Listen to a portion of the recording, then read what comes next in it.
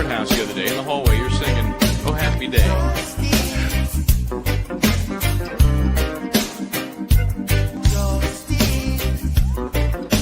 One word prayer. Justice. Where are you? Hey, Justice Serve TV is Hey, how are on the you? air. I'm good. How you doing? Good. How are you? I'm doing just fine, thank you. Yeah, But then yeah, I'm not you on. caught I'm me. not on trial, so But you you know. caught me eating Girl Scout cookies. Oh, let's see which ones you got there. What do you got? Which ones? I had the peanut butter ones this morning. That looks like new Peanut butter packaging. I patties. don't remember that bright red packaging. Bright red before. packaging. Well, you just caught me trying to get the peanut butter off my teeth to be able to talk to everybody. I've actually been chatting with people. There were people waiting for us in YouTube, and I was chatting with Paris and Sunshine Hometown. But we'll see. Now that I'm on the StreamYard link, it's hard for me to get back to the YouTube link, but I'll try to do that. All right. Rachel saying not guilty, and Oasis Cat, hi, Oasis Cat, hi, everybody, hi. Tell everybody we're on. I think some of the other channels are launching about 12:45. Yeah, that's what we hear. Yeah, and we'll see what with that you. is. Because just to recap where we are, obviously we're waiting for the deliberations to begin in the case against A AP Rocky, Mr. Mayers. And as everybody I'm sure knows, because we've beaten everybody over the head with it, we talked to Joe Tacopina yesterday exclusively. Well, no, but we've been over the head. But what people don't realize is all the tidbits of information. That's what I'm getting at. Revealed. That's what I'm getting at, because we did have the full. It was about 45 minutes with him, and then you and I chatted for another 10 or so. So that full nugget is out there. But what we did for folks who may not have the luxury of that kind of time is we went and excerpted all of the subtopics. And you can find those on our channel when you get a chance to take a look. Whether it's about this ethical issue that they still apparently are gagged on. Wonder what that's about. Yeah, it's interesting. I re-listened to Mr. Tacopina, Joe's answer to that, and I tweeted X about it, posted to the DA's office, and when we can talk about that. But he said that they were gagged on one particular sidebar. Yeah. One sidebar still has a gag. So, I missed that point. I thought he said that he mentioned a sidebar conversation, and so from the very beginning. Yes. So remember, we first had the exclusive report, the bombshell, that the defense was going to argue that A AP Rocky this was a shakedown, that he was being blackmailed in the common sense of the term, as the judge points out, the exchange of money. Extortion. Extortion, extortion, I guess is what the judge pointed out. And we've reported that, and sure enough, that's where the defense went. And we hadn't heard a word from the prosecution about that. And then we reported the bombshell that at one of the conferences in the courtroom, we weren't sure where it was, but at one of the conferences with the lawyers, the judge asked about the ethics of going forward with Relli. And then on the next day, specifically asked whether the prosecution was going forward again. We reported those two bombshells. And you know what we've gotten from the LADA's office? Bupkis. Silence. Yeah. And we sent it to them. We sent our questions to them, and we sent our questions to them again this morning. Now, interestingly, it could be just because that's their policy. We're not talking to anybody anywhere. Or it could be because if that gag is in place on that particular topic, they couldn't say anything if they wanted to. So now, I don't know if the judge just extended a gag and released it from everything else, but recall the original gag order was requested by the prosecution. Because they were like, they were like whining in the court, TMZ interview, that's what I heard. Paris says, I'm breaking up, Paris, or are we breaking up? Tell me, because I've had some it looks good here from I see you fine and looks clean. Paris said you are breaking up. Errol Glee said you are breaking up. So which one of us is breaking up? Is it me? Please, we need to know. We need to know these things. Here, this is interesting. This is from Oasis Cat. I see on Twitter that Lewin isn't happy this morning.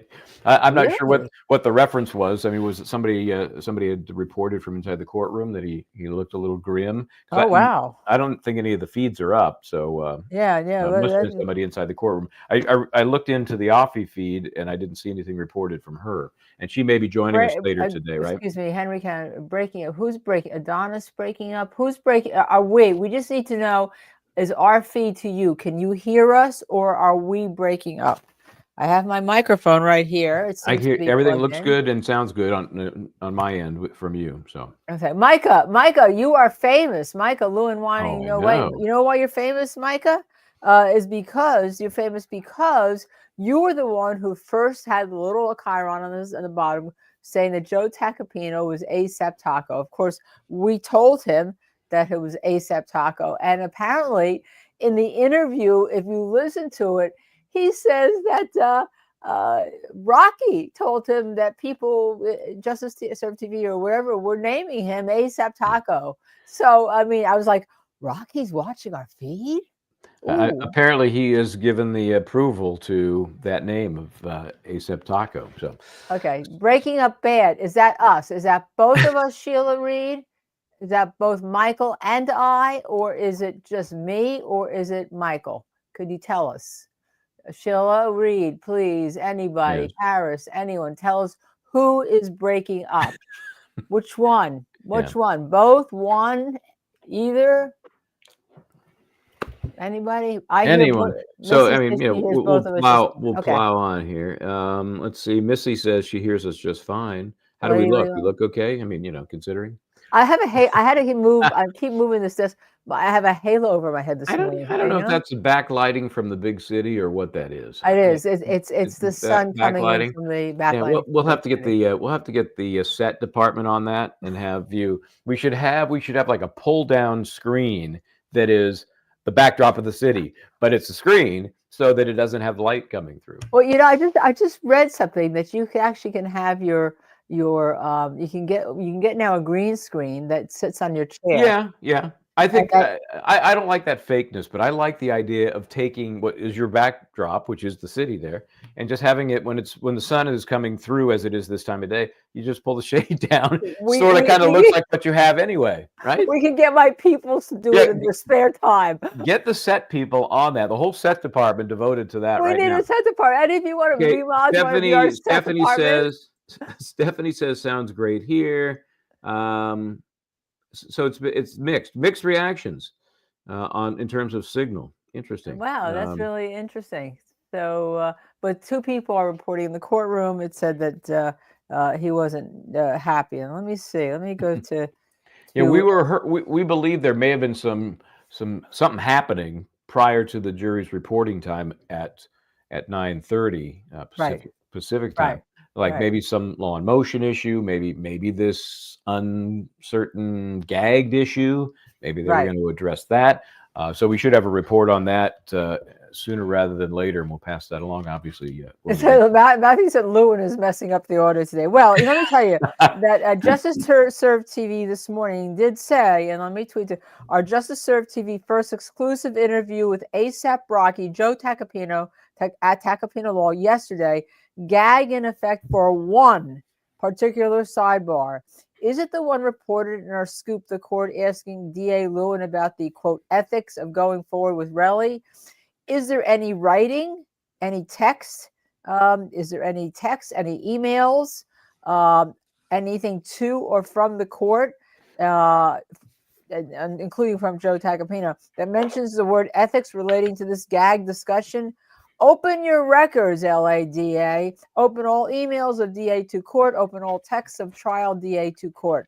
Release the gag. So we asked them that this morning, and then we followed up because we weren't going to let this go, right?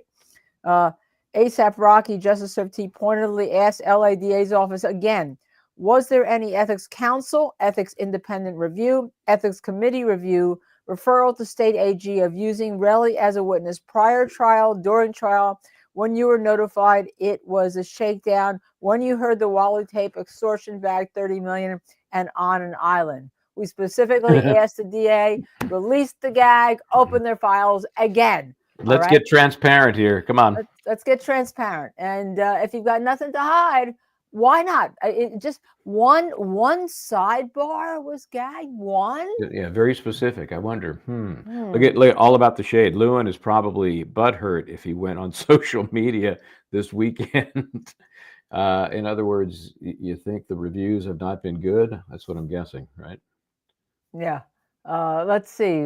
Here comes drama. Was this new? Prosecutors claim that Rocky's lawyer, Joe Tacopina, violated the gag order. 2, defense claim that the deputy DA, John Lewin, made misstatements in his rebuttal. Is this something new that happened in the courtroom? Here comes drama. Or are we just guessing about this? Because I don't know that. So we need to know. I mean, it wouldn't surprise me to hear Lewin say that as a result of his interview with us, Joe Tacopina was violating the gag order. I mean, would that surprise you if Lewin said that? Oh, no. I mean, right. And there was nothing in there that most of what he repeated to us this morning. Megan Kniff is reporting. Is she reporting, Micah, that Lewin's complaining about Joe Tacopina violating Matthew? They're saying Lewin used a video of the shooting with incorrect audio, which shows the gunshots happening and incorrect timestamps. Well, that's true. That was Joe argued that in rebuttal, right, or in his closing. Yeah, and there was that weird attempt to make a composite, because we had video that showed sort of bodies and we had video that showed nothing but had sound, and they tried to marry that and then match the actions with the sound. It was imperfect at best. And I'm assuming the jury realizes that. And let's face it, 2 shots being fired is not in dispute, right? Really, it's not in dispute. If it's from a prop gun, game over. If it's from a real gun, prosecution's got a shot. That's what the jury's going to have to figure out. I don't know that the sequencing of the sound to the picture is going to make or break the day. Yeah, but I think it just shows one more thing the prosecution did wrong. It's a little sloppy. It's sloppy. Yeah. Right. It's another thing. Or trying to make a case. Try to make a case with this imperfect. It's a science of technology here, and yet they don't go out and get the technology. I think, as Mr. Tacopina pointed out, to the witnesses, like with their phones. Where were they? Right. It's just. I think it's just surprising, and maybe it's because the transition of power between Gascon and Hochman, but this case seems it was so poorly prepared, and then that led to very poorly presented. If you don't have the goods going in, it's too late. It's just too late. And that's my gut feeling, is that it was never quite prepared properly, and those in charge either weren't being monitored or nobody was paying attention to them because of this transition in power. I don't know. I'm surprised. That LA County is not exactly the middle of nowhere. They kind of done this stuff before. Well, one would think.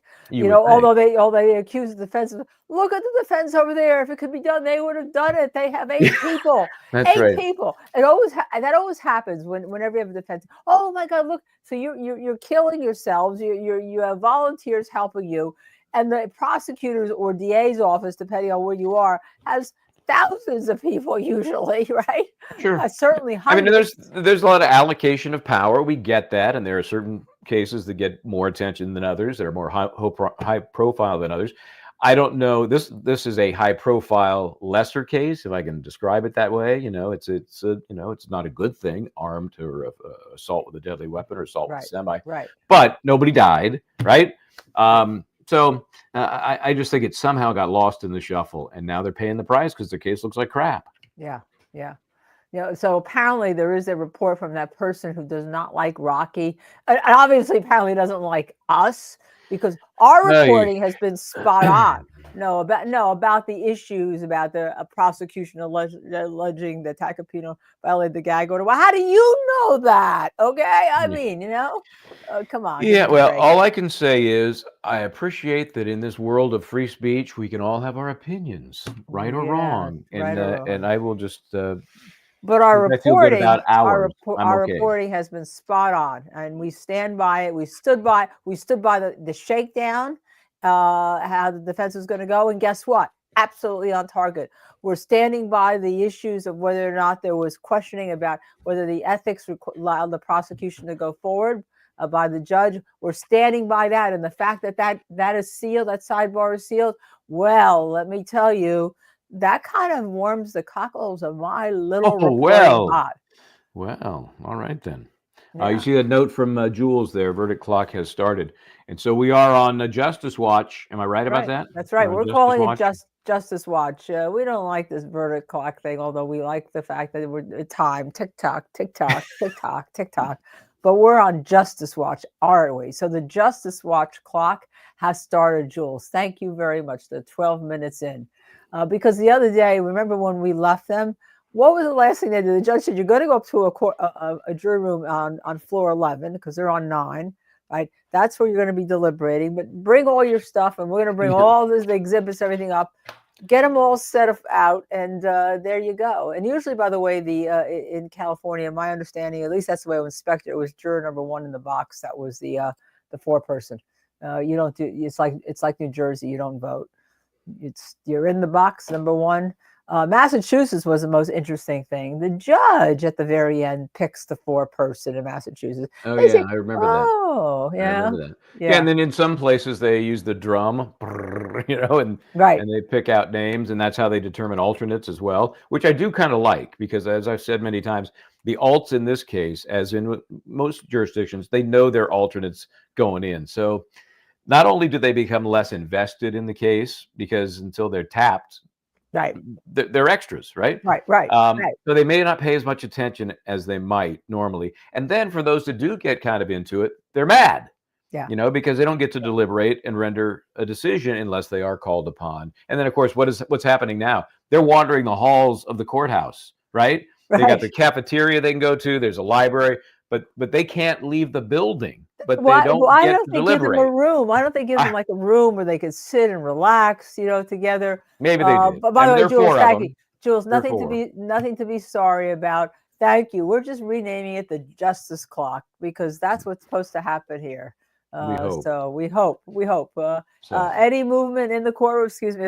I have terrible allergies, guys. I apologize. I needed a tissue. So I'm going to go into the desk. Jules, you can confirm this for us. I'm going to say that the Justice Watch began at 9:32. That's what I've got. But confirm that for me if you think I'm off. How much time? Do we count the other day? No. They really weren't deliberating. They just dropped off their goods and then they got out of there. Yeah. We don't know yet if they're going to continue through lunch if they need to. They may be done by then. We don't know. We don't know what's happening, right? We don't know what's happening. So we're watching the feed, which is nothing. Okay, coming from the courtroom at this point, nothing. But I can't wait to hear. John Lewin go at Joe Tacopina again, and Joe Tacopina go back at John Lewin again because there was nothing that Joe Tacopina I think didn't explain. What do you mean if there's no gag order? How can you violate the gag order except that there's a gag order regarding one conversation, and all you're saying is, look, I can't talk about that because there's a gag order. Exactly. It was all very clear. And obviously, Joe is not going to come on and talk with us if the gag order is in place on anything else. Right. Joe, I see, also had an interview with TMZ. Mm-hmm. We scooped everyone. First out of the box, our little podcast with all of you watching. As I said, we are small but mighty, and you're the ones who named Joe Tacopina ASAP Taco, and apparently his client has no problem with that, right? No problem with it. Hey, I should mention yesterday, speaking of little, but mighty, I like that. We did pass our 5,000 sub platform yesterday at some point, which is kind of it's something. I don't know what that means, but it's something. Come on, subscription's fine. Remember, we just really started this channel in earnest, right? About 5 months. About 5 months ago, and quite frankly, initially. When we started last spring, we just have 7 minutes. We were like, oh, we'll do this 7 minutes a week. It'll be fun. That's it. And now, of course, we've gotten addicted to you, our followers, and hopefully you've gotten addicted to us. And so now we just go 20 hours a day devoting our second full-time job with you. But we love it. We love talking to you. Oh, Restless Mom, thank you so much. Thank you very much. Thank you, thank you, thank you. I have a lovely family. I have a lot to be thankful for, and I think that's why I look happy. That's why if you mention those and they don't see the post, then it starts getting weird. So I'm trying to put that up there if you mention it. Oh, thank you. I'm sorry. Okay. I'm No sorry. worries. I wasn't trying to. I just wanted to thank Restless Mom for that. Thank you. Yes. Oh my gosh, love the. Here we go, Michael. I told Michael we need to do a fashion thing. I'm telling you. Yeah. I thought I was crazy wearing an orange T-shirt, but no, it's No, is it red or it's oh, it's it's orange. orange. This is more like San Francisco Giants colors, the black and orange, because everybody's reported to spring training now. So. Yeah, you're in baseball now. You know. Yep. My kid threw for the first time in a year. He was in Prague last year, so he skipped the baseball's the fall, and then he played last spring. So this was his first time pitching in a year, and it went pretty well. It was good. So it was fun to watch. We watch it. There's there are always things that come along and you go, man, I wish I'd thought of that. I'd be rich. There's an app called Game Changer that anybody who has kids in school or kids in sports of any kind is aware of. It basically allows, a willing parent or somebody at the event to just put their phone up, you kind of mount it behind the backstop or whatever, and then it streams the game. Oh, wow. And they have a feature where it has actually an AI voice that will call it for you, and it's based on somebody in the dugout, one of the players not playing, putting in the info, who's up, and it reads out, Jay Bryant pitching, or whatever it is.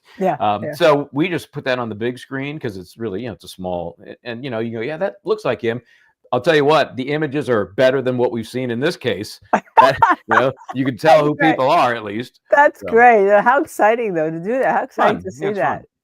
LBJ asks, does anyone know why ASAP Ills did not testify? I know he was not called to, but does anyone know how come? Well, first of all, I wouldn't call him because there was no need to call him, I don't think, because everything that he could testify to was testified to by 12E. And, you start getting into like minor inconsistencies that are irrelevant, but, Lewin would make a big deal. But there was some indication by a question that was asked and objected to, do you know why ASAP Ills is not here? I think it was to Lou Levin, and he said something about he's sick, and then there was an objection, and it was stricken from the record. But I heard it, and I can't unhear it. So maybe that's it. It's interesting. Joe, when we asked him about it, was a little vague, but more importantly for him is like, we don't have to call anybody, right? We're the defense. We don't have to call anybody. I would have liked to have heard from him just because it completes the picture of the players that night. It just would have been for the sake of completeness. He was in the midst of it. He has to have something to add. But why he wasn't there is a little bit of a mystery. Well, the prosecution didn't call him either, right? Well, yeah, but that's the why I'm wondering about. Yeah, maybe the prosecution didn't call him. If he had something good to say for the prosecution would have definitely dragged his tushy into court. You're assuming that they actually talked to him, found him, had a clue what he was going to say. I don't take any of those things for granted. I don't know if they ever did. But that's what they should have done. That's what they should have done. The ineffectiveness investigation. You haul his tushy before the grand jury. Well, before you indict and you let him testify. That's what should have been done.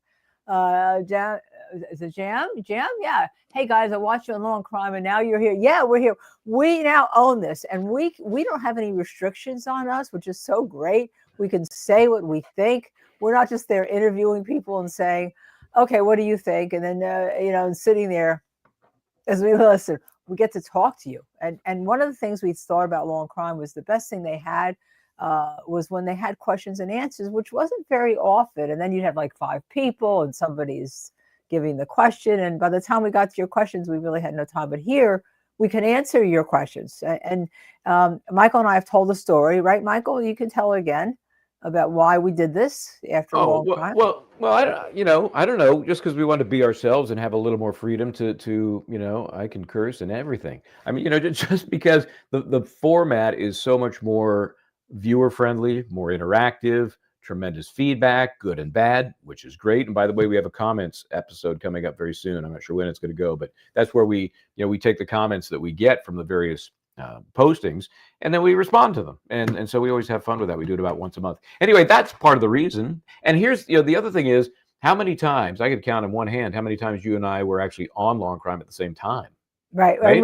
And the few times we just hit it off. I mean, Michael would bring in his she's weird. pop. I'm weird. It was, it was No, and then perfect he match.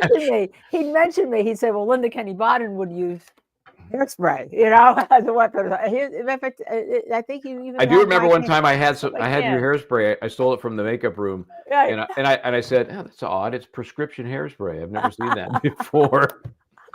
So we have this thing, and we're not the same people. We're opposites in a lot of opinions. But the one thing we're not opposites on: one, we're not shy. Okay, let's start that. Two, we both have great legal experience. So we have experience. He has an Emmy.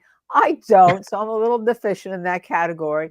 But we're honest and we tell the truth. And if we disagree, we disagree. But we're respectful because we want you guys to talk. We're kind of like a safe haven here, right?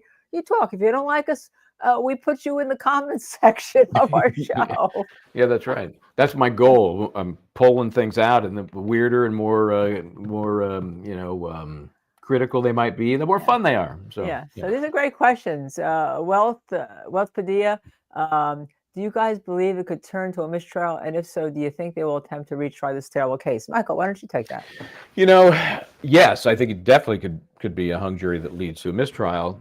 The real question is, would the DA's office retry this case based on what we have seen? I would say no, but maybe I'm not giving them enough credit to be dumb.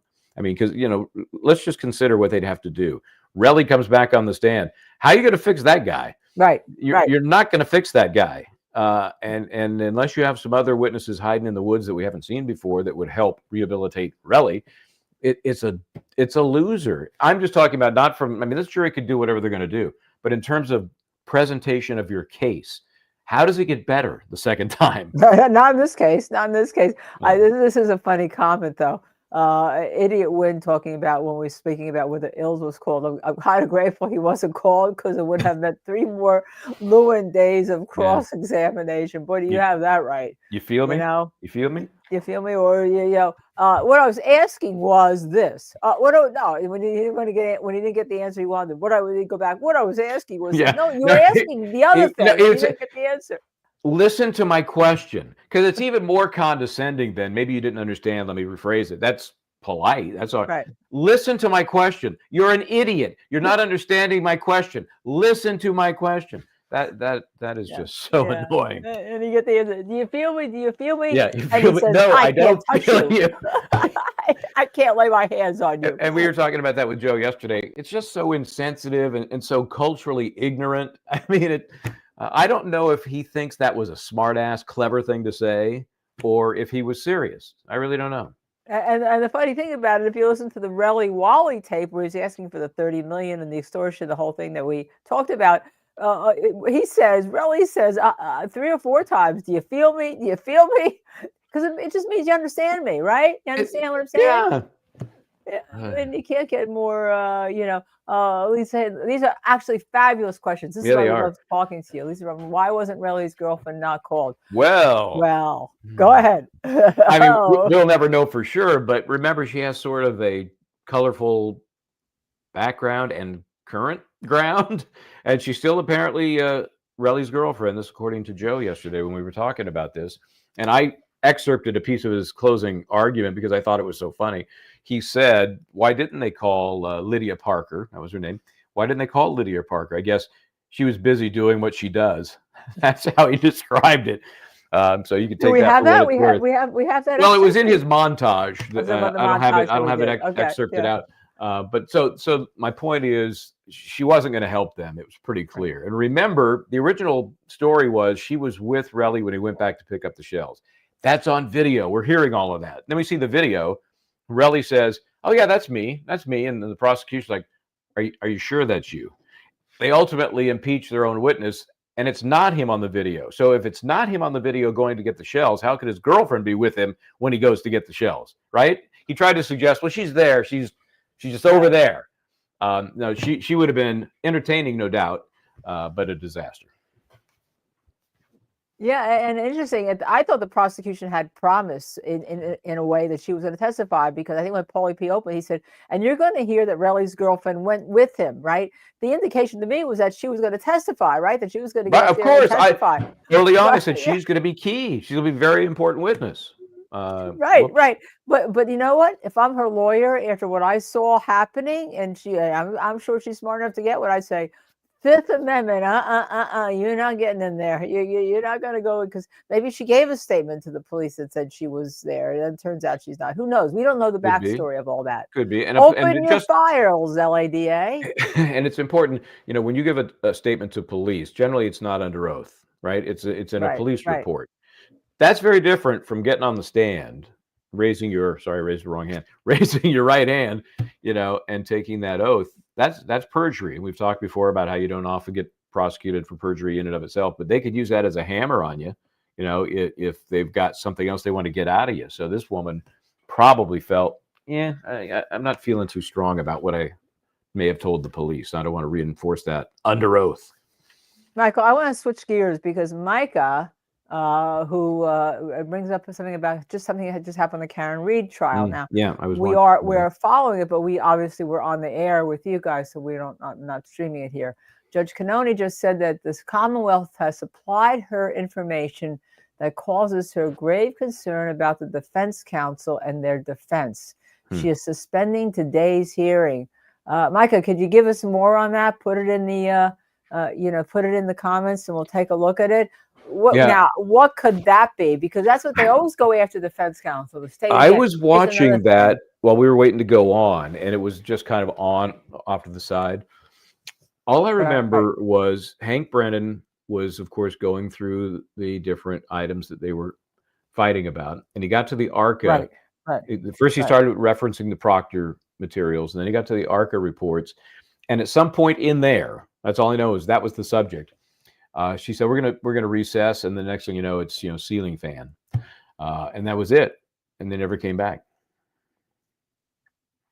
So and they never came back. Wow, that's so we have to follow that and see what that's about. Let's see once we finish with ASAP Rocky, we'll get more into that, because as you know, we're going to be covering that. Michael's going to be there much of the time. Even though, again, I get on my high horse with this. We can't get a press credential, even though we had them for a little court called City Center, New York City, right? 100 Center Street. Orlando. We've been in the courtroom in Atlanta. We have all of you viewers. We had the first exclusive interview with the defense counsel from ASAP Rocky. But for some reason, and I know you're going to pull it up. I know you're going to pull it up. I'm looking for it. Love to show it. He's looking for it. We asked to have we asked for a press. Now it's a small courtroom, but I think they're going to use a bigger courtroom when they try the case. Yeah, I hope so, but it's uncertain at this point. But we can't get a press pass, because why? Because we do not accept YouTube as news media. That's why. That's the response we got when applying it. And the application goes to Boston. Obviously, Canton is about 20, 30 minutes south, but you go through the Supreme Judicial blah, blah, blah up there in Boston, and that's their official response. So that's the deal with that. Official response, yes. Yeah. So, but we'll be there. We'll be there, and I was there a couple weeks ago. So.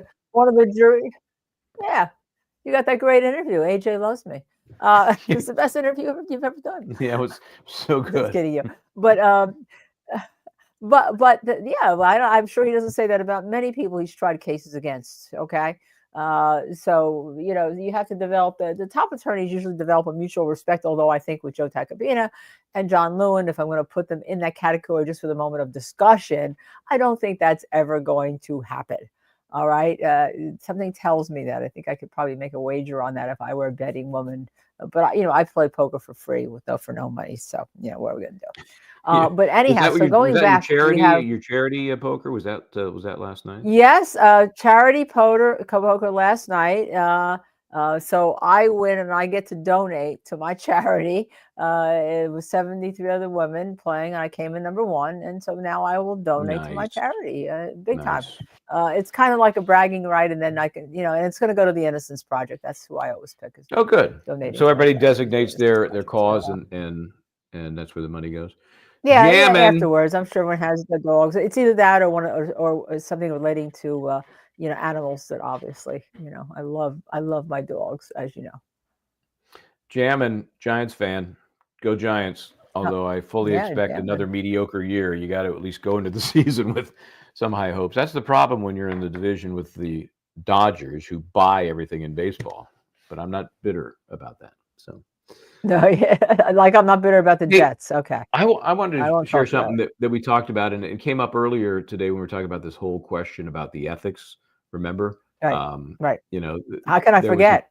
there was a point in the trial just before, I think this was just before the coat was taken off, and Joe was so And funny Joe yesterday. took off his coat with the white shirt and I turned. asked her yesterday. I said, "So, what's going through your mind when you take that coat off?" Because I think most people have a certain thing in mind. I wasn't sure what he was going to say, and he said, "I was going to punch Lou. I wanted to punch him, but he was obviously kidding. But it matched the moment, that's for sure." Anyway, it was in that whole mess that there was the sniping back and forth, and Lewin says to the court, says to Judge Arnold, "Judge, you know me. You've been here X number of years. I've been here, and I would never do anything unethical. And if I did, it would be the first time." And then, that's when Joe's like, "Whoa, wait a minute." He mentions this Ninth Circuit decision. Right. And so we have just a little snippet of it, which we can read out here and go through, just because I think it's helpful to see exactly what was going on. I don't want to get into all of the details about the case. The bottom line was Lewin was making an argument to the jury, closing argument, and misrepresented who was last with the victim prior to her murder. Wow. Okay. He mentioned the defendant, saying he was last with the witness, with the victim prior to her death. Well, as it turns out, and I think I can just share this little part here, which will flesh out. This is from the actual court decision. Let me see if I can maneuver it to get to the part that is most important in this decision. So this is the case. This is just this one page.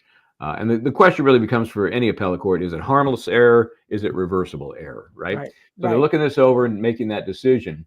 And the names they mention are Bradford, which is one of the people with the murder victim at some point, and then this person named Gia Russo.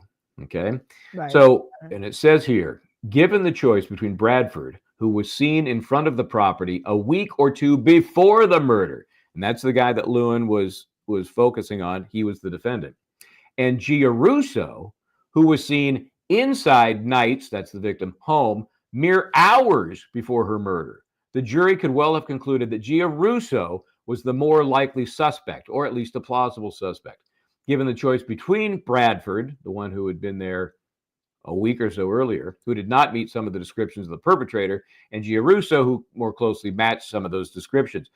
The court says, I'm back up to show you this part here, the prosecutor's outrageous misrepresentation that Knight was murdered on the only night when she was alone. Outrageous when in fact she was with somebody else earlier that evening and had dinner with that person on the night that she was murdered. But Lewin told this jury that it was somebody else a week earlier, that last week. Yeah, but outrageous misrepresentation, that's pretty serious. And obviously reversible error, which is reversible error. The case got thing. reversed. Yeah. And the defense attorney who took the appeal, I'm hoping that we can get him on one day. Was it Yokelson, Alan Yokelson? I don't know. I don't know that. There was an article that came out, believe it or not, in the National Enquirer. I used to remember them, as I said, when they were like, I'd be on the checkout line in the supermarket and there'd be like, 6-headed alien baby born or something like that. But they've really become pretty a serious reporting news media organization. And they had this article where Yokelson talks about this in this appeal, and really it goes after Lewin. The whole article goes after John Lewin and his, shall we say, ethics is the word I was kind of like on the tip of my tongue. Yes.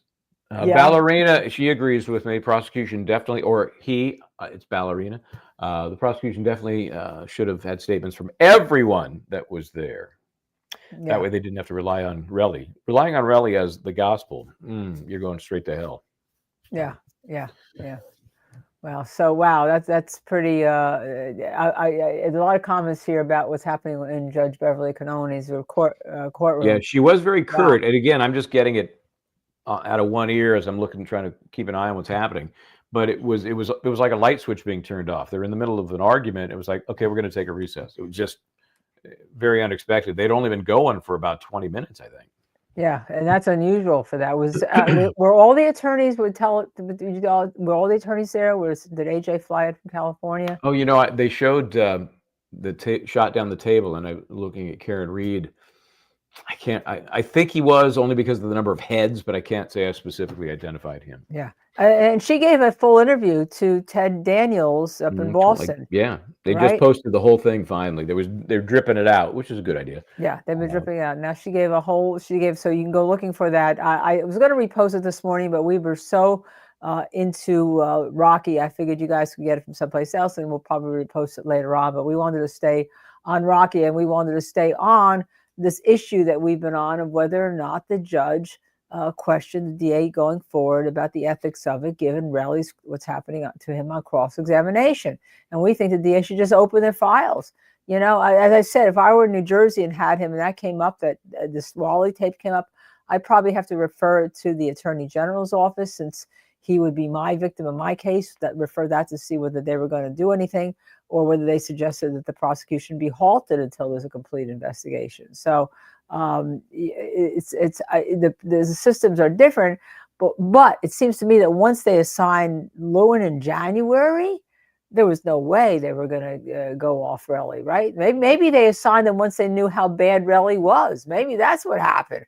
And they figured they need somebody to counter Joe. Who the heck, Yeah, no, that's again part of the mystery, and I think it's all part of the bigger problem that the case was not properly taken care of.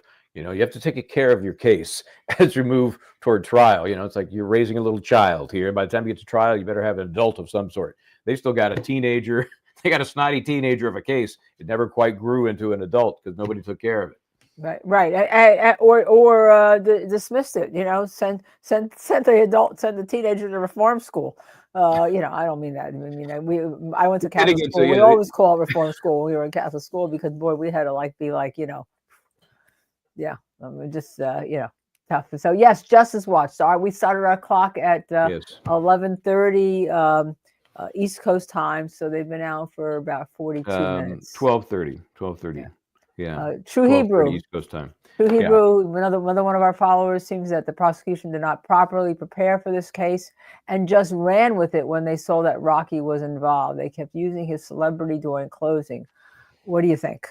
Yeah, there's no doubt about that was a factor. And the way that Rihanna was mentioned a few times, not by Joe Tacopina on the defense, but by the prosecution, it was certainly designed to inflame the jury and suggest that because he's doing fine and he's involved with somebody who's doing fine, they got a couple of kids, therefore they shouldn't get any special treatment. Don't even think about giving him special treatment. He's just a regular guy here we say has committed these crimes. Yeah, when we had that, when he mentioned him, I said, keep her out of your mouth. She has nothing to do with this case. This has nothing absolutely to do with this case. And the judge finally, after the fact, there was something we didn't see again. Maybe it was in chambers, maybe it was at sidebar. The judge finally instructed the prosecutor after the closings were done, or about when I think it was before the Lewin was going to actually begin his rebuttal, right? After Joe, do not mention Rihanna. That is off limits. Do not mention her and her ability. Why? Because she has a right to be in the courtroom. She has a right to be there with the two kids. She has a right to be there. Period. End of discussion. I think it was even worse than that. I think that even if she was not there, he didn't want her mentioned. Not just that she was there. And there had been. I think he not at all.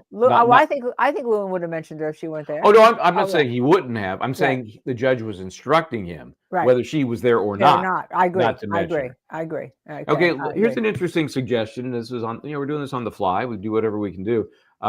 Is there a possibility, Missy, that we can re-rack and play that part of the Karen Reed hearing that ended so abruptly. I'm just throwing that out there. If we can, we can. If we can't, we can't. Yeah, if we could find it, cut it, and But put while it in we're there. in Justice Watch, we might as well, dabble. If we Yeah. can dabble into Karen Reed. Yeah, let's dabble in the Karen Reed case while we're in Justice Watch. Okay, this is really a good comment. Simply BB, right? That's if Relli ever gets rich, I honestly believe he would be on an island, leaving his girlfriend scrambling to find him. I kind of agree. I don't think he was going to share that 30 million with anyone, right? Yeah. It's. I feel sorry for Lydia Parker. Yeah, no, if that's her real name. If that's her, but whatever it is, I mean, and I hear that her social media has been kind of scrubbed. I heard. I think she got off it because people were attacking her as being, and you know what, her profession. If she is a sex worker, fine. I mean, one of the top movies up for the Academy Awards this year is Anora, and it's about a sex worker. It's a wonderful, wonderful, interesting movie about people and real places and real things and real lives.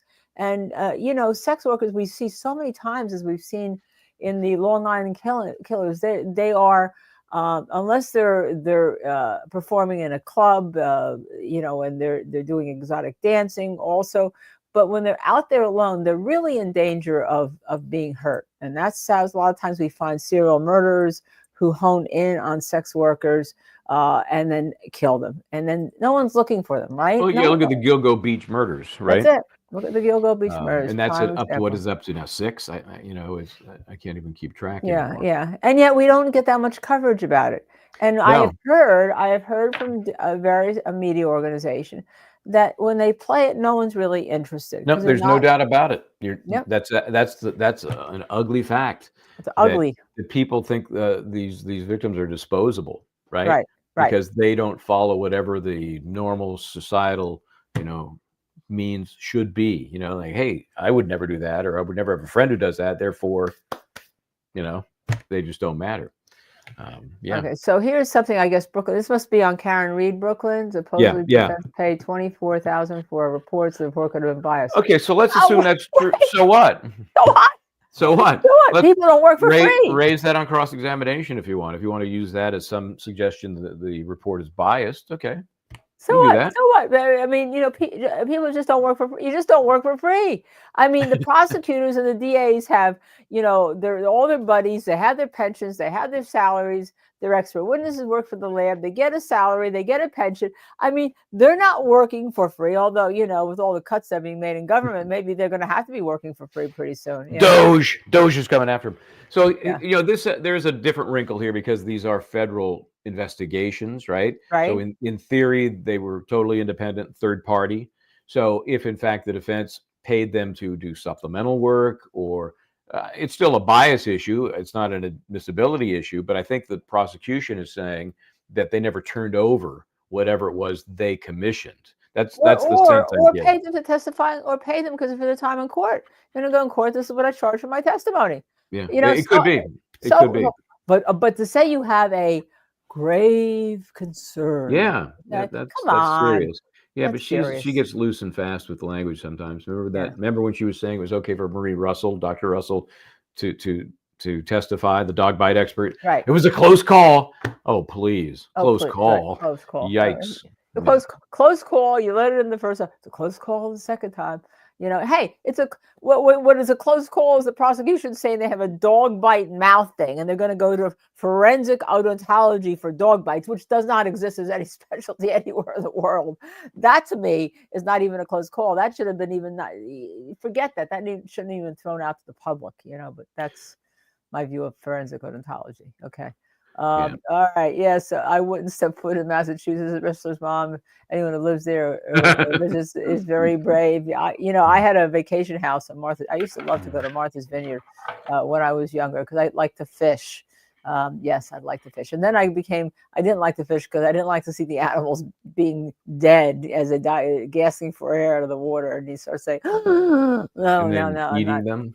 And then but I will go out and of course I'll eat them when it's put on my plate and I don't see them, but I have most of my friends are vegan, And so my husband and I are going to try to go. We're going to start with trying to just go vegetarian for a week, and then we're going to try to go vegan for a week. And what's the difference again? I get them all confused. Well, when you can't have any animal products when you're vegan. So like you have to have Meaning even butter. It's all okay. plant-based. Everything has to be Okay. plant-based. Whereas a vegetarian, could you have milk if you're a vegetarian? Yeah, or not? you can have milk, you can have eggs, you can have cheese. They eat Okay. eggs and cheese. So that's almost like an ovo-lactarian, but okay. Oh, okay. Well, that's a yeah, but, you know. And some vegetarians say that they're vegetarian, but they're a pescatarian. They can eat fish. So Gotcha. I think, you know, either way. But we're gonna give it a try. Wait a second. Hold on. I have to. I look forward to your report. Wait. I have to Yeah. look. Where does that fit in the mix? What's the ingredients? Yes. Can I have some vegan Girl Scout cookies, please? They do have a vegan Girl Scout cookie, but I don't think it just. Oh, sugar, peanut butter, peanuts, palm oil, corn syrup. Now you're getting into the good stuff. Iron, folic acid, vegetable oil, palm oil, baking soda, wheat, soy, peanuts. Contains. Looks okay to me. We'll see. Sounds like all natural to me. I didn't see anything that looked. You know, the problem is, you know, it's really interesting too. If you live with somebody, and Christina stayed with us to take care of Tubi for like a better part of 3 years. She was like living with us as our stepdaughter, really. You know, adopted stepdaughter, with her mother being, you know, my assistant for 37 years. But when she came in, it was almost like having a daughter, right? Here, having a stepdaughter. But she was vegetarian. And then I'd go to a place and I'd bring back like empanadas or something. And she said, and I'd bring back vegetable empanadas. She said, no, she can't have them. I said, well, why? She said, go back and watch. They will fry all the empanadas in the same things, the same oil. So they'll put the meat there, and then they'll put the vegetable there. And I never thought of that. So, you know, you have to start thinking about that if you're going to do these things. So sounds like a pain in the ass to me. That's what it sounds like. Well, plant-based is supposed to be a lot healthier anyhow. Right. You know. LBG. We all be on all day until there's a verdict. God, I hope not. No, we're not sure. We're just kind of playing this by ear. We're playing by ear. The jury's been at it. Justice Watch is coming up on, well, a little bit shy of an hour at this point. Yeah. But we're going to try. You got so many questions right now. We're not leaving you because we're up to, you know, the 345 of you are chatting with a lot of questions, and so let me show this one. Yes, Lewin copied and pasted as Robert. You are so right. Yeah, and Joe was right mentioning it. And I had mentioned it in my when I was posting, tweeting, whatever that is. The donut story about him having to show restraint when he went into this. I forget what donut shop it is. The donut shop he didn't mention was Dunkin'. Okay, and he didn't mention the Dunkin' because it was closed. Which was clearly closed, and everybody knows in California knows that, even though there was an objection for Mr. Tacopina. So he had the forest for the trees image. That was the first one. Yeah, that's a classic. The donut, I think. It's almost first. What I think happens now with some of these high-profile cases, and you have attorneys that have been around a while. They aren't used to that kind of scrutiny. You know, they've played this story to 12 people in a box in various different cases, and there will never be an overlap between the people seeing this presentation. Well, now the cat's out of the bag. If you've done any high-profile cases, I'm actually surprised that he would use something so obviously repetitive, because Thirst was kind of a big trial. This is kind of a big trial in terms of not the penalties, not the crimes, but certainly the nature of the players. I'm just amazed he just didn't say, you know, I did that in Durst. Probably got to stay away from that. Yeah. And you know, before you had all this, the Trial Lawyers Association, Defense Lawyers Association. If you were trying a case against somebody, what you would do is you'd send out an email, you'd call people, and say, anyone who's tried a case, do you have a transcript of their opening and their closing? So you can see how they try cases, and you will find that they usually use some of the same stuff. So you're ready for it, right? And Mr. Such and Such, they're going to tell you this. Let me, you know, if they tell you that, that would be good. If he had just used that one line, they're going to tell you this is all about the forest for the trees, and then he pops that on the very first slide. Oh, that would have been painful. Yeah. So they probably watched this clip, but never thought about doing that because they had so much to get through that was important. But we do. That's one of the little tricks that we do. Yeah. I wish I had done that. Damn it! Yeah. It would have given me some advantages I didn't have. Going back to Karen Reed, Sheila Duffy, Sheila, who will get her mug one of these days. Yep, I'm using it as a paperweight at the moment. But Is the judge trying to? I've heard 2 different Alan dates. Jackson? Is the judge trying to disqualify Alan Jackson? Who knows? I guess we so. don't know. Karen Reed postponed till the 26th. I saw another post. Somebody said till the 25th.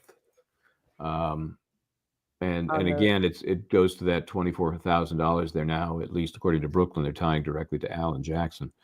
So what? So again, without knowing more, it's like, okay, somebody had to pay for the work. Here we go. Is this the clip? Oh, good. We got it. Are we going to run this? All right. So the Commonwealth just provided the court with information that causes me grave concern. The implications of that information may have profound effects on this defense and defense counsel. So for that reason, I'm going to suspend today so that when we meet again to address these issues, all affected will be appropriately prepared. So I'll see you a week from today at 11 o'clock in the morning. You can tell me now if that is impossible for you. Okay, that is the 25th. All right, we're writing that on the calendar. I don't know what I had planned for my normal law practice then, but Mr. Brennan, where the federal authorities have been kind enough in the past to allow me to have copies of everything, would you be kind enough to call over there or check with whomever you were dealing with to see if I can in fact get a copy of everything that you just read? I can, and there's a brief chronology I think Your Honor should be aware of. If I could add that right now, it would take me less than a minute. The chronology is December 4th, we sent another tour request, 2024. January 6th, we filed our notice of intention to exclude ARCA experts. January 30th, 2025, the United States Attorney's Office sent a response to both ours and the defense requests. Without any prompting on February 6, 2025, the defense and the prosecution received an email from the U.S. Attorney's Office saying that the contract had ended with the ARCA experts and that if either party wanted to engage, the original materials are still protected. This was a change in position about whether a party could engage. On February 11th, we filed the motion to exclude. February 13th, the defense provided us the emails that I read, February 13th, 2025. I think I said the federal government. It was the defense. February 13th, 2025, they sent us the emails and the direct examination outline. We reached out to the federal government again because I was curious about the change in position on February 6th, that the contract has ended, but that parties could contact ARCA. Obviously, the Commonwealth is in no position to contact ARCA because that would naturally preclude the defense from retaining them. So we've refrained and we will not reach out to them. All right, so the information that was provided to you, not from the federal government, I'd like a copy of before you leave the courthouse today. Yes, Your Honor. All right, 11 o'clock a week from today. Your Honor, is it possible to move it one day to the 26th instead of the 25th?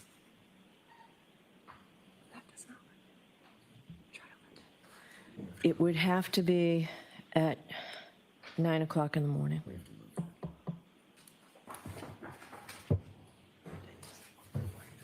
Here, if I may hand up the discovery that Thank was you. provided by the defendant reference side. Oh, great, thank you. Is there any way we should use this for today? We can do the afternoon of the 25th if the morning doesn't work. The problem I have, Your Honor, is I've got a hearing on the 24th. I have to fly on the 24th even to be here. So you can be on Zoom for this if you want, Mr. Jackson.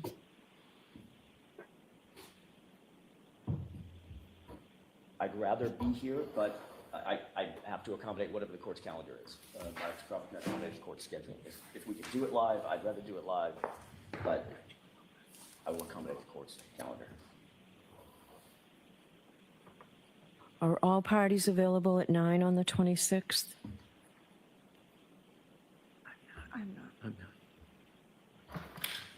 Ma'am, just a moment.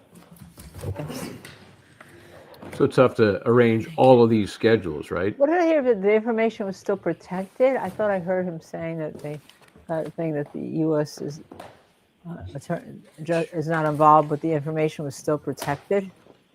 I thought I heard that word. Am I Yeah, wrong? and that's why he's not giving the judge that material.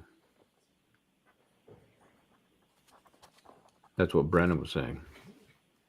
He was saying that, but I thought protected, but for attorney-client privilege. Because is that what they're saying? I thought there couldn't be any if they were independent. Let's see. Let's see what happens here. The 25th, one way or the other. Okay. Okay, so it's back to it's on the we'll 25th see at everyone. 11. I'm sorry. She may do it in the Just afternoon, on she behalf said. of Mr. Relli, is there any chance the court would entertain the motion that he's doing today, or no? No. Okay. All right, 11 o'clock on the 25th. 25th. Okay. All right. All right, Missy, Dizzy. There you go. Put that on our calendar. Yeah. Thanks, Missy. That was great. You got that on That there. was great. Yeah, I'll try and get up there for that. Okay. Because it sounds like it could be momentous. Yeah, this says, and we'll have to go back and see exactly what happened here. What the, but maybe when we're Indicated her, yeah, she said almost like she got the information outside of the arguments that were being made. right. That something had just been presented to her, but it wasn't in open court. It's very confusing there as to what she's worried about. But I don't know. That's if he paid. So if Alan Jackson paid $24,000 for an expert to testify, so what? That's my gut reaction. Is so what? So what? It's released. It's open. It's there. Obviously, they didn't. They got whatever it is. It is. But we'll see. I just Judge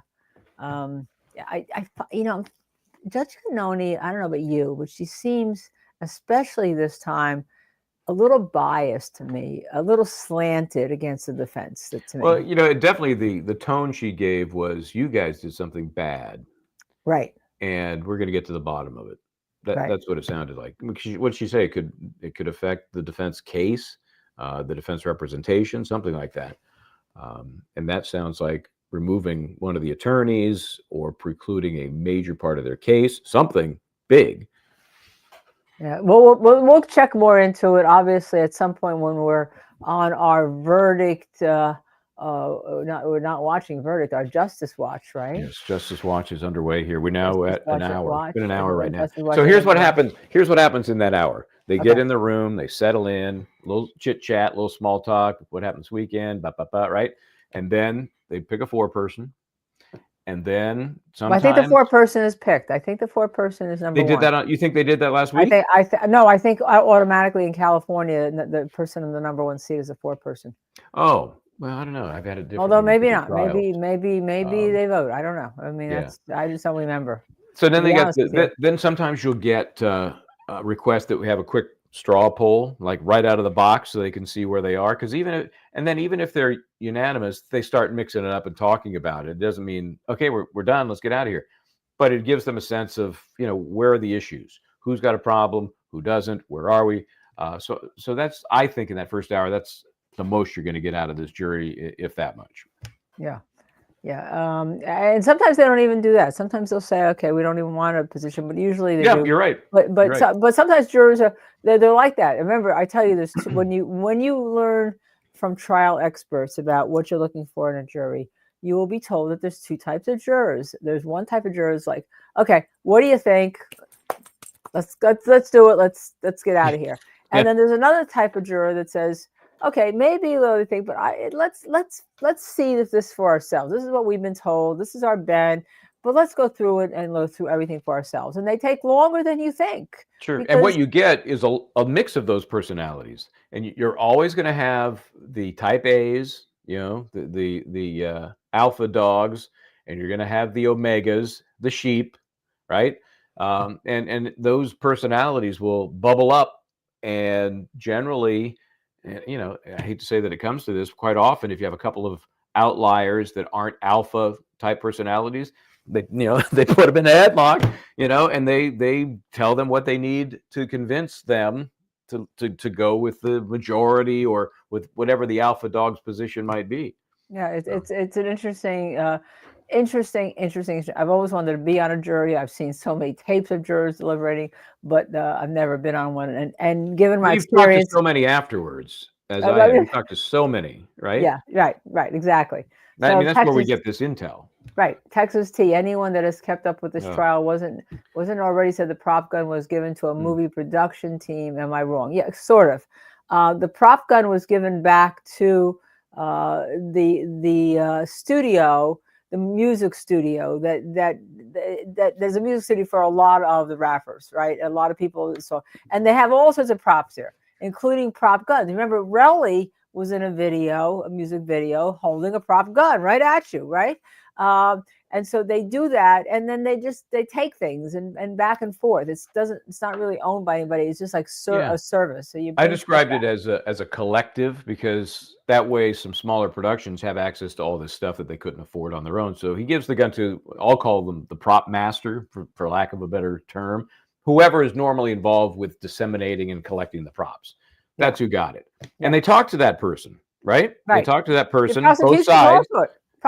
And they decided not to call that person because I'm guessing it was like, I don't know, I'm doing this stuff all day, every day. I can't remember. I'm guessing that's what they heard. Why would you call that person? But if the prosecution, remember, there's a tape to allow Lou Levin to testify. The prosecution had to be able to interview on tape the person who got the prop gun back from Lou Levin, and they did, because the prosecution wanted to play a little bit or mentioned a bit of it. If he had said, "No, I didn't get that prop gun back," believe Come on out. Oh, Come on out. They'd be having the marshals. They'd be flying out to get him to come back with an out-of-state warrant. You'd have a warrant issued for his testimony if he wouldn't come voluntarily. You go to New York, you'd enforce that, and he'd back, and you would have heard it. The fact you didn't hear it, the fact that you didn't hear it tells me he said, "Yeah, I got the gun, the prop gun. I don't know what happened to it." Yeah, I got enough trouble, and track all this crap. You think I'm making a lot of money here? Having people rent a studio to record music videos? Come on. Yeah, everybody has a hit song they want to do video for. Right. Okay. Tiny Dark Jewel. Excuse me. They don't have black people in the jury. Is that Tiny? That's from not allowed. Okay, not allowed. And what the defense was saying, the reason why they took that Ritter appeal to preserve it is because, there may have been like 6 people down in the veneer that they didn't get to, but in terms of how many people are represented in Los Angeles, if you've ever picked a jury in downtown LA, remember one of the reasons why the O.J. Simpson case was tried there, because the DA thought that it would be an accepted verdict if you had a diverse jury that included blacks, right? African Americans, wherever they came, wherever the person came from. Okay, because I don't want to put everything in one category, right? And here, what happened here? Zilch on the jury. Zilch, Zippo. Yeah, and never even got into the box to be questioned, because they were, you call in a pool, and I think there were 105 or 106. They're all there, but they're randomly seated. And so you could randomly seat a lot of people out of 105 or 6 before you get to the African Americans, and they never got to any, not one question. Yeah, but there's such a small group of people, in total. That's a different issue. But once they got there, they still didn't even get questioned. And procedurally, it's interesting because Joe was talking about a writ, and should we open up the Justice Serve classroom here for just a second? Right. The difference between a writ and an appeal. An appeal can only be taken when there is a final determination on the merits of something, right? Obviously, a conviction is right. A writ is an intermediary kind of, I'll use the word appeal, but it's not. It's called a writ. It's a review that is done while other stuff's going on. And so Joe asked the court for a stay while he filed this writ, and Arnold said, "No, we're not doing that." Yeah. He basically said, "You both agreed to this jury panel, so we're moving on." Yeah. So that's where we are. But what he did say yesterday is, because that is a constitutional issue, that he believes if ASAP Rocky gets convicted, he does have a basis to appeal for it. I'm not sure once he may have accepted the jury pending, though, with the exception of the constitutional issue. We don't know to preserve it for appeal, because usually once you accept a jury, once you use all your, first of all, you have to use all your challenges usually to appeal on the basis you didn't have the right jury. But once you accepted it, that jury, it's tough. Tough. If you used all your peremptories and you've been denied cause challenges, and obviously we know for cause, it's just like it sounds. Peremptory means Linda, I don't like purple, and you got a purple blouse on. Right. Get the hell out of here, and that's fine as long as it's not truly for an improper purpose, right? Like race or bias. Speaking about purple blouse, when Court TV starter was owned by a man named Steve Brill, right? Yep, I interviewed him. You interviewed him, and one of my law partners who knew him, and I was called to go on Court TV, and he said, whatever you do, don't wear purple, because Steve Brill hates purple. Oh, so just so you know, that came to me just now, and I've forgotten about that. That little tidbit got pulled out of my head as to what I was told. Now, of course, it's hearsay. But I relied on it and didn't wear purple. Let me give you my Steve Brill story. Okay. So I started something called The Legal Edge, which was way before its time. We streamed the OJ trial #2 in 2008. That's when I did the interview with OJ. Right. Streaming then was in infancy, right? Right. So part of that was, I'm doing reports and stuff, and I got a hold of Steve Brill, and he had just started Clear. That program at the airports? That was at the airport, right. That's him. He started. Right. That's right. It struggled under him. He finally sold it, made some money, and moved on. Here's an interesting note during the conversation I had with him. What case do you think it was that really launched the original Court TV? Just bam, what comes to your mind? What was it? The Kennedy thing in Palm Beach. No. Most people say OJ. No, it wasn't OJ. He gets a little ruffled at it. It was the Menendez brothers case. Menendez was before the Palm Beach one, before the Kennedy Palm Beach. If that one took place beforehand, it wasn't in Steve Brill's mind the one that launched the network. Okay. It was kind of like with Law and Crime, the Depp Heard case really made the Law and Crime. Yeah, 7 years later. Yeah, so it was that kind of case, and he was almost irritated that I and most people apparently thought that OJ launched the trial. Yeah, no. But now as the Menendez case comes back into focus, it all makes perfect sense. Really, really interesting. But here, and that's when, I was on the air when the verdict came in the Depp Heard case. We had like 3 or 4 million viewers all around the world. And that's when Law and Crime started doing questioning at lunchtime. They took questions at lunch during that time. And you and I thought that this is the way to go. And here you are, right? All 400 of you, here you are with questions. Well, what's interesting... And if you're lurking in the background, just hit the subscribe button so you can get into this chat panel. You know what I found? I was looking at some of the numbers from the live yesterday with Joe Tacopina. 65 or 70% of the people who are watching are not subscribers. I found that interesting. Subscribing is free, isn't it? Yeah, subscribing is free. Just hit that subscribe. Maybe they don't want to be in the algorithm. They don't want to get I guess stuff.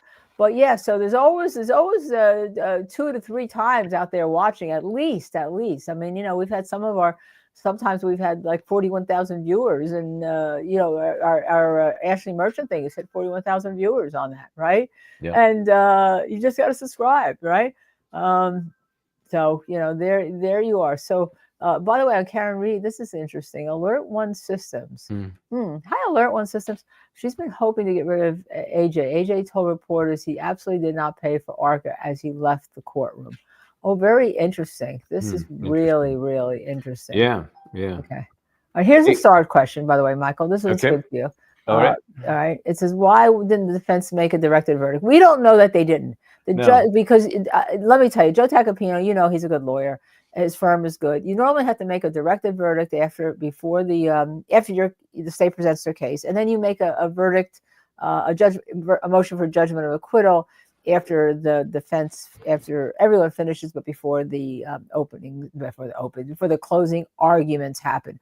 I'll guarantee you those must have been made probably in chambers with the court, and the court just didn't want people because he had a gag order, like stating their positions, on the record. That's what I think happened. Yeah, so they have a record of it that'll be appropriate for going forward. And of course, after a jury renders a verdict, they can make a motion for what we call a JNOV, judgment notwithstanding the verdict. And that's asking the judge to overturn what the jury just did. Very rare, but all of these are very rare because the standard is so high. Basically, the court has to say not one reasonable juror could find that the prosecution has proven its case. That's tough. That's a tough standard. That's a real tough thing. But you know what? You only need, when we did our poll, we had 85% not guilty, and some other and that percent number's that they been weren't pretty consistent. And some not sure. So that could lead to one. Okay, so here, I'm sorry, I have to lean in. Anti-Afros Svengalis. I like so that. I can read. The first case court that you covered was not a famous case. It was a case in the state of Georgia. A woman had deleted her child. You phrase that so well. Thank you so much. Could you look up and find the name of the case? I guess that didn't. And I would imagine launch the network, but it exactly. It started, but it's like they had to start somewhere, and they were. No, could you find your thank you for your donation, by the way, with that, and thank you for telling us that. We'd love for you to find that, and we have a thing that we're going to get back to once we finish the Rocky case.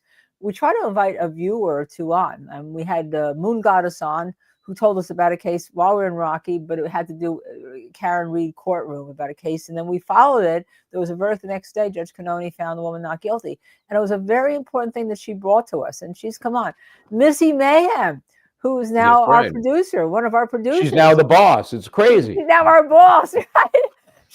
She came on as a guest with Missy. Sarah Boone. During the Sarah Boone case. I was down in Florida. Boone case, and you were with somebody else. Tell us who the other person. Tell our chat, Missy, who the other person was. Who the other person I think is in our chat today. So I mean, you can all try to guess. I don't even remember who was that. Well, Missy will tell you. Missy will tell you.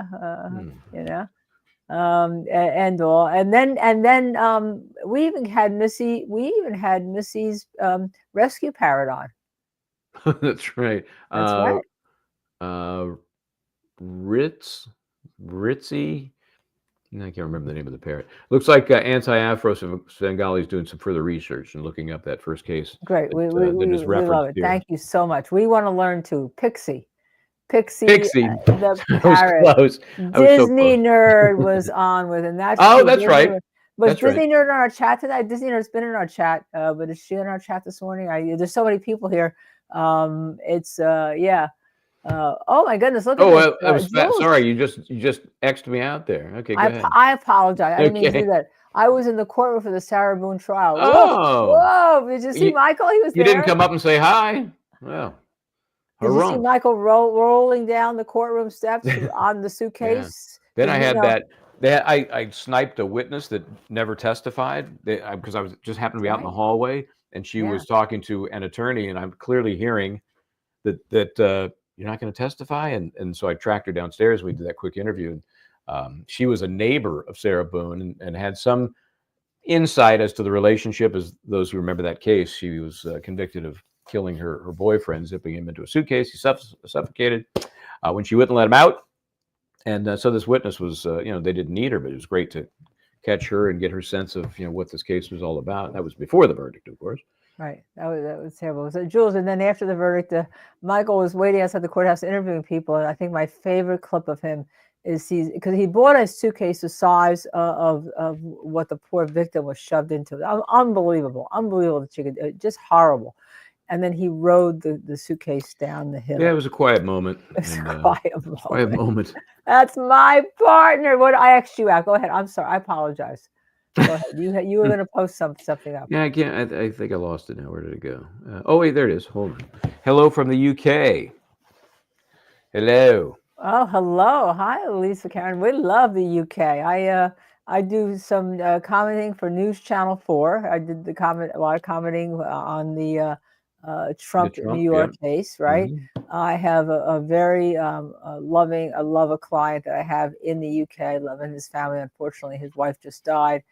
And we love the UK. My husband and I, that's where we did our honeymoon. And we were supposed to go back this past November, but work kind of happen. You know, you get to be a grown up and things happen, but I still want to go back. I want to go to Shakespeare's. I want to go to Stratford-on-Avon. I want to go to Oh, yeah, Shakespeare's. I've been there. You have? Okay. Yeah, I have. I've been up and down. I went up to Scotland because UK. I don't know where exactly in the UK. In the UK, you are right. But I went up and played golf at St Andrews, and Oh, St Andrews. That's supposed to be the best place to play golf, right? Well, it's the birthplace of golf up there in Scotland, and it's such a weird place to play because you look around, and you go, "Where's the golf course? Oh, this is it." It's so beautiful. Like a big pasture. You didn't bring back a shirt or a hat or something? No. I don't play golf, sorry, but I could pretend. I could pretend I play golf. Yeah, that's all. You know. I do something. I'm not sure. Sometimes it looks like golf. Sometimes it looks like. Oh, Jules, Michael, you need a memory test. Jules said that Jules did. Oh, okay. Wait a minute. Hold on. Wait a minute. We're thinking. Wait a minute. The only one I recall having some back and forth with was a reporter that was down there. And I don't remember if we ever really said names, but is that who it is? Is that who Jules is, the reporter? If so, I definitely remember because we had a number of conversations. Jules, I'm beginning to worry about my partner, and we'll have to think about his memory. Oh, Lisa is in. She's in Wales. Oh no, Worcestershire. Worcestershire. How do you say it in Worcestershire, England? Well, I always confuse it with what they say in Massachusetts. They ignore half the letters and it'd be Worcester for Worcester. So I don't know what it is there. How do you pronounce that? An idiot went in London. I love London. I always describe London as a clean New York. That's what. Yeah, and Paris is in Australia. You're with the OCs. Did you see our clip with Miss Shorty yesterday? Asking Joe Tacopina a question, maybe Missy. Isn't it about 6 a.m. there? Can we pull that clip up? Let's see if we can play that clip for. Which clip? Oh, I think I might have that. Hold on, just a second. Have that? Okay. I might have that. An idiot when you're in London. Oh, again, I love London. Love London. London's one of my favorite places on earth. Okay. Love going to the theater there. Yeah, here we go. Let's play this. Okay. Let's see if I can play this here. Hi, Joe, or should I say, Mr. Tacopina. Hi, Linda. Hi, Michael. Hi, Justice Serve TV folk.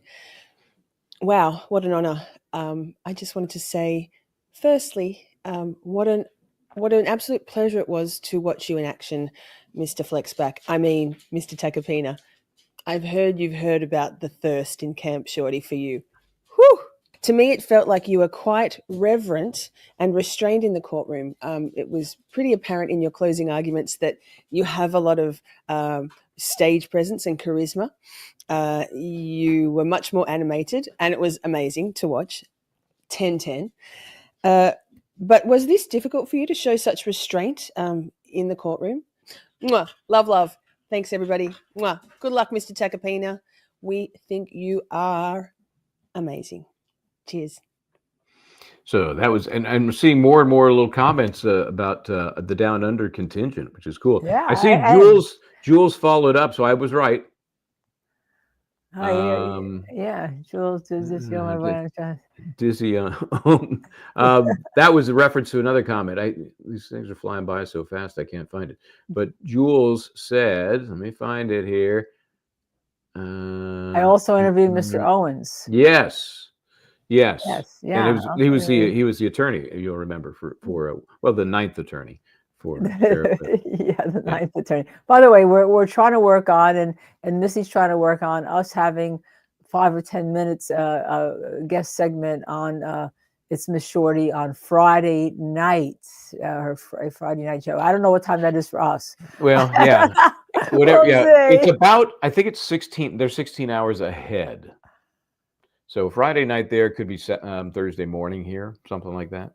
Okay, so Thursday I do have something in the afternoon that I have to go to that I cannot not go to. So Friday morning I hope to be traveling upstate to the cabin, but I'll still be around. Speaking of scheduling, tomorrow Bob Bianchi will be on, as you are on assignment tomorrow. I am on assignment tomorrow. If I get back, I'll jump in as a guest. Or okay, yeah, we're going to do 5 to 6 tomorrow. We assume that's early. we will no longer be in Justice Watch. We assume. Yeah. Hey, who knows? Who knows? But you never know. I mean, you could be. Look, they could go all day because they want to hear everything, they want to see everything, and then they come back tomorrow, and this is their time. This is where they're in charge. Juries are very smart these days. They also know that if they want to. Usually in California, they set up a time for a press conference. They put, if anyone wants to speak to the jurors want to speak, that would be after. That could be like at 9 o'clock our time if they have a verdict, or they sleep on it and they come back the next day because they're tired and they know what's going to happen. So I have a question for anyone in court. Were the jurors dressed up today? Did they dress up? Did any of the women were there 7 women on the jury? Anyone wear heels? Were they in more, verdict clothes? Yep, like that's work usually the way it clothes? works. They know they're going to be front and center, and maybe they're going to talk to the press. They have an option. They don't have to, but they can if they want. This was, one of the things they're going to be wrestling with. You just took my question away again. Why are you doing that to I me? apologize. Hold on. Go ahead. It's 6 Why a.m. would in Australia. Rocky resent Relli? Relli was the one crying, calling Rocky 6 months. For 6 months really has nothing Rocky wants. It's the other way around. So the jury's going to have to come up with that. Remember, the argument by the prosecution is that Rocky was the aggressor, but they never really gave a reason for him to be the aggressor, while as Relli gave the jury plenty of reasons that he might be the aggressor. Not just mad in general that Rocky was now a star and with Rihanna a bigger star, but that he was being kind of ignored, right? Their friendship was starting to mean nothing, I guess. And then there was that issue with Josh, ASAP Josh, who had died, and Rocky promised to pay the funeral expenses, and there was some question as to whether he was coming through with that promise. So all of these things suggest Relli had a reason to go after Rocky. I just didn't hear anything that would suggest Rocky wanted to go after Relli unless he was defending himself in the midst of the fight. I don't know. Yeah, the jury's going to have to deal with it. That's right. The jury will have to see, and then, they're going to look at that tape. And Joe told us that it's a very smart jury, right? He said he's got what science? The rocket scientist. Yeah, it doesn't take a rocket scientist. Oh, we have one. Yeah, yeah. And a Yeah. former judge. Is that right? There's a former judge on there. I missed that. Did he say that? Yeah. I think I read that somewhere. Well, so what do you think of that? Is that good or bad, and for which side? I'm sorry, but the former judge. I think it's good for the defense because they're going to say, "Well, this judge kept everything under control," and a former judge will remind them of the burden of proof. You always need one juror because you start getting into, well, did this happen? Who said this happened? And then you need somebody usually in the middle if they aren't agreeing to stand up and say, "Look, our job is not to decide exactly what happened. Our job is to decide if the prosecution proved their case beyond a reasonable doubt. All right, let's reset here." And so that normally happens in a case where you have a lot of people if it goes for a long time. Somebody who finally, and that's what you need. And a former judge, I think a former judge is one to do that. I think a former judge can do that. I totally agree with you. Yeah. Here's something for you. Okay. Here's something for you. Linda, have you ever defended a case against Lewin? No, I have never defended a case against him. The closest I've got to John Lewin was commenting on him. First time I've seen him was when I was at Law and Crime as a host. And then I've showed you all my picture of my phone call. I still have it. I still have his phone call to me and what we said because I had a feeling that maybe I should keep that. I don't usually. So did he leave a voicemail? Well, the voice would only just generally say, it's John Lewin, if I recall. Oh, so he didn't leave an actual, because that would be so fun to listen to. Okay. I have messages though, right here. I have messages. See, right there. I'm not going to show you. Can see that I have them. I'm going to show them to you. I have messages to him. My last one though does say July 22nd, 2021, 6:08 p.m. Linda, it's John Lewin. Please give me a quick call. Okay, that's the last. Boy, that was that long ago. Seems like it was. Yeah. I guess it was. It was that long ago. Yeah. But so I do have, and he has my cell number. He can call me. You can call me if there's anything he wants to talk about. Like, Was there an ethics review before you presented this case? Yeah. Did the judge say anything to you and Mr. Tacopino about ethics of going forward and ask you to consider it? Did that happen? How did you get assigned the case? What happened after you supported Hochman in the office that led to you being assigned the case? All these questions you can call. I will put you on speaker. I will ask for a link when you call to stream, and we will stream it so that it can be taped. And I will say to you, I'm going to stream this so this can be taped. Do you agree? And he can say yes or no. Yeah, I'll mark that down in my pen as actually going to happen. Yeah, if it calls. Sweet escape. Yep. Relli said Rocky has been on his high horse too long. Relli wanted to be the one to knock him off with his lies. That's certainly what the jury could take away from the Relli testimony. I'll tell you that. Yeah, but who was Relli? I mean, he had videos, but A$AP Rocky was the famous one. A$AP Rocky it represents some clothing company. I forget whether it's Dior. You all tell me which one it is, because they were tweeting. Somebody tweeted during. Yeah, I think it was. I saw it again. It was not Yves Saint Laurent, because that would make YSL sense, but it was something that obvious and that right. pop. It wasn't. Wearing a suit from such and such. The blue. Like if I said I was wearing if I were on trial and I was representing a company, well, they'd say I'm wearing a Chanel jacket and I'm wearing a purple Dolce & Gabbana shirt, and earrings given to me by my husband. That's the important part of what I'm wearing. Earrings given to me by my husband. I think it was on our first anniversary. So, oh, yeah, that's nice. Isn't that nice? I just said, So that to me, that's the important part of what I'm wearing. But no one would tweet that. No one would care, except for me. So, sorry, I'm looking. So I could easily pick up the name of that designer because it's see if you can find it. But well, I know if we ask our chatters to get on it to see if you can see which designer he represents. Because remember, Johnny Depp represented, I think, was it Dior Sauvage, the cologne, the Sauvage, and they stayed with him during the trial, and they renewed his contract. Yeah, they did. They made him even richer right after the trial. Right. Ballerina, thank you. I love that you guys clearly explain things to us from a legal standpoint and from both sides of the aisle. We try to do it so that everybody understands, even us, because sometimes it's very difficult. It's very difficult. Everyone throws around directed verdict or judgment of acquittal or judgment notwithstanding the verdict. Well, what is that? Like, for instance, if I said to you, Michael, what is a judgment notwithstanding the verdict? What is that? Didn't we just go through that? No, we went through a directed verdict and a judgment of acquittal. No, I also did. I did JNOV as well, but that's JNOV is that's exactly what explain to our viewers. Yeah, that's what I was just talking about. That's when the judge, after the verdict, says, "Nah, let's see. Wait, I need a prop for this. Let's see." So he's looking at the verdict. Nah, I don't like it. So he takes the jury's decision, ignores it, and says, "I'm going to impose my own," which in most cases is acquittal. They found him guilty, and it's because the judge is saying no reasonable juror, based on the evidence, could find the prosecution proved its case, period. So, yeah. So I think you dozed off during that. I just did that a minute ago. Here's the thing from Anti-Afro Sungali. Sungalis, is that it? Okay. Again, it's hard for me to see here. My screen's a little small. My opinion of Relli is that he does not seem to be the type who would bow down or kiss the backside of anyone. I think Rocky knows this and resented Relli for this reason. That's interesting. That's an interesting take. Mm-hmm. That he was just a pest, that he wanted to. Yeah, that Rocky resented him because he wouldn't, he wouldn't, as they used to say, kiss the ring of the Pope. Bend the knee.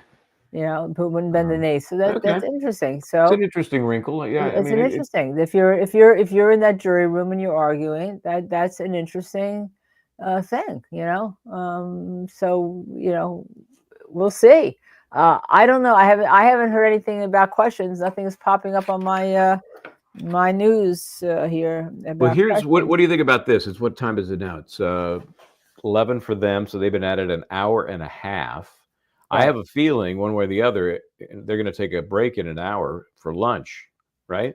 And we don't know whether they're going to be allowed. No, we don't know. But I deliberate. think if we don't hear a question between now and then, it's a natural time for a break. So what you want to run our interview with Joe Tacopina, which is about 50 minutes, give or take, and then we'll come back on. If something happens in between, of course, we'll pop on and bring you up to speed on what's going on. I think that's probably a good idea. Anyone have any burning question they need answered before we rerun Joe Tacopina's interview for those who have not seen it? And we're going to be right. We're staying right next to our computer, so we're going to be. We'll here. Pop back on if something interesting happens. Meanwhile, you guys can watch this, chat away, and then we'll rejoin. And then we'll rejoin after that. Okay. Let's do it. Okay. Bye. Justice, where are you? Well, hi, how are you? That was a quick opening. The reason why it's a quick opening is we want to have all the time we have for one of the best attorneys in the world who you have been watching in trial in the ASAP Rocky case. We'll be joined by him soon. We'll be joined by Michael Bryant in a second. There is Michael Bryant. Michael. Don't count on me. The power count literally just down. went off. But we have a montage to play. Don't we? Of Joe Tacopina. Yes, Joe Tacopina, as I said, one of the most famous lawyers in the world, one of the best lawyers in the world, and my friend, I will say. There you go. Okay, Michael, I'm throwing it back to you. I think before we get into Joe, well, Michael, we can't hear Michael. Can we play the montage of Joe in court?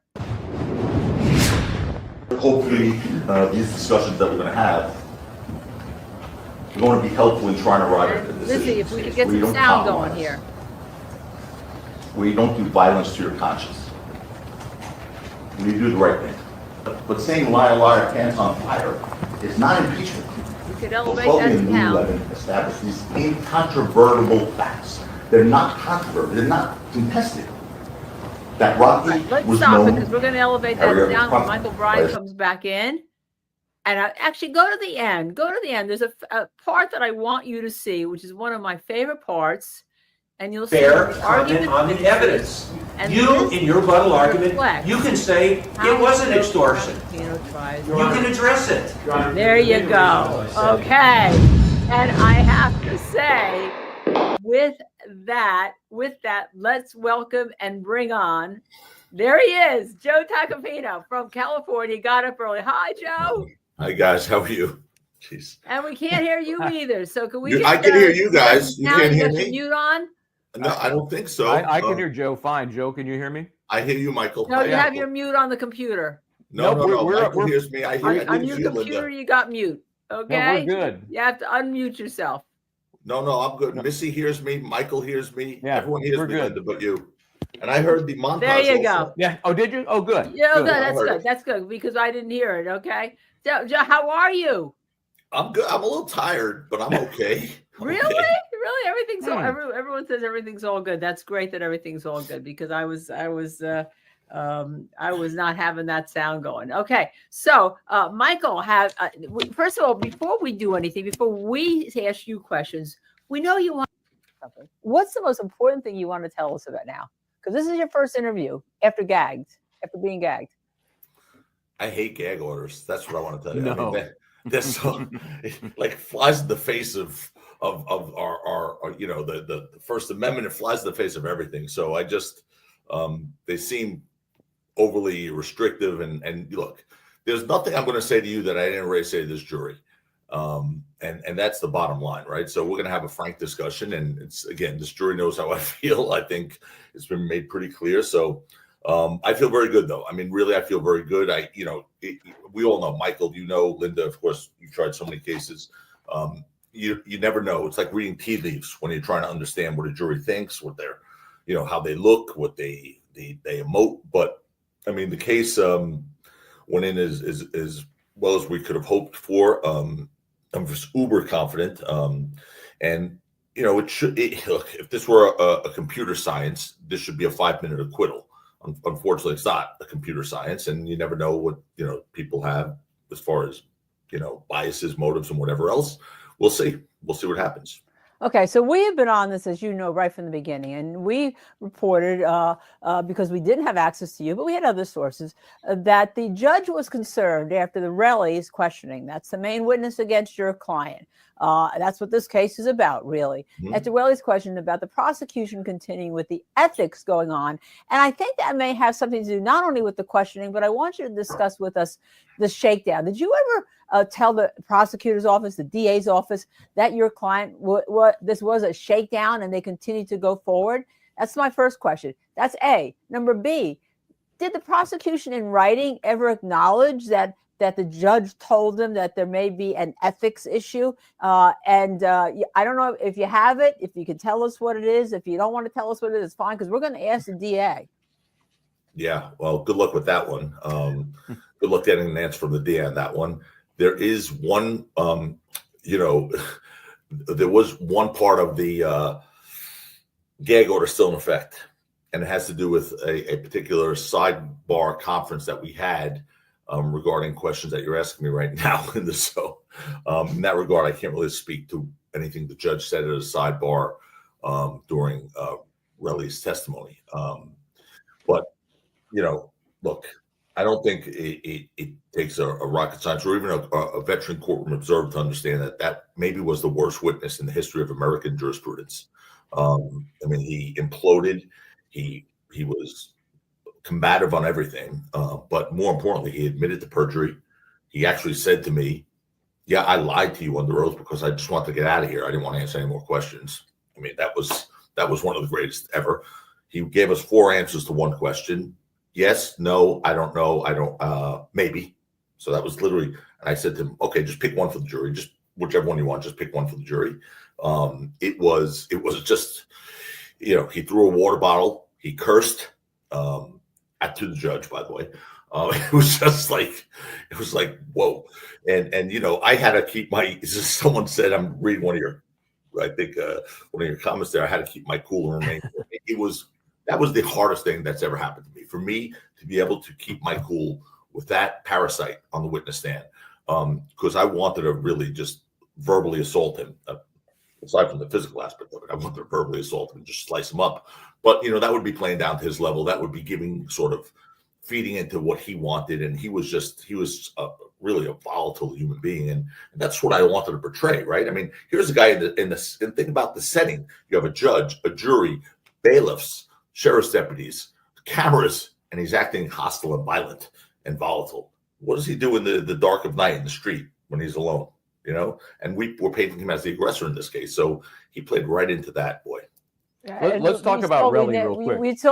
Before you talk about Relli, we saw we named you, our chat has named you ASAP Taco. Go ahead. Yeah, I heard that. Yeah, honorary. Rocky told me that. I was pretty happy about that. So. Honorary member of ASAP. So Relli, clearly the witness in the case for the prosecution, right, Joe? And as you suggested, to say the least, it didn't go so well. So when you're in that role and you see this is their case and it seems to be imploding, do you get a little confident, maybe overconfident? How did you feel at that moment when this guy was finally done? No, overconfidence is the last thing that ever happens to me. I'm not even, look, that witness was eviscerated. I mean, people commented, and I can't tell you all who commented, but people inside the well of the courtroom commented about his lack of credibility and whatnot. I mean, there was no question. I mean, the guy, again, he admitted perjury to the jury. He admitted lying. He said things were fake that weren't fake. It was clear it wasn't fake. He got caught lying about shooting guns in Los Angeles a week or 2 before the incident. He got caught on that. He said it was fake at first, then it wasn't fake. I mean, again, other than his name, I don't think he told the truth. I mean, his tongue is a stranger to the truth. And I don't even know if his name is the right name. So for all I know, he lied about that too. But the bottom line is, without him, see, the prosecution then realized what was going on, and they try to make the case, well, we don't need Relli. As a matter of fact, in my list of 10 questions, which was ignored completely, one of the things the prosecutors asked the case detective, the lead detective, Detective Flores, was, well, without Relli's truthful testimony, can you still establish a shooting occurred? And the detective was like, yes, you can. Period. No, not without any explanation. Well, then I get to, thank God, do cross-examination. I said, well, let's unpackage that a little bit.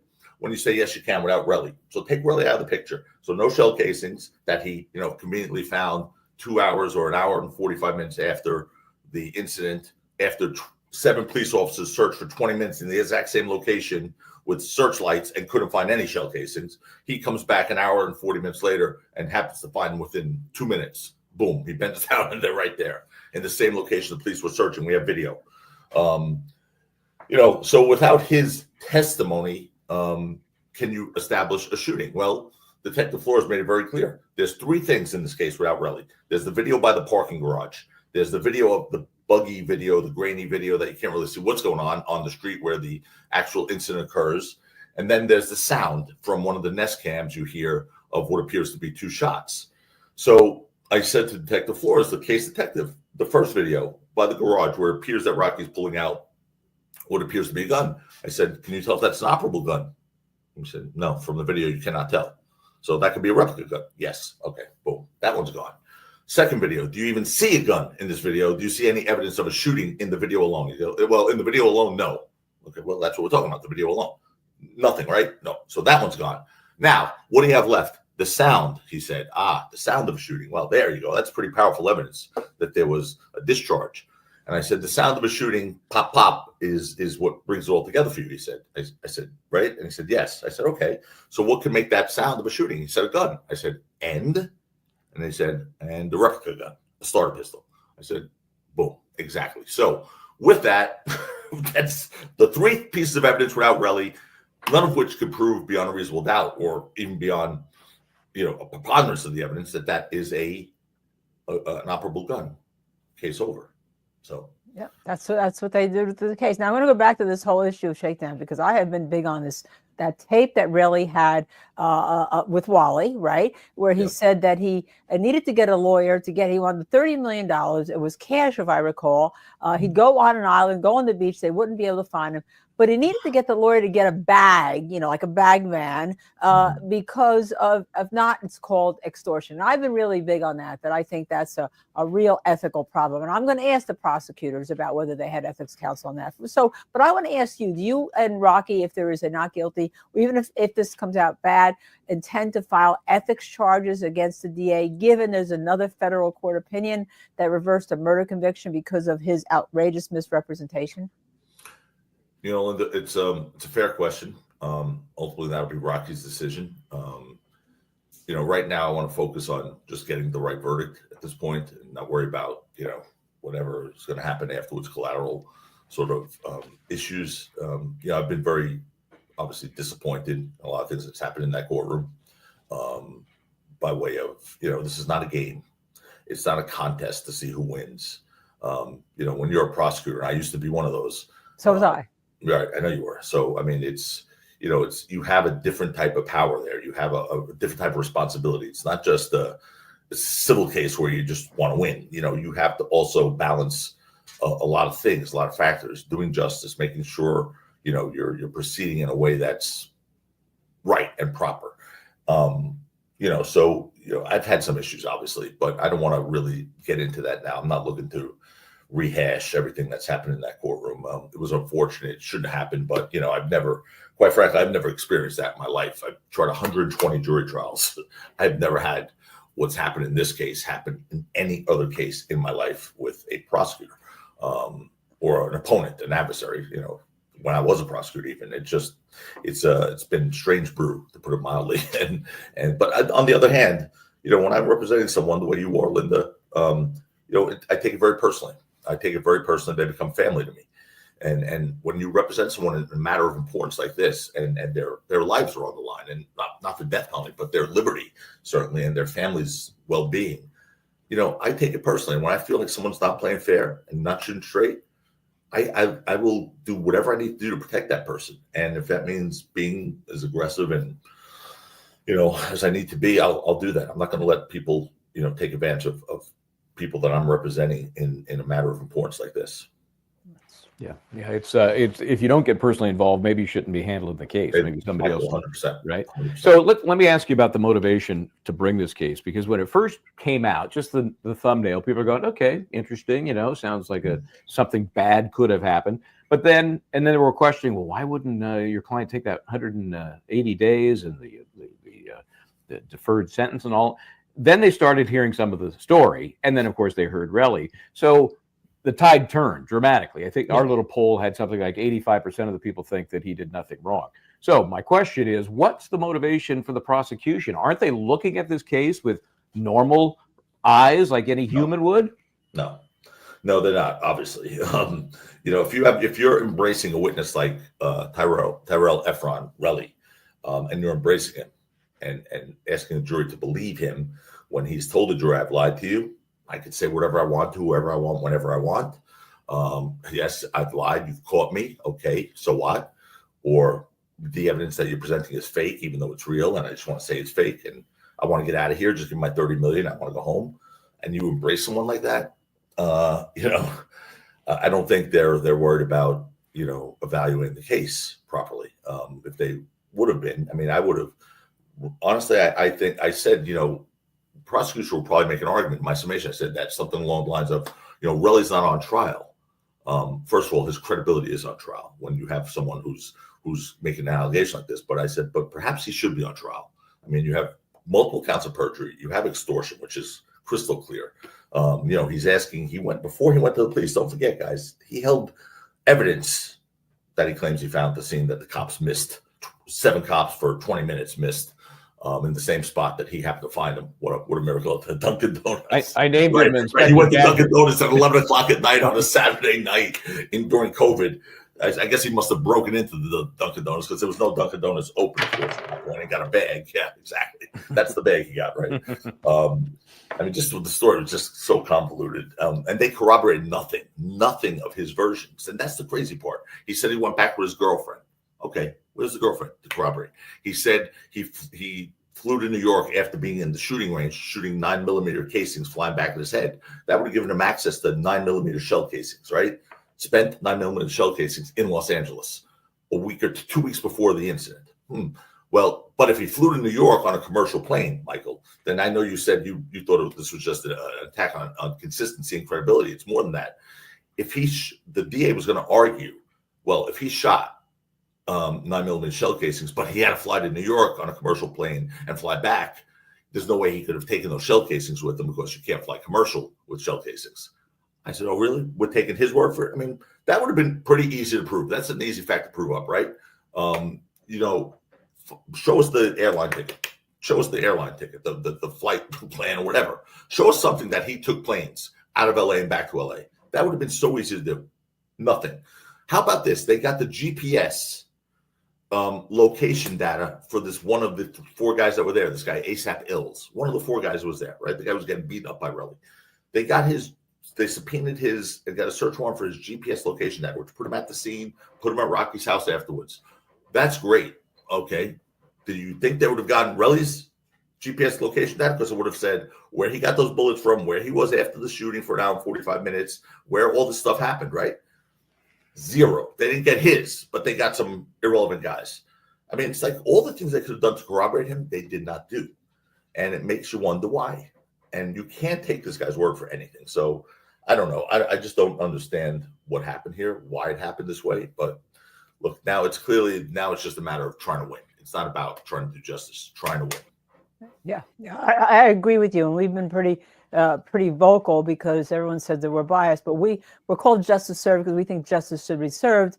And we've obviously loved 12E and Lou Levin as witnesses. We think that you close any holes, in our opinion, that were there. But I have to ask you the hard question.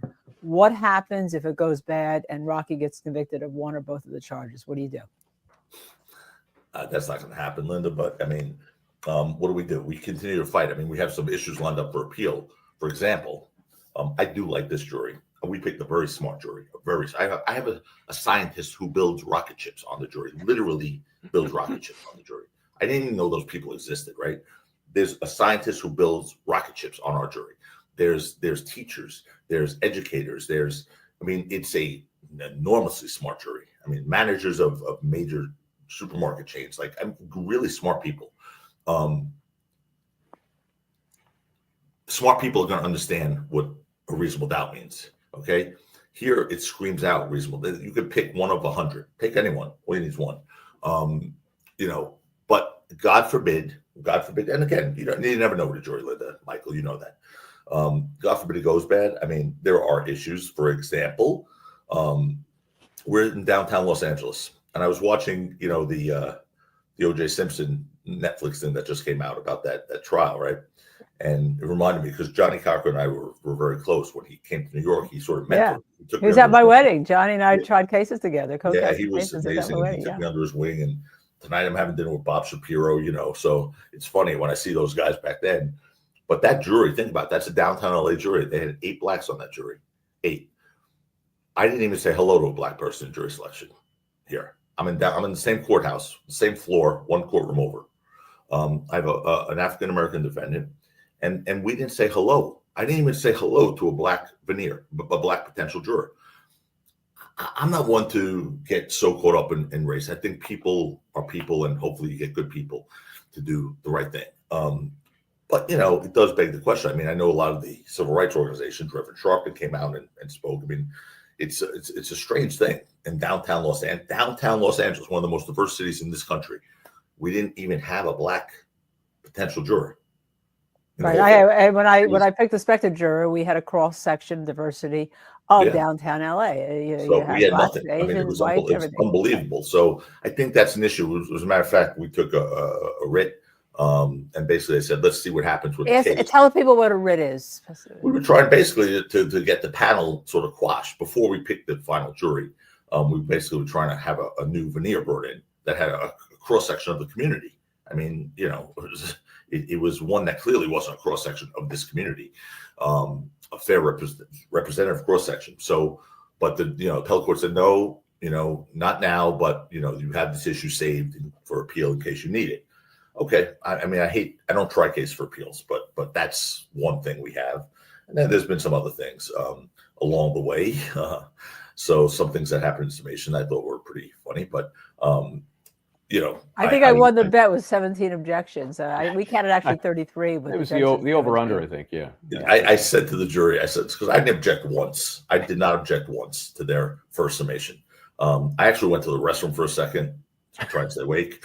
And then Chad, my partner, objected when I was gone. I was like, dude, what did you do? I mean, I left you alone for 1 minute. You objected. But anyway, I've never, and I said to the jury when I stood up, I said, okay, I didn't object once to anything in their summation. I hope they give me that same courtesy, knowing that was not going to happen. No way. I've never had a prosecutor. I saw one of the, I think Oasis Cat just asked a question. I've never had a prosecutor object 17. It's argument, right? So I've never had a prosecutor object 17 times, but it fed into sort of what I've been trying to, juxtapose with this guy. I mean, he was treating our witnesses, 12 who, honest to gosh, and I said this to the jurors, one of the nicest people I've ever met. This kid was such a beautiful kid. I mean, by the way, if you go on Apple Music, he's like an established performer. He's got his own albums and stuff. He's very good, I think.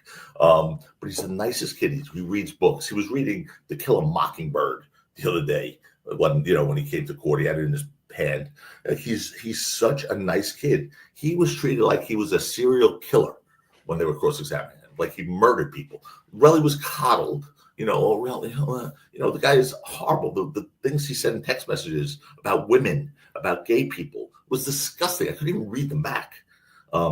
This guy, 12 was just a polite man. He came in a suit and a tie out of respect for the court. I didn't tell him to do that. He was looking at everyone, including the jury. I was like, geez, like, what do you go to FBI Academy School or something where he looks at the jury? I mean, he was like, none of that was prepared. He just was natural, looking around at everyone. He was wasn't combative. Lou and yelling at him. He was a yes sir, no sir, not that I recall. Like nothing. Lou could have called him any name in the book, and he actually made fun of him. He actually made fun of him because he's an urban kid. He comes from really impoverished upbringing, and he uses terminology like "you feel me," Like he was like, "You feel me," "You feel me." And I'm like, that's just a term of speech for kids who grew up like that, right? So at one point, even Relli used that term in the Wally tape. You feel? Yeah, well, exactly. We all know what that means. When 12 used it, the prosecutor, Mr. Lewin, decided to say, no, I don't feel you, and I Yeah. don't know what you mean by that. I mean, I was like, oof. It just looked insensitive. It sounded insensitive. And by the way, folks are just joining us. This is the first and exclusive interview with Joe Tacopina as we get ready for the jury deliberations to begin in earnest tomorrow. Let me ask you about this jury. You're there. They're out there. You're performing for them. They're the most important audience. You can tell when there's a connection, right? I mean, you can tell when they're being turned off. I'm not sure Lewin can tell when they're being turned off, but generally, you can tell when you're connecting with the jury. What was your feeling? I felt good. I mean, I felt good. Look, I never look at a jury during the trial. I just don't. I used to, and then I'd see some guy go, and I'd be like, "Ooh, I got to change that. He doesn't like that." So I'd change. I would like literally react to faces from jurors, and I'd be like, "Okay, idiot." He could be thinking about the Mets last night because they lost, right? And like whatever. And I would literally start doing things because I'd see jurors' reactions or something. So I stopped because it would drive me crazy. I have to stay in my lane and focus on my task at hand. I know what I need to do. I don't look at jurors during the trial, but when I'm summing up, I look at every juror. I literally make eye contact with every juror. With like it's a rotation. Like when I'm speaking, it's including the alternates. Boy, unless they're pulling the wool over my eyes, by the middle of the summation, closer towards the end, they were leaning forward, and a few even nodded, and then it's so. But again, I think look, our arguments were based on common sense and fact. If you looked at our summation, I put up 2 slides. I mean, I put up a lot of testimony. I said, as a matter of fact, I started the argument by saying, we'll do something different here. I'm going to cede the floor to, I'm not going to argue to you. I can argue, but I'm not going to argue. I'm going to cede the floor to the testimony. I'm going to put up transcript. I'm going to show you so you don't take my word for it. And I did. I did a lot of that. And then I only put up 2 slides. One slide was the slides that we don't have corroboration, that we could have had corroboration for Relli's word on. Things like, return to the scene, the shell casings, the air flight, the GPS location data, all the stuff that they could have easily gotten, would have corroborated or put the lie to his story. Now the jury has to be left guessing, right? And they have to, that's Rocky's burden. No, they should have done that. That's 1. 2, the 10 questions at the end, right? That's the only 2 slides I put up. And those 10 questions were basically a challenge to the prosecutor. I said, listen, if they believe that their case is as strong as they say it is, if they believe they met their burden like they say they have, then these 10 questions will be easy for them to answer. They should answer them clearly, simply, and articulately. On the other hand, if they can't answer these questions because there are no answers, it's because their case is very transparent and will fall. And because they don't have answers. I said, here's the 10 questions. I went through them with the jurors. The last thing I did, literally. And then I said, and here, ladies and gentlemen, I had 2 pieces of paper. I'm going to leave this on the podium for Mr. Lewin right here. Hopefully he'll answer them. I mean, he didn't even look at them. I mean, it was amazing. I thought at least he would say something like, that's their points, those are arguments, that's not ours. Here, we're going to stay focused on the facts. Something, at least dismiss them. He didn't even address them. And I was like, wow, it's the first thing I said. They will, if they're not confident, if this case is not strong enough, if they have no answers, they will ignore these. And he ignored them. So I was a little surprised by that, and I was but happy. But that's the only 2 things I put up. On the other hand, they put up a picture of a donut shop, which he's done in every trial. Apparently it was the same thing in the Durst trial. He put up a picture of forests, right? The forests, forests from trees. Like, so we had a big picture of a forest up there for like 20 minutes. Then we had a picture of a dog with a mugshot with a jail number on him, a dog with a jail number, and then a picture of a lemon, I think, taking a piss or something. It looked like the lemon was taking a piss, maybe making lemonade or something. I don't know. It was some sort of thing that had a typo in it, by the way, but whatever. That also was used in their trial. So when you look, someone actually put an ingenious post out there. I forget somebody, and I don't read social media when I'm on trial. I don't read the media, period, when I'm on trial. Again, for the same reason I don't look at juries. I don't need to change what I'm doing. But my son and your guest, Chris, was like, Dad, you just have to look at this one. I'm like, Chris, I don't read stuff. No, Dad, this is funny.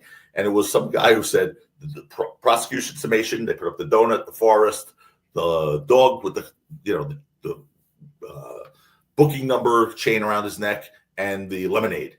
And then they said defense summation, 10 questions, things that lack corroboration. Boom. and said, that's the difference in two summation. I was like, I wish I had a minute rebuttal on his rebuttal. And I would just put that slide up. So, but who knows, guys. By the way, your son, Chris, was great on the air. And everyone wants all 5 Tacopinos, including your wife, Tish, who we understand holds everything together. So giving her a shout out and giving your kids a shout out. I know Michael has 2 more questions, and then we have a very special video question. Yeah, we do. We don't want to take too much of your time. Do you have time to stay for that? Yeah. Okay, Michael. So this is something a lot of folks have been asking about because I was going to say in your argument, but there've been a lot of them between you and Lewin in the court.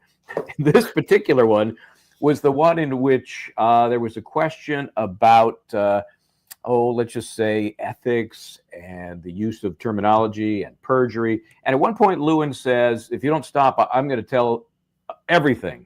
I'm going to talk about everything." What's he talking about?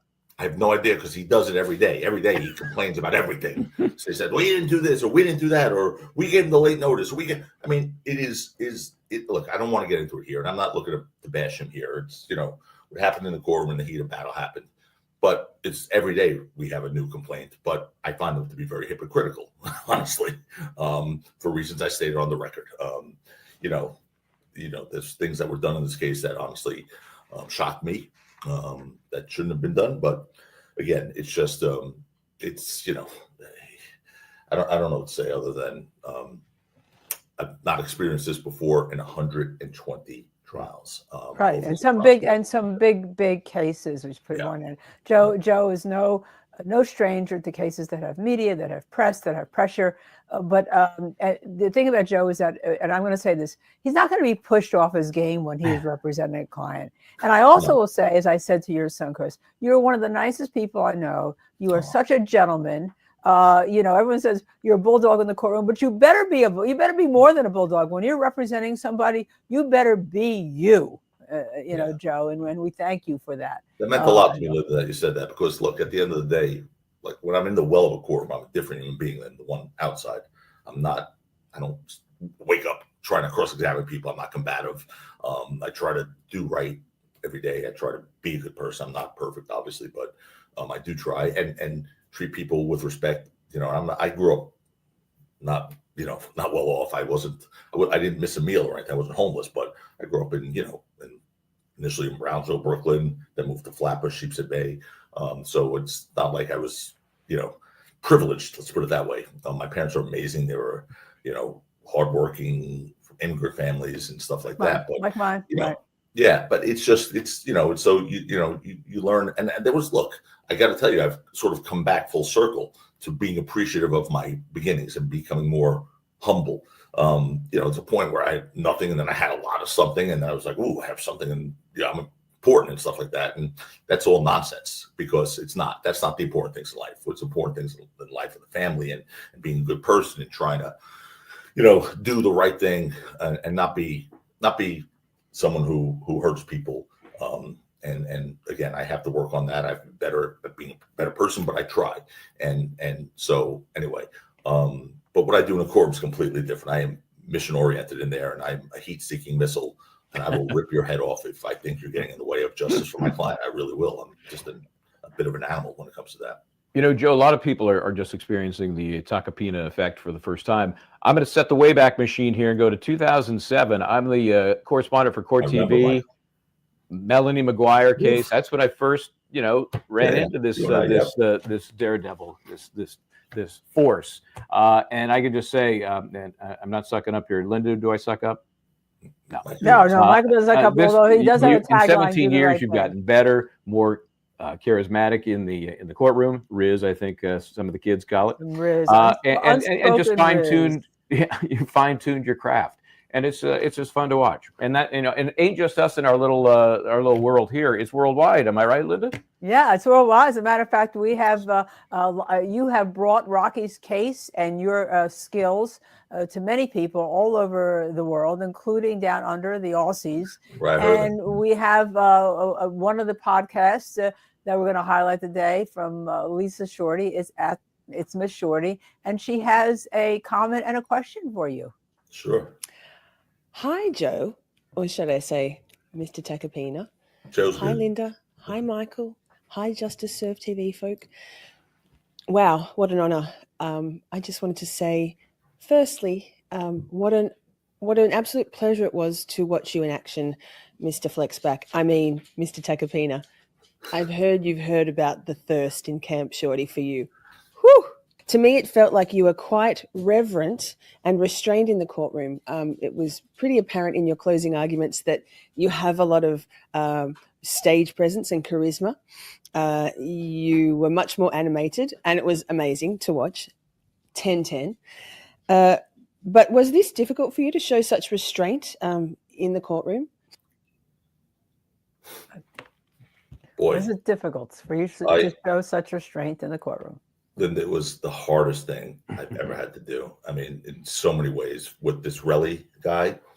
Look, that was, I said this to the jury. I mean, that was, perhaps they had a front row seat to the worst witness in American jurisprudence history.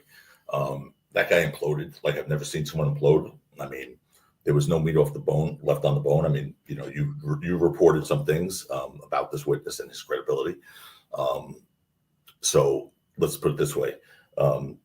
He was so bad. I mean, he's a guy who admitted perjury to the jury. He said, yes, I perjured myself because I want to get out of here. I was like, wow, okay. You know, he was basically saying I could say whatever I want to say whenever I want to. He was calling evidence fake. I mean, he was like, it was a defense attorney. It was a glorious train wreck. It really was, because as a defense attorney, it was a dream come true.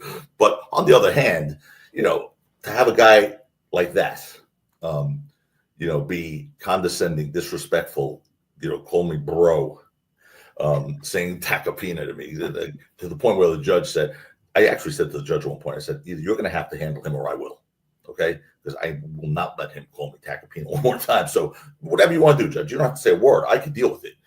Or you can, whatever way you think is best. And the next time he said it, the judge jumped in and said, you do not call him Tacopina, you call him Mr. Tacopina, the way he calls you Mr. Ephron. Yeah, it was so hard for me. People who know me well, including my partner Chad, were saying, how the heck did you keep your cool? And it was the hardest thing I've had to do in this trial, maybe in a long time, because I wanted to slice him up verbally and just destroy him, mock him, whatever. But it would have sort of reduced the juxtaposition of really that type of character. I wanted him to stand out, that sort of volatility to stand out. I mean, look what he was doing in a courtroom with a judge, bailiffs, sheriff's deputies, cameras, a jury, and he was throwing water bottles, cursing, challenging me, almost flexing his muscles, like, you know, like acting like a complete thug in a courtroom. So I told the jury, imagine what he's like in the dark of night when he doesn't think anyone's watching, when there's no people with guns in the back. I mean, imagine what he's like then. Because we were painting him as the aggressor, which he was in this scene. He was deleting messages. I mean, it was hysterical. He deleted, you know, they tried to make Rocky out as the aggressor because they showed text messages between Rocky and him right before the incident. What they didn't know was that this guy had deleted the previous messages where he's basically challenging Rocky to a fight. And we had those messages, and he deleted them. And at first he said, fake, fake, fake. Then we said, they come from your phone. He's like, oh, so what? You know, it's like, it was unbelievable. So yes, that was so hard for me to do. I have less success trying to keep my cool out of the presence of the jury with the prosecutor. But you know, that was a different experience again for me. But you know, I'm hoping to get some therapy and work on that. I think it's channeled properly. I think you're all right. You get it channeled properly. Oh, I know Miss Shorty wanted to at least say goodbye and wish you luck here. Love. Thanks, everybody. Mwah. Good luck, Mr. Tacopina. We think you are amazing. Cheers. Wow, that was nice. Yeah, that was not live. That was taped, I assume. That was a tape because I was trying to answer her. And I realized 15 hours ahead. Just 15 hours ahead. Yeah, what is it, 4 a.m. there or something? Yeah. Okay. But they've been following you constantly. So obviously we're going to let you go, but can we play the montage of you in court one more time before we let you go and get your final comment? Oh, sure. Now you're putting me under the pressure here. Putting Michael didn't know I was going to ask for. It's a deal here. She's audibilizing. I'm so demanding because I want justice to be done in this case, and I want people to. Okay, if you're ready, I think this is it. Okay. hopefully these discussions that we're going to have are going to be helpful in trying to arrive at a decision in this case, where you don't compromise, where you don't do violence to your conscience, where you do the right thing. But saying liar, liar, pants on fire is not impeachment. Trelby and Lulevin established these incontrovertible facts. They're not controverted, they're not contested. That Rocky was known to carry a property by his friends. They didn't controvert that at all. So after he walked away, I decided to follow him. I don't follow, berate him as I'm following him. Almost begging him to shoot me. That's the improper argument. It misstates the evidence in the case. Oh, it does not? I can't say that they want to win at all costs. That's fine. I can't say that. I don't think that's an improper argument. He could have called his girlfriend, Miss Parker, to back up his claim. Yes. She's probably busy doing what she does. Which in the end proved only that the shell casings possibly, there's that word again, possibly came from an aftermarket slide for a firearm training that could possibly have been compatible with the Glock 43. Lower your voice and don't yell at me. I told you before. I'll listen to what you say. Speak in a normal tone of voice. It's in honor. It's improper argument. And the problem is I don't agree with you. I think using the word, quote, extortion to describe the conduct is not improper. I think it's fair comment on the evidence. You, in your rebuttal argument, you can say it wasn't extortion. You can address it. Your Honor, the bigger issue, as I said,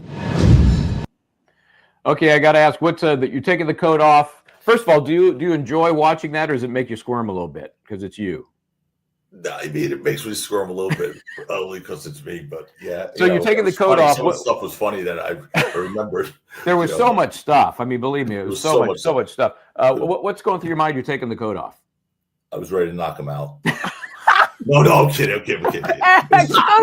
Justice Circuit. I'll represent you. It was okay. It was hot. I know the timing of that looks so sinister. Like, that's it. Boom. Let's go. Let's go. It was just really hot. It was getting hot. That I get my body temperature. I wake up at 120 degrees, so it was just getting hot in there. There's a lot of talking going on, a lot of hot air, and I was just getting hot. So I just took I always take my jacket off at lunch, and that was the lunch break. So I decided to take it off, and of course, it looked like I was taking off to roll up my sleeves and go, but I wouldn't have done that. Not in a court. No, you wouldn't have done that. Besides, the judge was yelling at me. Yeah, he was getting beat up by the judge. Yell at a prosecutor like that, but yeah. I mean, Well, we're going to stay on the prosecutor. We're going to actually ask them questions as we've been asking them about the 10 questions. Why haven't they asked them? We've asked them whether or not they've had ethics counsel to review this case with Relli after the comment about the bag, after the comment about the tape was AI. As far as we were concerned, that was the case. Once their main witness says you're lying about that. And we're going to stay on them because we also now have a hint. If there's still a gag order for what you said, we're talking about at the bench. I think our reporting about the judge being concerned about ethics may have been absolutely right. I know you can't confirm or deny, but we stand by it. So, and we're going to stay on the prosecutor to come on here and answer these questions. Anytime. Come on in. Anytime. All right. Any final words, Joe? Then we'll let you go. I know you've stayed a lot more than you wanted to, and this is your day off. And you guys are great. I mean, I listened even before this. I would watch you guys and listen to you guys. You're terrific. I mean, you obviously bring a different perspective for us who do this every day. You guys actually know how to analyze, and it's amazing to watch. So I love you guys. Linda, you're obviously one of my oldest friends in the business, and Michael, I've known you for forever. So you guys are really terrific. So it's been an honor for me to be with you guys, and thanks for having Chris on. You made him so happy. But I got to tell you, Chris, like, he works for the Florida Panthers, right? He's a manager, data analytics manager there for the Panthers, whatever he does. He has a Stanley Cup ring now, and he starts during this trial like he's obsessed with this thing. He's texting us. He texts us the Dunkin' Donuts thing. They're not open. That I searched every Dunkin' Donuts. I'm like, what? And so I sent it to the trial team, and they're like, oh my god. And then he sent the thing about the shooting range. He's like, because this guy said he was in the shooting range, maybe in New Jersey, whatever. And we're looking, and Chris goes online to all the Los Angeles shooting ranges. And he takes videos he looks at the website, and he said, Dad, the Los Angeles Gun Club looks exactly like this thing. Whoa. And that Relli was that in the video. I'm like, oh my God, it is the same. I took my car, I ran down to Los Angeles Gun Club. I'm like, is this you guys? They're like, yep. I'm like, holy cow. So that was obviously a watershed moment for us because we caught him in perjury. We caught him having access to 9mm shell casing in Los Angeles right before the incident. You know, so many. That was, as I call it, that was a perjury miniseries right there. Because I love that shot line. guns. I never shot guns at a shooting gallery. I didn't have my license for then. Never shot a 9mm. Wasn't in Los Angeles. But it was like boom, boom, boom, boom, boom. So, and that was Chris. So yeah, Chris. I think Chris is going to come like, with us to Harvard next year to teach the trial. I'm going to see workshop because you get in your car. He's in Florida working for the Panthers. He looks online. You go in your car, and what are the 1,000 million investigators, police and prosecutors and DA? You know, crazy. He was finding stuff, and so Rocky every day now would come to court. Did Chris say anything? Did Chris give you anything? I was like, I'll ask him. Hold on, Rocky. So yeah. But he's such a great kid. You heard him. He's just in fact, he's fabulous. And he said he's gonna come on again. And what do we call him? What do they name him? ASAP. What do they name Chris, Michael? No, I called him ASAP Taquito. ASAP Taquito. Oh, that's a nice one. Yeah, ASAP Taquito. Like and everyone wants to see all the other ASAP Taquitos and the ASAP wife. Joseph, we know we have to let you go. We're going to stay on, though, with our viewers. Please stay on. We have a lot of questions to answer. There's like 500 of our subscribers, 600 in chat. And then we're also going to talk about the prosecutor. We're going to do exactly what I said you're going to do. We're going to ask them certain questions and see if they'll come on and answer. Joe, thank you. We love you. And we'll try and get some rest. And try to get some rest. And good luck. Good luck tomorrow in court tomorrow. We'll be watching. Okay, thanks, buddy. Appreciate it. Take care. Well, that was fun. Yeah, yeah, you left me. Your power went out at the beginning. I could not believe it. Your power went out. It was 30 seconds before we were going live, and I'm on generator right now. Yeah. I mean, but it wasn't that. Your power went out. My sound went out at the beginning of the interview, and Joe had to get a computer that had Chrome on it. So I'm like, oh my God. Okay, this is going. But other than that, smooth as silk. As smooth as silk. He was great interview. Thanks, Ms. Shorty. But I do have, as I said, and we've been saying this. We invite LADA Hochman or LADA Lewin to come on Justice Serve TV to answer the 10 defense questions. And I think we have those questions, right? You really I believe we do. Yeah, but let's see. Do we have them? I think we do have them. I think Missy's going to put them up there for us. Yeah, Missy's going to put them up. No? Yes, no? They're called an asset, the 10 defense questions. We have those while we're looking for them.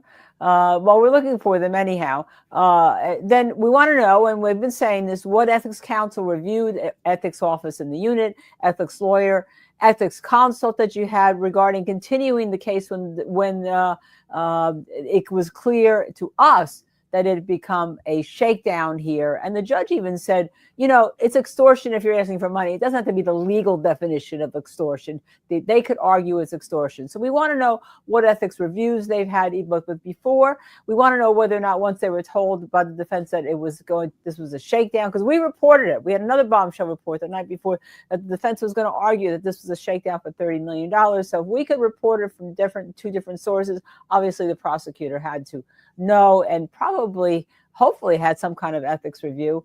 Very interesting that the part that remains of the gag is directly related to that, apparently, right? Yeah, apparently that's what we're learning. So that's he can't very, talk about very interesting. So we want to see, do you have a writing in that office from any DA, including Mr. Lewin, that mentions the word ethics, about the judge concerned about whether or not there was ethics continuing on with the case during the Relli cross-examination? Do you have it? If you have it, release it. Are you going to open your files to the public for transparency, including how this case was assigned to Mr. Lewin? By the way, those are those 10 questions. Here's the 10 questions. Mr. Lewin in January, just before this case started. But there's the 10 questions.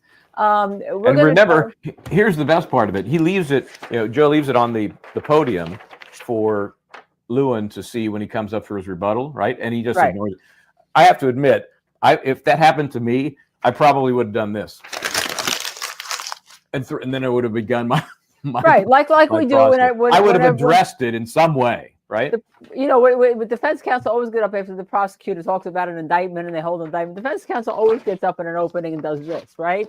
And throws it away. Yep. But he didn't do that. But No, he he didn't answer them either, because those are the questions that we were all waiting to be answered. There you go. Look at this. Look at these. See if I It's can. pretty good. You're better at reading than I am. Well, other than Relli's word, what evidence is there that he photographed the shell casings of the scene? Actually, that he was even there, and that's number two. Other than Relli's word, what evidence is that shell casings even came from the scene? Other than Relli's word, what evidence is there that he even went back to the scene? Other than Relli's words, you see a theme developing here. What evidence is there that he ever left Los Angeles after going to a shooting range 2 weeks before the incident? Other than Relli's word, what evidence is there that the scrapes on his knuckles were gunshot wounds? Other than Relli's word, what evidence is there that a conversation ever happened on November 5, 2021 between ASAP Barry and Rocky? Number 7, in light of the Louis 11 and 12's unimpeached testimony, other than Relli's words, what evidence is it that Rocky did not carry a prop gun? Number 8, other than Relli's word, what evidence is there that he was shot by an operable semi-automatic firearm? And number 9, how is it that you do not need Relli's truthful testimony to establish a shooting occurred when Detective Flores told you, number 1, the parking garage video does not show an operable gun. Number 2, the video from 1616 Vista Del Mar does not show if there is any gun. And C, the sound heard on the video from 6200 Hollywood Boulevard may have come from a replica firearm. And then finally, number 10, given that Relli told you he will lie whenever he wants, you saw him commit perjury multiple times, and he told you he will commit perjury when he does not want to answer a question. How can you trust Relli with a matter of importance in your life, the life of a loved one, or the life you sit in judgment of? So, wow. That was, those are all questions the jury should be asking themselves. And, based on the prosecution's case, I don't think there are any really good answers to those. Yeah, no, I didn't hear any good answers. And any of you, you're chat among yourself. If you heard any good answers, put them in the chat. We'll try to get to them. Now, I know we've had a lot of people who have gifted memberships and have super chatters. We're trying to put them up. We're sorry. We didn't want to interfere with Joe because let's be honest, Linda. Let's be honest. We were going to hog him. Okay, we were trying to hog him, but we didn't share him as we might have. Apologize. Yes, we do have the burden shifting was off the charts. Ashley, you and I both agree about that. The judge didn't sustain that objection. We have Ms. Shorty's been gifting memberships all morning, and we thank her for that. Yes, and we're so glad she made the appearance she did. Very, very cute, very fun, and a great question. So that was very nice that she took the time to do that. And go to bed or get up. I'm not sure, because I think it's 5 a.m. there, something like that. Yeah, so we're trying to post the super chatters questions right now. And of course, our producer, Missy Mayhem, has been working. Yeah, we had ASAP Taco Kale. We showed him that. And he says he learned about that. He said, I think he heard him say Rocky liked it also. That one of our chatters has named him ASAP Taco, that you've named him ASAP Taco. And that was right at the beginning. And I think we had that original tweet in one of our shows. I shouldn't say tweet, it's a post. It was a short name, starts with an M. Yeah, I have it somewhere on my computer, but we're going so fast here. So there's a lot of questions here. Like Brooklyn, why didn't you show us a picture of the $30 million money to the jury? I think that's for John Lewin. That's right? It's for John Lewin. Why would they show? I mean, the 30 million. I can't even imagine 30 million. Right? The only reason I can, to some degree, is I just finished watching The Beast, which is a show on Apple Plus where they gave away 10 million and it was stacked in piles of money. Oh, so I got a visual of what 3 times that would look like. So yeah. So you got well, I should get a visual. I mean, when I play poker, the person who usually wins the World Series of Poker may win, 7, 8, or 9 million. But what they do when they stack that up, is they put real money on the outside and then they put fake money on the inside. Yeah. So I think the insurance carriers don't like that. Here's a question I wish I had asked, and I thought about it, and it was in my notes, and we just ran out of time, was how's Rocky doing? Yeah. Hopefully we'll get to talk to Joe again, with that, because with happier news news behind him, because tomorrow, remember what's going to happen tomorrow is the jury's going to go back and deliberate, right? Yeah. Oh, they'll begin in earnest, because they really in earnest. All they did was drop their stuff in the room, and I don't think they did a thing else. No foreperson selected, nothing. Just drop and run. Right. So yeah, so they'll get at it. So let's play that game. How long are they going to deliberate? Okay, so give them an hour to just get sorted, right, take a breath, because now they can finally talk about it. You know how that moment is when a jury can finally talk about a case.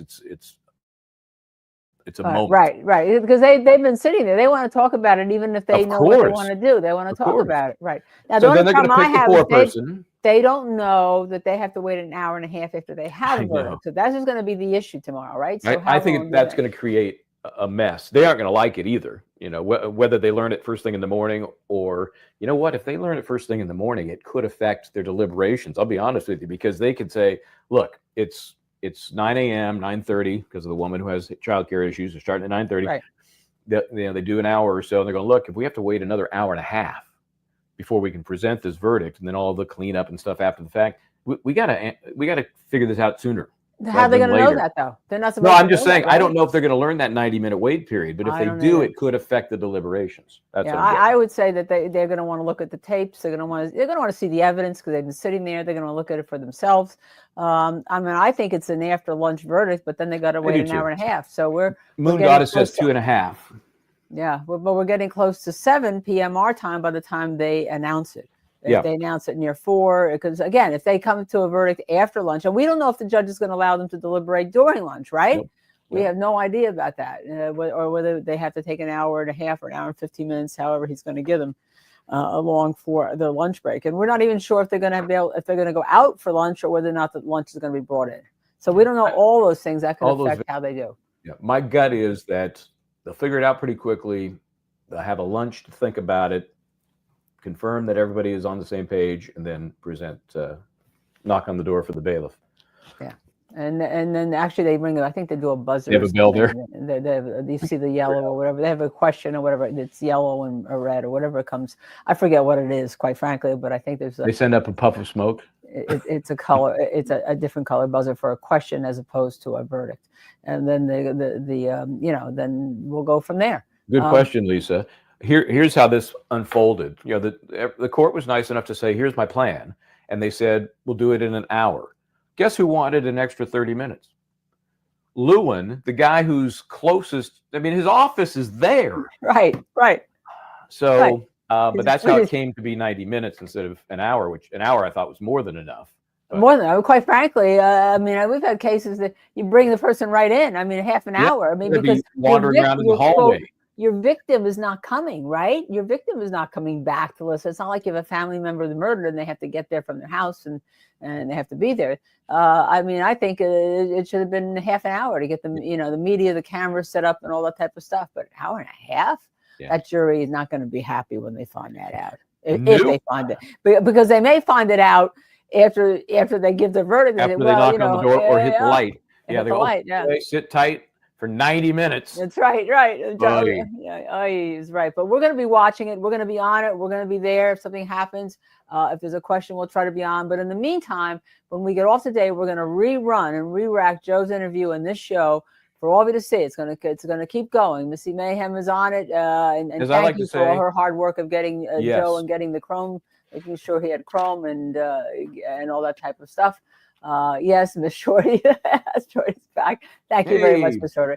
And we hope to have other people on this tomorrow as we talk about this going forward. But let's listen to Joe Tacopina. And Michael, he had your line. I know. You think that was an accident that I put that in there to kick things off? I mean, it was one of the first things you said to the jury. Not only don't get confused and with what you've heard, but hey, do the right thing. So. Your hot tagline is try to do the right thing. I can't disagree with that. No, you can't. And with that, I'm going to say that's Michael Bryant there and giving you that advice. I'm Linda Kenney Baden. Together we are Justice Served TV. Please subscribe to our channel. Hit that like, share, and that notify button, and you'll be notified when we're on again. But we will see you definitely tomorrow. We'll post it in YouTube. Just, again, if you like us, subscribe to us, and you'll know when.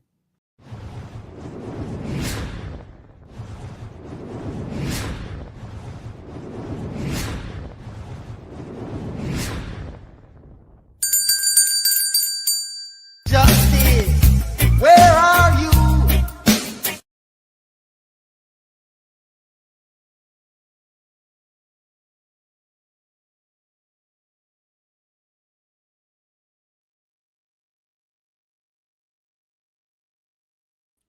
And there we are.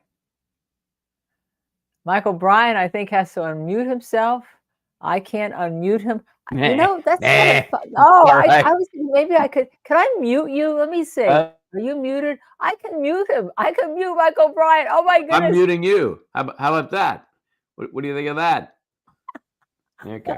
Oh, thank you all for coming back. I hope you have enjoyed having a little bit of a break. We hear the jurors were out for lunch for an hour on our Justice Watch. Yeah, So Justice Watch. Let's see. Justice Watch. Our watch is not an Apple Watch. It's a Justice Watch. It's 12 noon there. You know, we'll take the Missy will tell us what the whole time was, but then we're going to have to subtract an hour for lunch. Now, there are people in our chat reporting to say supposedly the jurors have a verdict. Okay. Yeah, I don't know about that. We are working our sources to find out if that is true, because I assume that would be a gag order if there was a verdict on there. But let's see what happens. We'll see after lunch. But we'll have a Justice Watch clock for you. Thanks for the. I see we lost some of our viewers. They went to lunch, but you know, you all needed a break, right? But I have to tell you, I'm going to confess something. Remember, I told you before break that we were going to start our vegetarian week and then our meat week. Well, apparently that's not going to start this week. That's going to start next week because I have family here and they're all eating a beef tenderloin. Oh, nice. Okay.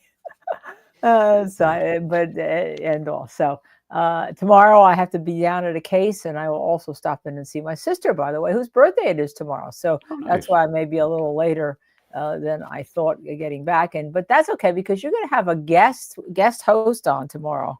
Yes. Okay. Bobby, Unspoken Riz, Bianchi will be here. So we'll, who knows? We may be talking about this case. We may be talking about Karen Reed. We may be talking about both. But we'll be doing that at 5 o'clock tomorrow. So the jury, assuming they went out at or about noon their time, it's only 5. I don't think they. I can't imagine. I don't mean verdict. I mean went out. I mean that means they had 2.5 hours, give or take, to deliberate. And we talked, about the possibility that they do that. They come to a decision. They want to get a free lunch and think about it, and then come back and finalize things after lunch. But they got to.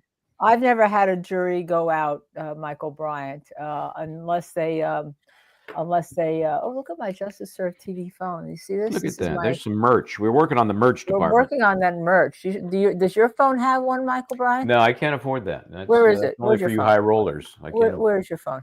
My phone. Show us the difference of your phone. Oh, here's mine's just a like a leather thing. Yeah. Okay, so when you open it, what do you see? You just see a screen? Well, yeah, then you got the screen, and then you got all my other stuff here. Don't show your screen. We don't want to read your media badge here. What else you need? Only you can read your screen, Michael Bryant. Why is that? Only you can read your screen, okay? Not us. Oh, I'm saying, yeah. No, there's nothing on here. Wait, here's a text from you. Let's see what this is. Don't read it, Michael Bryant. No, okay. No. Okay. I got you. Okay. Right. I got the notes. Okay. So he's such a reporter. Okay. So anyway, I will tell my sister that she wished her happy birthday when I finally get there. If I have lawyers who don't stop talking. Okay. So the jurors apparently are, according to Christopher in our chat, the jurors, Nikki at night is in the courtroom has reported the jurors are in different areas. The court has to having lunch. And yes, I can tell you that whatever indication that you have working our sources, that if somebody's reporting that there's a verdict, I think that is a premature report. Yeah. All right. And you can quote me on that. Now, we haven't tweeted that. Missy, I don't know if you can tweet that we think that any report of a verdict is premature based on our sources. So, Missy, I'm leaving it to you. Even though I now, believe it or not, I now have access to the Justice Serve TV. I know, X, it's a scary Twitter thought. Account. That's dangerous thing. Like I've turned over the nuclear codes. I think maybe you have. You have. So If Hey, you're we that have coming jury, up here in a little bit, Bob Motta, Defense Diaries, is going to join us. We thought one of the things we might try to do today while we're, kicking things around, waiting for a verdict, is, bring some of our collaborators in, like Bob from Defense Diaries. I think Offie's coming on a little later, the Black Letter Law. right? So anyway, a few of these kind of things. Just, I think, tell me if I'm wrong here, but I think we figured this is not going to go all day. That's I think our gut Right. feeling, and so Right. we're trying to kind of sometime after lunch. yeah, we're trying to kind of chat about it and Yeah. and bring in folks, get their opinions while we wait, while we're on Justice Watch. Yeah, good. Well, we're on the Justice Watch, the Justice Watch, not the Apple Watch, the Justice. You know what? Merch. Jules, I should have given Merch. that to you, Jules. Mine is the Legal Edge. Yeah. Bob Mott, I know, is doing a show tonight on the case that everyone makes sure, Richard Allen, that you follow Bob if you're interested in the case. He owns that case, and none of us are going to interfere with him owning that case because he deserves to own that case. He was in the courtroom. So he was having somebody on today because he's recording an episode, and as soon as he's done, he's going to join us. But I can't remember who he said was on. You know? I don't know, but he's going to be on our show. And we're also working on a special guest to be on our show that we haven't announced, mainly because we haven't firmed that special guest up. All right, I have no idea what you're talking honest about. with you right here, and all. But listening when I was listening to Joe Tacopina's interview again, there are a lot of little nuggets in there. That we're not reported, and you have to listen to them very carefully. We could probably take out about 25 of them. We took out, I think, about 5 or 6 and put them into our YouTube channel so you can watch them and talked about them. But there's a lot more in there that meets the eye. I'd love one of you to listen to it and point out all the different things that you really didn't hear in the courtroom. And then list them out or come on the show. Tell Missy you have them lists and all, and come on the show because we depend upon you all and what you think. I mean, what we think is one thing as lawyers, but what you think, especially while you're in the Justice Watch right here, is extremely important because what you think is more, we think, like the jury is thinking. Candy Temple asked, do we have a verdict? I can report to you that my sources say that we do not have a verdict. All right. So that may, any news of your sources have a lunch menu? Anything on that? Well, I can try to find out. You can find that out. I don't if think it's a hot meal. Is it a sandwich and chips? Box lunch. What do you got? It's funny though. When you try a case, you get so crazy. Like you want to see, all right, which jurors are walking with whom, right? When they walk back, who's talking to who, and who's what. Click is the wrong word because click sounds like it's a teenage movie, but who's making a connection, right? Yeah, friendships, like we all do. You form a friendship, right? Just like you and I did at Law and Crime. We didn't see each other very much, but we formed a friendship, right? We were on different times, but we formed a friendship. I covered for you, you covered for me. Same with Bob Bianchi, who you all love, who you'll see tomorrow night. Everybody there, everybody was very, very friendly and respectful of one another and had a good time when we were together, which was I was there 7 years, probably 2 hands worth of times where we all gathered. It was either a function or the rare occasion we had a little panel. We didn't do those very often, but a little occasionally. So yeah, it's at least with this forum, we get a chance to do a little more of that. Yeah. Chris Allen says, thanks, JSTV, for replaying the video. It's the video of Joe Tacopina. I totally missed this. It's food for my soul. Mm-hmm. Yes, and it was the first interview he did. He gave it to us, Justice Serve TV, guessing that we're fair. Then he did the TMZ interview. They usually get everything first, right? Yeah, and afterwards. So, Harvey, my buddy over there, they did about 8 minutes. Harvey and Charles Leboudier, who is the guy that joins. Harvey is Harvey, and Charles is the African American guy. He used to be the director on Extra when I was there. Oh, wow. Then he went over to. He might even have gone to Crime Watch Daily for a while, which was another show that was done by Telepictures. And then, of course, TMZ, blew up, and And so he's been with Harvey over there ever since. So yeah, no, they do a but good yeah, job. they did like 8 minutes, I think, with Joe. And we had him for 45. So we got to ask more of the lawyer-like questions. Right. JSTV, Patrice says, thank you for the live replay. I'm pleasantly surprised at how likable Attorney Joe is. And then hashtag not guilty. It's really interesting, Patrice, and I don't know how you all feel. And I think I even said this to Joe yesterday, that he was very likable in court, and that he had the reputation of being a bulldog and this and that, and not likable. But he is very likable. I have known him, and I don't see him. We've never had dinner. Family's never gone out to dinner together. But I see him at a professional level, and see him as we pass in the halls of Harvard University when we teach trial advocacy workshop the first week of that in January every year. A couple of years I haven't been there, and he was there. But he's always been just an incredible gentleman. So you have a faculty dinner or you have faculty lunches, because you have to all be on the same page about what you're teaching. And it's fun to be a faculty, I have to tell you, a faculty. But then the big faculty adjunct professor. Yeah, adjunct professor, and they tell you, what's what the different words, and you learn also. So I've seen Joe at those faculty lunches. Sometimes we sat together, sometimes we didn't. Walking in the halls as you're running to get to your next assignment with the group that you've been assigned to, and he's always very likable. But that likability came out.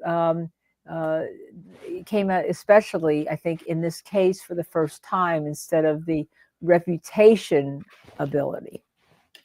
Yep, and never underestimate the likability. He's a guy that, as you're listening to him, let's go have a beer and just shoot the bull. He's like a regular guy, right?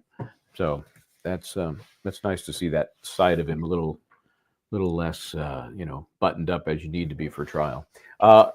I want to thank, before I forget, and I'm not even sure how to do this, we had a PayPal contribution by Crystal Allen did that, and I don't know, I've never done that before, so now I'm saying thank you for that. Thank you, because we don't know how to put it up on the screen. Yes, I don't know. And we're sorry. It's like we're in a courtroom and we have to say, Mr. What was it? I don't know that there's a way to blend the two technologies, so I just wanted to Who acknowledge was in that. YSL that was always called? That was Kokomo, Mr. Kokomo. Yeah, Mr. Kokomo, we need you, Mr. He was Kokomo. the IT guy. Kokomo, hey. JSTV needs you, Oasis Cat, and thank you, Oasis Cat, for helping out too. I wonder how many here were familiar with Joe before he became ASAP Taco. He is very experienced and zealous advocate for anyone who's just becoming familiar with him. Same with Linda. Thank you very much. Yep. I don't know. Some people have known me from all the cases I've had, and some people don't. And remember, we do a lot of cases that are not tried. We represent a lot of high-profile cases in an area that aren't tried. Michael did The Legal Edge, for which he won an Emmy for years. And most of my stuff, I'm like more traditional attorney, where we're just in the trenches, grinding it out on our little trials here and there, not high profile at all. So very different worlds. Yeah. Yes, the jurors did go to lunch, by the way. Yes. The jurors did go to lunch. Yeah, absolutely. So Bob is planning to come on when? I know we have a time difference. Yeah, I just sent him the here are the two variables: the time difference and the Bob difference. Bob said he was doing a show from what is 2 to 3 our time, and then as soon as he got done, he was going to pop on. But I'm not sure Bob is staying to that 1 hour time limit. So when he's ready, he'll be here. He'll be here. The first time that you and I were going to do the show on with Bob, when we had gone out on our own, and this was somewhere around October. Dizzy will remember, because then Dizzy and Missy came with us, right? Bob helped, said, yeah, you guys could use some help to get this. Yes, he needs some serious help. I knew where I was 3 years ago, because he's worked very hard to get where he is on Defense Diaries. We used to have him on Long Crime all the time. Yep. But we had it set for a time, and it was confirmed 6, whatever it was. He really meant 7 his time, not 6 our time. So, we had to get off. Yeah. At a He's certain Central Time. He's in the Chicago area. So yeah. So it happens, and it happens with the most experienced lawyers. Whenever you're doing depositions, and there's a deposition notice for like 1 o'clock, but it comes from somebody in California with their meeting 1 o'clock their time, 4 o'clock your time, and so it happens more often than you think. But I don't think there's any push to have a complete time. Everyone's on the same time zone. I do not. I'm no physics major, but I don't think that would work. No. So what do you think about Lewin asking for a hearing that Joe violated? Right? It doesn't surprise me. I wasn't surprised he brought it up. And then if you're going to bring it up, what's your remedy? Is he going to? He can't ask the court to make a ruling based on no evidence, right?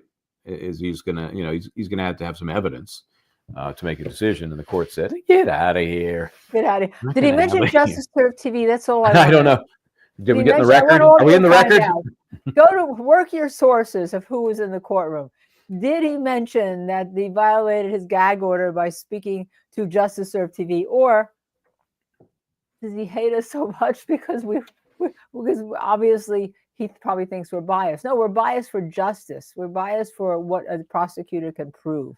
I'm biased against using a witness that seeks $30 million and then says they'll disappear. I mean, if you're going to help the prosecution, you're going to be a victim, then you get in there with all the other poor victims.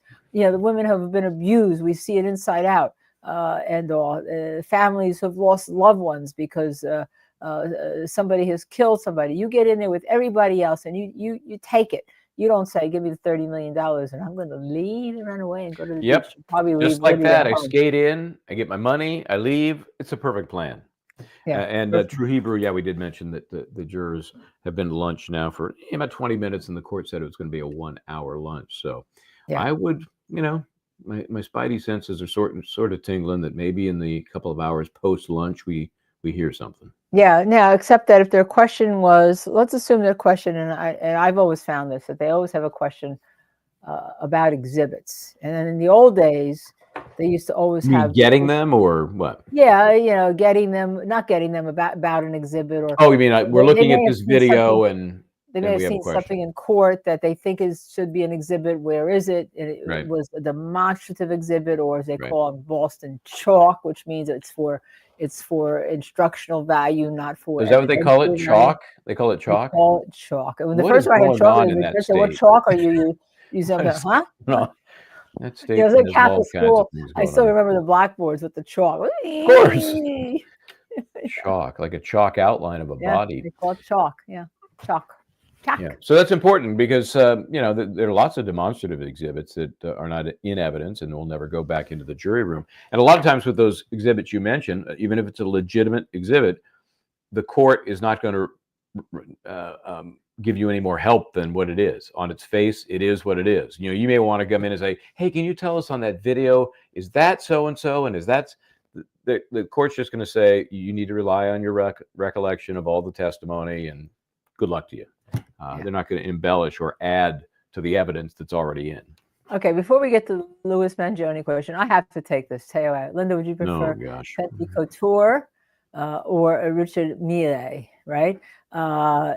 I would not take a Richard Mille. I would donate that money to the Innocence Project or an animal shelter if I had that much money. I don't. Fenty has a lot of fur in it, so probably not that. I kind of have my favorites. I really kind of my exercise pants is majestic filatures. I kind of have that as a favorite. I love Nike. I wear a lot of Nike around the house, going grocery shopping. In trials, I would tend to wear, and I'm going to tell you, Dolce suits because they're very simple and plain, and you look good. If I'm representing somebody in the civil side, if I'm representing somebody in the criminal side, you will see me mismatched, and the worst, it looks like I dressed from a bargain basement of 50 years ago with used clothes. I mean, I'm just the worst because I don't think as an attorney you portray that image in front of a jury. Interesting. I'm giving you my secrets, so next time you see me, you know. And then, of course, for upscale, I would love Chanel. I used to buy it when I could afford more of it. Now it's gotten so crazy. But you go to the Real. I mean, you can get some if you have a Is that a special site? occasion. Real is a site. They were owned by Neiman Marcus, and they started selling like the clothing they didn't sell in the store, and then used clothing up to 2 years old. Now they sell pretty much anything that's in good shape, and a lot of people shop there. It's a big site. I think it. I forget who it was bought by, but I think it may be on the stock market. I'm not sure anymore. Yeah. Yeah. Well, that was. I'm going to have to rewatch that and take some notes. So. Yeah. So we'll see. But yes, on the Louis Mangione site, I did see it that the attorneys put it. I think it's a good idea to have a website. It's something that I would have done. But I did notice that's this reporter at CNN. I think it was Caitlin Collins mentioned it or something, and then she had to take back a mention in the tweet because they found that inappropriate. But I don't see what's inappropriate about mentioning it. I mean, we should be confident. We should be looking on it. I mean, quite frankly, You mean she just mentioned that it existed? Yeah, I think she mentioned it existed and that you could donate. He had it set up so that you could donate money, and then she had. I think I saw something like that on Twitter. Y'all can check me, okay? In the chat there, I'll Google that. I think I did see something about that. I saw an article about that. So we'll see. But yeah, I'd have a site, and I've talked about it. Martha Stewart had a site when I represented Jason Williams. His wife Tanya had a site when they were in trial. She posted things every day on her site. Why? Because she was an independent person. She could do anything she wants. I think, and that's in the early days of websites. I think it's very important to have a website, especially when you're in trial, as if you're not gagged or somebody associated with you, to tell what happened in the courtroom in a federal court, where, especially where there's not cameras, and no one does that anymore. A reporter would, because it takes time, takes money, and takes a lot of effort. As we know, we're very fortunate to have Dizzy and Missy Mayhem and Here Comes Drama and some of our mods helping us, but it takes a lot of people work to do a website and put it up. So, but I think it's a good idea for him. If I'm trying it, I want it to. And where is that case? Where is that dragging along? I don't know. They're finally taking control, or what? Yeah, the state goes first, but they're supposed to have a federal court hearing. I don't know if it happened or didn't happen. Okay. They've been very quiet. Very quiet. Yeah. Interesting. Did you? I was just going to say good morning to our Kiwis. Can you say Kiwi from a New Zealander? Is that a good thing? Is that the one that you just replaced was the one that said good morning from New Zealand? I'm sorry. Good morning. Where is that? I didn't mean to replace here somewhere. I'm going to have to give up control of the sport. There we go. I have. Nope, that's not it either. It's moving on me. There you go. There you go. You know what happens when you go to hit one to display it? You kind of, because it's going so fast. I know. You swing and a miss. So that my original question is Kiwi, that's not a pejorative term, right? Is that okay? Somebody from New Zealand? Anybody? I don't know. I You have to go to the bottom of the I don't mean it to be. to look. You're going to have to go on. You know what you have to do, Michael? You have to take your iPhone and open up your YouTube, because we can't chat from the stream. I can. You can chat. Yeah, I have a spot to post. I have to go to YouTube and open up the chat panel. Maybe because I'm not the control. I'm not in. Oh, whoa, hello. Ooh, that was weird. I am here by myself. I think I'm back. You're back. Yeah. Anyhow, Sheila Duffy said she watched the Phil Spector movie. Yeah, the poster behind me, as you know, is from that. David Mamet actually wrote that before he ever called me. So interesting to get your take on it. See there. Check that out. See? MJB here. That was me. I just posted that. I have a chat box. You have a chat box aside from a private chat box? Yeah. Huh. Curious. Curiouser and ASAP curious. Rocky will end up with trust issues. You mean like doesn't trust people, or he has a lot of money and trust? Which one? Yeah, I don't know. So What's going on with Karen Reed? Well, apparently there was a blow up in the courtroom. We have not uploaded the whole. There is an upload of the whole proceeding this morning. Apparently, it was very, very heated with the DA trying to suggest, I guess, that Alan Jackson paid $24,000 for a report, but apparently they had disclosed it because the DA said, "Oh, he got it from the feds," but then he had to change it and said, "No, I got it from the defense." So everyone went crazy. You got this from the feds. You got this. The defense gave it over. They're not hiding anything. So I don't. Yeah. I don't And so they're saying understand. that Alan Jackson paid $24,000 for some report, some version of the report. But that's unclear. Yeah, But it is causing grave concerns If he to Judge did pay Bev. $24,000 for that, boy, I tell you what, that's interesting figure for me to know. Okay, Sheila Duffy, I really enjoyed the movie. Linda, I liked it was about your relationship with Phil. Yeah, David had to anticipate what my relationship with Philip was, but I did have a good relationship with Philip during the trial. Absolutely, very good relationship with him. He trusted me with his life. Obviously, I was female. I was lead counsel. He gave me anything I wanted, that I needed, that I felt to level that playing field with him. But as Joe said, with all of our clients, we end up with this trust. We end up with, if you don't want to have your client over for dinner, we end up with this trust. I still speak to Jason Williams, obviously. Aaron Hernandez, I carried the letter he wrote to me the night before he died with me all the time. That was a traumatic experience, obviously. And with Philip, I'm still friends with his daughter. As a matter of fact, she asked me to do a show once for her because I usually don't comment on it. And I did it because she asked me, because she was co-producing it, and actually presented her as a witness. So yes, and I could name a lot of other clients that that you may not know of, but if you don't like your client, my feeling is I take the clients, I have to like them. Yep. It's a very special relationship. And it goes both ways. Oh my God! Oh my God! It is. Yeah, I'm the one who got the hung jury. Yes, I am. That's me. That's right. You don't want to be the other one. No, I don't want to be the guy who the other guy who came in. Who I don't even want to talk about him.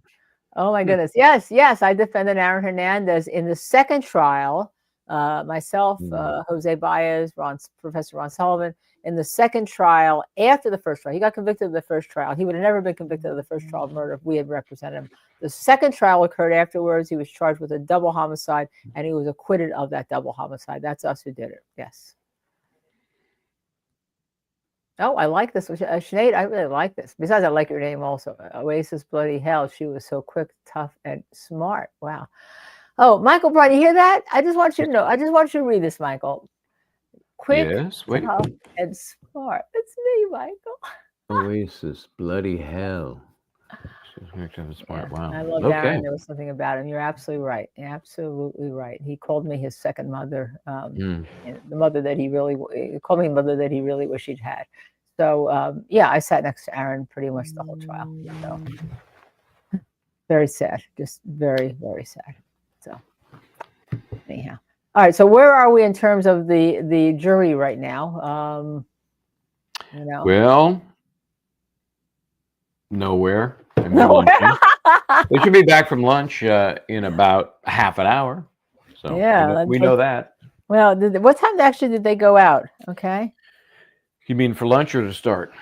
To start. Well, it was 9:30. Maybe 9:32. So they had 2.5 hours before lunch, and they'll come back. And we'll see if, maybe they're chewing on it right now, or maybe they're deadlocked already. Who knows? Nobody knows. So apparently there is footage this morning. Missy or Dizzy, were we able to get it? The footage this morning of the motions and the arguments. Remember, I mentioned to you that we should go on the air earlier because my sources told me something was brewing, going to be brewing in that courtroom, or brewing in that courtroom at the time that it was brewing. And apparently there was motions this morning, and hopefully they weren't televised or recorded. Yeah, apparently they weren't, because they were recorded, but people weren't televising it. So I know Missy's got her eye on it. I know Dizzy has her eye on it. When we're able to get those uploaded to our channel, let's see if we can run them. I would like to hear, especially, so. there we are. Yeah, I'd like to absolutely hear that. Okay. I think that's very important to know what he was complaining about. What he was complaining about, how could he complain?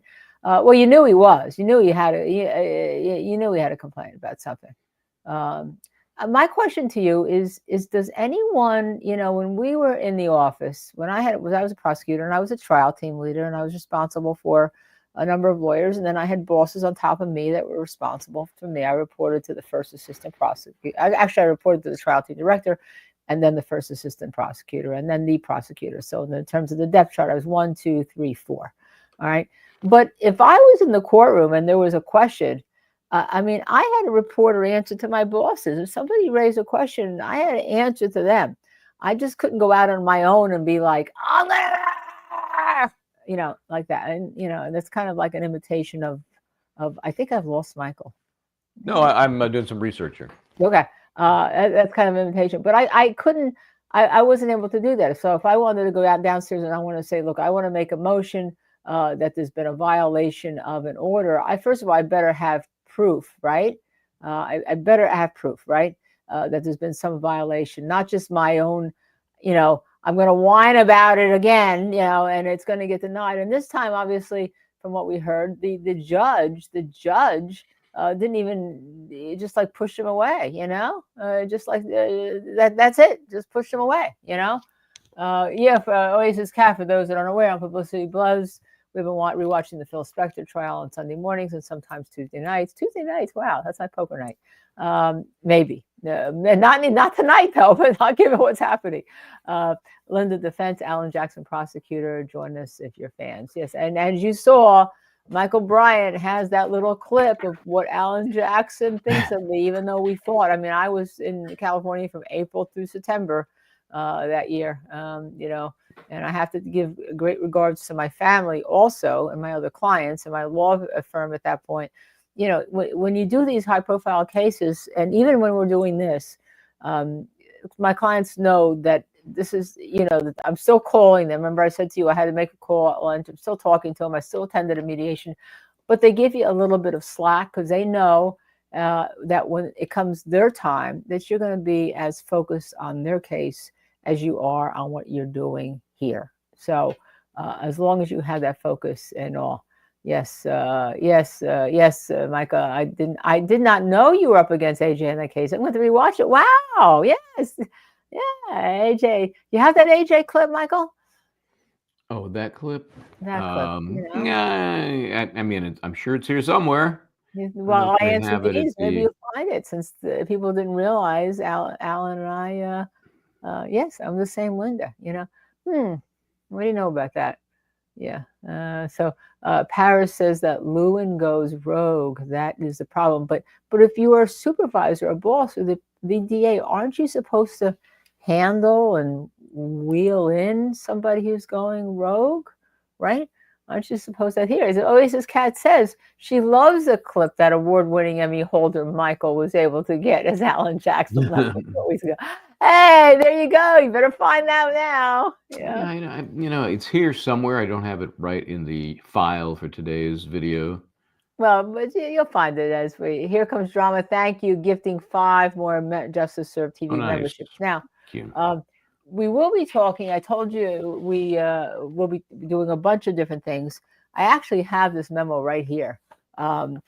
We are going to, as soon as we finish this, try to, and we haven't worked out how we're doing it yet, but to solve a mystery of a disappearance of a woman named Stephanie. I'm not going to give you her whole name. Decades ago, back in Oregon. And I already have, as Missy can tell you, a folder that's prepared on a Google Drive that you'll get a password to, of some documents. The person who brought this case to us, however, went to Thailand, where his kids are living, to visit them for like a month or two now. And so we want to wait. We want to get an interview with him to set off what we're going to do. And I have some thoughts that perhaps if you are a top tier member, as a member, or we'll create a tier, maybe a solver tier, that you'll get to run different teams, but they'll have to always report back to me, and then we'll meet maybe once a week or once every other week to see what you've learned and what you've gotten, who you interviewed and what you found out. So we're still working on the format of how to do this, because we're not just going to say, here it is, go out and do what you got to do, because there has to be, as I'm just indicating to you with Mr. Lewin, there has to be some control and collaboration. Collaboration is extremely important in this, especially since the person who brought this case to us said, look, before he dies, this woman is a ghost. She's like she never lived, and he doesn't want her forgotten. So that piqued me, and it took me actually weeks to find out anything about her, and I actually did finally find her death certificate and all, and then from there I was able to do some more work. It all came out actually by the way of working through Ancestry.com, which is very interesting because they're now also going to relate people to DNA.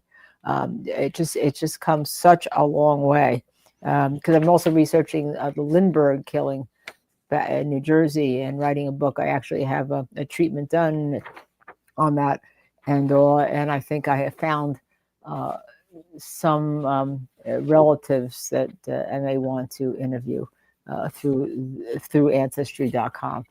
But it takes a lot of work and a lot of time. And yes, I am still practicing law. I still take clients. Look up, for instance, right now we're waiting for a motion from a federal court. My chess champion, grandmaster female, Jennifer Shahade, S-H-A, let me just spell it. Capital S-H-A-D-H-I. A-H-A-D-E. Okay. D-E. Yeah, no, it's D-E. But from it's the most amazing thing. Being from Catholic school, I always have to do the capital. And if I just do the plain letters, I get screwed up in my mind somehow. So I had to do, capital Michael Bryant, capital M-I-C-H-E-L, capital B-R-Y-A. Curious little twitch. Yep, Okay. a little twitch. I found your. There we go. Here, this is for you. This is. Oh yeah. Hold on a sec. I do have it here. I just reloaded it. Hold on. Love you, Linda. Love you. There you go. There you go. Yeah. So that's for That's someone who in didn't case you realize missed that. I was that Linda. Love you, Linda. Love you. Yeah, I didn't do all the setup in there. It's just the bullet point there at the end. And he was talking about me. So, all right. So this is very important. Patrick Taylor, as one of 3 falsely convicted, I hope we both keep fighting for all of us. It took 8 years to fight my way. Wow. Patrick, wow. It's a great story.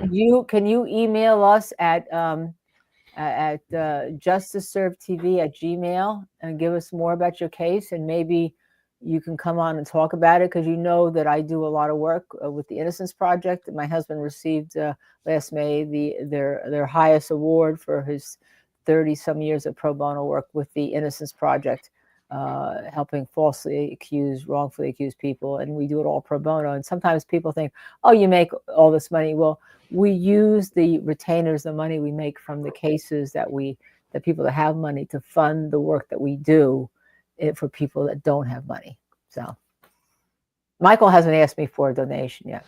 No, I'm coming up on it. I'm going to be hitting you up sometime soon. We're waiting for Bob Motta, and I get the feeling, I sent him a text, that even though I asked to clarify the time we were talking about, that it's screwed up again. That somehow it's screwed up. But my last note from him said, "I'm central, so I'll be recording from 2 to 3 your time." Give him a call. I pick up the phone and call people. I think he must be. His timing is off, and his 2 to 3. Remember where we are on the clock. Right now is his 2 to 3. It's his 2 to 3. Okay. Right now is his 2 to 3. I think that's exactly. But he said it was going to be 2 to 3 our time. I think that might be kind of sideways. Anyway, I sent him a note. How's it going? So if he's in the middle of doing a show, it's probably going fine. Going fine. And then we have Offie is still up in the air as well, floating around out there somewhere. Offie Patterson from the Black Letter Law. She was going to come on. I have to get out of the camera view for a second. Okay. I have allergies. Okay. Like everybody else. All we're right. real people. And one thing we show you on this show is that we're real people. Okay. All right. So Sinead says Bob goes down rabbit holes. Yeah, but they're good rabbit holes. Yeah, everybody knows Bob. They know what I'm talking about. Yeah, Yeah. yeah. He was always on time for a long crime, though, so we'll have to rib him a little bit Yep, about that is this. true. Yeah. You know, they had a whole team of wranglers. Yeah. And by the way, if anyone wants to learn about me, you can go to my law site. And I have to say, this advertisement has not been approved by the New Jersey Supreme Court. It's LindaKenneyBadenLaw.com or my personal site, which I don't keep up anymore. I did at the time of the Phil Spector movie, but it's LindaKenneyBaden.com. But I don't really keep it up. I haven't posted anything on there in probably pre-COVID days. I probably should just take it down. Because there was a time, Michael, that websites were really important. Now you have Facebook, you have a landing page. Yeah, they're not as important. There was a time that lawyers did use websites to advance themselves and all. But every time I say something with my law website, I have to comply with the New Jersey Rules of Ethics, and I have to say this advertisement has not been approved by the New Jersey Supreme Court. Bob, you'll see when he does something, Bob Bianchi, on his ex Twitter, if it's personal, it's one thing, but if it has to do with his case he's doing, he will actually have that in the Twitter that he posts, or the X post or whatever. This is for you. See this question? Yeah, this is for you. Well, this is for us. Missy Mayhem. It's actually for us through Missy. What do you think Lisa and MJB would be up for if they had to pick one, Diddy or Dirk?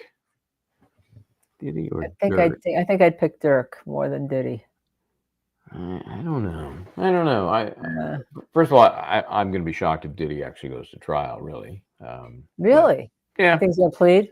Well, I just think there's no upside for him to go to trial. What's the upside? Well, he's going to be found. Yeah, he's going to be found not guilty. He's not going to be found not guilty, in my opinion, unless there's something we're missing. Okay. I think if I had to pick two, if you're saying out of these two, who would you pick? I would probably pick Dirk. Although we don't really know that much about Dirk, do we? I don't know a ton about it. I'll tell you that. I was looking ahead to see where we're going. This will end. This case we're doing now will end. So, we obviously the Karen Reed matter continues to spiral and right up toward its April 1st date. But there's a couple of other cases too that we're looking at. Some are local, some are a little bit further away. Haven't really decided yet where we're going after this one. I don't know. Yeah. So our Justice Watch clock, we understand the jurors went to lunch probably about 1:30-ish. So that would mean they deliberated 3 hours? They went at 12 their time. They went at 12 their time. Okay. Which was 3 o'clock for us. 3 o'clock. Okay. So what are we? 3:30 now. They're probably back. They probably came back at 3:30. They're due back at 4 our time. They're due back at 4. I think they may be back. They're already back. They think they may be back. We'll have to see about that. We'll have to check it out. So we'll have to check that out. Yeah, it's the raw. I saw a post here again. They go so fast I can't catch them. Here, hold on. It was on the Robbie Robertson case out of Texas. Yes.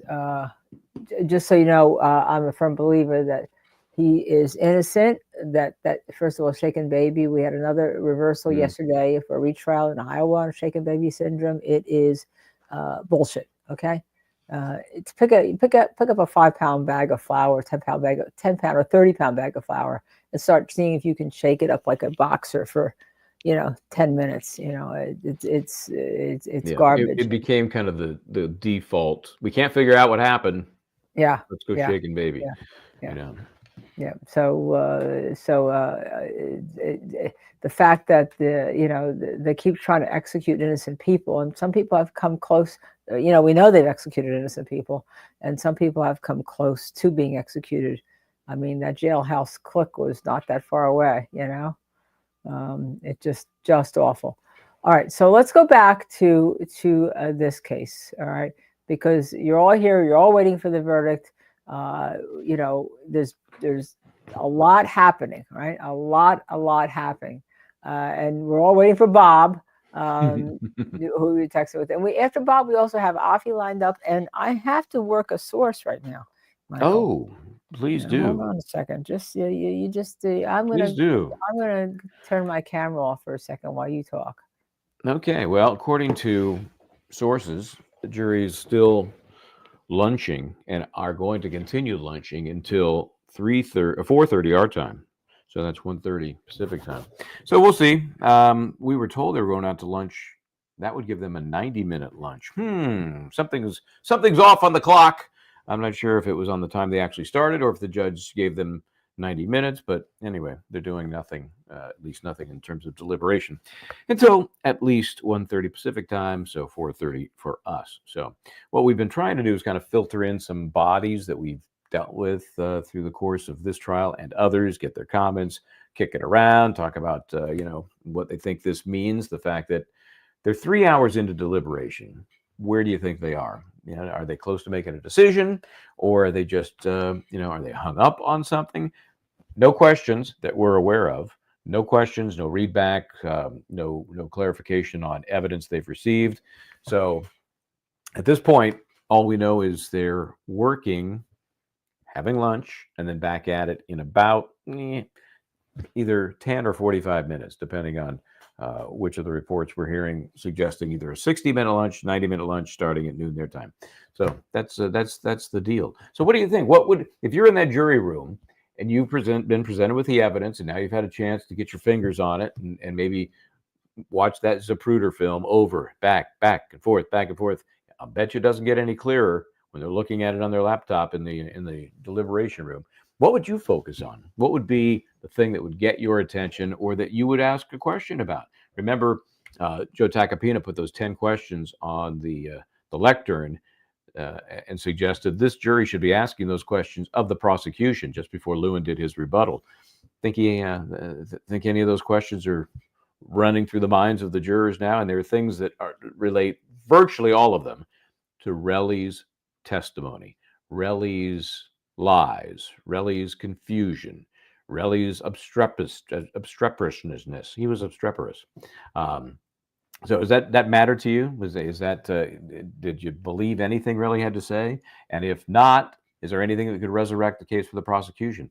So what would you be thinking if you're in that jury right now? Would you be thinking, come on, folks, let's vote, let's get the hell out of here? Or do you have some serious concerns about whether the prosecution got close to presenting a case that could be believed beyond a reasonable doubt? Remember, the prosecution told this jury only one thing you need to focus on. This was the prosecution saying this.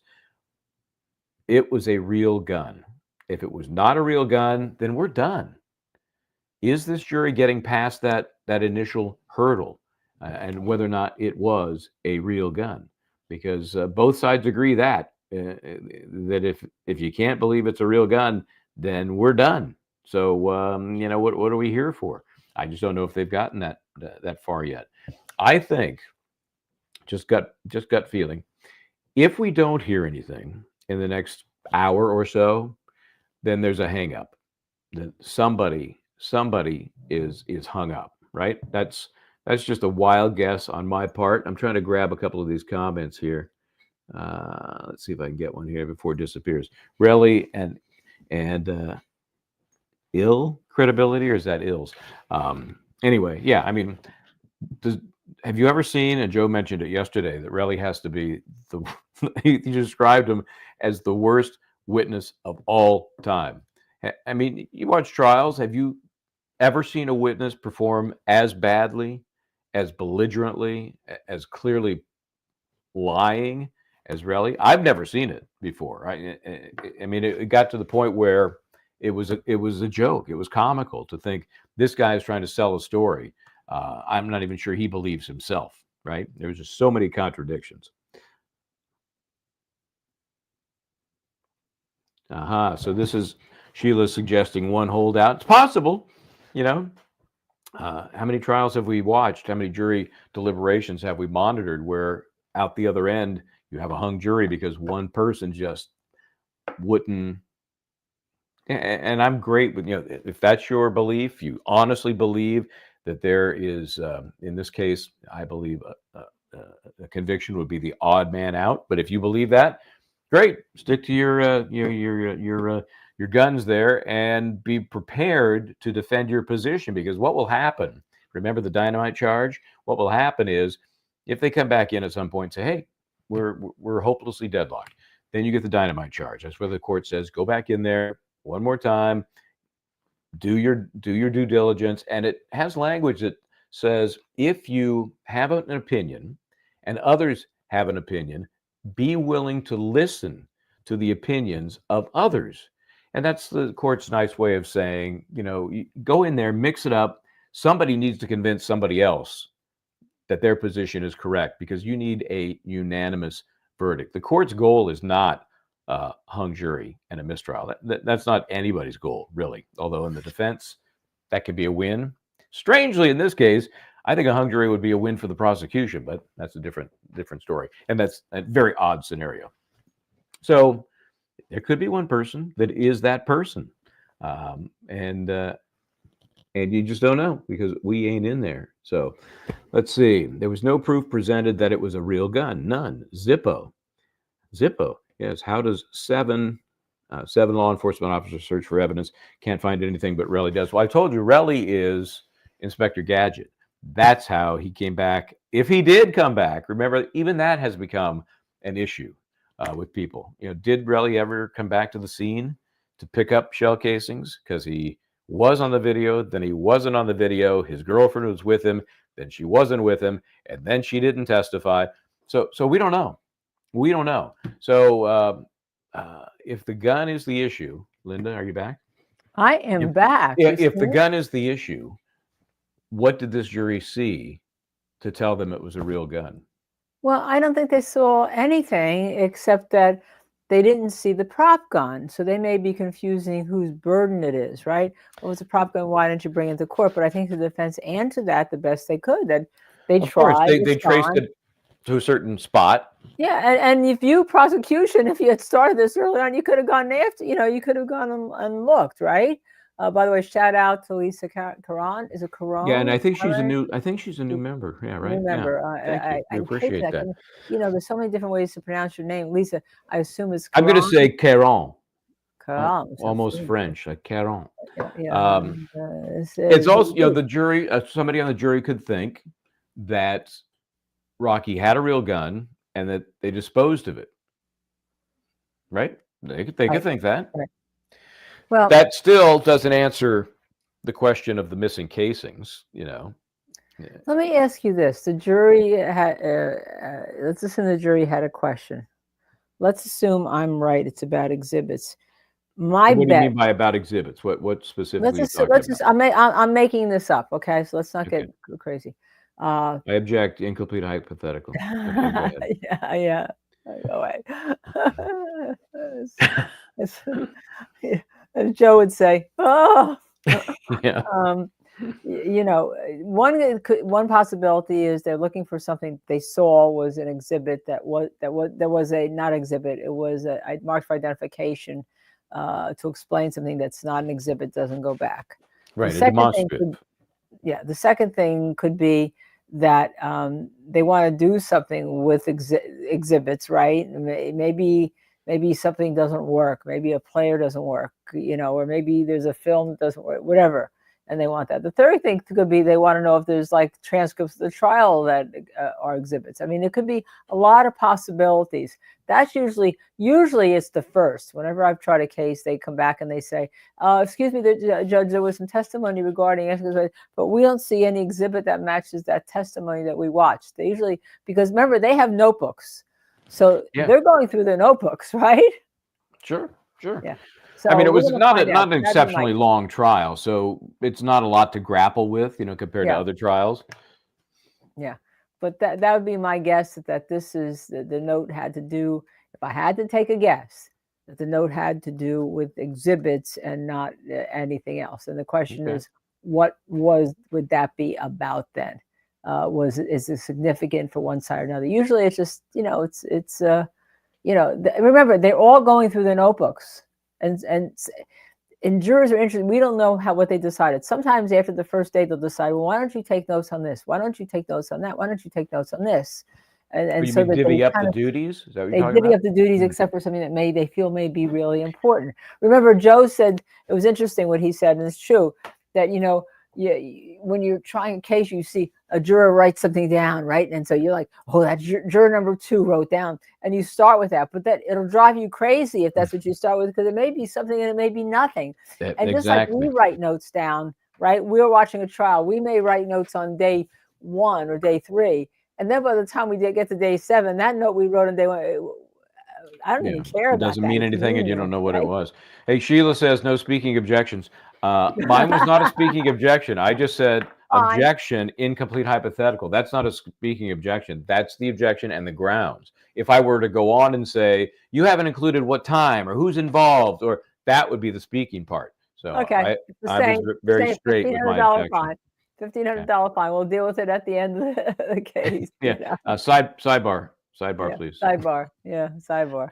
So we'll see. So you know, Okay, here's I don't another know. guesstimate. Where are we coming up now on our Justice Watch? Justice Watch. Well, Judy Jamerson thought it would be at least 4 hours. So we are, again, if they went 3-ish before lunch, Right. and they're still on lunch, you know, we're hearing that they're not going back for another half hour, then they're still at 3 hours. I think they're back. I think I saw someone saying they're back. I saw something saying they aren't back until They aren't back, 1:30 okay. Pacific time. But hey, I'm not there. So if there's some conflicting information, I'll pass it along. Yeah. Yeah. Okay. We'll see. Any word on Mr. Mata? Now, I'm sure he's got his time zones backwards. So instead of adding an hour for where we are, he subtracted an hour. So I have a feeling he is wrapping his thing up now at 4 o'clock our time, 3 o'clock his time, or he's just blowing us off. Well, I guess that's also a possibility. So we have What two do great Hebrews questions. say here? Two Hebrew. Go ahead. The biggest problem is that there's no gun and no evidence at the scene of a shooting. How can you convict without a weapon or evidence that shooting occurred outside other than lying witness? Well, that's why it was so interesting on the redirect of Relli and the question to Detective Flores.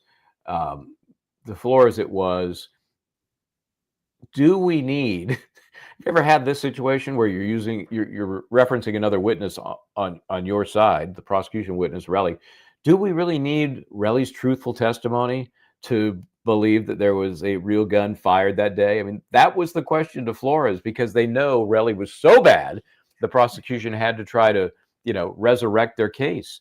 And Flores has no basis of any kind to say, well, no, you don't really need that testimony. No, Because to cross-examine him is, well, okay, well, what are you relying on then? If you set Relli aside, what are you relying on? You got no casings. You got no damage from any projectiles fired from a real gun. You got no gun. What do you got? And the witness who testified, who was there, said it was a prop gun. Yeah. Right. The witness says other than Relli, yes, and everybody knew it was a prop gun. Do you plan to interview the jurors? That's an interesting question. First of all, any juror can ask to be interviewed and all, and some jurors do. They've got like speed dial, after they finish a case. It depends on what the judge does, right? You can't try to interfere with the jury verdict. Someone talk to you. If they call you, we would love to interview a juror. Of course, absolutely. Yeah. So much insight. You learn so much.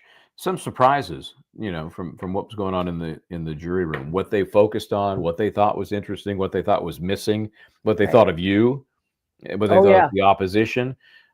It's fascinating. And in California, they will allow any juror who wants to meet with any of the teams, prosecution, defense, to meet. And you can go and you can hear what they say about you. But you'd be shocked sometimes what they say when you're right at their face. It can be brutal. I don't like that. And you're like, oh, gosh. Talk about a focus group. Holy cow. And of course, the trial consultants, I assume, will let them, I assume the trial consultants will eventually get in touch with them, or they'll get in touch with the trial consultants. Right. Yeah. They got teams, as you know, that do that. This is that Cresseria? Is that how you'd pronounce that? Cresseria? It was agreed on by both sides that the prop gun and a real gun would both eject casings. Remember that. Right. On that note, why didn't the 7 officers find casings from the alleged prop gun? Either way, casings are missing. Conveniently found, but more likely missing. We know that the casings found didn't work in the prop gun that's also no longer there. So it didn't work on the 43 Magnum magazine. That was Wally's. That was Wally. That was not Wally. That was Lou Levens. Oh, Lou Levens. Yeah. That was Lou Evans. And Lou Evans said there was a question to him about casings that come out of prop gun. He said, well, they're kind of wadded paper and stuff, so they're not quite the same, indicating that the officers were looking for real casings. They weren't looking for prop gun casings, which are different. They were looking for real stuff. Right. So I think that's. But even though do you think if they found even prop casings, they go, just prop casing, throw it away? No, they would collect it. They wouldn't have picked it up. They wouldn't even looked at it because it's a prop casing. No, I don't think so. I think if they found any casing of any weapon fired, they would collect it. They're not just going to kick it into the grass. They're going to collect it. It's just interesting. Did we have planned to interview the jurors? We answered that yes. We would love to interview the jurors. If you're, we obviously right now the jurors aren't watching this, but if you are a family member of a juror, you are a loved one of a juror, you are a working business person who works with the jurors, right? Absolutely. Please give them our name, give them our number. Tell them Joe Tacopina chose us as the first interview. Why? Because we were fair during the trial because we want a justice served. Patrick Taylor, thank you, Patrick, again, waiting for the jury. I love this question. Yeah. It's PTSD inducing. Do you as lawyers feel, the worst thing in the world? It just takes you back to any verdict you've been waiting on. And I always talk about the 8 seconds, that 8 seconds for me, from the moment you sit down after your closing, and it's like, I'm done. But only 8 seconds, because after that, I start second guessing what I did, what I should have done, what might happen, what was important to the jury, how did I screw that up? So this time right now is the most helpless feeling ever. And then there's another helpless feeling time, and that is after the verdict, before the verdict, when when you're sitting there, you're waiting, and you have to wait. And they say, either stand up or the judge reads it or however, which every state is different. And you have to wait for that verdict. And then you kind of close your eyes, your sort of, your ears. You don't want to show emotion either way, really. Either way, you've got a client sitting next to you. And I think that is, to me, that's actually the worst part is that just that brief period of time when the jury is walking in. Sometimes they walk past you, right? And you, oh gosh. And there's that, that theory that if they look at your client, assuming it doesn't matter, civil case otherwise, if they look at your client, then they ruled in their favor somehow, whether it be acquittal or guilt or liability or no liability. I don't know that really is true. I've never seen it 100% pan out. You got some people that look, some people that don't, I don't know your experience if you've seen a jury that had that tell, to get to your poker references.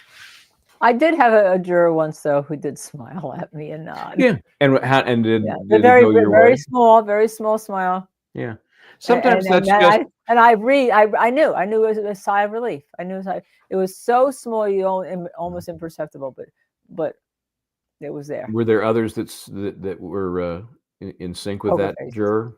No. They were all, yes. I don't think she would have smiled and I don't think she would have smiled and give me just that little tiny nod. It's really interesting with jury thing. If you control the courtroom, you can kind of tell the jurors like you. When you stand up, they stand up. You sit down, they sit down. And it's like the weirdest cocktail party ever. You're there. And you don't really know these people, but you've now spent some time with them, and there's this unspoken communication, very nonverbal, right? It better be. But you get a sense of who you connect with and who you don't. And we talked for a minute about that with Joe yesterday, because I was curious if he was feeling the vibe from jurors. He mentioned, I think, at least one that he really felt like they were nodding along. Doesn't get better than that. It's not like you're going to get an applause, but if somebody is kind of nodding along, making a little eye contact, that's good stuff. Oh, I did have a federal court case, and I can still see the juror though, and it was one that I wasn't sure about picking because I didn't think that the sociology went with my client, but he was on the jury, and literally he was when I was closing, he was in the back and like this. You almost feel like somehow sleeping, and I said, the person out. I knew. It turns out he was one of the strongest people for me. He just made up his mind. So he He was made up like, his I don't mind. need He to hear any didn't- more. Let's get this over with. Let's get this over with. He Yeah, made up his see? mind, and then he gave me a big smile at the end. Like a huge smile. He never Yeah. showed any emotion during So the trial. funny. Just a big smile. That's it, and all. So, Khadijah. I'm late, but I feel good about the time so far. It shows they're back. They're discussing. Hopefully, it works towards not guilty or hung. I mean, we talk about whether or not we're in an echo chamber here because the vast majority of people seem to be pro Rocky Right. and looking and hoping for acquittal. I don't know if that's the broad base of everybody that's out there. I don't know. right. I've seen reports from other people say, "No, Daddy's going to get convicted." I mean, Yeah, like of course he is. Of course he's going to be convicted. Of course, he got convicted. So I don't know. People are coming here because they feel that we are pro Rocky. We always say that we're biased in the favor of justice being served. That the prosecution has to prove a case beyond reasonable doubt, no matter who you are. Remember, we all started with the YSL case, right?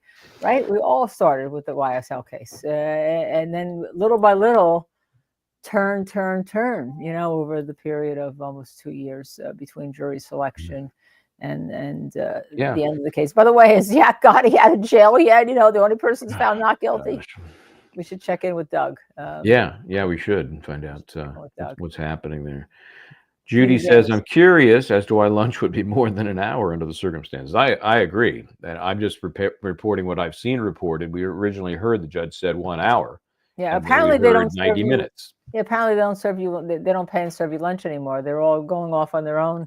Oh, that's supposed to be the one perk of deliberations. You get a Yeah, meal. They so changed apparently that? not. Apparently, Wow, LA all County's these budget struggling. cuts and everything. Yeah, that's not the way it used to be when you had a deliberating. No. On a case, but that may be only on a homicide case that they do that. Maybe on a non-homicide, non-murder case, they don't. Okay. What do you? Okay. Well, look who's here. Should we bring him on? Well, let's bring him time? on, and let me just ask this one question first, because she's been waiting. Through Hebrew, what do you think is the strongest evidence for the prosecution, Michael? Gosh, the strongest evidence. The video that shows that, in fact, a gun of some sort was fired twice. To me, that's as good as it gets for the prosecution. There you go. Okay, so it's now. I think you're right. It's now 4 o'clock. I told you. I know the Bob Motta clock. 3 o'clock. It's not on the normal clock. Bob's time. It's a different clock. Bob Motta. There he is. So let's go. My timing is impeccable always. Defense diaries. We've been saying that you had the clocks reversed. You know what? Like, here was the problem I had. I was going on with Tony Bruschi. I do a weekly thing with him, and he had me at 1 o'clock. I then had an interview that I had set up unwittingly, thinking it was at 2, which is what and I forgot about that one, Michael. But that had actually started at 1 as well. And that was with Lauren, like my partner on the Murder on Songbook Road podcast. But we were having Jason Flom on, who's kind of a big deal. And so I was like, board member of the Innocence Project. Exactly. So I was 8 minutes late for that. And I was like, oh my God. so my apologies. No worries. And can I just say to you that we have somebody who was wrongfully convicted, took 8 years. And this is Patrick Taylor. Patrick Taylor. Hey, what's up, Patrick? To send us his information. His information about his wrongful conviction and reversal. I think it was 8 years. He said, right? Yeah, wow. A big supporter of Justice Served TV, because we're for justice and we're for the prosecution. So we have that. And so Patrick, let us know who helped you, who got you out, and you have 3 defense attorneys. Bob Motta, defense diaries. You can't get more defense attorney-ish. But for justice, I mean, Bob, just like all of us, if he sees somebody guilty, he calls it. I've had him always. Yeah, it's like, we're in that weird place where people like to kind of pigeonhole us as defense attorneys, so we think everybody's innocent, which is absurd. I mean, we know in our profession that and I think people forget that a majority of what we do is work on plea agreements, because typically they have it right. Typically, most cases aren't the murders that we're covering. When you're in the practice of law, you get all those lower felonies make up the bulk of your practice, because frankly, maybe 1% actually goes to trial. So, the things that we cover are the things that have made it all the way to trial. And that can be for various reasons. It can be that there's actual issues, as in this case. It can be that the defendant has nothing to lose because what the state has offered is the max. So they're like, well, we'll go and we'll see if the state screws up, and, we'll take it to trial.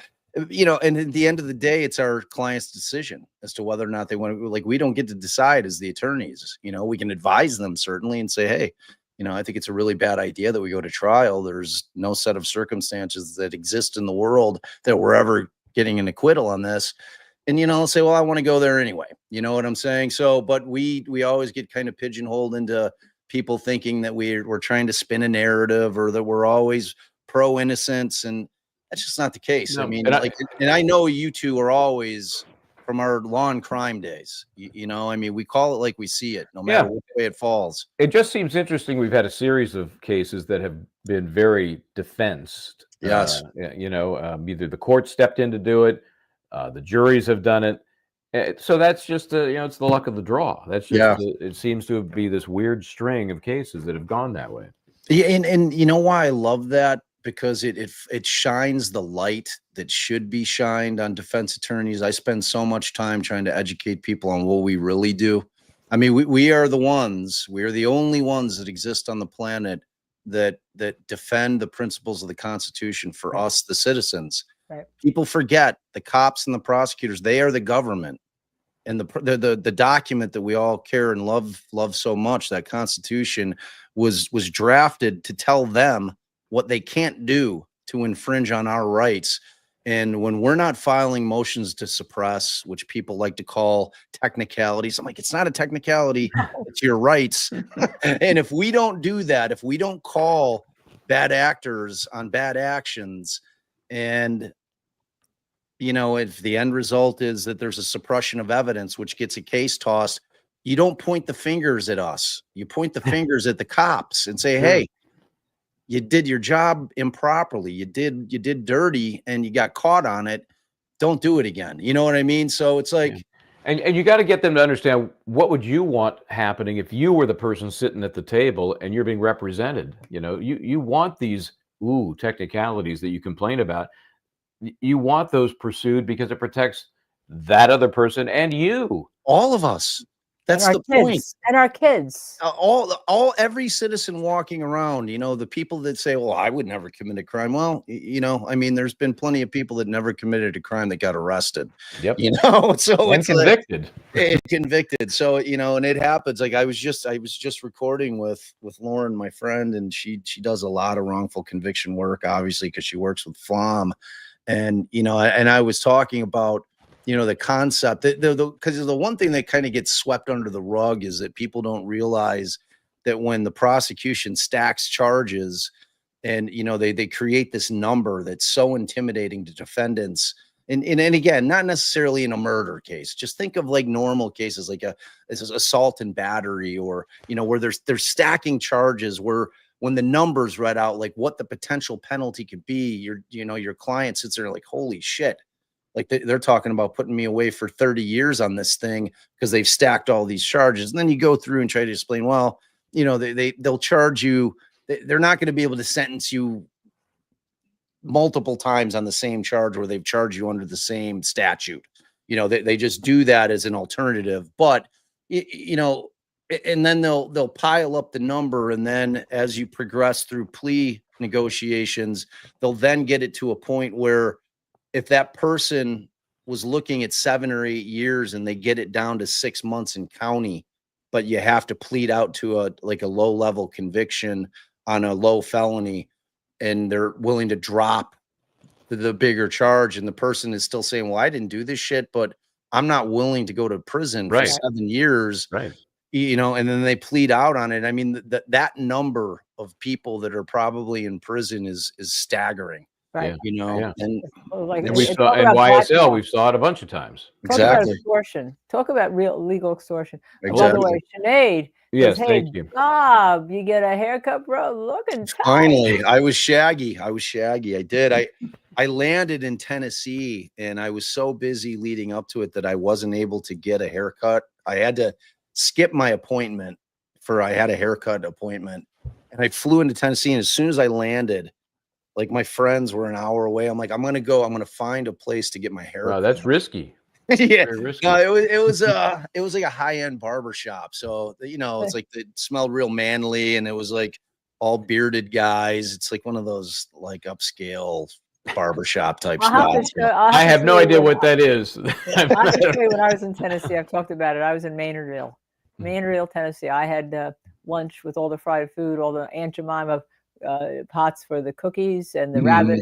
And I was on a wrongful conviction case. That was an interesting experience. And not a lot of Chanel there. Not a lot of Chanel. It's very country. Well, come on, you blend. I blended. Come on. Oh yeah. She's laughing. Someone said that Yak Gotti has a hearing on February 26th. On the 26th, yeah. Yeah. So it'll be almost 3 months. I mean, he was found not guilty, right? Not guilty of all the charges, and he's probably doing more time than some of the other people.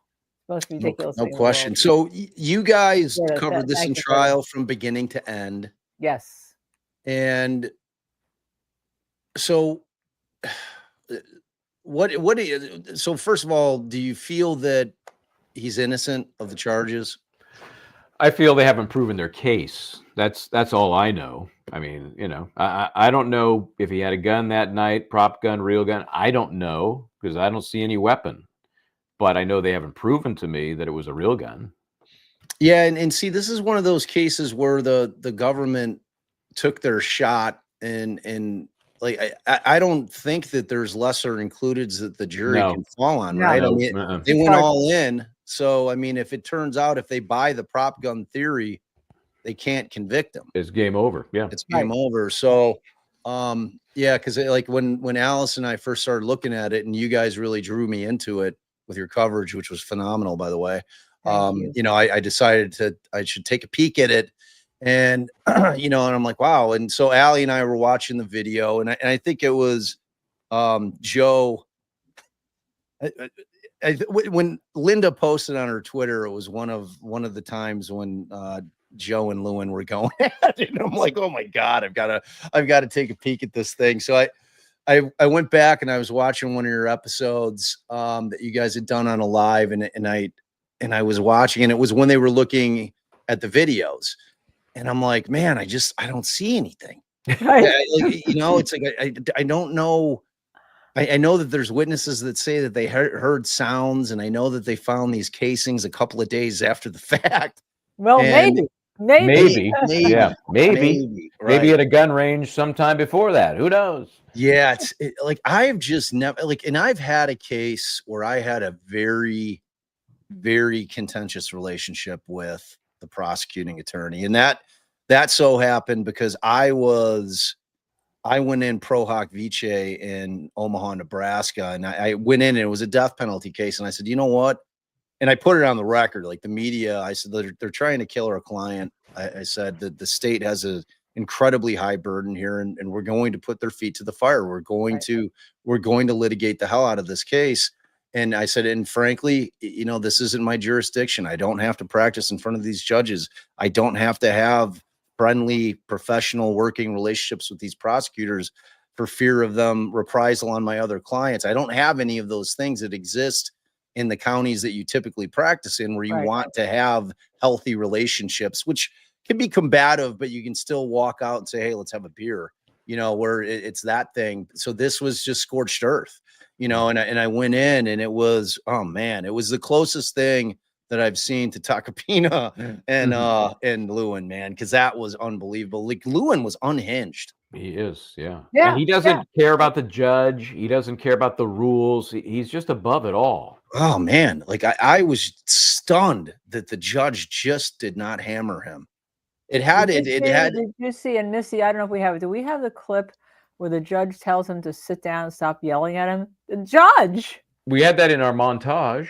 We had that in our montage. How long was our montage? We should play that. About a minute and a half. Let's play it. Let me see if I can. Let me see. I will see if I can find that for you here. Hold on. Stand by. Okay. Uh-oh, I got rid of somebody. Sorry. Sorry. Got rid of you. Sorry. Hopefully, these discussions that we're going to have are going to be helpful in trying to arrive at a decision in this case, where you don't compromise, where you don't do violence to your conscience. when you do the right thing. But saying liar, liar, pants on fire is not impeachment. Kobe and Lululemon established these incontrovertible facts. They're not controversial. They're not contested. That Rocky was known to carry a problem by his friends. They didn't controvert that at all. So after he walked away, I decided to follow him. I don't follow, berating him as I'm following him. Almost begging him to shoot me. That's the improper argument. It misstates the evidence in the case. Oh, it does not? I can't say that they want to win at all costs. That's not. I can't say that. I don't think that's an improper argument. You could have called his girlfriend, Miss Parker, to back up his claim. Yes. She's probably busy doing what she does. Which in the end proved only that the shell casings possibly, there's that word again, possibly came from an aftermarket slide for a firearm training that could possibly have been compatible with the Glock 43. Lower your voice and don't yell at me. I told you before. I'll listen to what you say. Speak in a normal tone of voice. It's in Connor. It's improper argument. And the problem is I don't agree with you. I think using the word, quote, extortion to describe the conduct is not improper. I think it's fair comment on the evidence. You, in your rebuttal argument, you can say it wasn't extortion. You can address it. Your Honor, the bigger issue, as I said, Love it. All right, yeah, the gloves are off, and so is the jacket. So, how? Let me ask you jury's guys still, by the way, this. not back from lunch. They got How 7 many? What time did they go in? 9:30. They started at 9:30. They did 2.5 hours, and then lunch, and now they're supposed to be back in about 10. Yeah, about 4:30 our time. So, Have you guys? In terms of the outbursts, how many happened in front of the jury? Oh my gosh! Oh, yeah. I can't even keep track. More than a dozen for sure. Yeah. And the objections to his closing argument, the judge said 17. All right, which is what I predicted. Yeah, I think he was a little light on that. I think he was light. He counted 33 in front of the jury. I think he dozed off a little bit. Story. He said that he went out because he made it a point not to object during his closing. And he went out. He had to go to the bathroom. You know, as we all do. Before you start, you want to go. And he came back, and one of his team had objected. He said, "Why did you say?" I can't remember his name. Well, that explained it, because when we heard an objection from the defense, it wasn't on camera, and these mics, they're just brutal in this trial. And so I thought that was Joe, because it was the defense objection, and it was sustained, I believe. Anyway, we learned that Joe was out in the bathroom, and this younger attorney was champing at the bit, to get in there, And so he objected.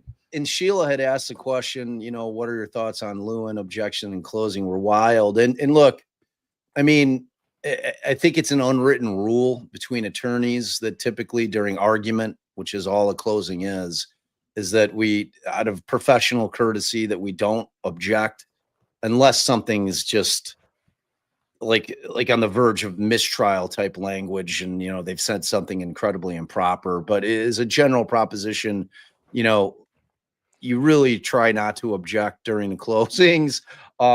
17 or 33, whatever the number is, like, you have to wonder, if you're Lewin, how that impacts the jurors. I don't think he processes that way. I just don't think, because it's common sense, and I have seen very little common sense from this guy. And he most just doesn't seem to factor it. Right, well, yeah. Michael? Most were overruled. Yeah.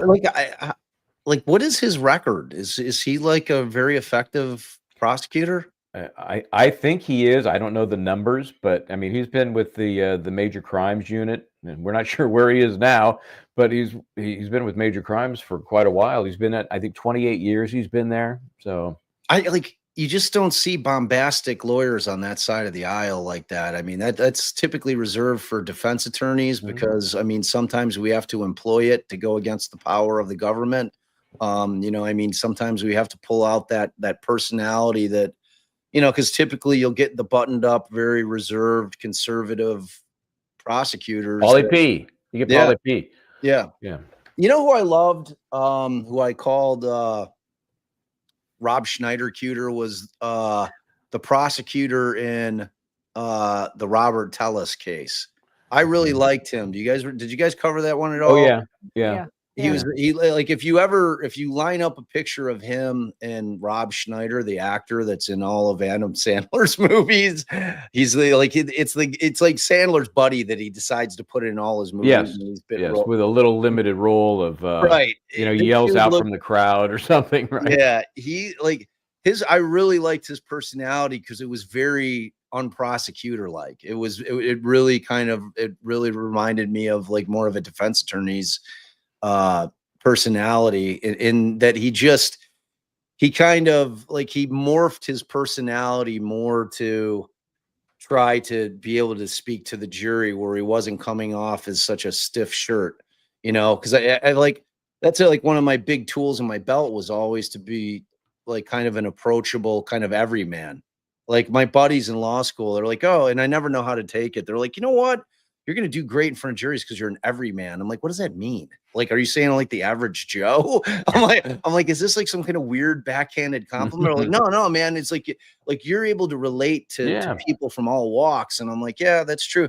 I credit that to where I grew up. I grew up in this suburb called Oak Park, which is right outside of Chicago, which was an amazing place to grow up. But it really did like prepare me for life to be able to, like when Linda was talking about like how she was absolutely a fish out of water down in Tennessee, like me, wherever I go, I blend in, man. Like I can go to you're like a Linda chameleon. reminds me like my friend Lauren, who is an East Coast gal and who is very well dressed and carries very expensive handbags and has her hair did like Linda, always looks fabulous. And we're down in Marion, Illinois. And I'm like, wow, I'm like Lauren, and I wore like I had my hat on, had my beard like grew out, I fit right in, and I was like, I wasn't wearing a suit or anything like that because we were out doing boots on the ground. We were going to be trying to knock on doors and it's a wrongful conviction case. And I'm like, man, Lauren, you are going to stick out like a sword. I'm like, you look East Coast all day, and she's like, what? She's like, I'm like, yeah. I'm like, I took a picture of her. I'm like, look at you. Michael and I once were working on a team that we were doing a high profile exhumation on a cold case. All right.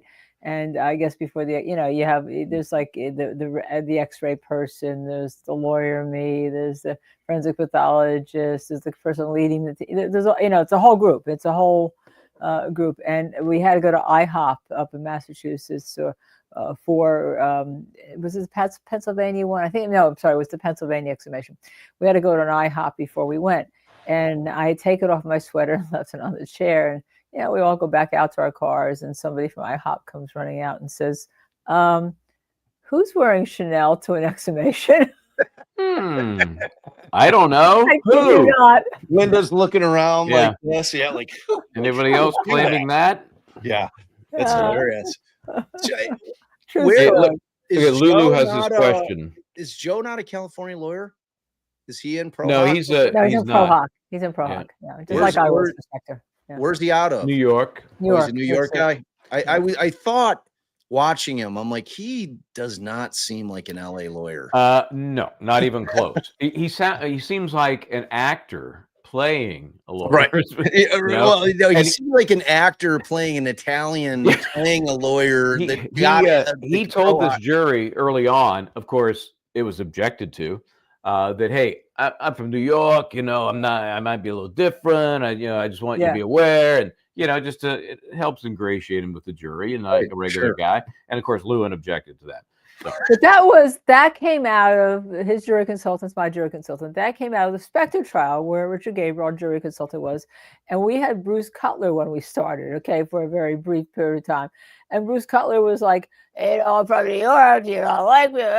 And the guy, no problem. By the time Cutler finished, the guy said, he didn't say fucking, but he was like, I haven't hate you from New York. And like he took a witness, he took a juror that was good. I love that. So that's where that came from it does. Ask if you have anything, Yeah. I gave a similar It's a family show, so I take the effing back, Missy. Okay, yeah, we'll fix that. Naughty. I like when we were in Omaha, they had painted us as for 3 years leading into the trial as the big city Chicago lawyers, so I felt it was incumbent upon me to mention the fact. I'm like, look, we are from the Chicagoland area, you know, Right. so I might sound a little different, but I mean, don't hold that against my client. And listen to my words, not how I say them. I mean, that's really what matters most. So Justice Watch, 2 hours, 30 minutes. Yeah, on Justice the Watch. jury So they're deliberation. back at it like now. We're They're calling basically it back the, at it. we're gonna get merch, man. We're gonna get a Justice Watch merch. Did you Justice guys Watch do Watch. like what's the over under on the how long you think the deliberations will go? Did you do a poll? We did not. We didn't do that. Yeah. No, we didn't do an What? over under. No, We did the objections, and both times I hit we it did a on lot the of head. that. Yeah. I said 12, 13, whatever. I got blew past that like nothing. Yeah. Missy, create a poll. What are you doing? Create a poll right now, Missy. So what are you at? You're under We're 2.5 now. We're 2.5. So what do you guys think? I'm gonna say 4.5. That's a couple more hours. Couple more hours. What do you think, Linda? Yeah, same thing. I'd say 4. So they'll come in with the verdict. Hour and a half. That they're gonna Not report it because they're waiting 90 minutes once they have a verdict. So that not that part of the time, just when they announced they've got one. Everybody's from California. There's no victim coming in, but we're gonna wait 90 minutes. Well, they have to make sure Rihanna can get there. Right? I don't think that it wasn't asked for by the defense. It was asked for Lewin by asked for Lewin. that. The court said 60, and Lewin said, "I need 90." What? Because I'm on the 14th floor. I think the defense is something like 30 minutes to be fine. That'd be plenty. So let's read this Lulu question here. Do you think Judge and Lewin are friends? Lewin and they have known each other 30 years, and Lewin mentioned this in court as he was making his point about his ethics. And so I don't think they're friends. I don't see them hanging out. Not the way that they're going at one another in court. Certainly they know one another, professional acquaintances. No, I don't see these guys having a beer at any time soon. No. I think the bigger question is how many cases has Lewin tried in front of the judge? Yeah. That's that situation where, the judge probably had a higher tolerance to his shenanigans because of the fact that he's tried a bunch of cases. Yeah, that could and be. He knows his thing because it's like in our county, like. But Bob, he started giving them fines. He started with Lewin. He said, "I'm going to fine you for." He said, "I've never done this before." Oh, I like it. Yeah, but under 1074 in California, a judge can fine an attorney up to $1,500 per incident. Ooh.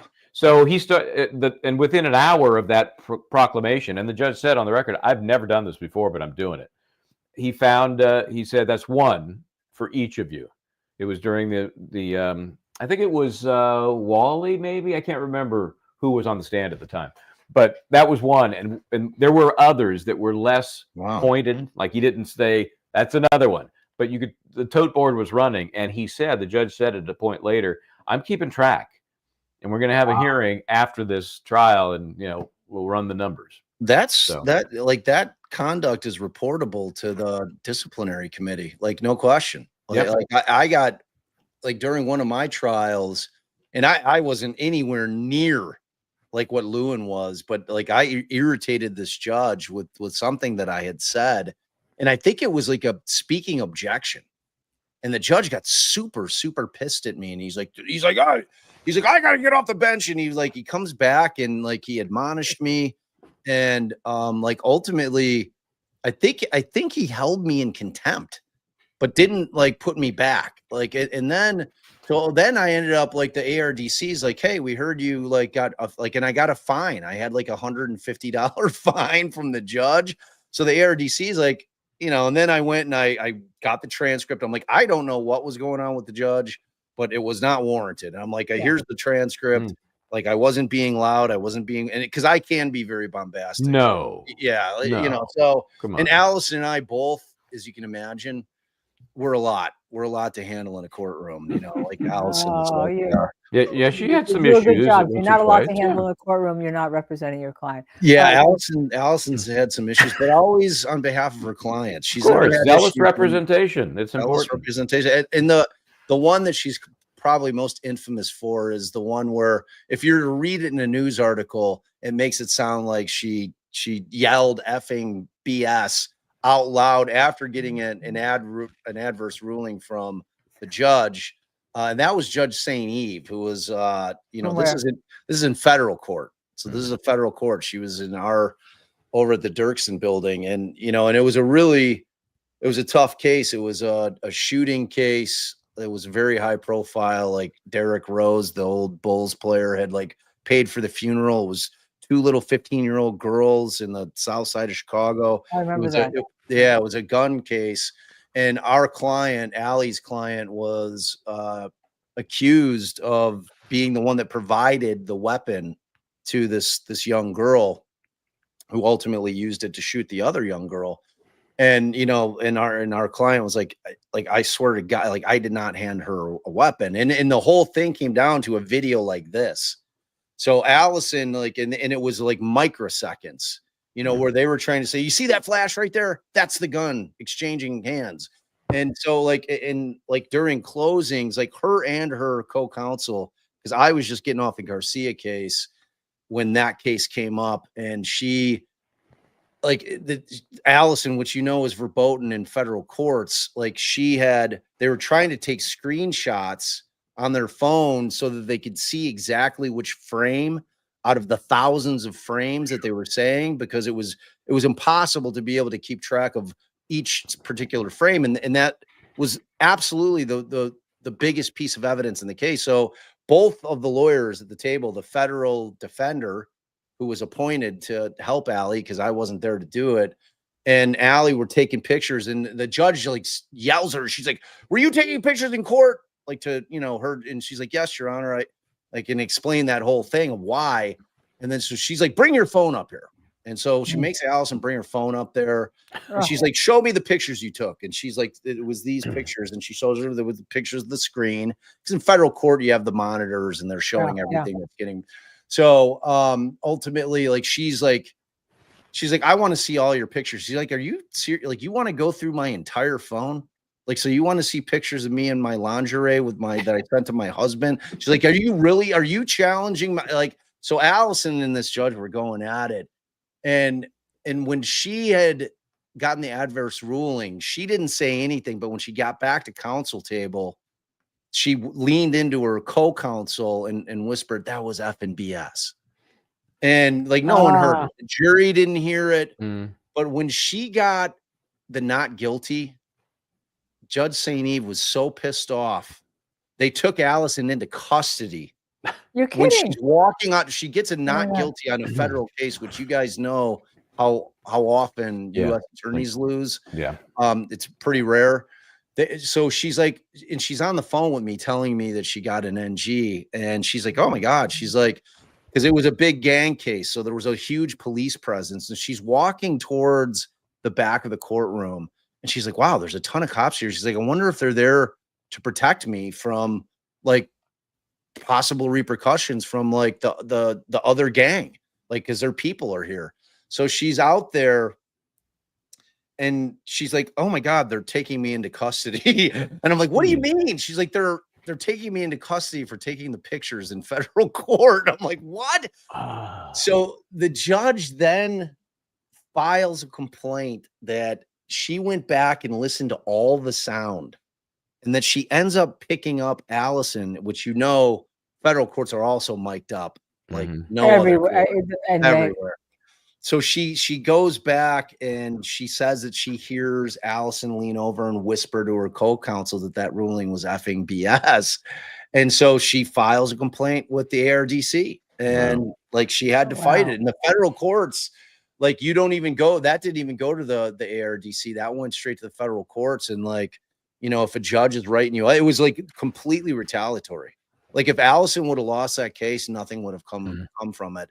And then the way it was portrayed in the press, it was like that she was screaming profanities in the middle of the courtroom. I'm like, all I know is your client loved you. You won the case. So it was like, you know, how many times have we come back at the bench and said, "Oh, what a bullshit ruling"? I know.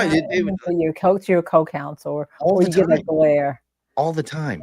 Yeah. All the time. So yeah, that was it. And the other one she got the thing on was for Garcia. But again, it was a death penalty case. So it's like, well, speaking about death penalty cases, Patrick Taylor, who has just been, he's been a big financial supporter of this network.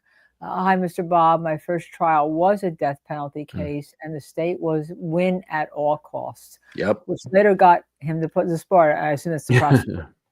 My question to Bob, do you feel prosecutors have lost sight of the goal of justice? Yes, unequivocally. Like I talk about this all the time. I mean, there is an inherent conflict when you're dealing with an elected official, which if you're talking about the lead prosecutor, and I happen to think probably if I were to hazard a guess, Patrick, that that's who handled your case in terms of the prosecution was the elected prosecutor as opposed to an assistant DA or assistant state's attorney, which, you know, when it's the big cases, it's always the guys that were elected. You know, that premise that they run on conviction rate is absolutely flies in the face of the search for truth, because they're running on, oh, I've got a 99% conviction rate, means I convict everybody that we arrest. That does not allow for the truth to make its way into the courts of law. So, I mean, convictions and truth, you know, justice and truth are certainly not always the same thing. And when you're talking about prosecutors, they, like I was just telling Lauren, and I want to ask either of you two, aside from Barry Morphew, can you think of any, well, name some prosecutors and or law enforcement post-arrest pre-trial that have walked back somebody that they've charged because they've decided that it was a bad or a weak case? Can you think of any? Not in the recent. Not in my memory. Usually after somebody's been exonerated or like, you know, you have the prosecutor in Robbie Robertson right now, the Texas case we're discussing, who said, no, he shouldn't have been convicted. I was wrong. Then they don't listen to them. Oh, right. You're wrong. As soon as the prosecutor walks back, they don't listen to them. And the problem I see, Bob, is that it's always a stepping stone when you're an elected prosecutor to the next office, a stepping stone to governor, to senator, to whatever. They want to run for the next office. Okay. And to your point from earlier, Bob, that's why the overcharging takes place, because then by the time they've, you know, wrung out of the person any will to fight and they take a deal, well, there's a conviction, you know, put it on the list. That's it. You know, that's exactly it. And it's like, when you watch like a case like Karen Reed and you realize, like, and if you compare it to what, you know, the case that I've covered very heavily, which is Richard Allen, which is a couple from rural Indiana that had no money. They didn't have the ability to hire Alan Jackson and David Yannetti and get Alisi to come in, and now Bettero's coming in. Like, I mean, like the talk about a dream team type of putting that kind of defense. And then on top of that, having the resources to spend on the experts and the testing that you need done to truly be able to match the power and resources of the government. It doesn't happen. It is not the norm in our society. And it's like, when you look at this dichotomy of like what Richard Allen's case is with, you know, Andrew Baldwin and Brad Rosie, and then Jennifer Auger, who all are fabulous attorneys, but, you know, have their own practices and had very limited resources in terms of hiring experts. This was not an open checkbook. You know, it's like you're going, whenever you have to go to the court and you're asking for county money, it's going to be limited, and you're going to have to really pick your poison in terms of who you want to hire and what you're going to allocate the money towards. And like, when you think about the vast majority of defendants in this country don't have anything even close to that. I mean, public defenders can be absolutely brilliant attorneys. My father was a PD for 15 years. He's one of the finest attorneys I've ever had the pleasure of watching operate in a court of law. I mean, he was, in his heyday, he was breathtaking. Like, his oratory skills were unmatched, and he was a fighter, you know, like he was a defense guy. And, you know, but the problem with defense attorneys is time. It's always time. You know, it's like when you have that kind of a docket and that many clients, you simply do not have the amount of time that you need to dedicate to fight a case to win. I mean, you just don't get not guilties in this country. Like, I mean, they're rare. When I was got it, he's still in jail. I know. I was sitting in the Richard Allen trial, and, you know, they had been stripped away everything in terms of a defense. They were having to rely on reasonable doubt. And I was sitting there with Kathy Allen right next to me, the defendant's wife. And, you know, I was thinking about it, you know, as the jury were waiting for the verdict to get read. And I realized it in that moment in time that when they read guilty, that I was not at all surprised. Like even though in my mind I'm like, wow, there was definitely reasonable doubt in this case. However, you know, I mean, they couldn't really present any evidence to challenge or point the finger. Saudi wasn't available to them, so you know, and when you have two young, beautiful Tell our children viewers that are what killed, Saudi is for people who don't know. oh, some other dude did it. So you know, if you can't point, especially in a child homicide case. Yeah, and is that a special Indiana law, or is that you know, in your experience, is that common where you can't bring up a third party? You know? No, it can absolutely. You could. She ruled that there was no nexus. She found that there was no nexus, despite the fact that these guys seemed to know a lot about the commission of the crime in terms of them mimicking it on Facebook and talking about it, and one of them confessed to doing it, you know, and it was the whole weird Odin thing that people were just like, oh, Odin, you know, and it's like, I kept trying to explain to people in our lives, I'm like, look, this isn't the defense creating this thing out of whole cloth. This is presented to them through discovery from the state. This was all in the state's discovery. And as far as I know, none of these people have been cleared. And the issue in that case, which I think is always the issue, you know, the first thing that I always look at is, do I need to attack the state's timeline? Like, you know, if you don't know when the time of death was, right, and the state has created a timeline that works for their case, you attack the timeline always. You know, and it was weak in that case, as I recall. It was very weak in that case. I mean, the girls weren't discovered until like almost noon the following day, you know, and the state just locked in on a time frame that worked for them, you know, in terms of Richard Allen, by his own admission, being out around that bridge around that time. So, you know, and I kept, you know, and I'm friends with the lawyers, you know, but I would never like presume to tell them, because I wasn't trying the case with them. But on my lives, I know their wives were watching. I'd be like, hey man, I hope they really attack the timeline. They really need to attack the state's timeline here, you know, because once they stripped him of that. But yeah, I mean, it's I don't know. Yeah, it's a frustrating system that we work in. It's the best that there is. Yep, that's what I say. It ain't perfect, but it's better than whatever else is out there. That's for sure. Look at this question from Presaria, because this is an interesting perspective. Do I want Rocky to be acquitted? Yes. Do I believe it was a prop gun? No. So Presaria, do you think that you wanted to be acquitted, and you would go, if you were in that jury room, would you say to the jurors, hey, I'm not sure I believe it's a prop gun, but the state hasn't proven beyond a reasonable doubt it's a real gun? Put your answer in our chat, and Missy will bring it up when you get there. I want to even go one step further, Cresaria.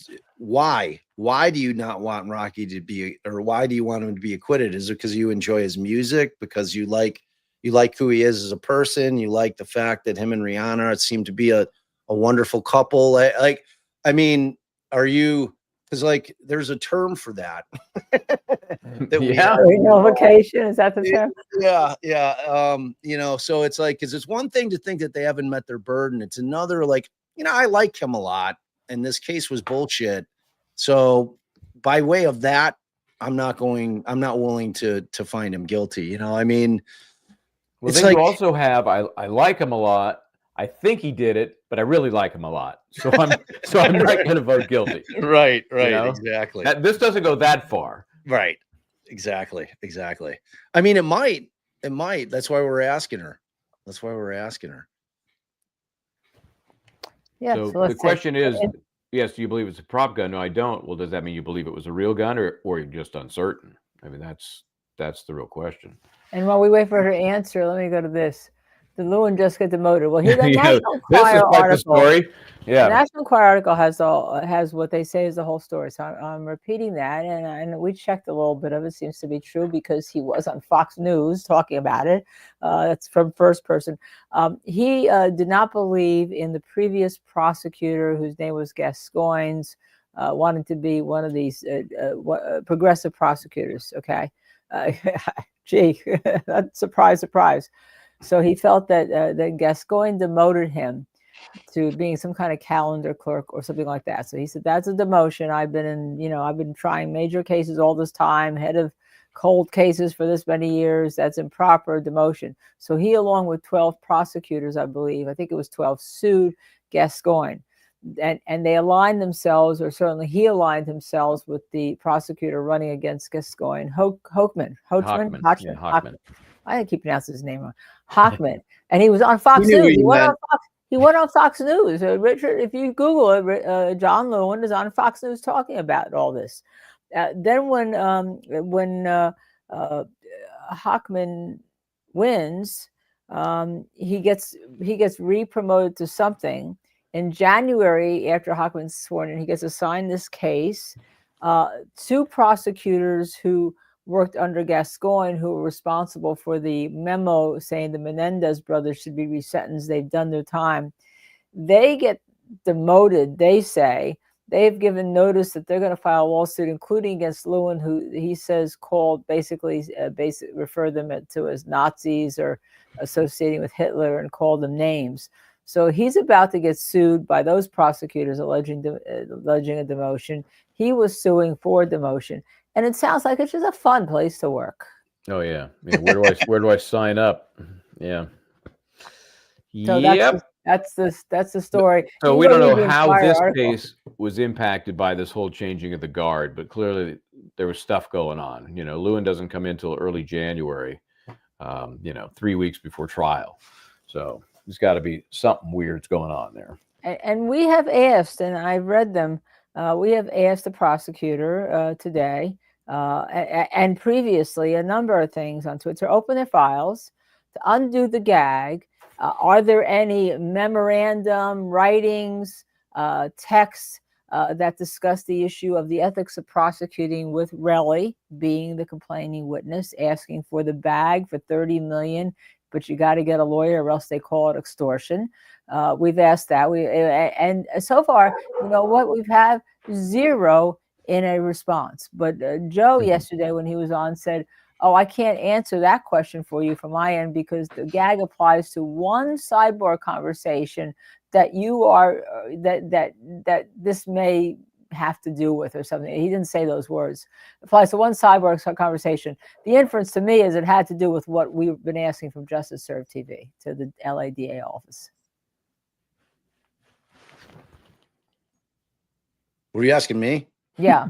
Oh. How do you feel about them opening the file? How do you feel about whether they should be prosecuting that without having an ethics ruling? When you hear, as a prosecutor, former prosecutor, when I hear somebody saying that, you want $30 million, using the word bag, or else it's extortion, you got to get a lawyer. And the prosecutor is saying, it's not legally extortion. And the judge said, wait a second.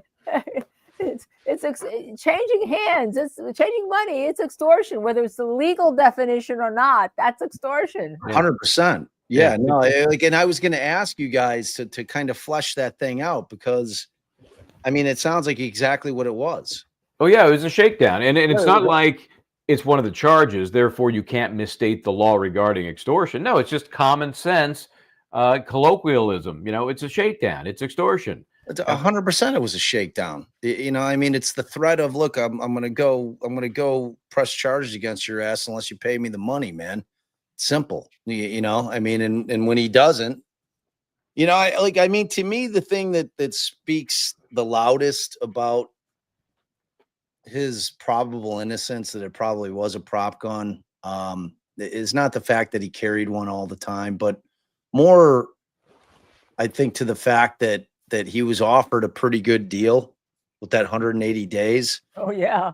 And, he turned it down, that's like, and everybody was saying, well, what's going on? That's crazy. And our first reaction, of course, because we've seen this before, is, well, the case must not be that strong. Right. Well, little did we know when we first reported the whole $30 million shakedown before opening statements, that made perfect sense then. Well, if that's the nature of the interaction between the victim and the defendant, maybe you got to go for it. And then as the case played out, at least from my perspective, it just kept reinforcing this is not what it appears to be. And look at what Leah's dad says, referencing True Hebrew. Forget the knuckles for a second. Where the heck did the bullet go after hitting the knuckles? Did it dissipate? Because there were no bullet marks anywhere. That was another thing that got me, and from the cop's perspective, you got 7 cops out there looking around. They're going to see a chip in the wall, sidewalk with a ding in it, the building behind where this took place.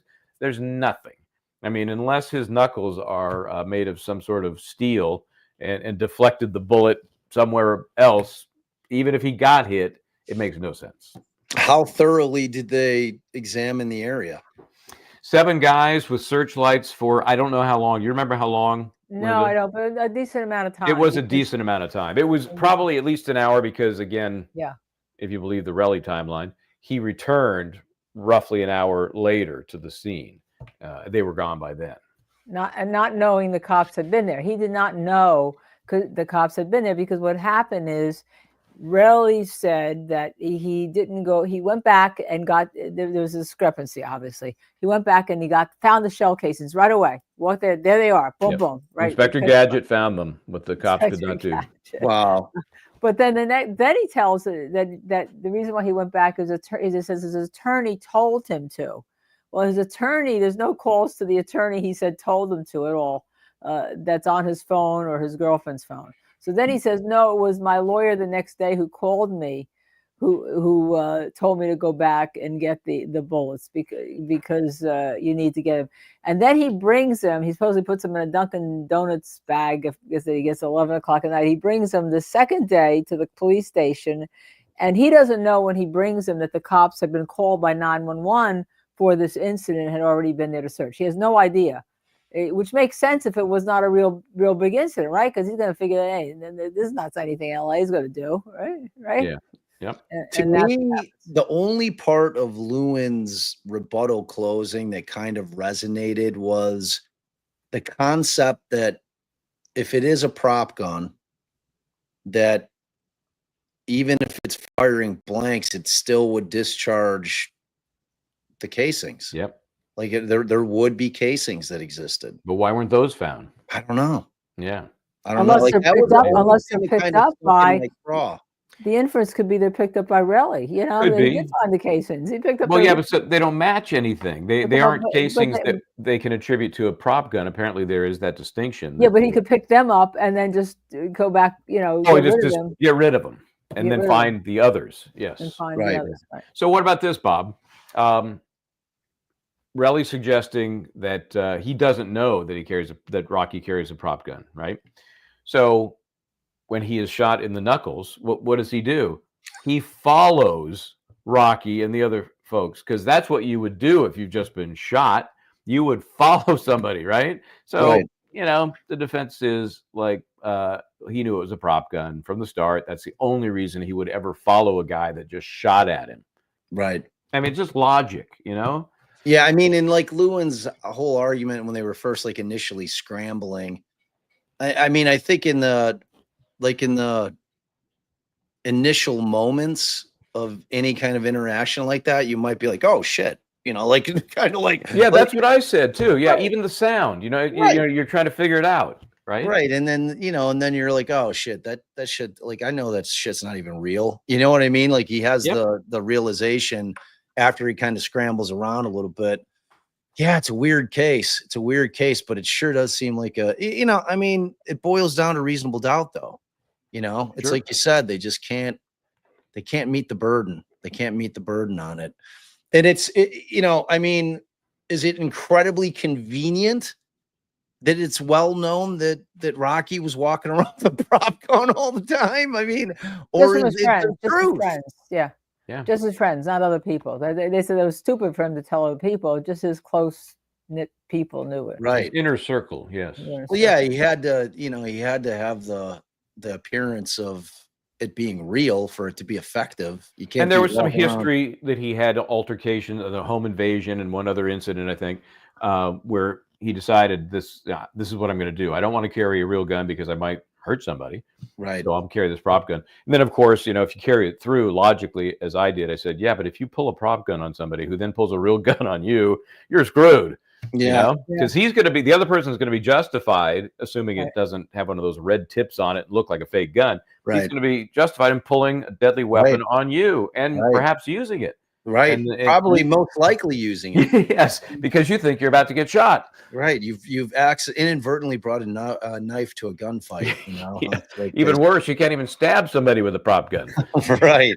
So Ace's Cat, thank you for becoming a YouTube member. I noticed you've been helping out today with the mods and all, and for that we absolutely thank you. There was a question here though I saw for Bob, and I can't find it right now, but it was basically, Bob, do you expect Judge Cannoni, I don't know if you're following the Reed case, to find how to remove Alan Jackson because did you guys see what went down today? We saw the decision. And I saw some of the lead up to it, but what we have not seen is that pivotal moment that she kind of learned whatever she learned. What happened? Well, so, you know, I've been following Reed pretty heavily. It had reached the point where Brennan, Special Prosecutor Hank Brennan, was arguing his motion to either bar the testimony or bar the witnesses altogether. And we're talking about the two ARCA witnesses, Rensselaer and Wolf, the two guys who were independently hired by the feds, by the DOJ, to investigate initially the Sandra Birchmore case. But then because of the bleed over with the cops in Canton, you know, that had worked both of those crimes or both of those cases, they started taking a look at Reed when they read Jackson and Yanetti's motion to dismiss when they came out. So, you know, like, hold on just a second here. We posted this, so I'll mention it. Someone says there's the verdict's in. Let's go. We're working. We don't know. We're working on confirming. Where did you get that, Alabama? Is that your verdict dance? That's my verdict dance. For as long as I've been doing live, I've never had anybody. Where did you get that? No one ever comes with bullshit like that. I've never had people come with so like we'll see if that's legit or not. It could be a question.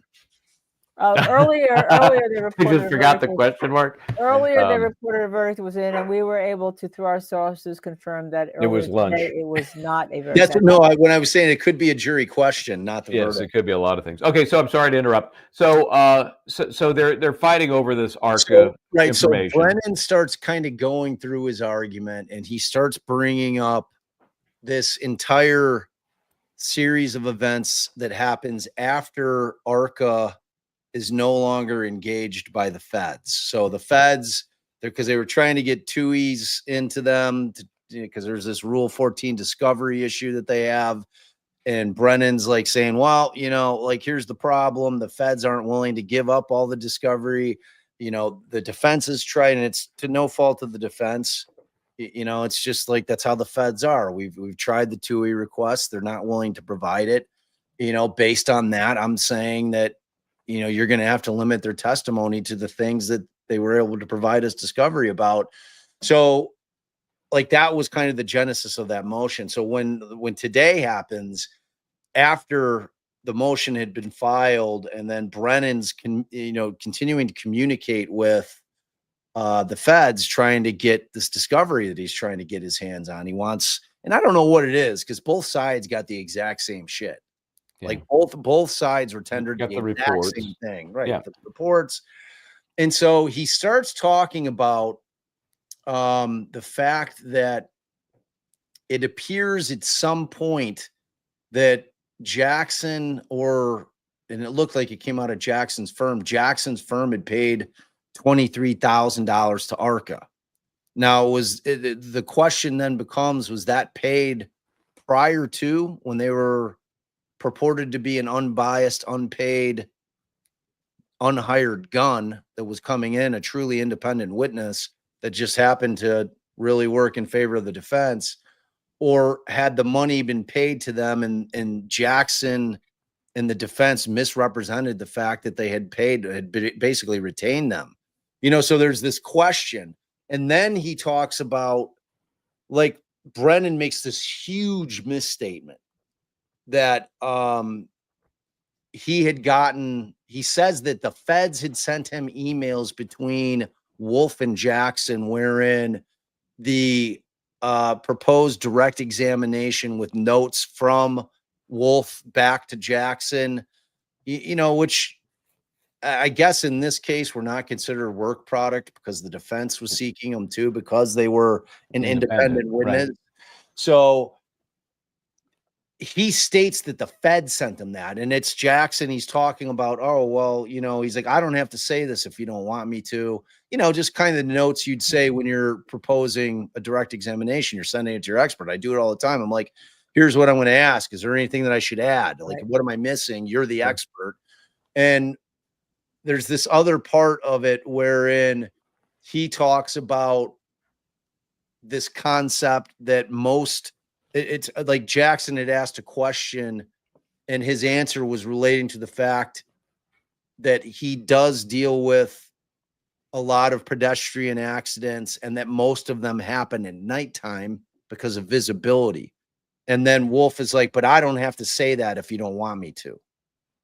And so Brennan has taken like huge exception to the fact that that wasn't tendered to the Commonwealth in the first trial prior to. So like you're having to kind of read through the tea leaves.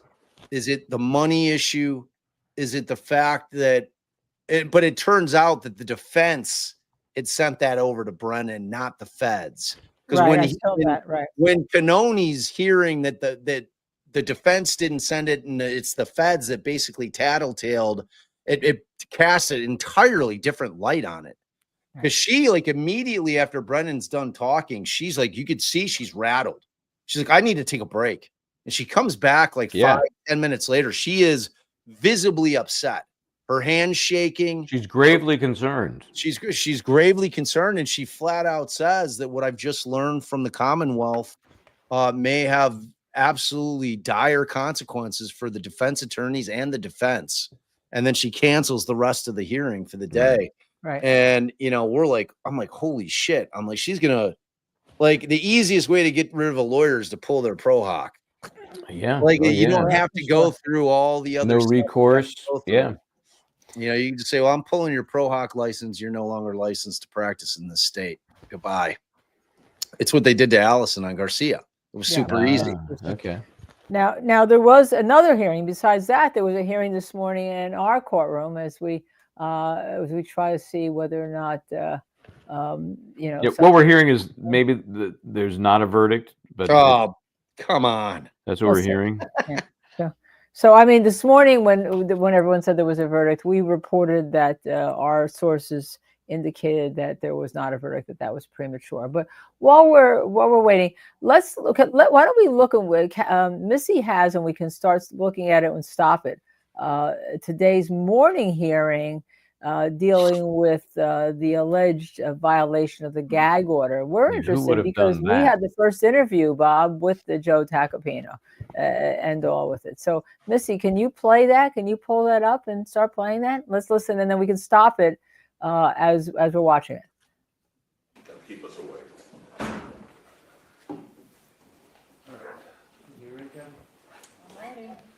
All right, we'll go on the record in Mr. Mayers' case. He is not present. Mr. Tacopina, do you waive your client's presence for purposes? Yes. All right, two issues that we're going to deal with. One is the allegation that Mr. Tacopina violated the gag order. The other is the defense position that Mr. Lewin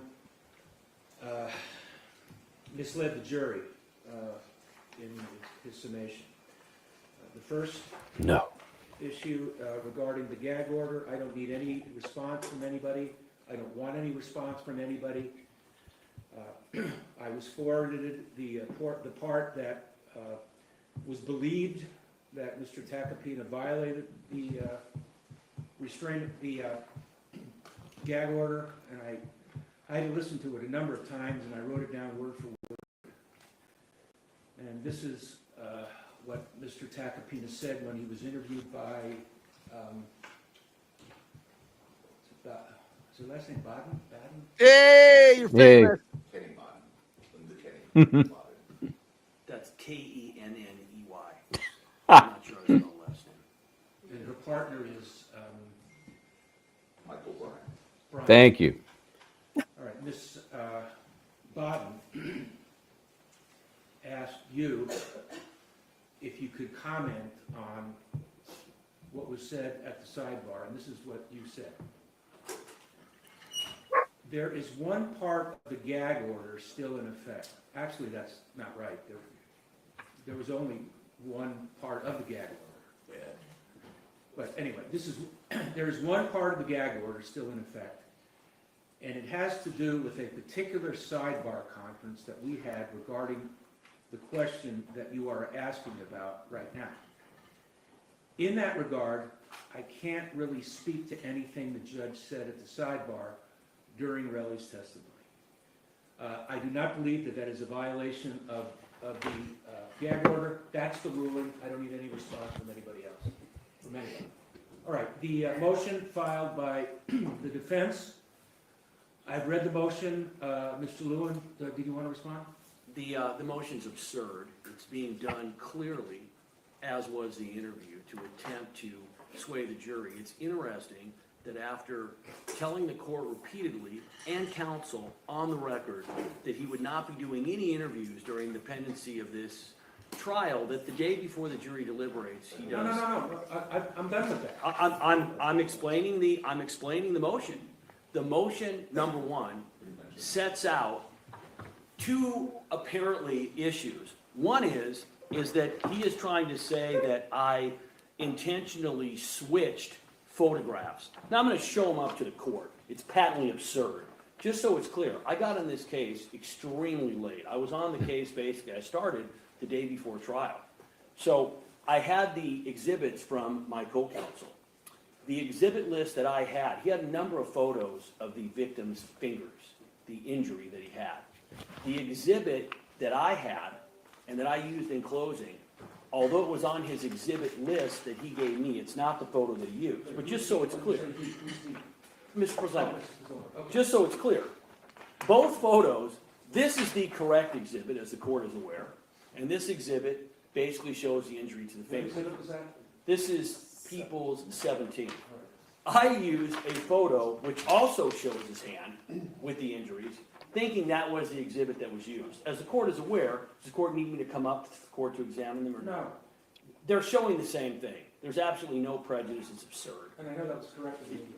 Yes. Regarding the second issue, let me be clear about this. We admitted People's 15. I had no part in gathering those videos. I got them from my co-counsel. Both parties, both the defense and the people, slowed down their respective exhibits during closing argument. I said on the record, I am playing this at half speed. When you slow down a video, it slows down how it is played. It does not change how the video is presented. But I want to add something else. Both Mr. Prezemek and I have been extremely clear from the start. It is not when the particular gunshot was fired. What is important is, and this is demonstrated on the video, is that the cause of the incident was not the victim attacking ASAP Ills. It was the defendant pulling out his firearm. That is what prompts, when he pulls out the firearm, that is what prompts the victim to try to hide behind Ills. So the idea that somehow I slowed down or changed the video is absurd. I don't even have the capability to do it. What I did is exactly what I said. I played it at a reduced speed, which, by the way, before I did my argument, counsel got up on the other side and he said, I'm going to play this at slow speed, his exhibit. Now, if we go back one step, the defense had an issue, apparently, with the surveillance videos that Mr. Prezemek gave them well in advance of this case. After the conclusion of our case, and actually at the end of their case, they actually moved the court, if the court can recall, because they wanted to put in a different video. The court allowed that video in. That video is evidence, our video is evidence. I would finally add that what is said in closing argument is not evidence in the case. What is said in closing argument is argument. The exhibits speak for themselves. And finally, because it needs to be addressed, counsel is apparently in discussions with a couple of lawyers on 2 murder cases, which I won, where that appellate lawyer is involved in both of them. And he has basically attempted to tarnish my well-deserved 30-year reputation, which the court has commented on repeatedly. There has only been one time in this case where a court has found that there was any violation that was not inadvertent, and that did not occur with the people. So let's be clear. When they put in their motion, and there's no reason for it, Your Honor, they quote a Ninth Circuit opinion, which, by the way, was reversed, not for prosecutorial misconduct, it was reversed for instructional error. But I'm just going to add that Justice Hofstede, who is one of the most outstanding justices in the California court system, wrote the original opinion, found no error whatsoever. Neither did the Cal Supreme Court. Neither did the federal district court judge who looked at the case. And I will just add that in the very Ninth Circuit opinion that they cite, which was a 2-to-1 decision, if you go to the dissent makes clear in their dissent that, in fact, my argument about Joe Giarrusso and the fact that the victim in that case was alone at the time of the murder, the majority felt that because she had dinner with him hours before the murder, that meant she was not alone that night. As the dissent made clear, and as the California Court of Appeal made clear, I was commenting on the fact that at the time she was murdered in the middle of the night, almost beheaded, she was by herself.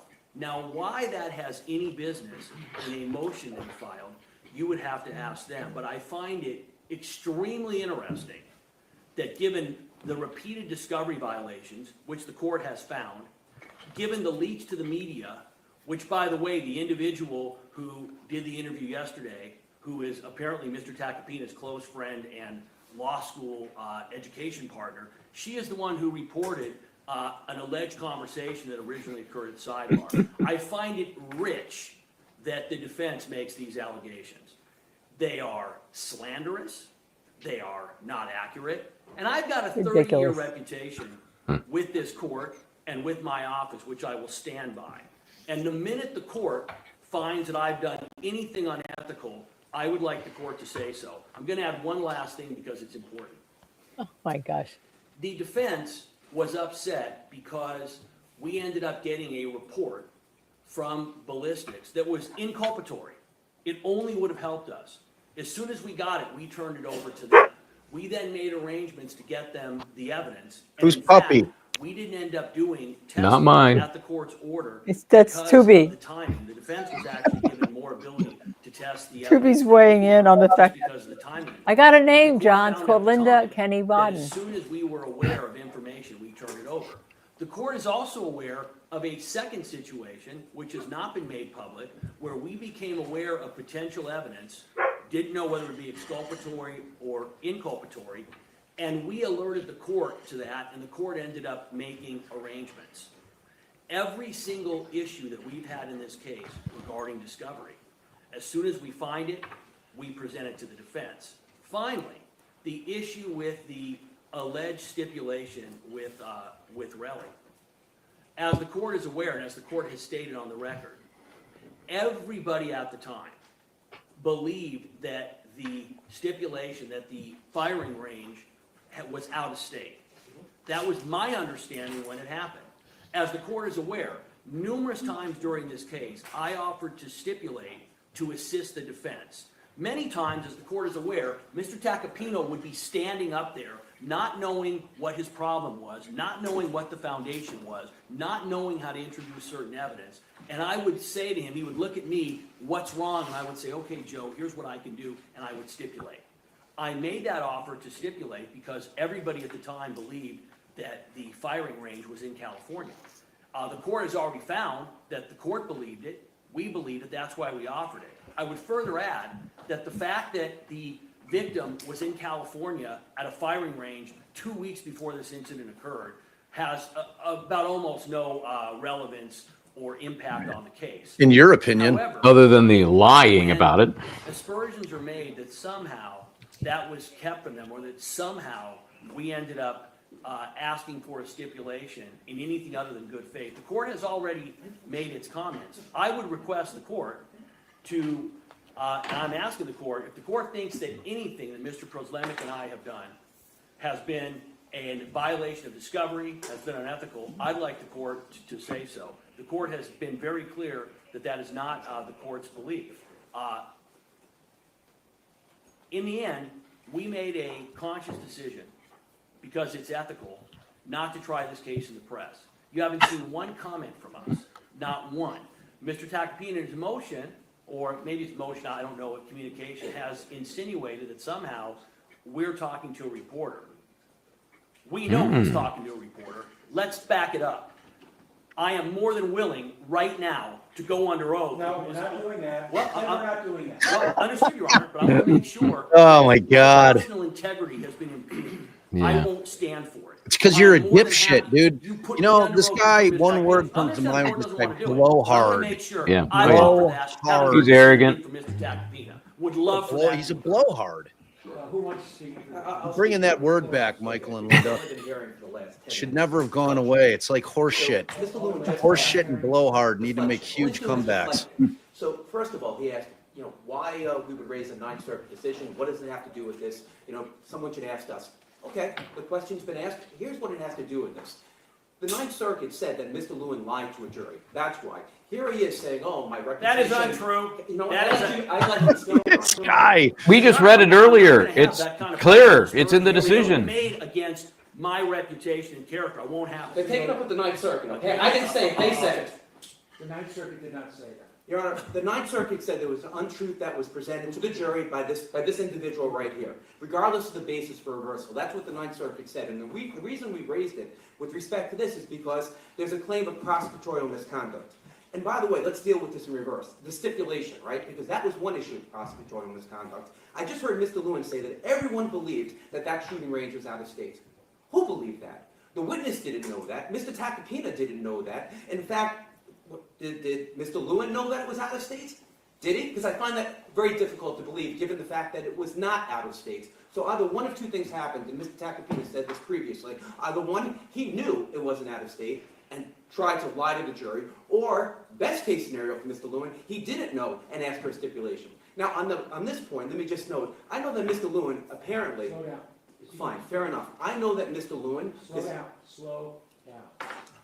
I know, Your Honor, that Mr. Lewin, because he's represented this to other people, is, my understanding, knowledgeable about firearms. He carries them. I find it very difficult to believe that Mr. Lewin did not know that the LA shooting range is not in Los Angeles. So, when he's here trying to bolster his own reputation... I'm going to ask the counsel to not bring up anything personal about what I do or do not do when I'm outside of the office. It is absolutely inappropriate. That's fair. Well, Your Honor, when this individual, Mr. Lewin... Just talk about your motion. That's what I want you to talk about. Well, okay, Your Honor. I'll I definitely read it, want to. all 11 pages. Thank you very much, Stick Your to Honor. that. Fine. The claim here is one of prosecutorial misconduct, and specifically deliberate prosecutorial misconduct, which is why I was raising these other issues and just responding to Mr. Lewin. With that said, let me focus on the motion. So, we didn't raise this issue to distract or try to mislead the jury. To the contrary, the misleading was done by the prosecution. If the court will recall, at the end of Friday's proceedings, we raised this issue with the court and said it appeared to us, looking at the video on the screen, that it was altered. We then asked Mr. Lewin, would you show us the PowerPoint so we could resolve this issue now and avoid potential appellate issues? You would think at a bare minimum, to avoid this very matter, he would have said, sure, take a look at it. Instead, no, he adamantly refused, packed his bags, and got out of that courtroom as fast as anyone could. Now, we then fortunately had the opportunity to look at that video because it was televised on Court TV. And sure enough, it was altered. That wasn't People's Exhibit 15, okay? What the video that Mr. Lewin presented to this jury during summation showed was the shot taking place before Relli ran towards Ills. Now, the prosecution says, oh, it's not a significant issue. The timing of the shot couldn't be more significant with respect to the claim of self-defense. Now, perhaps Mr. Lewin doesn't realize that it's an issue in this case when he and the prosecution in general told the jury they only have one matter to consider, which is a prop gun. That's not the case. Self-defense, of course, is an issue in this matter if the jury finds that there was no prop gun. The timing of this couldn't be more critical. So, Your Honor, this has nothing to do with slowing down a tape. That's what Mr. Lewin speaks to. Oh, we slowed down the video. It's not about that. It's about moving the shot a second earlier. That's what they did. And I would just add, People's Exhibit 15, and we raised an issue with this previously. We were advised by the prosecution that Detective Flores is the one who prepared that video. When Mr. Tacopina questioned Detective Flores about it, he said, no, it wasn't me. Even at this moment, we don't know who prepared People's Exhibit 15. There wasn't a proper foundation laid for it. We objected. The court allowed it in. But now, during summation, to alter that video further and present a misleading image to the jury in terms of what happens couldn't be more of an example of prosecutorial misconduct in this case. The law is clear. And in that regard, I would note this. I don't accept Mr. Lewin's assertion. I know the court has spoken to this, but I don't accept Mr. Lewin's assertion that the photograph of the quote-unquote bloody knuckles that was introduced was inadvertent. I see him holding a photograph right now. I can assure you that the photograph that was displayed to the jury was not what he had in his hands. It was brighter. It exaggerated the nature of the injury. It definitely was. Unfortunately, they had the weekend to do whatever it is that they did with their videos. It was almost like it had been enhanced. Yeah. Remember I said it was so much better. Why didn't they use it? That was introduced to this jury that was not admitted, that exaggerated the extent of purportedly the complainant's knuckles. We don't know because there was no testimony regarding that. Never should have been presented. I appreciate the court swiftly taking action to resolve that situation. But given that that occurred once, and now we have another video that alters what occurred, I find it difficult to believe that it was inadvertent. And in fact, for that matter, how?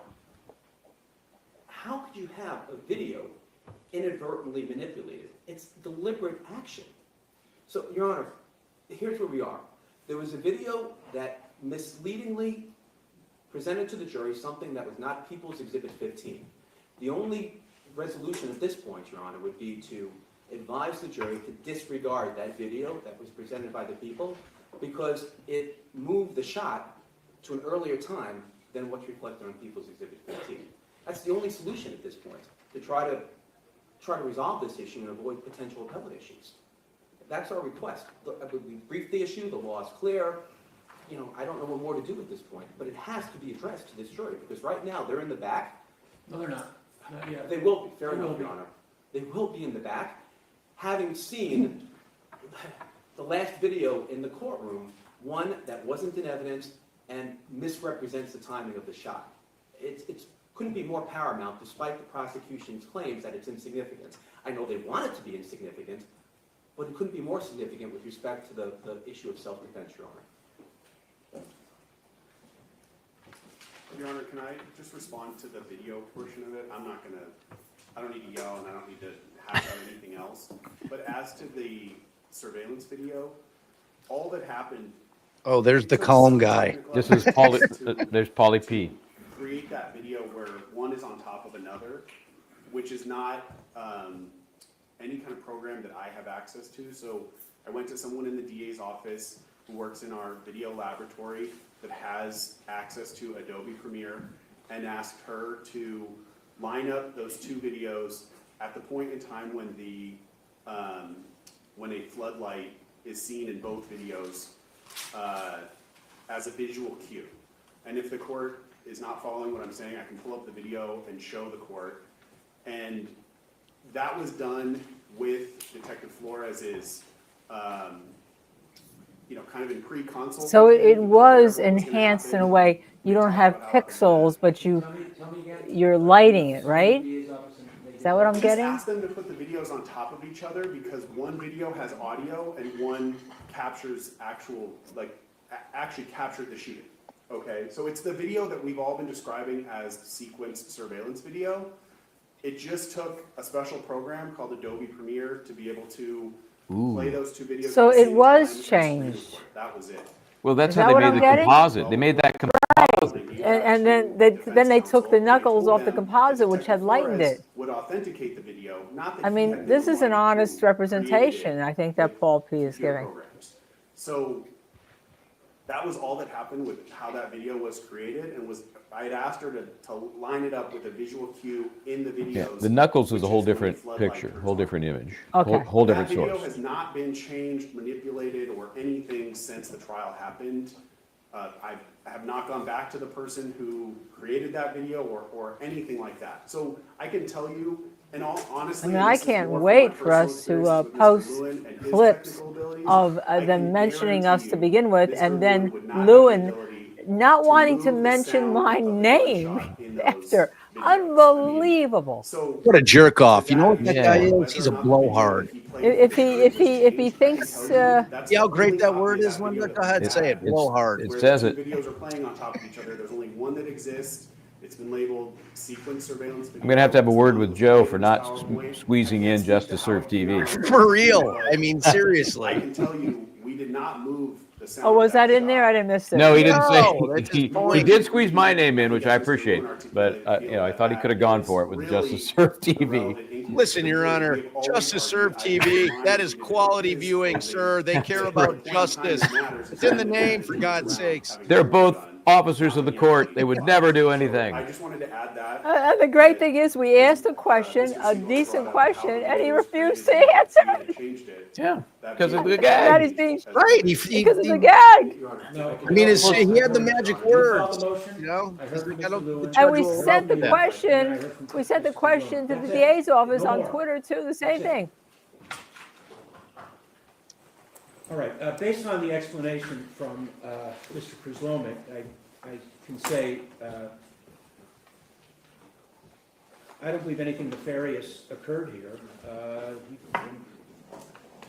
I don't think anything was altered.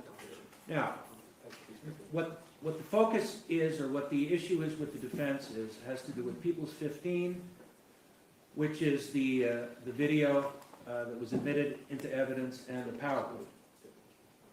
People's 15, which the jury has, shows from the time elapsed from the second shot to Rocky coming in contact with 12E is 6.98 seconds. The PowerPoint, which Mr. Prislomic described as trying to put one on top of the other, the sound in addition to the video, the audio on top of the video. That shows that there is 7.98 seconds that elapsed between the second shot to Rocky coming in contact with Chloe. Do you really think, does anybody really think that by showing that video to the jury in final argument, that they would pick up that there was a 1 second difference between the PowerPoint and People's 15? That is virtually impossible. No human would be able to do that. Exactly what I said this morning. In addition, What what is is said in interesting. final argument and in summation is fair comment. It is not evidence. The jury was told that. As to the hand photo, I don't agree with you, Mr. Siegel. I think it was done by accident. The two photos are almost identical, and it was corrected immediately. The defendant's motion for an order directing the people to preserve its closing argument PowerPoint with regard to prosecutorial misconduct is denied. The motion to request that the court instruct the jury to disregard the sequence surveillance video displayed during the Mr. Lewin's summation argument is denied. All right, that's it. Your No, Honor, just one no, thing for the record. I need to For the make a record on one thing. quarreling We're not quarreling with your decision, Your Honor. We accept it, we understand it. All right. Notwithstanding our Say what you objection. want to say for. Thank you very much. Just quickly, because this is the first time that we've heard an explanation from the prosecution regarding specifically how People's Exhibit 15 was All right, made. say what you want to say. Thank you very much, Your Honor. So there's been no witness, Detective Flores certainly didn't do it, to authenticate People's Exhibit 15. I don't know who this person was in their office that they just described that made it, but there's been no evidence to lay a proper foundation. In light of that fact, Your Honor, we're asking you to exclude People's Exhibit 15. All right, if we hear from the jury, we will let you all know. You're all going to be an hour away. Can I add one thing? I think it said 90 minutes, Your Honor. Yeah, there he is whining again. No, if there is. What a blowhard. communication, will you all be available by phone? I will be, absolutely. I won't be personally potentially here All right, so the only reason you have to come in is if there's a verdict or if the jury indicates that they are able to pass. Well, Your Honor, what about if there's a note requesting a readback and we have to sort of, We call you. yeah, and then how do we? And we'll talk about it. Usually, when a jury requests readback, they'll say, okay, we want witness Jones's testimony about X. Okay. What I do and what Kathy does is we find out what the witness said about X on direct, cross, redirect, recross. Anything the witness said about X is provided, but nothing more. Okay. And nothing less. Do we weigh in on that at all? Well, of course. Okay, so how, if we're not here physically, how do we do that? You do it we have a conference. on a speakerphone. Oh, okay. Alex knows how to do it. Speakerphone. Zoom, Judge. Use Zoom. Be here to discuss No, the notes. no. That's the same with questions. If there's a question, they'll read us the question. Okay. We'll, amongst ourselves, Alex will take a photo of try it to and send it figure to you. out if we agree God, on what a the mess. answer. Then we end up talking to the court by phone or by WebEx, and they do it.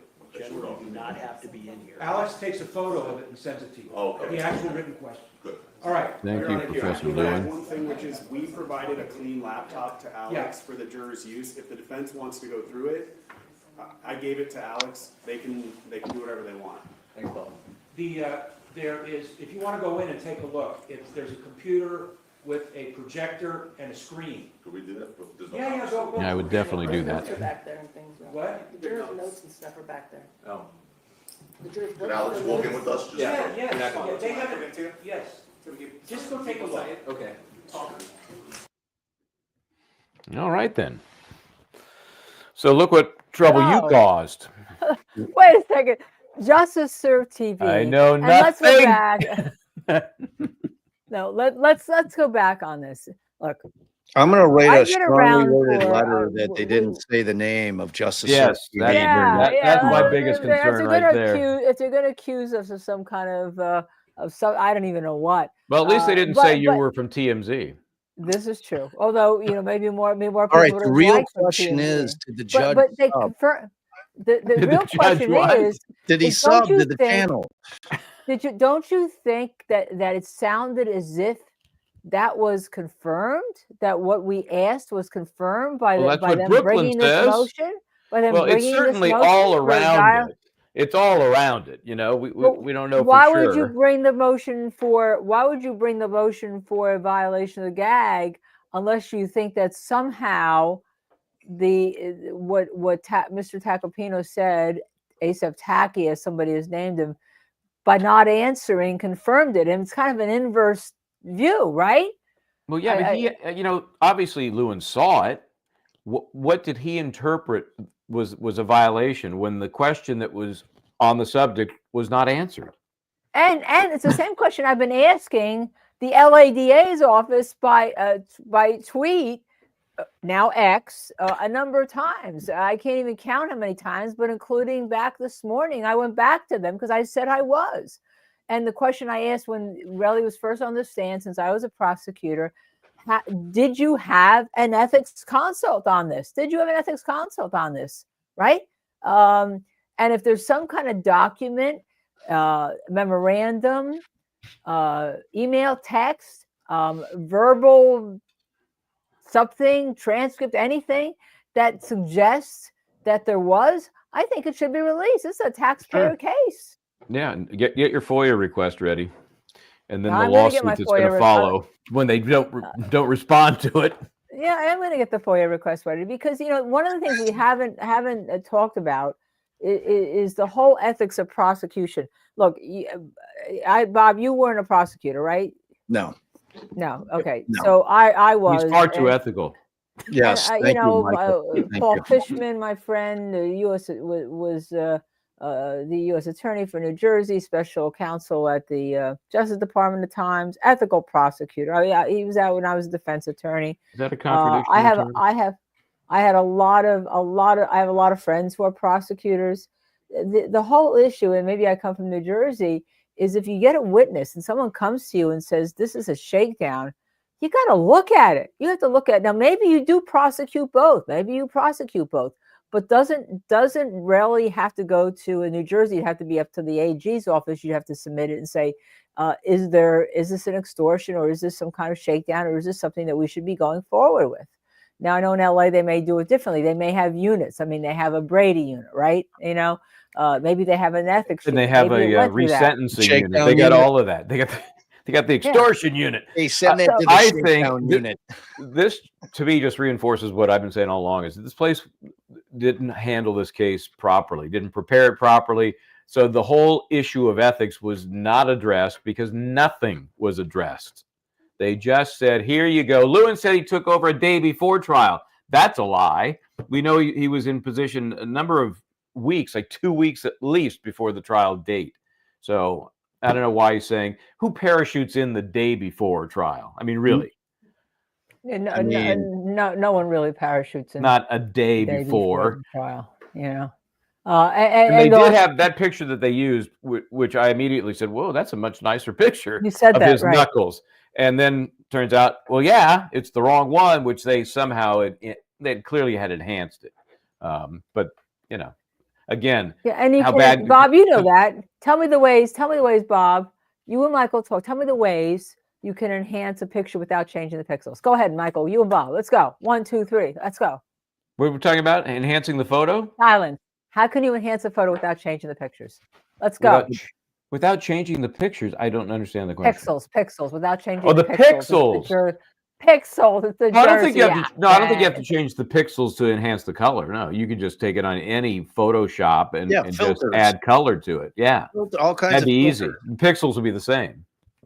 There's always pixels are definition, not color. So that would be pixels like if you blow it up, like that's where you're gonna have pixelization issues. But if like you're using filters, you could change it. I mean, you can obviously, I could take a screen grab of a picture, do all kinds of things. I mean, Photoshop, you know, I mean, the question is, are you going to have to turn over the metadata?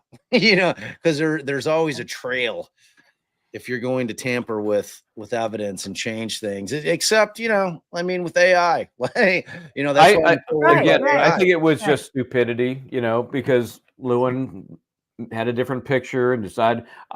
I said, why didn't they put that one into evidence in the first place? Because it's a much better picture. Right, right. It was a clear picture, but maybe the clear picture you think it might have been artificially enhanced? Is that what you're suggesting? Misrepresent? No, and we think they were taken at the same time.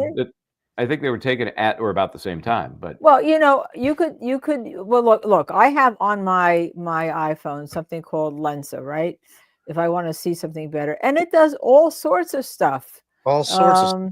Even just the normal edit feature does all sorts of stuff. You open up any photo edit feature, you can put filters on it, you can enhance the chroma, you can do everything. These days you can actually take a photograph, put it into AI and say enhance it. Yeah. Really? You know, I didn't even know that. Oh yeah. Can I take our interview, put it into AI and say have the judge, have the judge absolutely. Haven't you seen any of these fake like press conferences they do like with like sports press conferences where it's like the coach or a player talking and they have an entire speech and it's like completely mimicking, like it looks completely real and they're saying shit that they absolutely have never said. These deep fakes are unbelievable and very, very scary. They're very scary for what we do for a living because it's only a matter of time before AI, which I mean, it was propounded in this case that AI was used, right? Right. So, I mean, like when the deep fakes start making their way into cases and, you know, talking about ethical prosecutors, I mean, my God, like well, how that just terrifying is the concept of AI with those guys. I mean, they're the ones who have the burden. The point that Joey's associate made is still a good one, even though the judge said, who cares? And that was that there was no foundation laid for that composite video because Torres, the one who relied upon it during his testimony, said, I don't know, I didn't do it. But the court still let it in, and the court let it in because in the court's opinion, it ain't going to matter. That's really the court's opinion. Oh, wait, Mr. Lewin is making a guest appearance.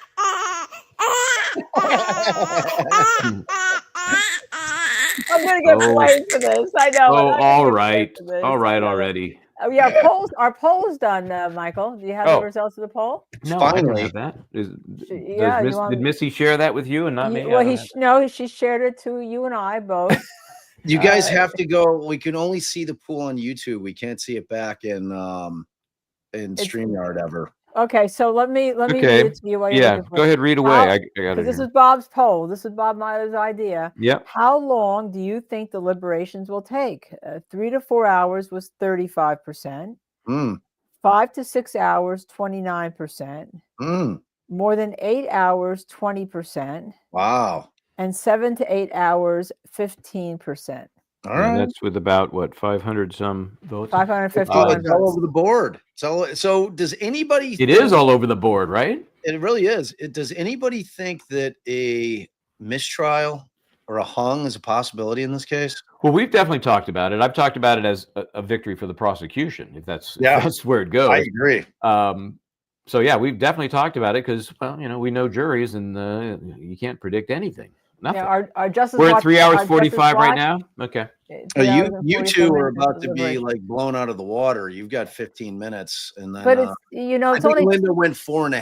I think Michael went 4, if I remember correctly. Yeah. Roll the tape. Let's. I went 4.5. I thought Linda went 4. I think. Okay. All right. Miss Court Reporter, would you please read that back, please? Read that back. But remember, Kathy, it's only 2:47 there. It's not even 3 o'clock, and they don't know about the hour and a half. Yeah. Surprise. So they still got an hour 15 minutes. And the general rule of thumb, and this, Bob Mata, it used to be, it's gotten someone squished a little bit because of everyone's like into Sesame Street. It has to be a quick answer. But it used to be 1 day per week of trial, right? That's what you anticipated. Right. And, and the jurors also know that, they could go in and sleep on it. They know it's a high profile case and come back in the morning fresh, and all that type of stuff. Yep. It's not Friday, so there's no hurry anymore. I just heard a vicious rumor that we've got almost 800, but we only have 400 likes. Y'all got to do better. Look, liking is free. You got to smash the like button. That's the way it works. You know why it matters? When you guys hit the like button, it puts us into the algorithm so that Linda and Michael's show gets picked up by YouTube and they'll put it in just for views. That's why we're always asking for the like button. It's very, very important. Very important than the and views it's something you guys can do for free that shows that you appreciate all the time and effort that Linda and Michael put into the show, along with the mod. Well, along with Bob Mata, definitely. who's here, who's helped us. And I know that Missy is cutting the second. Hi, Missy. Missy's smiling at us. Missy, show yourself for a second. Yeah, you. She's yeah, so you. shy. Show Yes. yourself. She's so shy. There we You go. go. Hey, There you go. That's Doing all the hard work. we love Missy. I get back at it. All the hard work. So Missy's cutting the second part of the motion to say that Joe Tacopino violated the order where Lou was railing apparently against me because he just says, Yes. and the thing about it is he's got my. Let me show this to you again. So this time, instead of calling you, he just saved it for court. So. He just saved it for court. Let me see if I can. Let me just first in my text. I mean, it's not as if he doesn't have my number. Look at this. I think it's time for you to call him. It's time for me to call him. Look at this. Call him right now. Say we got just watched this hearing for the first time, and I'm not sure I like what you had to say. Well, I don't mind what he had to say. I just think that if you're going to mention somebody, you give whether you mention a good bit. He didn't want to mention my name. He didn't want to mention my name. It was the most ridiculous thing. And I think the judge has forgotten that I spent 6 months there trying the Phil Spector case. Well, it was funny because somebody asked about the spelling of your name, and I couldn't tell who offered it. I think it might have been Joe. I think somebody it was Joe. started to spell your last name for somebody. So that was weird. Yeah, I think it was Joe. Yeah. We did. Who wouldn't ask Joe Tacopino for an interview? Who wouldn't ask him for an interview?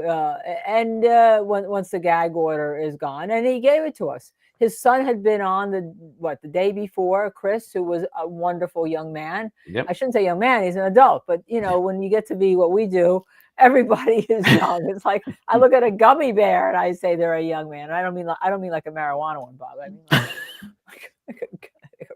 like a Twizzler. Oh my gosh. All right, you guys, I have a live with Lauren at 5. I'm gonna And that would be 5 o'clock your time. 5 o'clock my time. Or otherwise you're late. I'm gonna Yeah. keep an eye on you because it's I mean, the good news is there's an hour and a half. So there's 90 minutes once we hear there's a verdict before the jury's gonna come in. Yes. So I'll Michael, keep me posted via Definitely. text. All right. Bob, you're just such a pleasure. You know, you and Allie. I would love to have Allie on too separately. Absolutely. But you are such a pleasure, and you've been. I'm going to tell everybody. Without you, we wouldn't be here because no doubt. We might be here, but we'd be very lonely. Well, you guys, you know, I adore you both. I think you're both brilliant lawyers and better people. So. And I always want to help my friends. You know what I mean? Appreciate that, bud. Definitely. Yeah. Thank you, Bob. We remember when you started out, and now you are who you are, and you control that Richard Allen case, and you go get him, buddy. Yeah, man. Thank you. Thank you. Love you guys. All right, man. All right.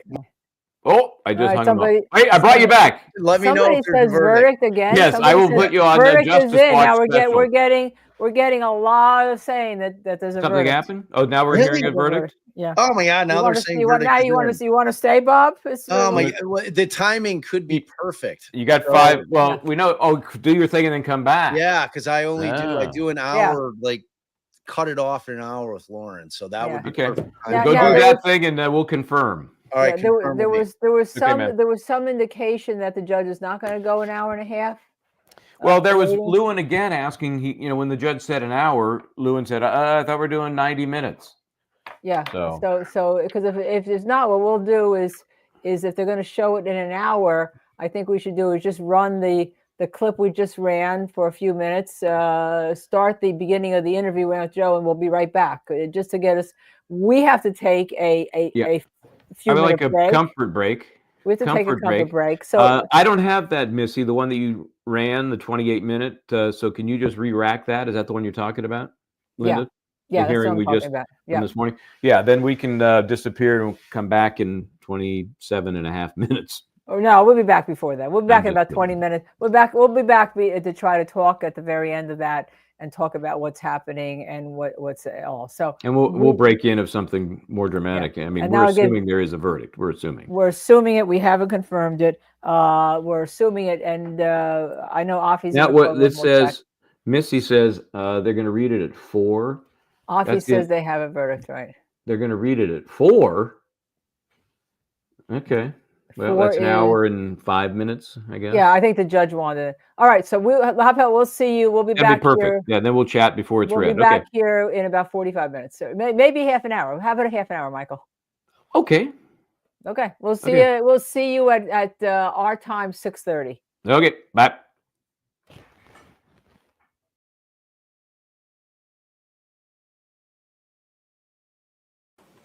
Good morning, Carl. Yeah, the jury's over there, so they gotta keep us away. All right. You ready, Kevin? I'm ready. All right, we'll go on the record in Mr. Mayers' case. He is not present. Should Tacopina, do you waive your client's presence for purposes? Yes. All right, 2 issues that we're going to deal with. One is the allegation that Mr. Tacopina violated the gag order. The other is the defense position that Mr. Lewin misled the jury in his summation. The first issue regarding the gag order, I don't need any response from anybody. I don't want any response from anybody. I was forwarded the part that was believed that Mr. Tacopina violated the gag order, and I had to listen to it a number of times, and I wrote it down word for word. And this is what Mr. Tacopina said when he was interviewed by, is her last name Baden? Kenney Baden, Linda Kenney Baden. That's Kenney. I'm not sure how to spell the last name. And her partner is Michael Bryant. Bryant. All right, Ms. Baden asked you if you could comment on what was said at the sidebar, and this is what you said. There is one part of the gag order still in effect. Actually, that's not right. There was only one part of the gag order. Yeah. But anyway, there is one part of the gag order still in effect, and it has to do with a particular sidebar conference that we had regarding the question that you are asking about right now.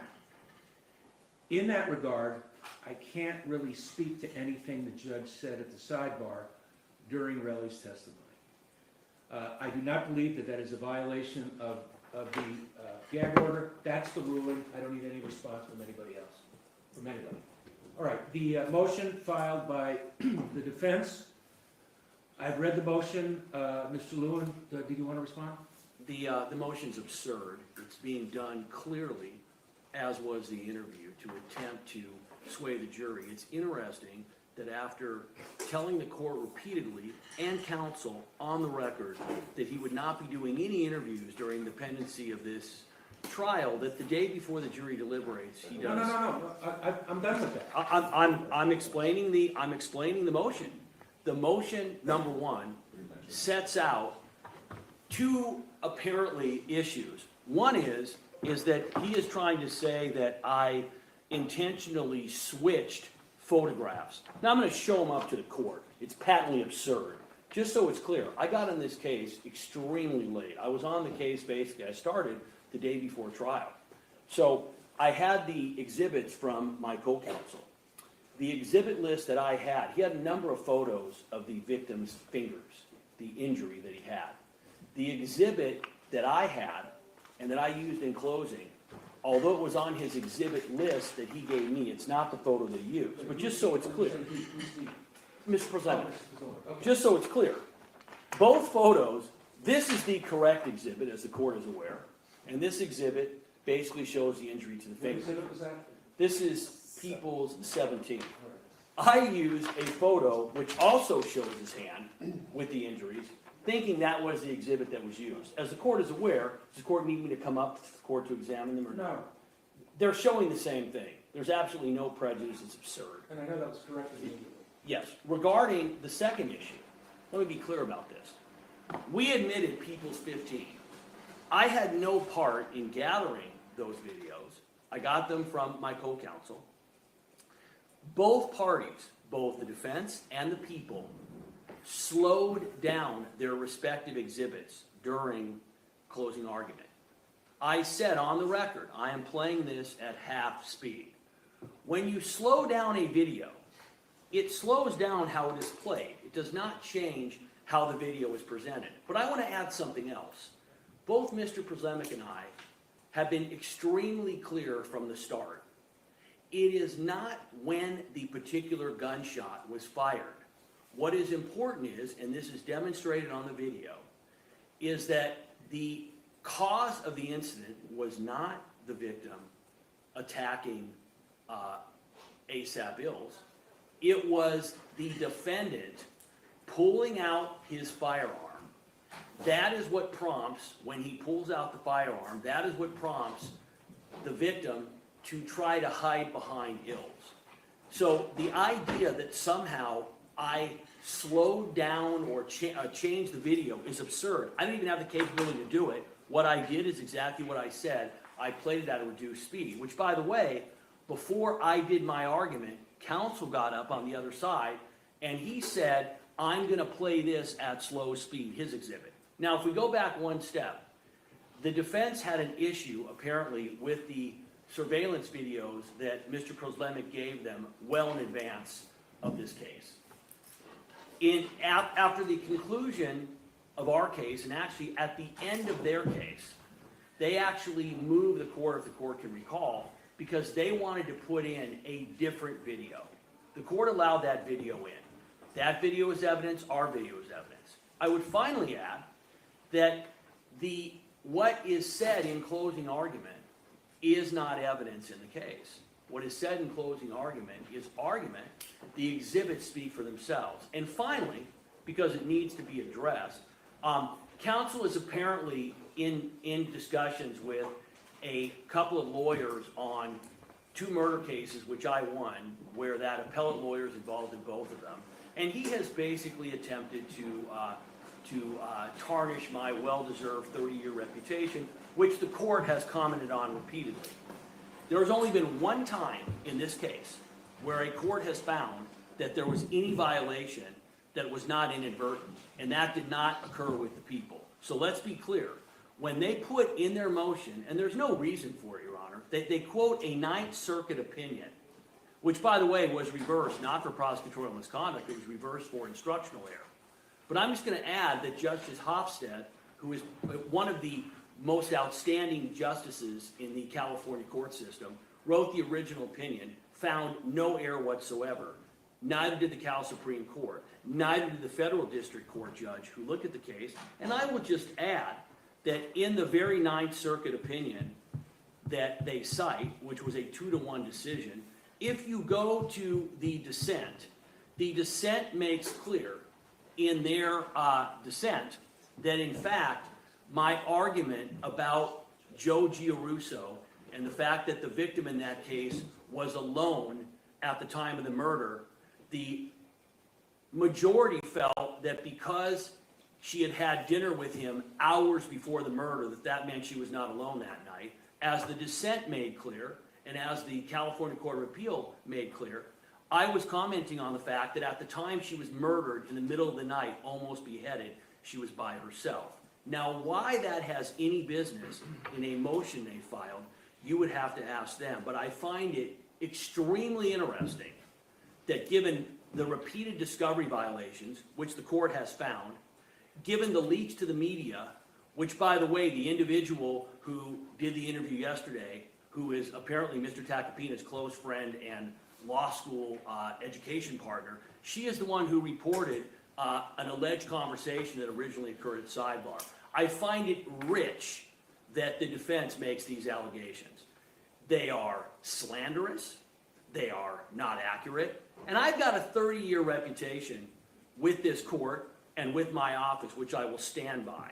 And the minute the court finds that I've done anything unethical, I would like the court to say so. I'm going to add one last thing because it's important.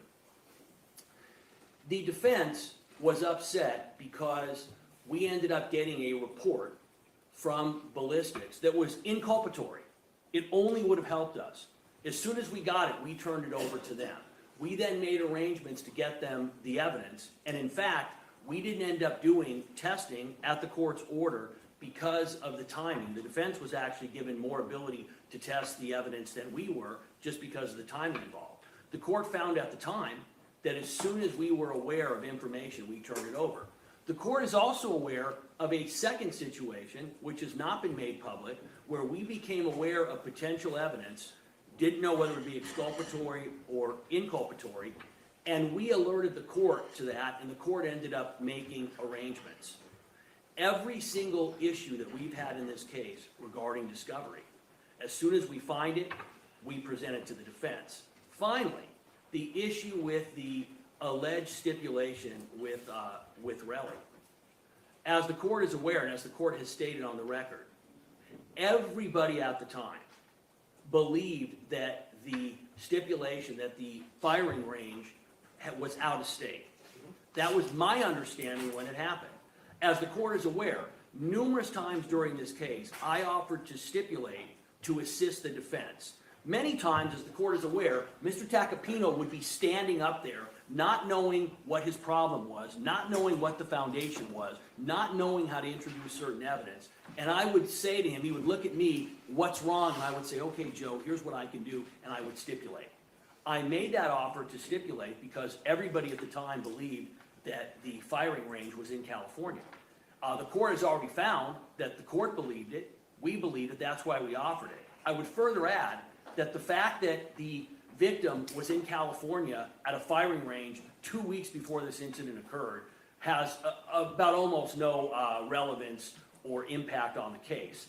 However, when aspersions are made that somehow that was kept from them, or that somehow we ended up asking for a stipulation in anything other than good faith, the court has already made its comments. I would request the court to, and I'm asking the court, if the court thinks that anything that Mr. Kozlenick and I have done has been a violation of discovery, has been unethical, I'd like the court to say so. The court has been very clear that that is not the court's belief. In the end, we made a conscious decision, because it's ethical, not to try this case in the press. You haven't seen one comment from us, not one. Mr. Tacopina, in his motion, or maybe his motion, I don't know, communication, has insinuated that somehow we're talking to a reporter. We know he's talking to a reporter. Let's back it up. I am more than willing right now to go under oath. No, we're not doing that. Well, We're not doing that. Well, understood, Your Honor, but I want to make sure that my personal integrity has been impugned. I won't stand for it. I am more than happy. You put me under oath, you put Mr. Tacopina. I understand the court doesn't want to do it, but I want to make sure I've offered that, haven't heard the same thing from Mr. Tacopina. Would love for that to occur. Who wants to speak? I'll speak, Your Honor, to this. Okay, because all I've been hearing for the last 10 minutes is deflection here. So Mr. Lewin just asked. Deflection. All he's doing is deflecting. So first of all, he asked, why we would raise a Ninth Circuit decision. What does it have to do with this? Someone should ask us. Okay, the question's been asked. Here's what it has to do with this. The Ninth Circuit said that Mr. Lewin lied to a jury. That's why. Here he is saying, "Oh, my reputation." That is untrue. I'd let him speak, Your Honor. Don't interrupt. Your Honor, I'm not going to have that kind of personal aspersion made against my reputation and character. I won't have it. They take it up with the Ninth Circuit. Okay, I didn't say it. They said it. The Ninth Circuit did not say that. Your Honor, the Ninth Circuit said there was an untruth that was presented to the jury by this individual right here, regardless of the basis for reversal. That's what the Ninth Circuit said. And the reason we raised it with respect to this is because there's a claim of prosecutorial misconduct. And by the way, let's deal with this in reverse. The stipulation, right? Because that was one issue of prosecutorial misconduct. I just heard Mr. Lewin say that everyone believed that that shooting range was out of state. Who believed that? The witness didn't know that. Mr. Tacopina didn't know that. In fact, did Mr. Lewin know that it was out of state? Did he? Because I find that very difficult to believe, given the fact that it was not out of state. So either one of two things happened, and Mr. Tacopina said this previously. Either one, he knew it wasn't out of state and tried to lie to the jury, or, best case scenario for Mr. Lewin, he didn't know and asked for a stipulation. Now, on this point, let me just note, I know that Mr. Lewin apparently... Slow down. Fine, fair enough. I know that Mr. Lewin... Slow down. I know, Your Honor, that Mr. Lewin, because he's representing this to other people, is, my understanding, knowledgeable about firearms. He carries them. I find it very difficult to believe that Mr. Lewin did not know that the LA shooting range is not in Los Angeles. So, when he's here trying to bolster his own reputation... I'm going to ask the counsel to not bring up anything personal about what I do or do not do when I'm outside of the office. It is absolutely inappropriate. Fair comment. That's fair. Well, Your Honor, when this individual, Mr. Lewin... Just talk about your motion. That's what I want you to talk about. Well, okay, if you Your want Honor. to talk. I'll I definitely want to. All 11 pages. Thank you very much, Stick Your to Honor. that. Fine. The claim here is one of prosecutorial misconduct, and specifically deliberate prosecutorial misconduct, which is why I was raising these other issues and just responding to Mr. Lewin. With that said, let me focus on the motion. So, we didn't raise this issue to distract or try to mislead the jury. To the contrary, the misleading was done by the prosecution. If the court will recall, at the end of Friday's proceedings, we raised this issue with the court and said it appeared to us, looking at the video on the screen, that it was altered. We then asked Mr. Lewin, would you show us the PowerPoint so we could resolve this issue now and avoid potential appellate issues? You would think at a bare minimum, to avoid this very matter, he would have said, sure, take a look at it. Instead, no, he adamantly refused, packed his bags, and got out of that courtroom as fast as anyone could. Now, we then fortunately had the opportunity to look at that video because it was televised on Court TV. And sure enough, it was altered. That wasn't People's Exhibit 15, okay? What the video that Mr. Lewin presented to this jury during summation showed was the shot taking place before Relli ran towards Ills. Now, the prosecution says, oh, it's not a significant issue. The timing of the shot couldn't be more significant with respect to the claim of self-defense. Now, perhaps Mr. Lewin doesn't realize that it's an issue in this case when he and the prosecution in general told the jury they only have one matter to consider, which is a prop gun. That's not the case. Self-defense, of course, is an issue in this matter if the jury finds that there was no prop gun. The timing of this couldn't be more critical. So, Your Honor, this has nothing to do with slowing down a tape. That's what Mr. Lewin speaks to. Oh, we slowed down the video. It's not about that. It's about moving the shot a second earlier. That's what they did. And I would just add, People's Exhibit 15, and we raised an issue with this previously, we were advised by the prosecution that Detective Flores is the one who prepared that video. When Mr. Tacopina questioned Detective Flores about it, he said, no, it wasn't me. Even at this moment, we don't know who prepared People's Exhibit 15. There wasn't a proper foundation laid for it. We objected. The court allowed it in. But now, during summation, to alter that video further and present a misleading image to the jury in terms of what happens couldn't be more of an example of prosecutorial misconduct in this case. The law is clear. And in that regard, I would note this. I don't accept Mr. Lewin's assertion. I know the court has spoken to this, but I don't accept Mr. Lewin's assertion that the photograph of the quote-unquote bloody knuckles that was introduced was inadvertent. I see him holding a photograph right now. I can assure you that the photograph that was displayed to the jury was not what he has in his hands. It was brighter. It exaggerated the nature of the injury. Unfortunately, they had the weekend to do whatever it is that they did with their videos and with their photographs, but the fact of the matter is we all saw it. There was a photograph that was introduced to this jury that was not admitted, that exaggerated the extent of, purportedly, the complainant's knuckles. We don't know because there was no testimony regarding that. Never should have been presented. I appreciate the court swiftly taking action to resolve that situation. But given that that occurred once, and now we have another video that alters what occurred, I find it difficult to believe that it was inadvertent. And in fact, for that matter, how? How could you have a video inadvertently manipulated? It's deliberate action. So, Your Honor, here's where we are. There was a video that misleadingly presented to the jury something that was not People's Exhibit 15. The only resolution at this point, Your Honor, would be to advise the jury to disregard that video that was presented by the people because it moved the shot to an earlier time than what's reflected on People's Exhibit 15. That's the only solution at this point, to try to resolve this issue and avoid potential appellate issues. That's our request. We briefed the issue, the law is clear. You know, I don't know what more to do at this point, but it has to be addressed to this jury because right now they're in the back. No, they're not. Not yet. They will be, fair enough, Your Honor. They will be in the back, having seen the last video in the courtroom, one that wasn't in evidence and misrepresents the timing of the shot. It couldn't be more paramount despite the prosecution's claims that it's insignificant. I know they want it to be insignificant, but it couldn't be more significant with respect to the issue of self-defense, Your Honor. Your Honor, can I just respond to the video portion of it? I don't need to yell and I don't need to hash out anything else. But as to the surveillance video, all that happened, it took some technical expertise to create that video where one is on top of another, which is not any kind of program that I have access to. So I went to someone in the DA's office who works in our video laboratory that has access to Adobe Premiere and asked her to line up those two videos at the point in time when when a floodlight is seen in both videos as a visual cue. And if the court is not following what I'm saying, I can pull up the video and show the court. And that was done with Detective Flores's, kind of in pre-consult with him. He was aware of what was going to happen. We talked about how that was going to. Tell me again. You went to someone in the DA's office and they did what? Just ask them to put the videos on top of each other because one video has audio and one captures actually captured the shooting. Okay, so it's the video that we've all been describing as sequenced surveillance video.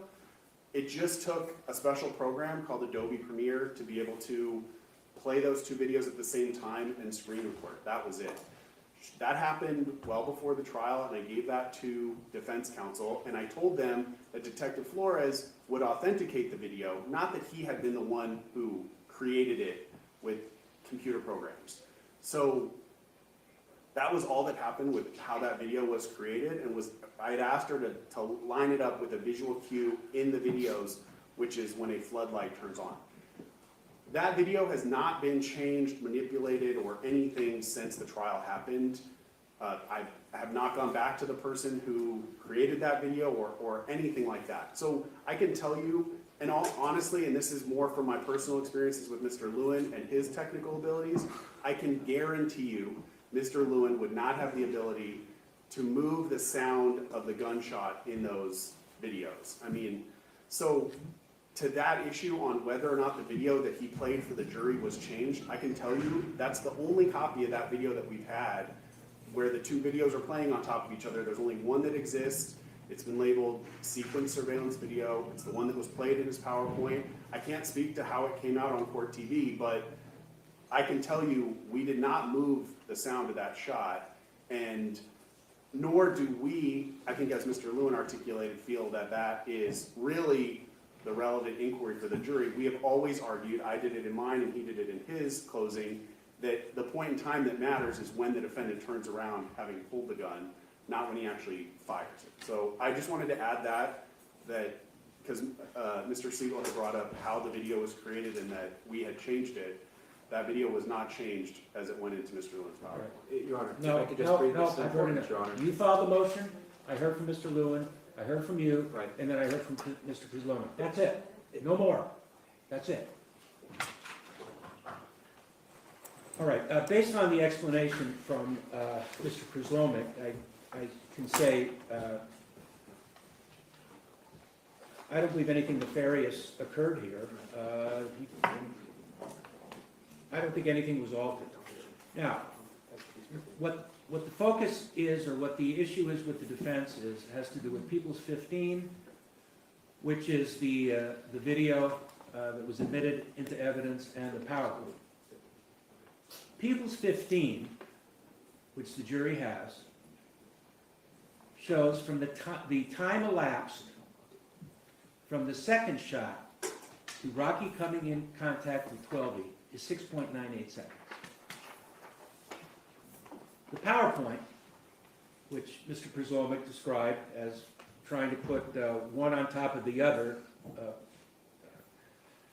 the sound in addition to the video, the audio on top of the video. That shows that there is 7.98 seconds that elapsed between the second shot to Rocky coming in contact with 12. Do you really think, does anybody really think that by showing that video to the jury in final argument, that they would pick up that there was a 1 second difference between the PowerPoint and People's 15? That is virtually impossible. No human would be able to do that. In addition, what is said in final argument and in summation is fair comment. It is not evidence. The jury was told that. As to the hand photo, I don't agree with you, Mr. Siegel. I think it was done by accident. The two photos are almost identical, and it was corrected immediately. The defendant's motion for an order directing the people to preserve its closing argument PowerPoint with regard to prosecutorial misconduct is denied. The motion to request that the court instruct the jury to disregard the sequence surveillance video displayed during the Mr. Lewin's summation argument is denied. All right, that's it. Your Honor, No, just no. for the record, I need to take a record on one thing. We're not quarreling with your decision, Your Honor. We accept it, we understand it. All right. Notwithstanding So our what do you want to objections, say for? Thank you very much. Just quickly, because this is the first time that we've heard an explanation from the prosecution regarding specifically how People's Exhibit 15 was All right, made. say what you want to say. Thank you very much, Your Honor. So there's been no witness, Detective Flores certainly didn't do it, to authenticate People's Exhibit 15. I don't know who this person was in their office that they just described that made it, but there's been no evidence to lay a proper foundation. In light of that fact, Your Honor, we're asking you to exclude People's Exhibit 15. All right, Thank you. if we hear from the jury, we will let you all know. You're all going to be an hour away. Can I add one thing? I think it said 90 minutes, Your Honor. You would agree to 90 minutes? No, if there is any communication, will you all be available by phone? I will be, absolutely. I won't be personally potentially here.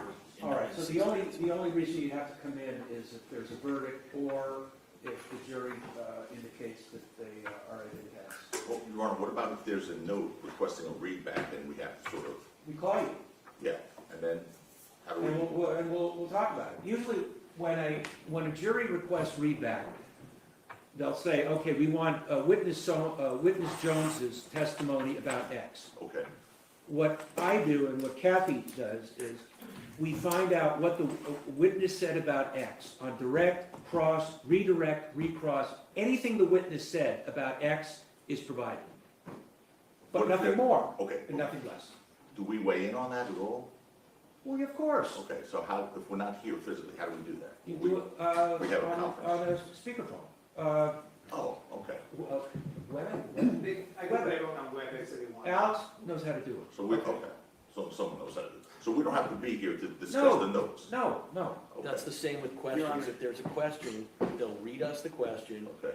We'll, amongst ourselves, Alex will take a photo of it and send it to you. If we agree on an answer, then we end up talking to the court by phone or by WebEx, and they do it. Generally, do not have to be in here. Alex takes a photo of it and sends it to you. Okay. The actual written question. Good. All right. Your Honor, can I add one thing, which is we provided a clean laptop to Alex for the jurors' use. If the defense wants to go through it, I gave it to Alex. They can do whatever they want. Thanks, Bob.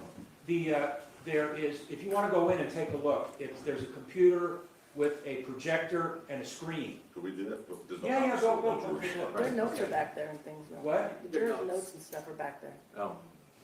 The jury's Could Alex walk in with us? Just Yeah, Yeah. they have it. Yes. Just go take a look. Okay.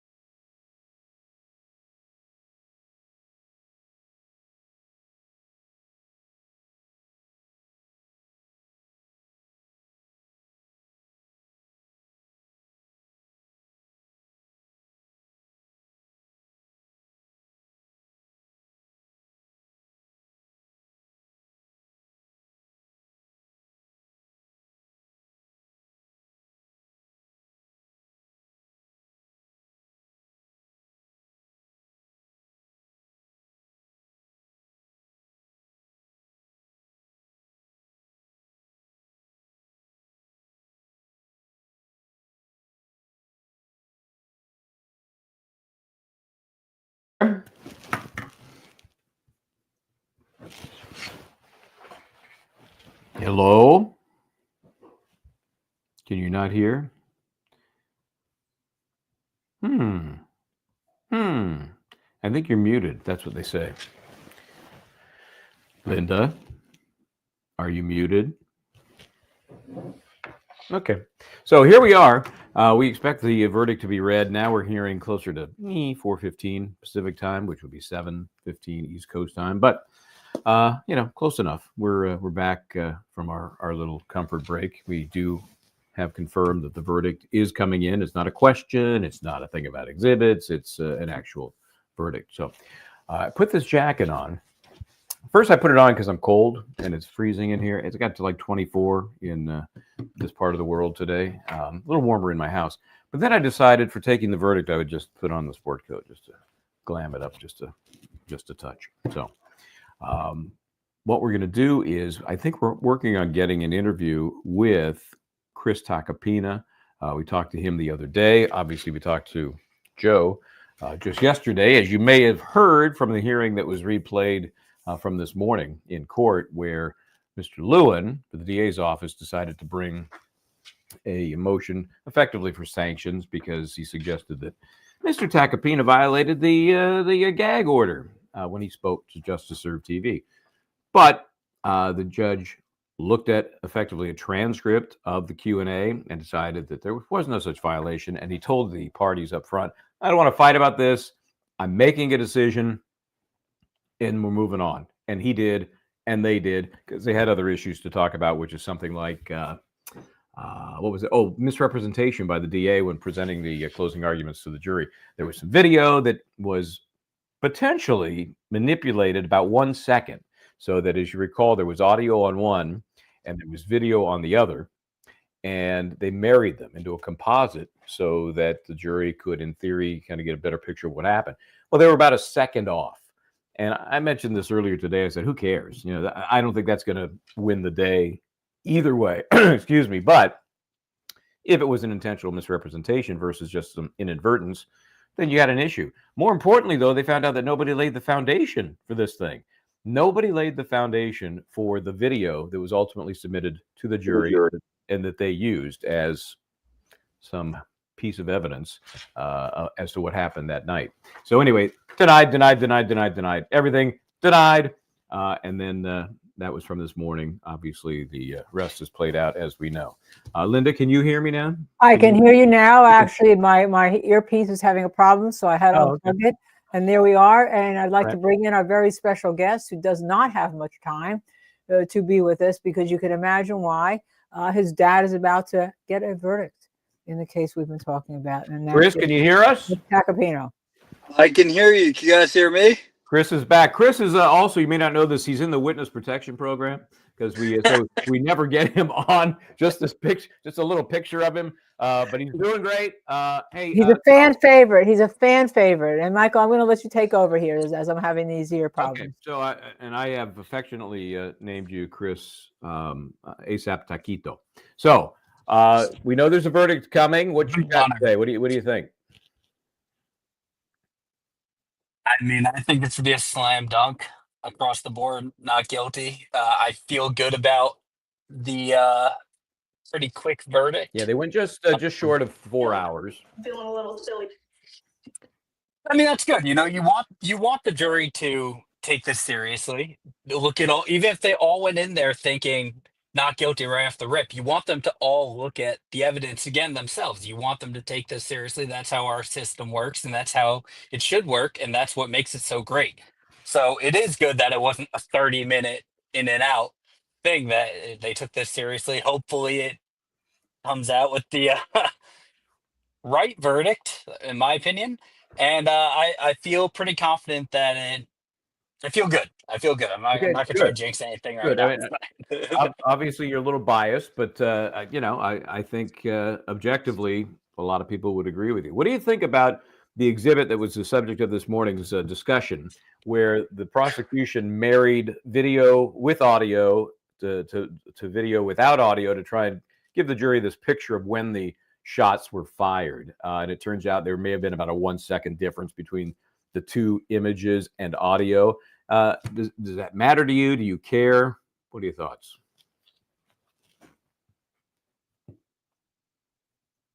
Did I lose you, Chris? You think I might have lost him? I think we may have lost him. So we'll see. He may be back. Chris, as soon as you can hear us. There, give us a shout. Anyway, so what do you think about it was interesting because when I'm listening to it, well, first of all, obviously, somebody should have asked that question beforehand, how that happened. Those are the things that if you get in trial and you say, oh my goodness, why didn't I know that beforehand? Why didn't I see that? And sometimes you just, you just find it afterwards. Yeah, there he is. I hear Chris went back. And the thing is, just real quickly, they did object to it. The defense did object to that exhibit, and the judge overruled it, and they brought it in. Yeah. Are you there, Chris? I'm sorry, I got a phone call, and it just completely threw my Are you feeling? I mean, Michael and I have butterflies because we want, as we said, we are biased in favor of justice. We've tried to give the defense case a fair airing because we feel some reporters and some networks don't necessarily do that.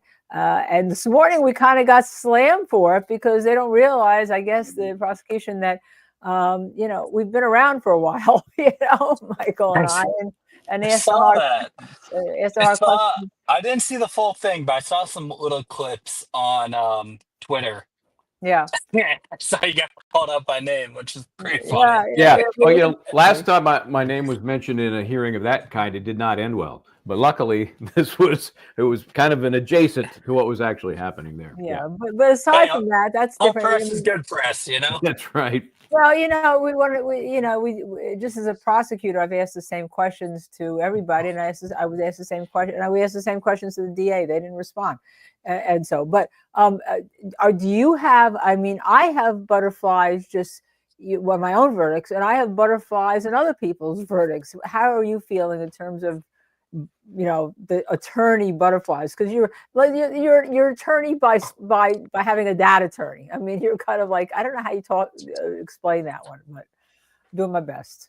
Yeah, no, it's definitely a little unique situation because Rocky has developed they have a friendship that's not really just, he does fight for every client like family, but Rocky is kind of verging on actual family in his eyes, in our eyes. So it's a little different here. But it does, of course, every time there's a verdict, there's never really this amount of coverage on his cases because not a lot of them are televised. Yeah. So I always kind of hear everything from him, like, "Hey, we have a verdict," or "Here's what the verdict was." So to hear like, "Hey, we have a verdict in 90 minutes," I'm talking to him immediately. I'm leaving work right now. I was on the phone with someone. I'm like, "I gotta go." So talk to him really quick just to make sure he's feeling good, and of course he is. And I feel good. I feel like justice is gonna prevail here. How do you think Rocky's doing? Did you get a sense of that from your dad? I did not. I didn't want to ask. I didn't know what that was. I can't imagine what it would be like if I was, facing that. So I imagine it's very intense. But Rocky's a strong dude. Rocky's a smart guy who's really maintained his innocence from the jump, and he, believes his innocence, as do we. So he feels like he should finally be sent home. Oh, well, we were talking about it earlier, that it's that time when that jury walks in and you're hoping as an attorney to get like something, and you never get anything until the actual verdict is read. I assume you're going to be talking to your dad later tonight, no matter what the result is. Oh yeah, we had my fiance and I had dinner plans. Those no longer exist. We something came up, so we're definitely all gonna be on watch. Yeah, and your mom too, I would imagine. And when do you expect to see your dad next? I will see him probably not this coming week, but the following week when we go home to Connecticut. Hey, Chris, your dad told us this great story that during the course of this trial, you did a little detective work for him, and one of our viewers, Lola Lisa, says, "Thanks, Chris, for all your help and detective work." What exactly did you do to help them locate this, this mythical gun range? I saw that on Twitter. I don't want to misstate the guy's name. I think it's Don't Flip Justice, if I remember correctly. I saw a few people on Twitter actually sent that to me. I gotta say, the community has been unbelievable. The ASAP Rocky community has been really cool. They've been, sending me everything, trying to, help build the case from where they can, and they really have helped. Like, they sent me that, and I was like, whoa, I, Googled it to make sure I'm not wasting anyone's time before I Right. sent that over to Right. the defense. But once I saw that and Google kind of gave me enough of an inkling, I'm like, okay, this could actually be legit. We sent that on over, and then I was on the phone with my dad really quick, and then he's like, "God, I'm going over there right now." And I'm like, "Yeah, so please, Yeah. hopefully Yeah. this works out." And It became a that was a a big huge win. issue. Yeah, it was a huge issue in the case. So good for you. You got Yeah, the legal work I in your saw this blood. morning. I saw it runs in there. It's deep, but it's in there. I saw this morning the thing with the loon too. I don't want to comment on it, but Yeah, we're not gonna let you comment on it. what they proposed is true. There could be only two things there. Either you knew or you didn't know. The stipulation is still asked for, and this guy's like trying to take the ethical high ground and keep constantly saying how unethical the defense has been. I don't know, It's a just little hypocritical, in my opinion. Yeah, But little bit. blessed mom from Texas. I just love you all. Love this channel. Praying for a not guilty. Thank you, blessed mom from Texas. We all are. We all are. Yeah. But we did ask your dad what happens should the worst happen and Rocky gets convicted of one or two of the charges, and he's already got plans. He said he's got appeal issues because Oh as a yeah, good we trial went over. lawyer. Go ahead. Yeah, I went over that with him. I never want to talk about the negative, but obviously there's a world where it exists. So I wanted to just kind of understand the situation a little bit better. Like, hey, I feel like you have a pretty strong case for the appellate, and he said, "Oh yeah, we do. We've been working on some stuff. I can't disclose anything, obviously, No. but uh, I don't think it's gonna come to that. I don't think that's gonna be necessary. But if it is, I think they have a pretty strong case there as well. So Yeah, good lawyers always I have think we have some somebody who chances does. here too. Good lawyers always have somebody who does appeals, making the list of all the issues as they go along, or has appellate counsel sometimes even in the courtroom, listening. So that's what good lawyers do. And your dad is a good lawyer. As was mentioned in the courtroom when Mr. Lewin refused to mention my name in one of the arguments this afternoon. I do teach with your dad, although we've never been in the same teaching group. There's 134 students. You divide the 6 groups. It's the same week, and we're all, we all do our students and different things. And so you pass in the, as I said, you may have lunch at a table when they're teaching us, because we as faculty get taught as to what we have to teach for that day. And it's rush. But you don't get to be invited there unless you are a good lawyer. And of course, he's a good lawyer. And as I said to you, your dad's always been a gentleman. So, and that, the people around, there's a lot of people around who know your dad in New York, in the United States, in California, in the courthouse, in the elevators. There's peoples all over the place, All over Europe too. Europe too. Wow. We've had wow. actually really quick, unrelated to law. I just have to share a story because the most boggling thing that's ever happened to me with him. He has a status that's a little bit larger in life at times, but he he has his soccer teams that he's involved with. He owns one, doesn't he? He does, but this was a past team. We were in Bologna, and I was probably 15. I was there with my friend. we were walking back from dinner, and a man who had a full arm cast, like in a sleeve, drops to his knee in front of my dad, grabs his hand, and says, "Thank you, sir. Thank you, sir. You are our God." And I was like, "Okay, okay. What's going This on is a here? setup. What's the Oh my deal? Yeah. goodness gracious. What's going on here?" My dad's like, "Hey, buddy, let's get up. Yeah, Thank you. Yeah, get up, get up." And I said, "Whoa, yeah, is that what it's like over here?" So yeah, that was obviously a little different. Soccer is a religion over Yeah. there, yeah. Yeah. as you could tell by And that your reaction. But dad was a that's something savior for I'll that never team? leave my mind. Yeah, He yeah. got them If you had one thing to say do to your dad so. right now, what would you say to him? This, you don't overthink anything. When you look back and you tried this case, if justice is going to prevail, this should be a walk in the park. Non-guilty. And I know you're going to tell him you love him, right? No matter what. Oh, of course. Of Of course. course, that too. But more so, I'm just trying to talk from a support system, I guess, right now. I But know. I mean, he doesn't need it. He feels good. He feels confident. We all do, and I think we should.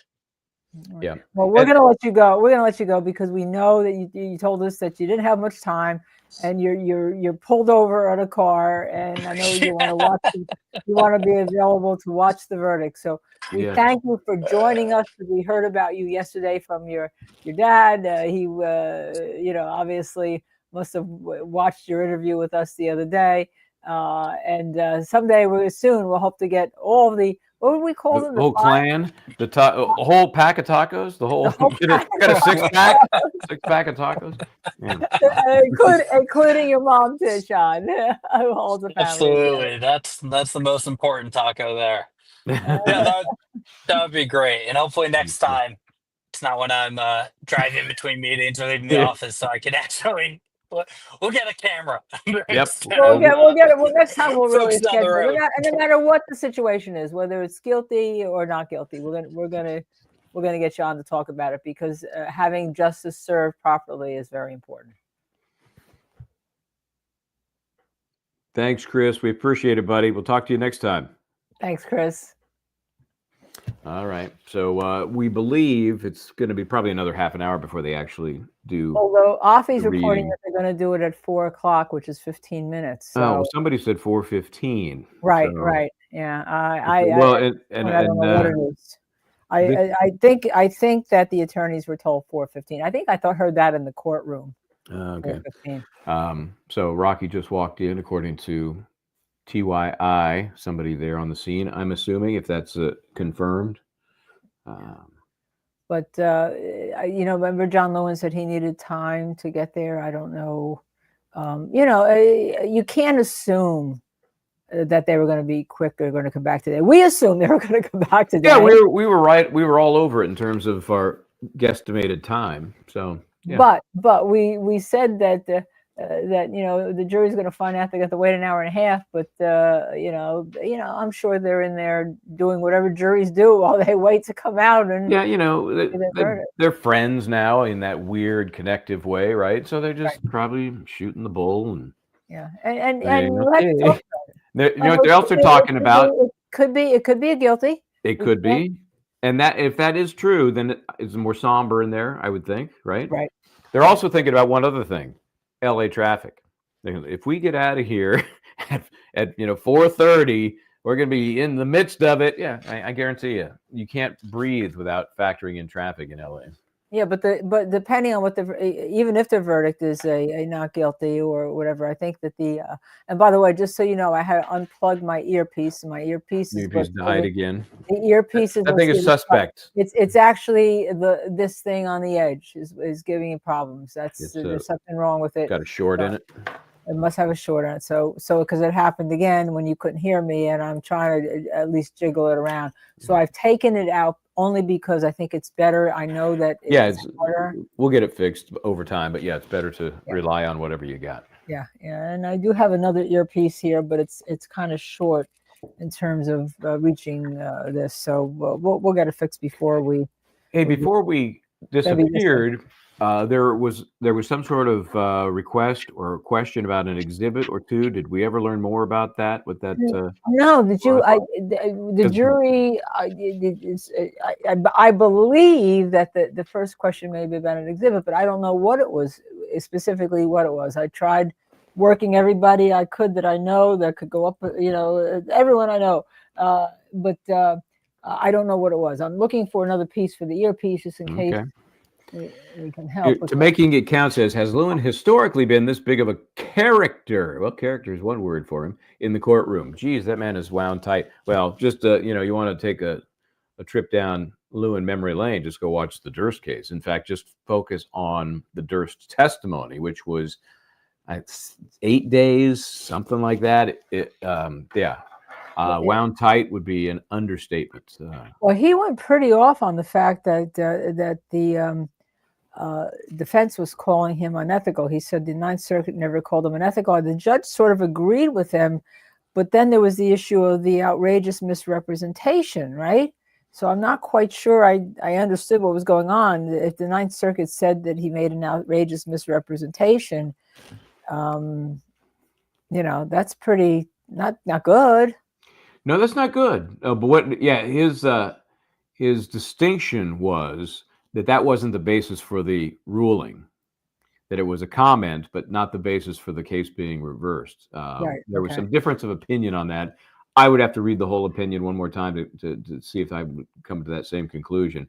But anytime you are in a decision called out for misrepresenting evidence to a jury, and in the context of a discussion about what is and is not harmless error, by basically saying what you did was not harmless error. Right. That I don't care what the ultimate decision says. That was a factor. So quit, playing high and mighty. It just doesn't play when you see this kind of, decision making at the appellate court level. It was interesting because the issue is well, if they didn't say he was unethical, but the decision was reversed because of because part of it being the outrageous misrepresentation. Correct. Is that unethical? I mean, that's really. I mean, I'm finding these distinctions without a difference for what the public views them as, right? But, if I go and I make a outrageous misrepresentation, that to me, as an attorney with an ethics duty, to me that makes me unethical. So I don't know. It's going to be interesting to see because, boy, did it get heated in that courtroom this morning. It did. Everybody got in. Even the second chairs of each person, each side got in there. And I can't remember Joe's associate's name, but he's a sharp dude. He's a sharp guy. Right, he was very sharp, right? Yeah, and he did this move a lot. I like this move. You ready for this? Your Honor, he had whipped the glasses off. So it's always very dramatic. Bless him all from Texas. Will they arrest Rocky right here if convicted, or will they wait? Well, he's on bond, so I'm sure $500,000 bond. I'm sure they would ask to continue that pending appeal. Hello, the defense would. I'm not sure that the prosecution would. Well, of course, prosecutions say no, remand him right now. I think it's more likely because he has a bond already. I think it's more likely that they would allow that to continue. But who knows? Anything can happen. Judge Arnold, he's a pretty easygoing guy, despite the yelling here and there. I mean, he really has been pushed to the degree that he couldn't take it anymore. So right. I don't see him as being everything that's come to a real important crossroads. He has said, I don't see any nefarious activity here. I don't see any misconduct, willful behavior. So he's always come to the brink where he might find those things. And he said, no, I don't find that. So this is an interesting question to making it count. If guilty, who imposes the sentence, judge or jurors? I think I recall the judge giving Rocky the choice. This is so fascinating. Remember that? Yep. The And what choice did he? was Yeah. choice was for the aggravating factors, not for the. Yes, not for the sentence. And what's the difference? Well, the aggravating factors affect the sentence.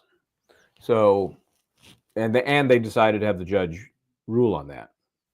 And we kicked that around at the time thinking, yeah, if a jury finds you guilty, do you really want them to be the ones to weigh the aggravating factors? Probably not a good idea, on balance. So the judge will do that. And if there are aggravating factors, and we're trying to figure this out, what they are, because I've not seen anything clearly written that suggests with this is not a murder case, with this kind of case, assault with a semi-automatic weapon, what would the aggravating factors be? Would they be, I thought, repeat offenses or something of that sort, some heightened level of intent, maybe.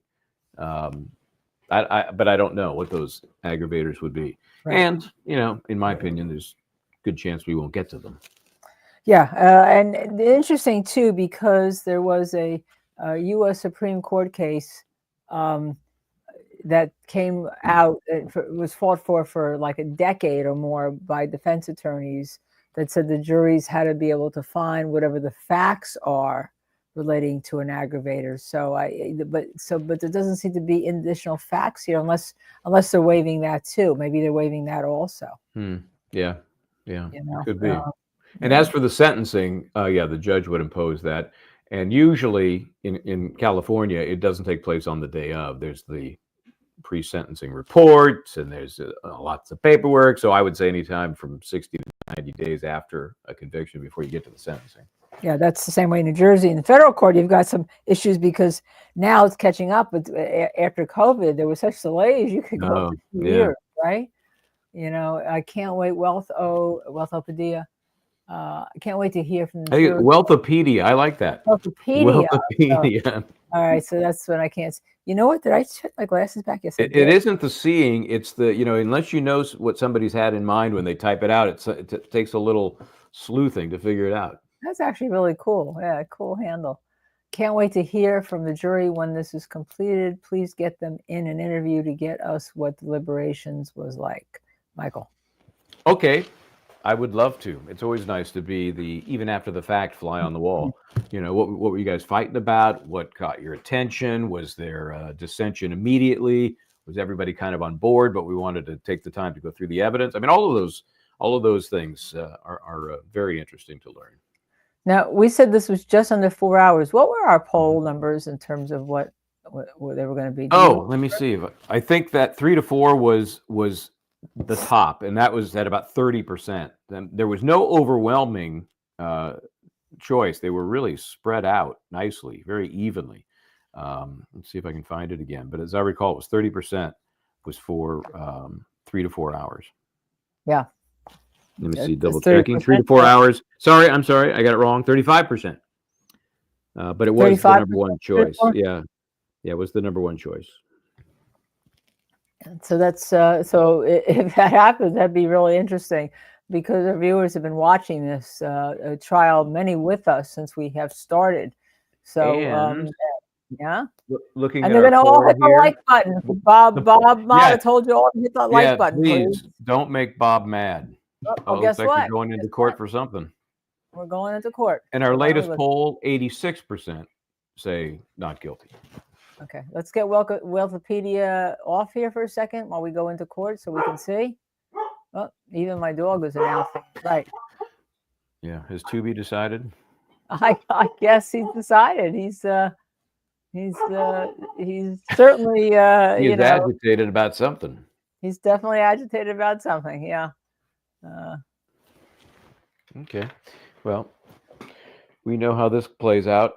The lovely seal of the state of California, Eureka. I used to know a lot about that seal, all the different images. There's the bear on there. It is the Golden State, and the bear is the state animal. Interesting. If they decide to do, maybe everybody's in place and they're going to bring people out early. Yeah, could be. Let's see. I mean, right now, we heard 4 o'clock/7 o'clock initially, and then there was some note taking that said no, 7:15. Right. That sounds like Lewin cried about something. But then, if people get there earlier, why, Missy's taking us off just to show us that we are monitoring it, we are on the seal. But if everyone's there, why, and they have everybody, I'm sure they could go forward. Sure. And quite frankly, I don't know what the verdict is going to be. People may get in there and do what some of our people said. Hey, we don't believe that it was a fake gun, and that's it. Yeah. And the thing is, they could get to that conclusion because of lack of evidence of whatever gun it was, and then make the leap that, well, if it wasn't a fake gun, therefore by default it was a real gun. That's not the process they should be following, but it could happen. It could happen. So why don't we go in and listen again, because someone just said, Oasis Cat, who's helping us today, that the jury just walked in. Okay. Let's go in and see if we hear. I'm surprised anything. we're not seeing the judge if the jury's already in the room. Oh. Well, no, he may have put them in the box and then he's going to come in. Yeah, that's weird. The judge is usually waiting for the jury, and they don't even get called in until the judge is ready and everybody else is ready. That's weird. Yeah, I just don't want to miss it if we're if they come in and then all of a sudden it could happen. Boom, woof. Yeah, remember YSL. The judge read the verdicts, and Paige Whitaker, and it was like, what were those the verdicts? Did that just happen? Here we'll hear from the foreperson. They usually in California will hand it to the judge. Judge will look it over, make sure there aren't any blanks, and it's been signed by the foreperson, and then give it back. The clerk has been known to read it too in California courts. I always felt sorry for the clerk in the OJ case because she stumbled over Orenthal. I remember that. There's a little pressure on you. Just a little, just a tad of pressure. I always find out how people do that. It really is. I think it's just very, just very tough. I mean, I think it's very tough for common people just to do that. It is, especially that's not normal job for the clerk. Is to perform, and that's what you're doing when it's a high profile case. Yep, it's a high profile case. That's what you're doing. And but California's used to high profile cases, right? Oh yeah. But they have. I was going to look. I forgot. We were talking about whether Lewin, when Bob Mata was on from Defense Diaries, we were talking about how often Lewin might have argued a case in front of Judge Arnold, and I was going to look because there's a massive number of departments there, as you can imagine. Right, and the department's like a courtroom too, right? I mean, when you go to the department, 131, it's a courtroom 131 on the 9th floor. And in New York, because it's weird in New York, of course, they call it the part, right? They call it the part. It's part 31. It's not department. It's part. It's the part, right? But that's all it is. It's the courtroom.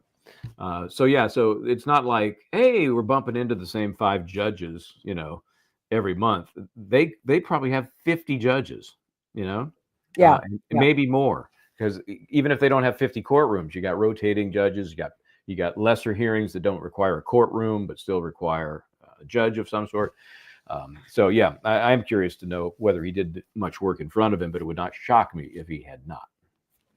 Yep, that's doesn't shock me either. If he had not. Why purple today? Asked Poke Mom, right? Now that's a penetrating question. I like that. And you can tell us your purple story again? Was that the Court TV or Court TV? Well, the reason why I like purple is I saw this in the store and I actually bought the... it's a beautiful purple. What do you mean? It was just a stunning purple. It's not Catholic Church purple. I think somebody's singing Catholic Church purple when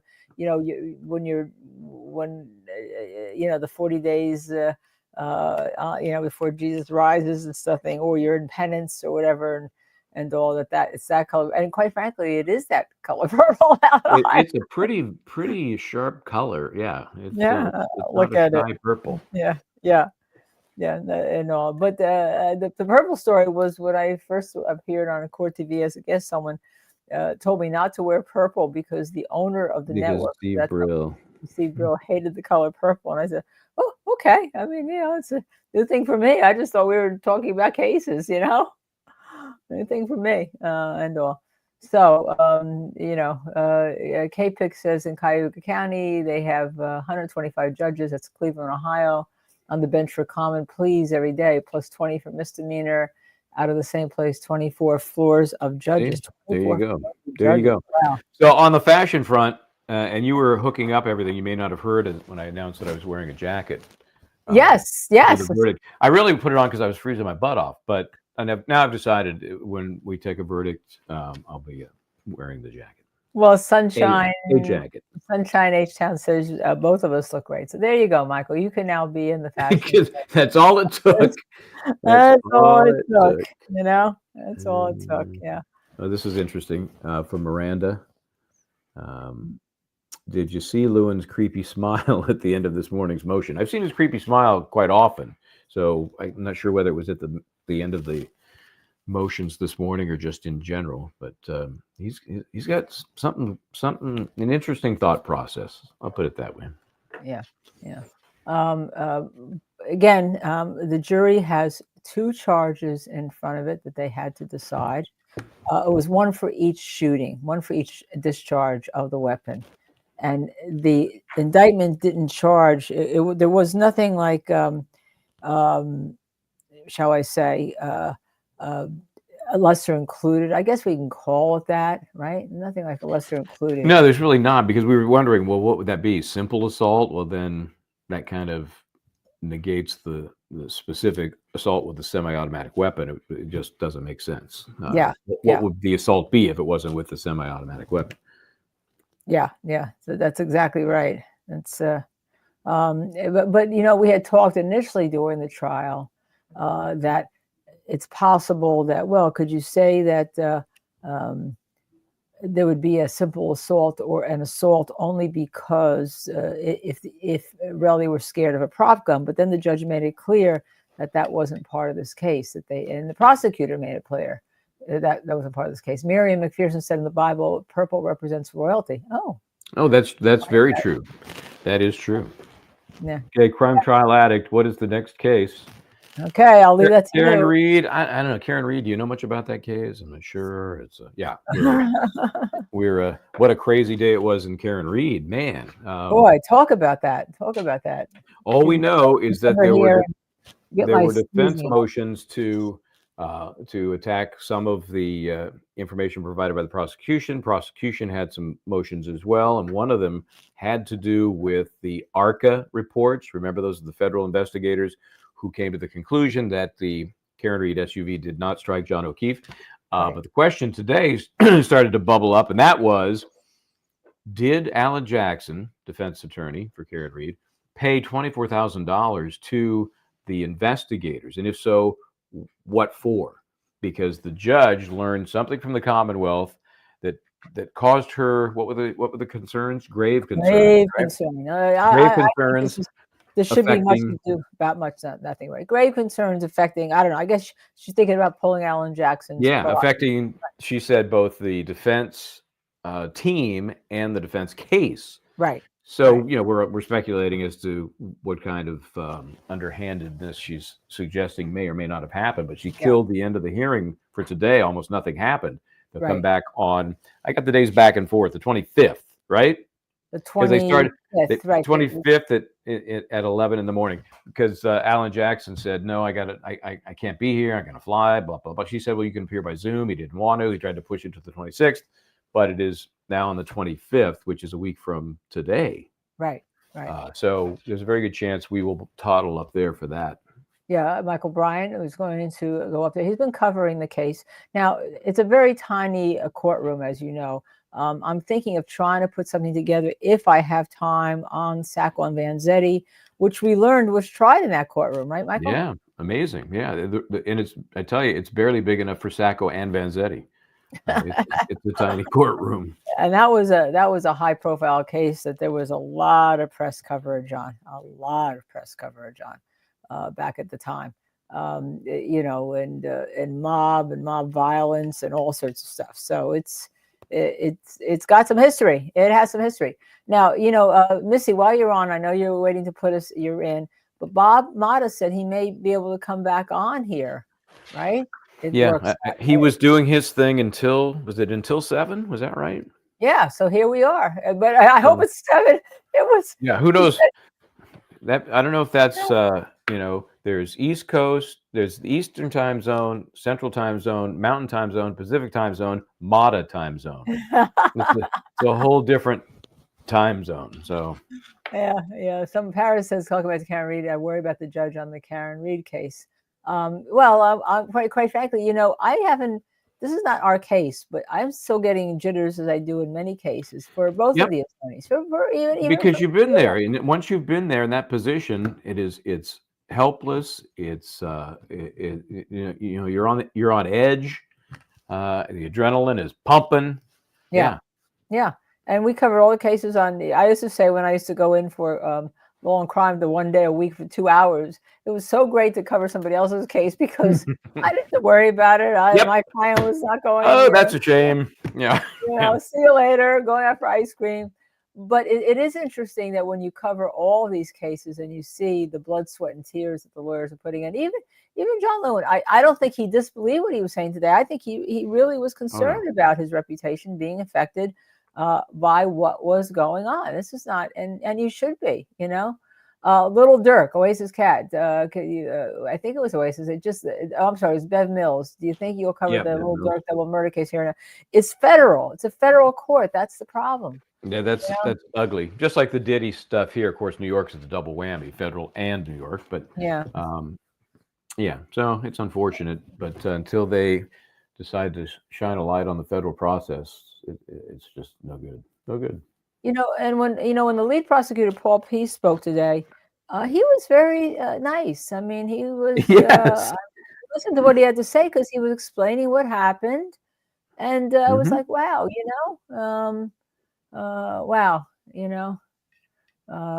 Sassy S says, Linda, I never forget your response during the Agati and Shannon verdict. You felt all the emotions, and yes, I did. You know why? We had gotten close to Doug Weinstein, and we felt his emotion, right? We felt his emotion. I think somebody just came back on. At Bob's, yeah. And, I got down there and I got to meet, Agati's mom and hang out with those folks for a while. And but you're going to push Doug. You're going to push Doug. You're going to text him because he promised us an interview. Is he going to come on? Reach a verdict. With mom for. With Tasha. Bob, you're going to come on the stage. Is he ready to go? Should we bring him on? Ready. Oh, there he is.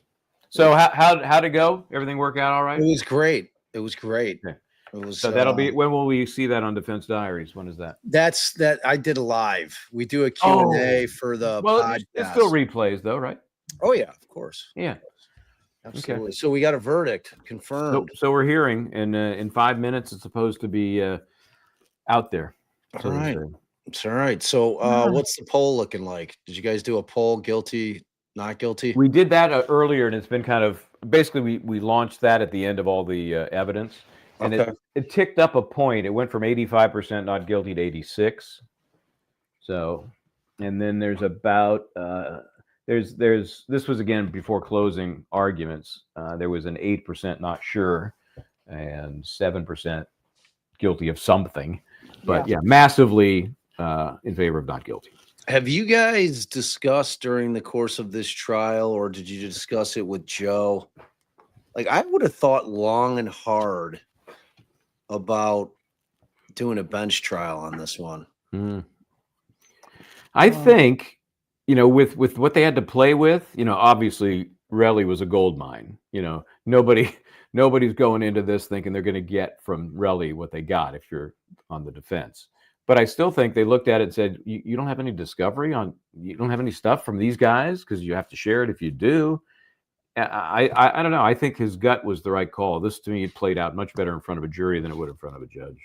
I mean, but what do they really have in terms of the state?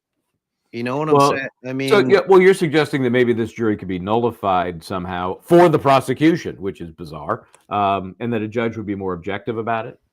I don't trust judges to do that. I just don't. I don't know. It's always. I mean, look, bench trials are terrifying. You know what I mean? It's like, well, yeah. But in a case like this where it's clear, reasonable doubt, like you, I always worry about if the jury really knows what that means. You need Always. somebody, Yeah. boy, I tell you what, you need somebody, Bob, and you know, as I've said it, there has to be at some point in that trial when people are debating, well, we don't really know what happened. We think, he could have had a gun. Was it more likely he had a gun? Somebody has to stand up and say, look, we're not here to determine that. We're here to determine whether the prosecution proved their case beyond a reasonable doubt, right? That's what you need. And that's a tough one. Yeah. Oh. I always think it's so important, and in this case especially true, to make sure the jury realizes if you don't know what happened, you can't find somebody guilty. It's that simple. Tell me what happened in this case. Tell me. Right. Yeah. I mean, and that's what I'm saying. I mean, with the judge, like any intellectually honest judge is going to have to look at the evidence that was presented in this case, and they would have to say it's reasonable doubt. You know what I mean? Like, I guess the question becomes this: could you see a situation wherein any judge could have sat on that trial and reached the conclusion that the state has met their burden? No. I think a judge. I don't trust judges. I think they could be biased, especially when they've been in the system for 30 years. They know all the prosecutors. Yeah. I wouldn't trust it. I would do the jury. That's scary. I know it is scary. It's scary. There's ever going to be my fate is going to be in the hands of a jury. That's for sure. With a good lawyer, because I think the lawyers make a difference in terms of what they do. 100%. 100%. I mean, if it's a close case factually, I mean, the lawyers make a huge difference. Of course. Going in, this was kind of a close case factually before we learned the real story, right? Right. But Lewin is like imminently unlikable. So yeah. It's like if that dude didn't have like the much easier job of being a prosecutor than it is being a defense attorney, like that, like I don't know that guy would win shit as a defense attorney. He's just like he's grating. He just like his interrupting thing I've never seen in a court of law. Yep, and indignant about it, even to the judge. It's almost like he's asking the judge, "Listen to my question." Right, it's his favorite line there. Oh, it's so crazy. And yet, if he wins and gets a conviction, people say, "You see what a great attorney he is. What a great attorney!" Yikes. And that's let's face it comes down to, do you win? People don't remember your losses. Your losses make you, no matter how good you are, it gets washed away. And if you commit, and I'm not saying in this case, the prosecutor commits misconduct, gets the conviction.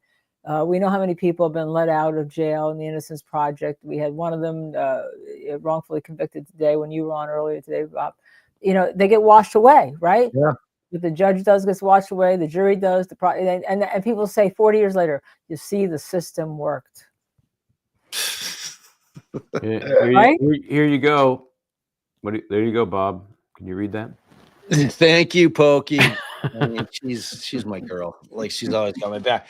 Yeah, I mean, no one remembers who lost the Super Bowl. You know what I mean? It's like that. It's like unless your team was in it, and like no one remembers who lost this, unless it was the Bills, because they lost 4 years in a row. But typically, you never remember who lost. And this year, maybe a little more memorable because everybody wanted Kansas City to lose. And it was like the script. It's like they finally went off script. Rihanna just arrived. Jules is reporting that Rihanna just arrived in court. Oh shit! Who is she wearing? Who is she wearing? Fabulous. Something fabulous, I'm sure.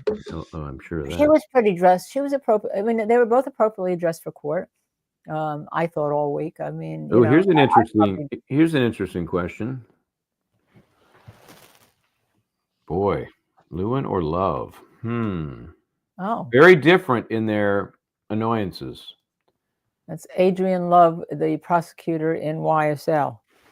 Who was it? Doug reported to us that she was assigned as a second chair to a case, but Lewin's. Yeah, that's right. Yeah, he said that there was a relatively high profile case going out, and she was not lead counsel.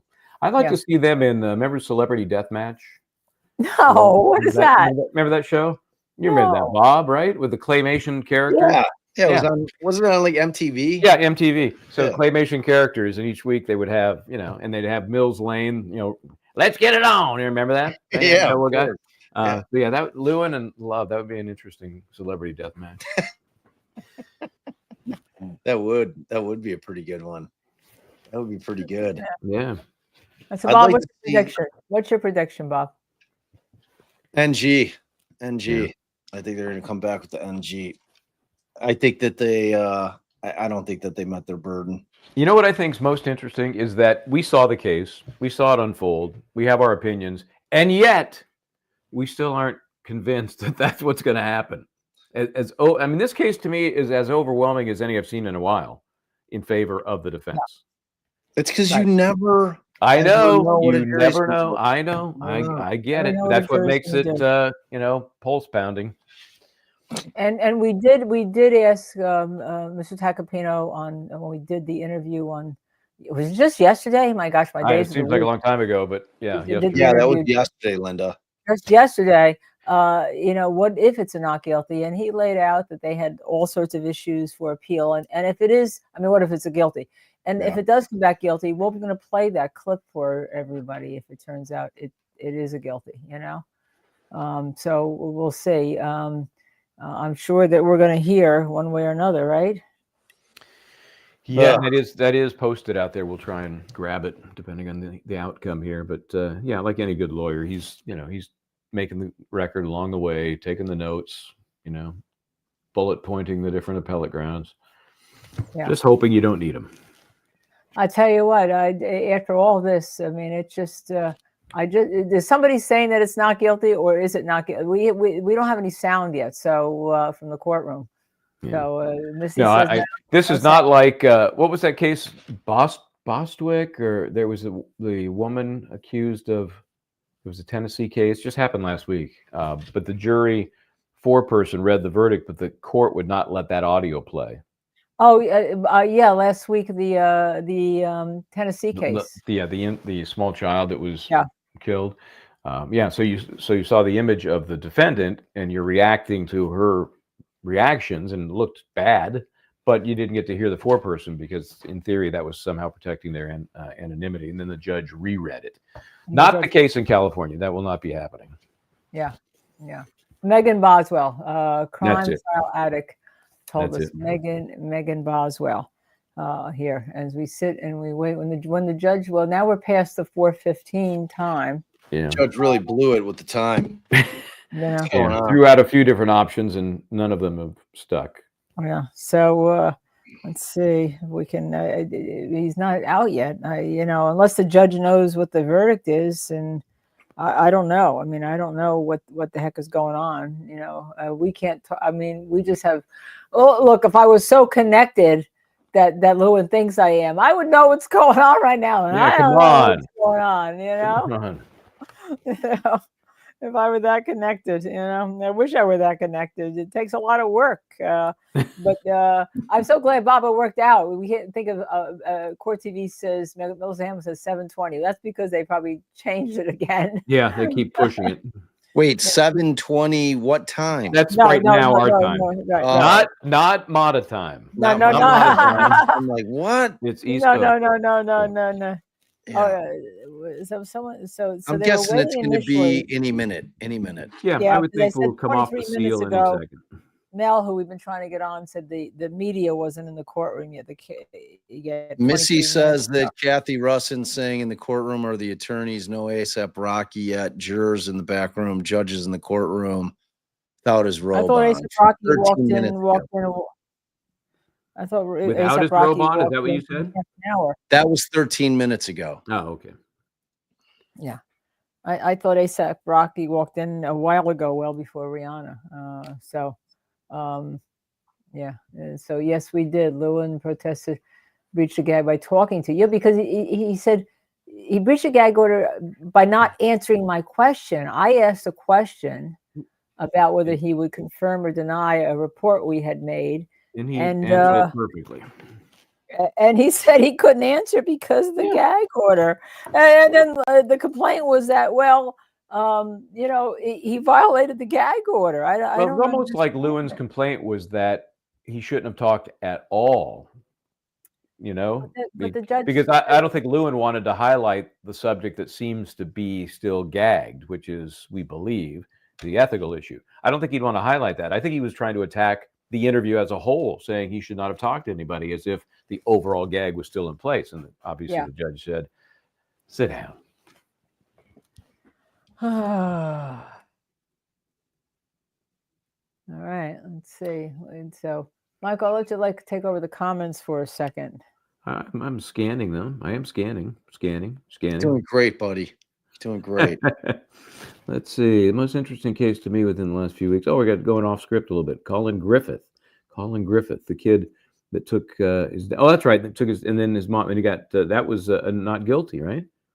Yeah, acquitted. Yeah, that was an interesting. We didn't cover that. No, but that's a weird. That's a big conversation. Yeah. But, yeah, I agree with you. It's an odd case, no doubt about that. Yeah, we didn't. Uh-oh, here we go. Oh, here we go. It's Okay. Mata time. Oh, Sheila, she knows. She knows. Let's see. It's getting late for. It's like was it 12:30 there? 5 hours, right? In Ireland. 5. Oh, yeah. From you guys, it's 5. For us, it's 6. Yeah. Okay. All right. Yeah. So Yeah. yeah, it's the witching hour there. Hurry up, Sheila's got to go to bed. I was listening to Bob on my phone, thinking, "Wrap it up, Bob. We need you back here." Oh, that's so cute. That is so cute, Bob. You have such a following. They love you so much. They're awesome. Our communities, and we have a lot of obviously shared folks. So they're all caught up in this mess. I love them. I love them. It's that's one of the greatest things about doing this is the community that you create. Yeah. It's like coming and hanging out with your friends. Yeah, Like, we were talking about that and contrasting it with kind of the sterile traditional broadcast world. Yeah, it's a whole different thing. Very different. You're literally building a little family here. A little Yeah. virtual family, which I've met several people in real life. Like when I'm out Like when you go to Crime Con and stuff, or when you go Yeah. out on a trial, covering a trial. Yeah, for sure. Yeah. Well, hopefully we'll be going there this year again. and not if John Lewin has anything to say about it. Bob should be doing a whole thing on the Richard Allen case. I mean, seriously. Yeah, I've been trying to Do a get him to do seminar it. on that. Yeah, that's a tough sell to Crime Con because Right. they've had the patties there, so Right. and I'm questioning whether or not they have the right guy. Right. Not, And, that's what I always tell people, that it's also tough. When you go to sell a program, you have somebody who, there may have been misconduct and who comes out of jail. They don't want to hear it. No one's interested in that. No one's Right. interested in that, right? Right. Yep. They want to hear, for instance, there's a new show that opened on I think Netflix on Gabby Petito. I want to watch it. Not that that's not important. It's really important, and her family's done a wonderful job making abused women right in the forefront, and people screwed up, and they're trying to make sure it doesn't happen again. But Right. that's the bent. They don't want to hear about making sure somebody doesn't get convicted again who is not guilty. That's not on the Okay, Carly 05. I find it odd they offered only 6 months. If the prosecution thought he was guilty, why would they offer such a low amount? That was what we were asking early on. And then, among other things that we discussed, the $30 million in a bag extortion plot, it started to become clearer and clearer. The prosecution just wanted anything. Give me anything. They probably were willing to go even lower than that if the refusal hadn't been so adamant. I'm sure the refusal was no, and I'm certainly not doing any time, right?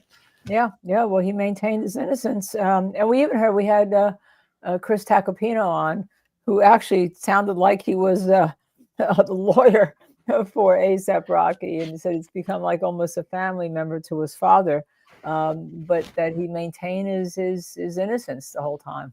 Yeah. Now, I hope this delay is not that they know something like we don't know, like he's found guilty, and they need to get sheriff's deputies or officers. Well, it sounds like Rocky's not there yet. That's what it sounded like. Yeah, that's Rocky is not there. Rihanna's there, but Rocky's not. That doesn't make any damn sense. Yeah, it says as of a posting from 7/24, and I saw that when the other posts that were listing the people, and he wasn't on the list. The goose is on the loose. He's on the run. He's like, fuck it. I'm out of here. I'm taking the chance. I'm taking the risk right out of it. This verdict, man. Oh my goodness gracious! Joe was like, hey man, come on, dude, you got to come in. Yeah, we're of course. Can't do it, Joe. TV now says it's delayed to 8:30, which is 8:30. What? That's an hour. Oh my God, what is going on? 8:30. Is that confirmed? You mean 8? But which time 8:30? Which time? It has to be East Coast. It ain't Finland time, so it's an hour from now. I'd just like to know if that's confirmed. I don't somehow I can't imagine. If it's another hour, we would definitely will have PTSD. You're absolutely right. Yeah. 8:30. Everybody there except Rocky. But someone said Rocky came in. I don't understand. I didn't see that. I thought I saw someone said Rocky had arrived at the courthouse. Like the goose is on the loose. Well, hold on a second. I dropped my phone. I have to go. My phone is on the loose. See you later. Don't fall out of your making chair. a run for freedom as I try to figure out what's going on here. You know. Oh my goodness! Stuck in traffic. That is what to believe. But I tell you, said that. You said that. Traffic always a factor. Yeah, you said they have that. no weather there, but they got traffic. You said that. The traffic. You said it. That's what cracks me up. I tell you, you live there long enough. That's all you think about. But and that's why you got it on, Michael said the jury's probably saying, "Get us out of here, because or else we're going to be in traffic. It's going to be terrible. We're going to be in traffic, right?" I mean, yep. And now they're screwed because there is no. If you're going somewhere maybe 2 a.m, you got a shot at getting there in a reasonable time, but otherwise, there's really no good time. Yeah, L.A. Oh my! It's like Chicago's got like one primary thoroughfare that goes into it, and it's like 290 or the Eisenhower, and it is the most congested. Like for a city that size to have one.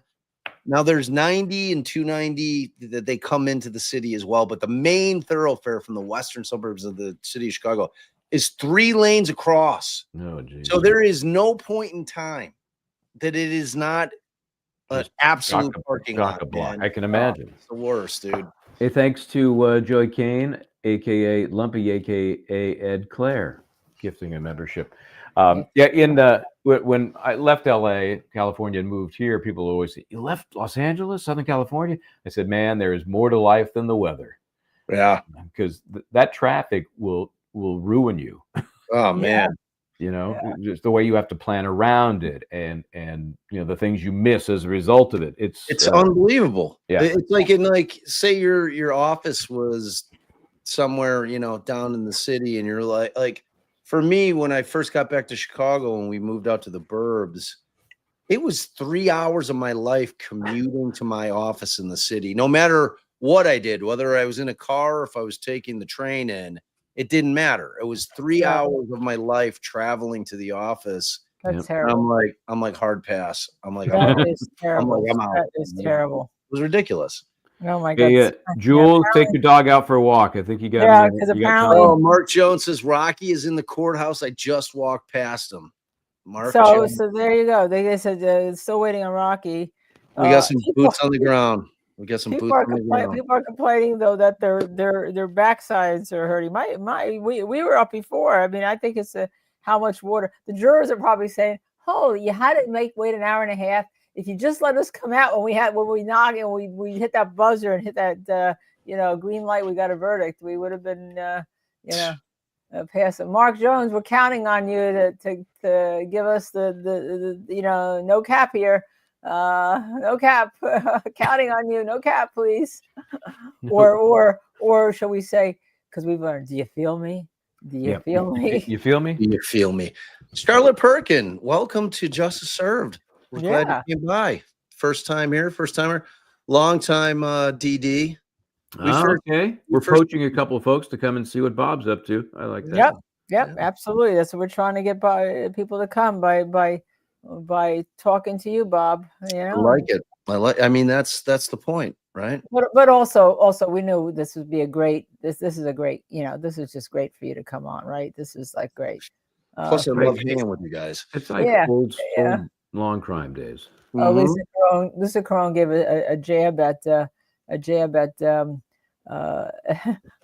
Look at Ms. Curry Biggers. They should have come to a verdict before they took lunch to avoid traffic. Anytime after 4 is traffic drama. Yeah, 4. Yeah, if you're lucky, you can. You start looking at your watch. You go, it's 2:30. I'm screwed. I mean, that's bad. Miss Curry Biggers has a point. Yes, yeah. I mean, they were, Bob. They were interested in justice, not traffic. All right, come on. Or pizza, or whatever they had for lunch. Yeah, whatever. Well, yeah, and Linda suggests they didn't get free lunch. I'd like to pursue that. Yeah. They said someone was saying that what they did is they all went to separate portions of the courthouse. They were walking around, they're getting lunch and stuff like that. They didn't get a free lunch. Maybe they only do that in homicide or murder cases. Who knows, right? Anymore, who knows? I want to find out, because that's the very smallest perk that the jury gets in most cases. Teeny weeny little perk, right? Teeny weeny little perk that they get. Although who knows what the lunches are like these days, right? Yeah, here's a box, sandwich and chips. I mean, who knows? Yeah, who knows? Okay, but it's like when you're on a plane. Anything they give you, you feel like you're in prison. Anything they give you, man, this is. I'll eat it. So it could be the same in the jury room. Yeah, how that started. They wanted to give food up because they were trying to get people interested in food and give up the verdict. It's because people were so scared of flying way back when. Now they should be again after the past couple of weeks. Really? But to keep their mind off flying, to feed them. Well, the car comes down. What do you want? And it's true. You start paying attention to. I think what's happening. Alcohol does more for you than the food. But yeah, I understand the distraction. Oh, that's funny. That is so funny. Okay, so now where are we? Michael, by the way, Phoebe Purvis, where's your dog? I miss barking in the background. Well, your dog was out. I had my Tubi. Oh, no, Tubi's right here. Tubi's on the floor right there, sleeping. Tubi must have had a tough day. Out there walking with. He had his dog walker with him, who he loves. Taylor loves him. Yeah, I met Taylor, and I think if you guys both called Tubi, he'd go to your walker. Taylor. Sorry. The doors, Taylor. Oh my! People are. I'm like last. Change the reading time to 8:30. Are you kidding me? Well, that's what we heard, and we just thought that's ridiculous. What? That's ridiculous. If Rocky's in the courthouse, how could it be 8:30? Right, and that's crazy. And the jury's got to be like, come on, man. dude. For real though. Yeah, that means gotta be. Come on, that's dude. brutal. Yeah. All right, Let's see then. what we can find out. Can we all go to Twitter? Can we go to Twitter? Can we all go to? Where's Mark? I'm on Twitter. I'm looking. Mel says Rocky arrived. She's upstairs outside the courtroom. Haven't seen him come up yet, but she says he's arrived. Okay. So we wanted to What get could the Mel hang on, up but be? she was Let's speculate on the hang up. Traffic. Well, we know the jurors haven't gone they anywhere. Oh my goodness gracious! Yeah.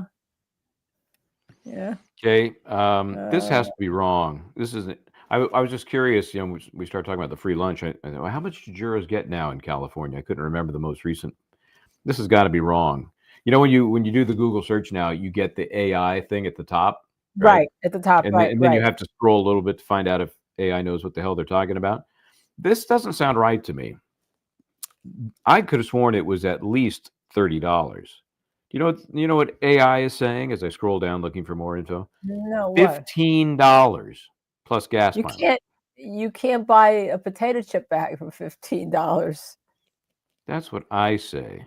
But then there's apparently a pilot program in certain counties where you get more. So I'm going to have to do some further research on this. As AI has not given me confidence.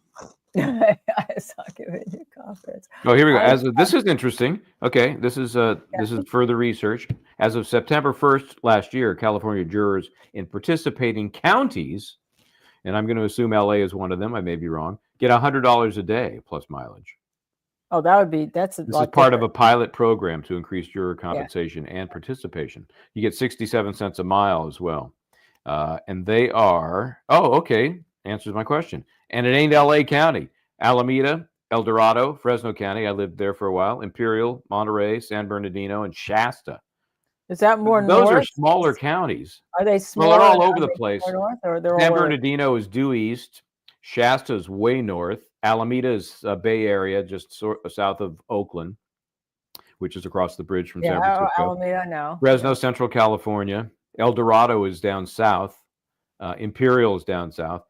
So it's a hodgepodge across the state, but no, Miss Shorty, not LA. Miss Shorty. She wants it to be known. Did she wake up? No, Lisa, that not guilty. You feel me? That's what she's saying. You She said, feel me. we're letting it be known that's what Miss Shorty. And it was a great question and a great response, a great answer that she had submitted to us, and very well thought out question and well thought out answer too. And I guess Mr. Tacopina acknowledged you, Miss Shorty. He did. He thought it was live because he tried to kind of respond when she was laying out her. Yeah. Oh, he thought that little clip you dipped in. He thought it was. Well, first of all, it sounded like. I thought it was live too. I'm like, she's a pro. What can I tell you? Wow. Yeah, she's a pro. She did a great job. Miss Shorty did a great job. We're trying to work on some type of thing when we come on and comment on her show for a few minutes because she really, So Mel says that Rocky is walking into the courtroom right now. Again? Let's go. But I believe Mel. I believe. Okay. Mel. Yeah. Who said that? Who posted that? Mel. I'll be back. I'll be back. Okay. He's gonna get a drink. Okay. So did you feel me? So we had Chris Tacopino on Miss Shorty, his son earlier, and he's he feels it's a no. He says his dad was feeling very good about it. He gave us that scoop, and obviously they all support. I mean, you imagine his son is supporting him, but obviously you went over very well with everybody. Everyone loved seeing you, Miss Shorty. Your question was great, and we were glad that we can do that for you. Our Aussie, I guess it is, our Aussie crime neighbor person. Yes, our friends from down under. Our friends from down under, right? Our friends from down under, right? Exactly. When I was there the first time, and I met this woman. We went out to dinner, drinks, and we were just catching early learning about one another. And she told me about a former boyfriend she had, and I said, "Oh," and she said his name was Markle, and I said, "Markle, Markle, like your name." And I went, "Oh." So that was my embarrassing Aussie accent moment. Markle, like your name.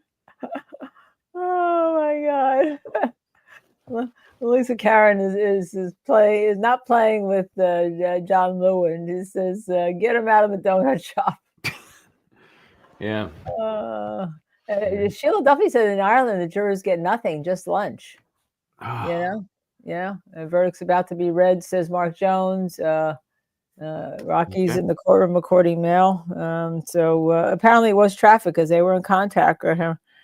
Nope. It's certainly believable. That is one thing about traffic in LA. The media was being excused for anytime you're late for anything. Yeah, but I think they were talking to her. The media was let in 3 minutes ago, so that is probably right. That's probably right. So we'll see because if it's 8:30, we're going to be taking sequential breaks, right? Bob will be right back. Bob just took a quick break, but if it's 8:30, Michael and I will take a sequential comfort break. There's no way that they just let folks in and they're now going to make them wait Missy, for 45 minutes. Seated in that chair. Yeah, Missy, better go now. She can't now. Right now, Rocky is in the courtroom and the media is being let in. Okay. Sheila Duffy, Miss Corby. 8:30, 7:45. You know, Everyone loved Sheila Duffy said she looked Miss Shorty looked gorgeous. Everyone loved Miss Shorty coming on the show. And I'm really glad we could do that. And we'll try the Carol Temple just gifted Candy Temple. I'm sorry. Candy Temple gifted 1 Justice Served TV membership. We thank you. We thank you. We thank you. We thank you from the bottom of our heart. And the person who's going to get it is also going to thank you. I know that, you know. So we'll see what happens here. So you know, we're still all waiting. Again, it's charged with 2 counts. This is back, you know, in the normal world, this is called kicking rocks. And my wife just sent me a text about that. We're kicking rocks. That's what you're doing. And some of us, I don't even want to tell you what some of us are doing. So don't even say it. Don't say it. Don't even go there. Okay. You're gonna use some don't even go language. There. Don't even go there at this point. But Tubi's sleeping on the floor. But you know, usually around 8 o'clock he barks to go out. So that's a problem. If he starts barking to go out, I'm gonna have to get up. Yeah, and that's a very, very distinct bark. He does let you know it, doesn't he? Yeah, he does let you know it. Absolutely.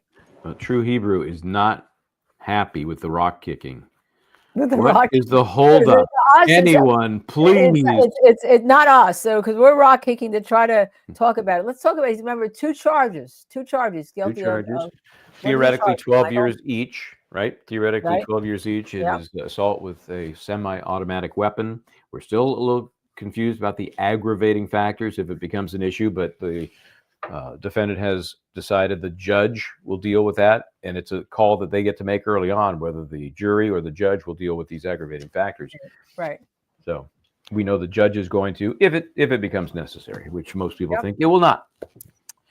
Most of the polls that I've seen think it not, and usually they're kind of around ours. About 80% think that it's not guilty, and 20% thinks it's guilty, which we talked about. That could be a hung, but it's clearly not a hung because they have reached a verdict. Yep, you know? And Lewin is going to object to the verdict, says D. Watts. Well, not if it's a guilty, he's not. If it's no, guilty, that's obviously, But if D it's a is guilty, he's thinking the going to other come way. after. If it's a guilty, he's going to come after everybody. He's going to come after any commentator, anybody that says it. I mean, he's going to express his disappreciation, I guess. Is that what you would call it? Yes. You know, what can I say? Tandra says we should move to North Carolina and live in Asheville. We have relatives in Asheville. It's beautiful down there. That town is happening. It really is. Yeah, I have a very good friend still there. She and her husband moved there a while ago before it was the Tony place to be. And then he unfortunately passed away, multiple sclerosis, a couple years ago. But then they got hit. Didn't they get hit by a flood and a hurricane about a year ago? You know what part of North Carolina? You mean the part that got wiped out? Yeah. It was it was centered more in Chimney Rock, but Asheville took a beating as well. Chimney Rock was this cool place. We went, hike up to this flag that's up on this mountain. Quaint little town. We ate at a little sandwich place that overlooks the river, which then overtook the town. It's unbelievable to have been there and see what is left now. You were actually going to go there. I was going to go there, and on the way down to I think Sarah Boone, I was going to do like a leapfrog down there. Right. But then it became impossible. We didn't have our Starlink then. Right. Now we have Starlink. I could have done it. We had no Starlink then. I'm thinking, what am I going to do? I guess I can walk around in the mud, but I wouldn't be able to report and talk to folks without the equipment. Now we can do that. And remember, Elon sent a bunch of Starlink minis down there for folks for free, so they could get hooked up again to internet service. Yeah. Now we're hearing this, whatever this means. Court TV just changed the verdict reading time to 8:30. Again? Yeah, but if he's in the courtroom, how can they change the verdict reading time? I mean, it still could be that some one or two instrumental people are hung up in traffic. It's possible. Who could be more instrumental than, is there all the defense attorneys and the lawyers in there, and the media was let in? Yep. You would think that if it's important enough, they had plenty of time. I don't care. Why would you go that far away that you can't be there in 2 hours? Yeah, I mean, I'm just well, you hit it though. You said traffic. You said traffic. Yeah, early but on, 2 right? hours. You can get You from said traffic early on. Santa Monica or the Valley in 2 hours. Yeah, let's see what we can see on X, as it's called. Anybody on X? Everybody should be on X right now. But the problem is, I'm not sure we're getting all the information. But 8:30, which is Shy 5:30. Gal 18 says she found us through Cat Not Williams. Cat Not Williams has been great, and we're trying to work on something, right? Trying to collaborate on something. Right. We were hoping to have her on when we were waiting for a verdict today at some point, but then we got notice that the verdict came in. Where's the dog? Where's Domino? Domino. You better get Domino, because if we're gonna get kicking rock, we better. Well, we can't kick the dog. We're having Don't a kick the dog pony show. Yeah, it's I'm gonna fall over from not eating. I had a little snack during our comfort break, so. Oh, I still have my peanut butter Girl Scout cookies here, but the problem what is is that? Is that you eating the whole bag today? No, but I'm close. Here we But go. the Where's problem is they Domino? get all over your teeth. Yeah. What's happening? What's happening? I don't know who to believe. Okay. It says he's been found guilty there. He's found guilty. Breaking. Well, that's what somebody says. Well, there's 3 of them in a How row. could he be found guilty when the seal is still there? I don't know. Do we not have the feed up? I don't know. I don't know. Melissa, Missy, can you check and just make sure there's not an issue with the feed? Since some people are reporting a guilty verdict of some sort. Wow, that'd be some shock, huh? Yeah. I'm gonna go on the internet. So it could be. Everybody likes to just say things. Yeah, but I'd like to know. I mean, we're a news organization. Nothing has happened yet outside. Mel says nothing has happened yet outside. Yeah, Of scooting down so more people can come in. That's what she says. So yeah. I don't know. So they aren't doing it yet. Not till 8:30. Where's the dog? The dog's been requested. I'd be shocked, quite frankly, if Yeah, I think if people that's are. And we have all this stuff going on, right? Everybody's all a dither. Everybody's a dither. So, well, the poll, the different polls say, some say 77% not guilty, some say. Yeah, it's pretty overwhelming. It's pretty overwhelming, and it's all the same. What's very interesting now Mel said there's no sign of Rihanna. I thought somebody said Rihanna walked into the court. So you can't believe it, because we're not there. Yeah, we're not seeing the camera. And we don't have our people there. Court TV is still sitting there. Yeah, so. 8:30 is coming on. Yeah. Domino. Oh, he's asleep. Sorry. Never wake a sleeping dog, right? Never wake a sleeping So dog. Phoebe will have to wait, because let's see, what time is it? Oh, it's even past his dinner time, which he's normally most active. Yeah, let's get those likes. Bob says let's get those likes up there. Yeah, Sinead, let's get those likes up there. Everybody is on here, hit the like and also hit the subscribe button. It doesn't cost you anything to subscribe to this network. No. Nothing. If you want to become a member and get extra perks, then there's that's a different story. Yeah, you got to get over that fear of commitment. Just hit that my subscribe father button. We'll take anything free, okay? Because you never know. So that's free. Hit that free button. Let us get into that algorithm. As we're all working so hard, and you're also working so hard, watching us here and having us answer answer questions for you. Okay, 5 Justice Serve TV, Joey Kane, aka Lumpy, aka Ed E. Claire. Oh, sorry, I flipped that out. My bad. Gifted 5 Justice Serve TV membership. So going back here. Do it. Thank you. I upcut you there. Yes, thank you. Appreciate that. Okay, thank you so very much. Now let's get that subscribe button. This is bonkers. You lot all being here. Yeah, I didn't know about this place till now. Yep. Yeah, well, thank you. We're a well-kept secret. Sharing it. But we're sitting here. Oh my God. You have to think that the jury is sitting there, whether they have a guilty or not guilty verdict, no matter what it is, and saying, Well, it's in California. why are we still There's here? the doggy. Look at Oh, doggy headgear. Doggy headgear. Look at his hat, huh? He's had ear issues back and forth over time. They get a little cracked. Wait, where's the coat? Let's see the coat. Oh, you want to see the coat? Yeah, I mentioned this the other day when I was walking him, and I asked. In fact, I said I would ask you if this is a fashion faux pas because you got plaid on a spotted dog. Is that? No, you're good. You're good with that. All right. That's that used to be the way, but no more. Tubi just got up on the sofa and is now lying down. Oh, I'm hearing something. Here we go. Here we go. Here we go. And I believe the judicial assistant Alex has confirmed that, yes? Just see whatever it is, you'll tweet it out. That's correct. Both sides ready for the jury? Yes. Yes.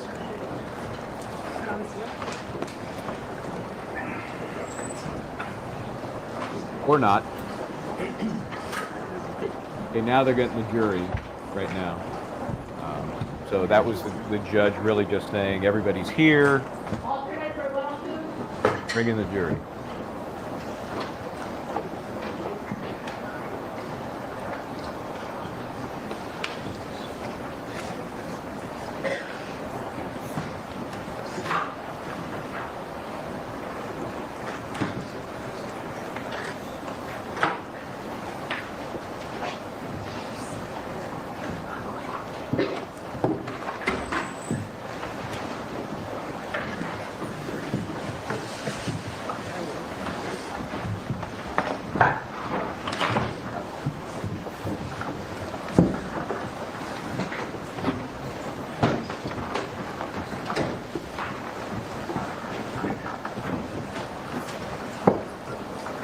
All right, we're on the record with all jurors present, all parties of counsel are present.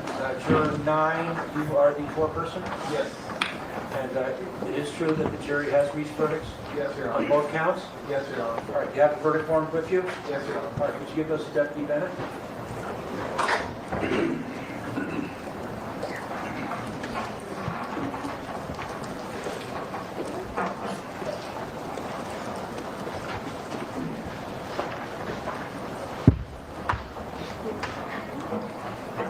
All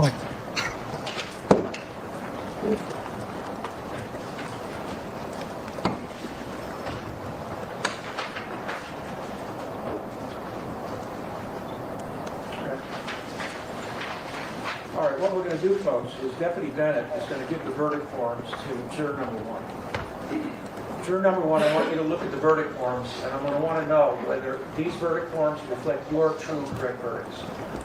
Juror 2, I'd like you to look over her shoulder so you can review the verdict forms. And I want to know from you whether these are your true and correct verdicts. Once I've heard from both of you, give the verdict forms to juror number 3. Juror 3, look at the verdict forms. Juror 4, look over her shoulder. So ultimately, I'm going to want to hear from all 12 of you whether these verdict forms reflect your individual true and correct verdicts. Everybody understand? All right. You got it? That's different. All right. Never heard of it.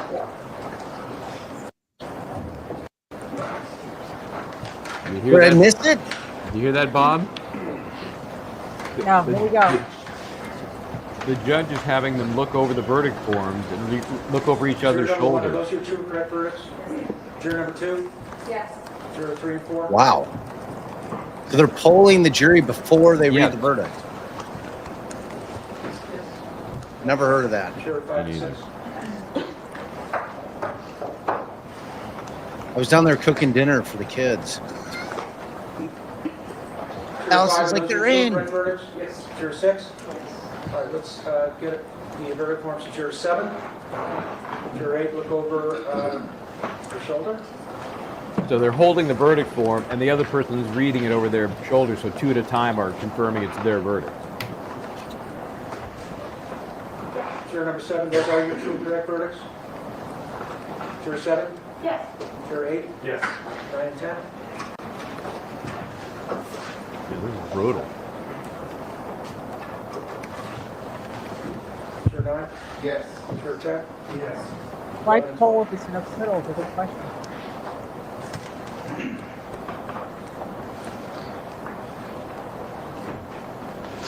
Juror 11? Yes. Juror 12? Yes. All right, all jurors have stated that the verdict forms reflect their individual, true, and correct verdicts. Alex, read the verdict. Yes, Your Honor.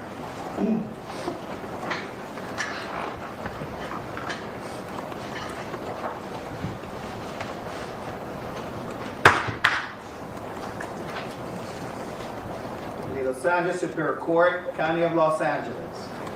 People of the State of California versus Rakim Mayers. Case number BA 508142-01. We, the jury in the above entitled action, find the defendant, Rakim Mayers, not guilty of the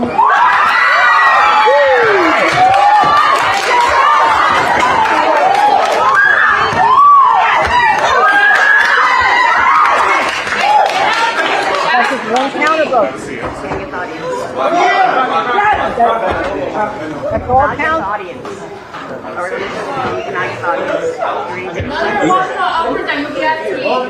Hold it down. Verdict has to be read on count. Yes, sir. Repeat again. We, the jury, above entitled action, find the defendant, Rakim Mayers, not guilty of the semi-automatic firearm in violation of Penal Code Section 245, Section B. Wow. A felony is charging count one of the information this 18th day of February 2025. Mr. Can you tweet that out? We're covering it. Right. Title for the cause. We, the jury. Wow. And the above entitled action, find the defendant, Rakim Mayers, not guilty of the crime of assault with a firearm in violation of Penal Code Section 245, Section B. A felony is charging count two of the information this 18 days. I wish I think a possession card. Juror seat number 94 person. During this trial, I watched you periodically. You did what we asked of you from the very beginning, which is to give both sides a fair trial, pay attention, use your common sense, apply the law, and base your verdict on the evidence. I know you took extensive notes, and you took this as seriously as any jury could. We cannot have jury trials without folks like this. So you certainly have my gratitude. I want to extend to you my best wishes. Again, thank you. The admonition to not discuss the case no longer applies. You can talk about the case with anybody if you want to, or nobody if you don't want to.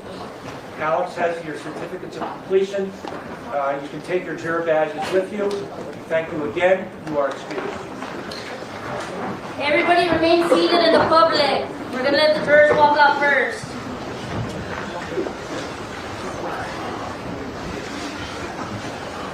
Thank y'all for saving my life. Thank you. Was that Rocky that said that? Thank God for saving Yeah, my life. I think he's telling that to the jury. Oh, he's telling to the jury, thank God for saving my life. That's the quote. Rocky says to the jury, thank God for saving my life. Is John Lewin there? I guess they're not showing anymore. They're not showing the courtroom. Right. Right, hold on.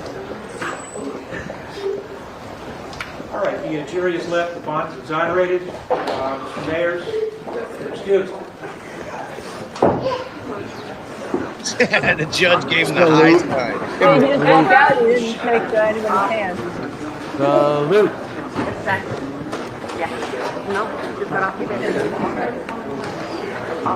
Thank God.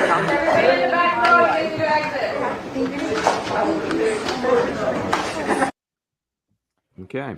That's it. That's it. Thank God for saving my life, Bob. Justice served. I love it. I love it. Justice served. Justice served. You know, when they were watching, had that shot from the back, and you could see Rocky, the breathing. Like if you were to rewind right before they read the I always try to explain to people just how intense that moment in time is, that small moment of time, like right before they're reading it. Because like for the lawyers, we're freaking out. Can you imagine? You know, I mean, you're absolutely freaking out. You're going home though. You're going home. Exactly. So imagine how that defendant feels. It's like him diving into his wife's arms. Oh my after gosh. they read the first count says it all. And you know, I've never seen polling before the verdict is read and done in the way that they did. The court had One, you hold the verdict forms. Number two, you look over the shoulder.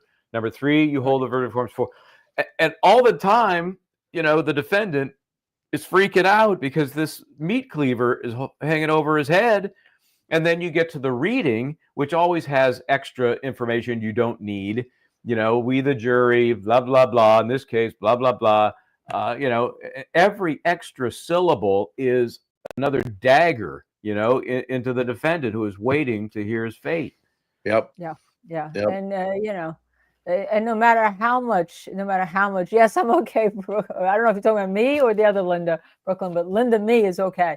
I'm just, Linda's tweeting. Don't let her bullshit you. no, I'm not tweeting. I'm not tweeting. I'm thanking. She's trying to get Joe on. Hey, Joe. Yeah.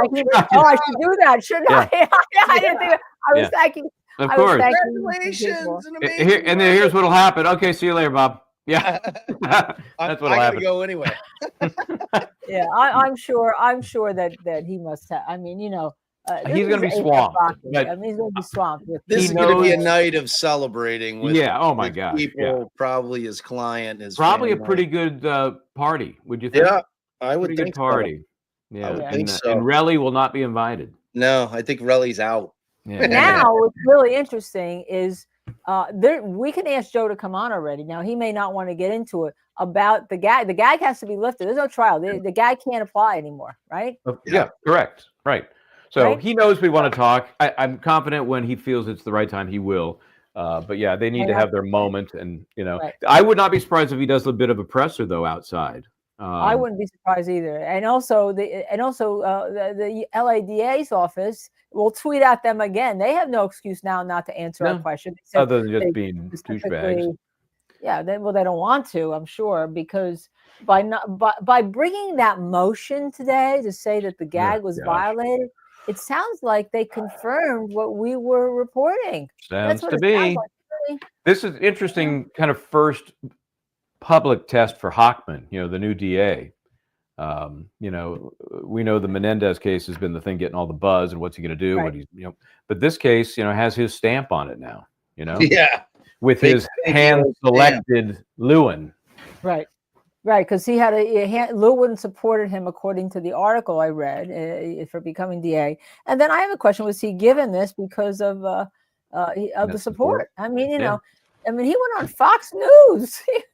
Well, if he was, he deserves what he got, because I don't think he did his homework ahead of time. He may have seen this as, hey, this is a high-profile case. That's where I should be. Right. Then he steps into it and goes, oh shit, what is this? Yeah, and it was interesting because we saw that it was January that Lewin got in. Lewin today seemed to distance himself. He said, "I only got into the case the day before." He said the day before. Seems like that may be malpractice. That could be malpractice. Oh, this is my case. We're going to trial tomorrow. I'm ready to go. That is ridiculous. Yeah, so the day before, but that's almost like you're trying to distance yourself from what you know is going to happen. It wasn't it's him. It's Paul. Yeah, it's Paulie P. Paulie P. And this is actually a really great question. I'm going to ask Bob to answer it. It's so great. Linda, can Rihanna right and Rock there. try to get a restrict? I mean, yeah, why not? Yeah, they could definitely get a TRO. Whether it would be made permanent or not, I don't know. But definitely get a TRO. 100%. Yeah. Well, I mean that's temporary. I mean, they'll put a time limit on it if it's not. Well, in Illinois, they do like temporary. Like you're gonna have to go in and try to get a plenary order of protection in pretty short order. Like there's a shelf life that's very short on a temporary restraining order in Illinois. I don't know what it is in LA. I don't know. But yeah, I mean, like whether or not they're going to be successful. I mean, at this point, the question becomes: do they sue him? Forget about the TRO. Yeah, back to the extortion. Now we're back to the extortion. Now we're back. And we have another suit. We forgot. Oh yeah, there's a civil suit now with Ben. Ben. That's what I'm talking about. There should be a civil suit. Relli has sued. Oh, I understand. Relli sued Joe Tacopina. He needs to counter sue him for false imprisonment. But Relli sues Joe. And malicious prosecution. And Ben Chu is representing Relli. They sued Joe Tacopina for defamation. They have that civil suit. That's another wrinkle. You know, we should ask Joe to come That back. may on go with away. That should. They should. Yeah, that should go away. Yeah, and they're going to have to countersue if it doesn't for definitely for malicious prosecution. Yeah. And false imprisonment. You know, I mean, for I don't know how long he was in custody before he bonded out. Yeah. But I'm talking about Joe's. The wrinkle that we didn't discuss with Joe yesterday in our exclusive interview was in which he's a him being defendant. sued, in which he's a defendant. And so we'll probably devote a whole show on that. You know, can you imagine that? Thank you, Kay Schmidt, for gifting 5 Justice Serve TV membership. Will Rocky get his bond money right away? It takes a bit. It's not right away. Yeah, it just you know, I would hope you to have get him out tonight, but maybe not. Out? What was well, the bond? they're not. What's that? What was the bond amount? 500. Yeah. So they continue that, and you know, it's at this point, who cares? You know, the premium is gone, and he's free, so he's not going to have to go and you know they can't revoke his bail. They can't do any of those things. Yep.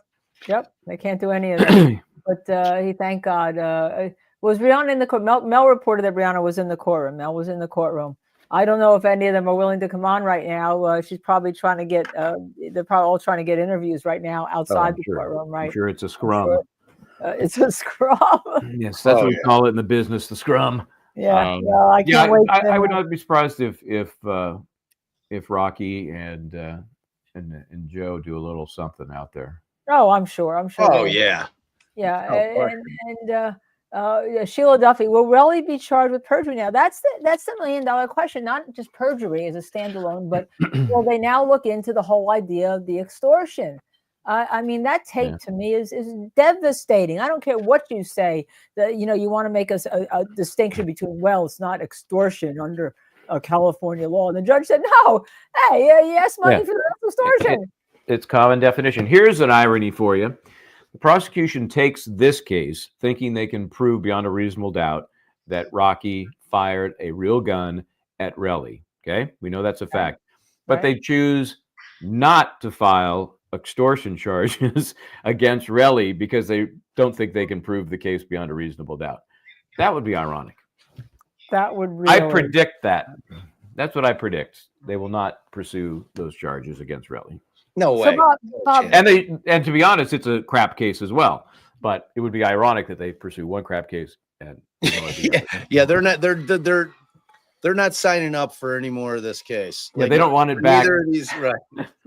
Yeah, and Arnold is probably thinking, Lewin, please do not darken my doorstep ever again. People were kind of interesting with Judge Arnold, but I really think the whole idea where he said, he had he was going to oppose the sanctions. He tried to. I can't wait to see what happens. What's going to happen? Is he going to let that just blow away now? Could be. Well, I don't know. It depends on how many. I mean, that summation was with the objections to me was just unbelievable. Well, remember what triggered the sanctions was not objections in general. It was speaking objections. It was arguing amongst themselves or with the court after an objection was made. So I don't recall any objections during the closing that included speaking or arguments. So that would have stopped the tote board a little bit lower than if you'd included. I mean, there was so much going on in those closings, but I don't think anything that violated the court's order. One thing I liked about the judge, he was willing to admit, whether he dozed off or just lost interest, he would admit, I didn't hear that perfectly. If you jury members need to have something read back, you can request part of it. I can't tell you that I remember every bit of testimony perfectly. So he was very honest about it. I appreciate that. Yeah. And when he repeated it, I can't wait to hear what the jury was. I think that was an appropriate 4 hours was appropriate amount of deliberation for this case. Yeah. So I really do. But when we had Neil Rockin on, Bob, he made a point that sometimes what people say in trial when there's pauses is more important than what they answer as a question. And at one point, Relli said he was in a pause, and Relli said something to the effect of I didn't think it was going to be this, and then trailed off. So this hard? Yeah. Yeah. This much work, this much Could have been difficulty. anything. Yeah. Yep. It was clearly a regret, right? It was a regret that he was sitting there having to answer questions about his actions. That was clear. Yeah. I mean, he didn't, he just thought it was going to be, oh boy, but like, is he that ignorant of the system? I mean, you know what I'm saying? Yeah, I think so. And one thing one thing we talked about was because of how combative he was and how obstreperous. This was not his world, sitting in a chair, listening to others, not being able to say what you want to say. That was not his day to day. Yeah. And he did not take it well, combined with the fact that he probably was lying through his ass and, trying to scam money from his former friend. It was just so clear. You feel me? You feel me? Yeah. Okay. I mean, he should have watched a lot of Woody from YSL. Like Woody, see how to handle it. Yeah. My favorite witness of all time. Yeah. Like, I was just about to say that too. Our favorite witness, Little Woody. We loved him. We loved him. Yeah. Bob was great. I don't know if you saw Doug Weinstein was on the show, and he said he went to, I forget what basketball game, and to sit on the floor, and he took little Woody with him because Woody had turned his life around. Yeah. And all, but when he said, I wasn't lying to the cops, I was finessing them. It's finessing, yeah. And then he would say, I'll tell him anything I want to just to get out of here. Yeah.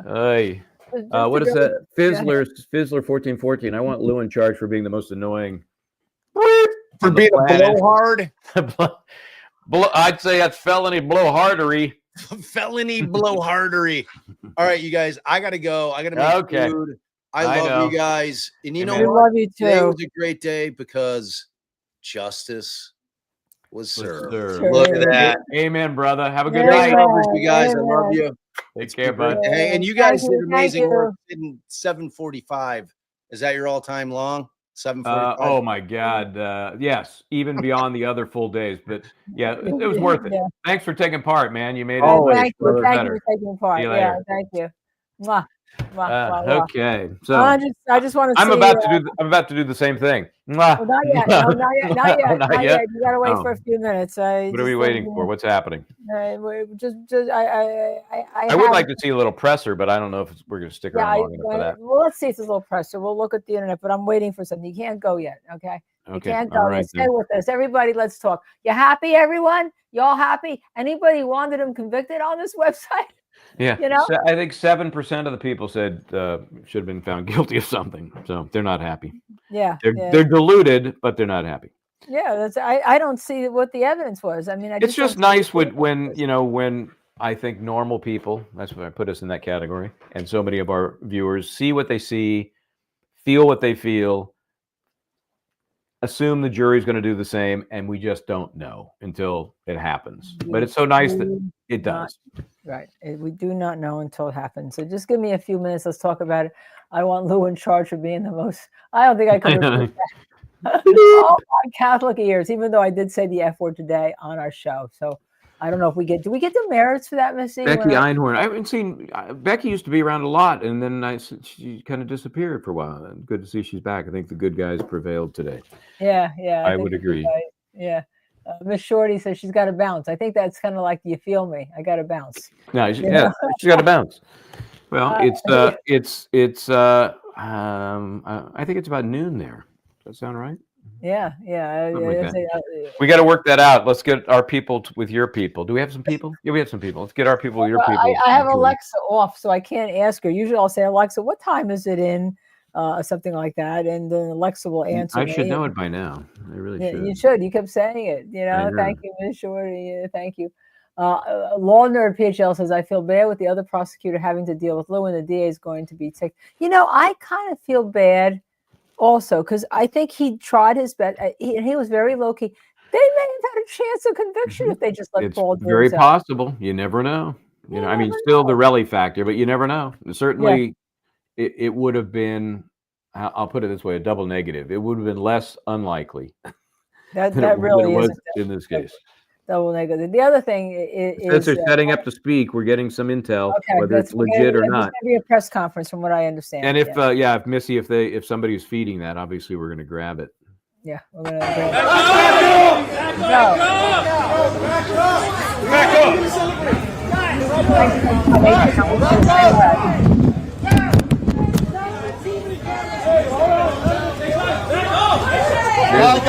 Yo, give him respect.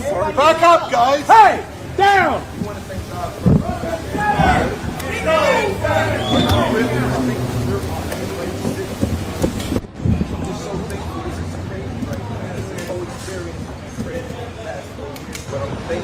Nonetheless, I'm thankful and we're blessed to be here right now, to be a free man talking to y'all. Thank you. All praise to God.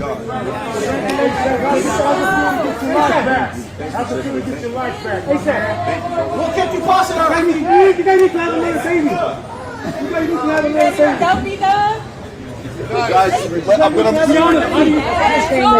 guys, look, guys,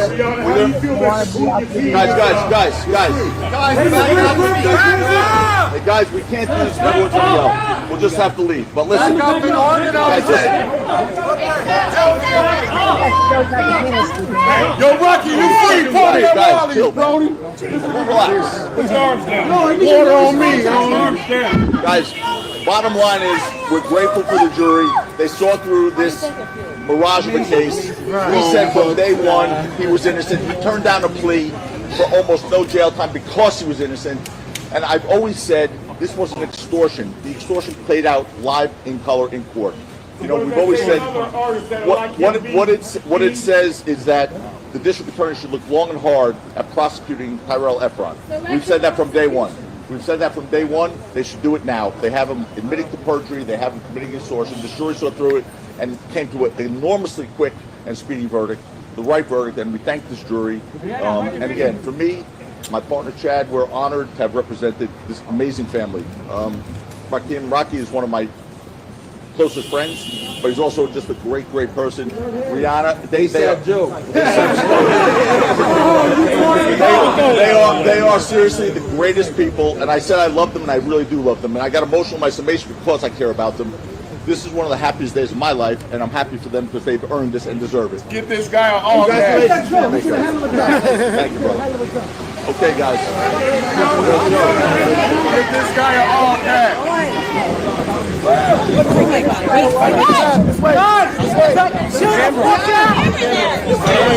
There's a camera stand. Okay, positive. Back up. Congratulations, Mama. Congratulations. Back up. Mama, you're putting on your shirt. You're putting on your shirt. You're putting on your shirt. Watch that. Stay right here. Watch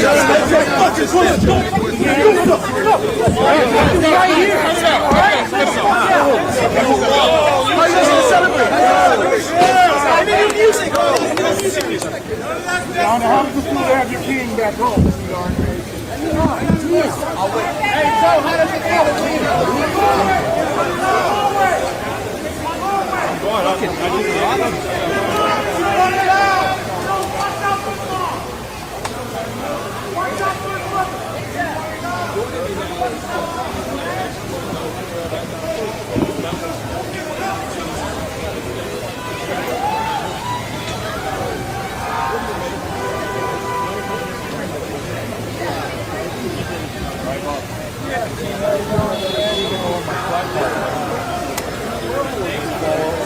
All right, so Michael Bryant, let's just say we started this case and we reported on this case. Hold on, hold on a second. Let's see if we can put the audio for the streaming there.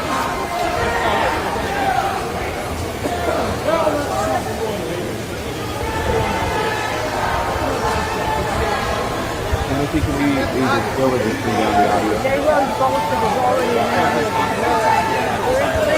I'd love to hear that.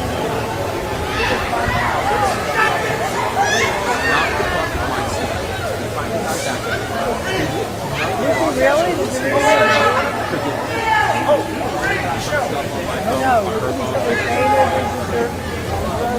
Joe coming back.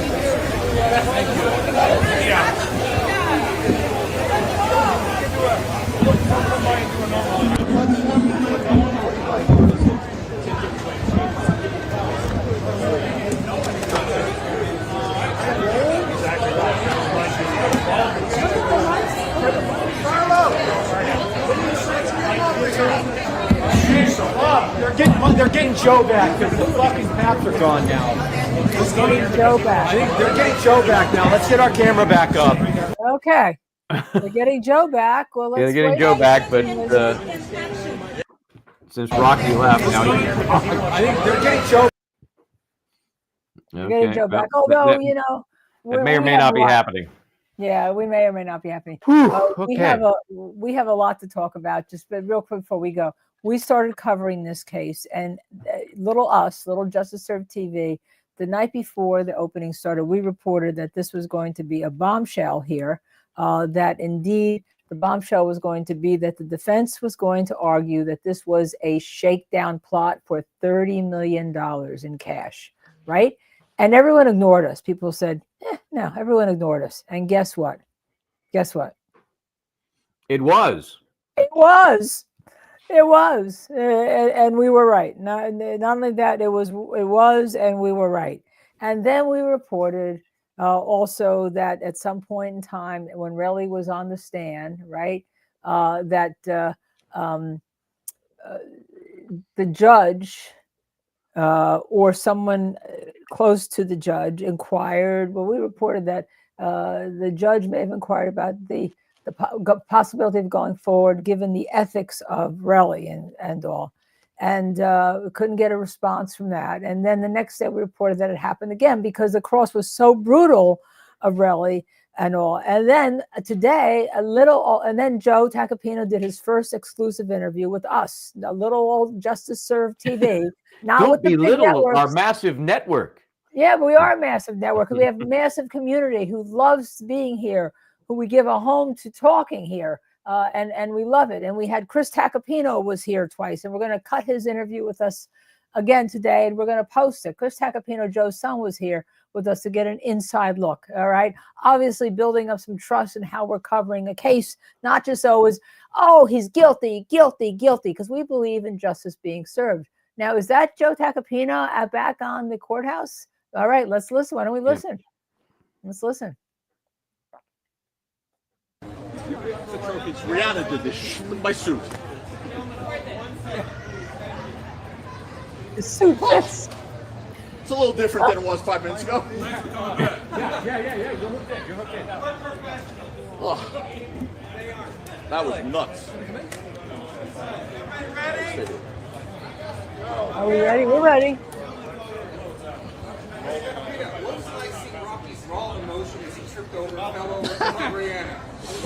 I didn't realize how athletic he was. He in a single leap went over the jury box, but I mean the spectator row.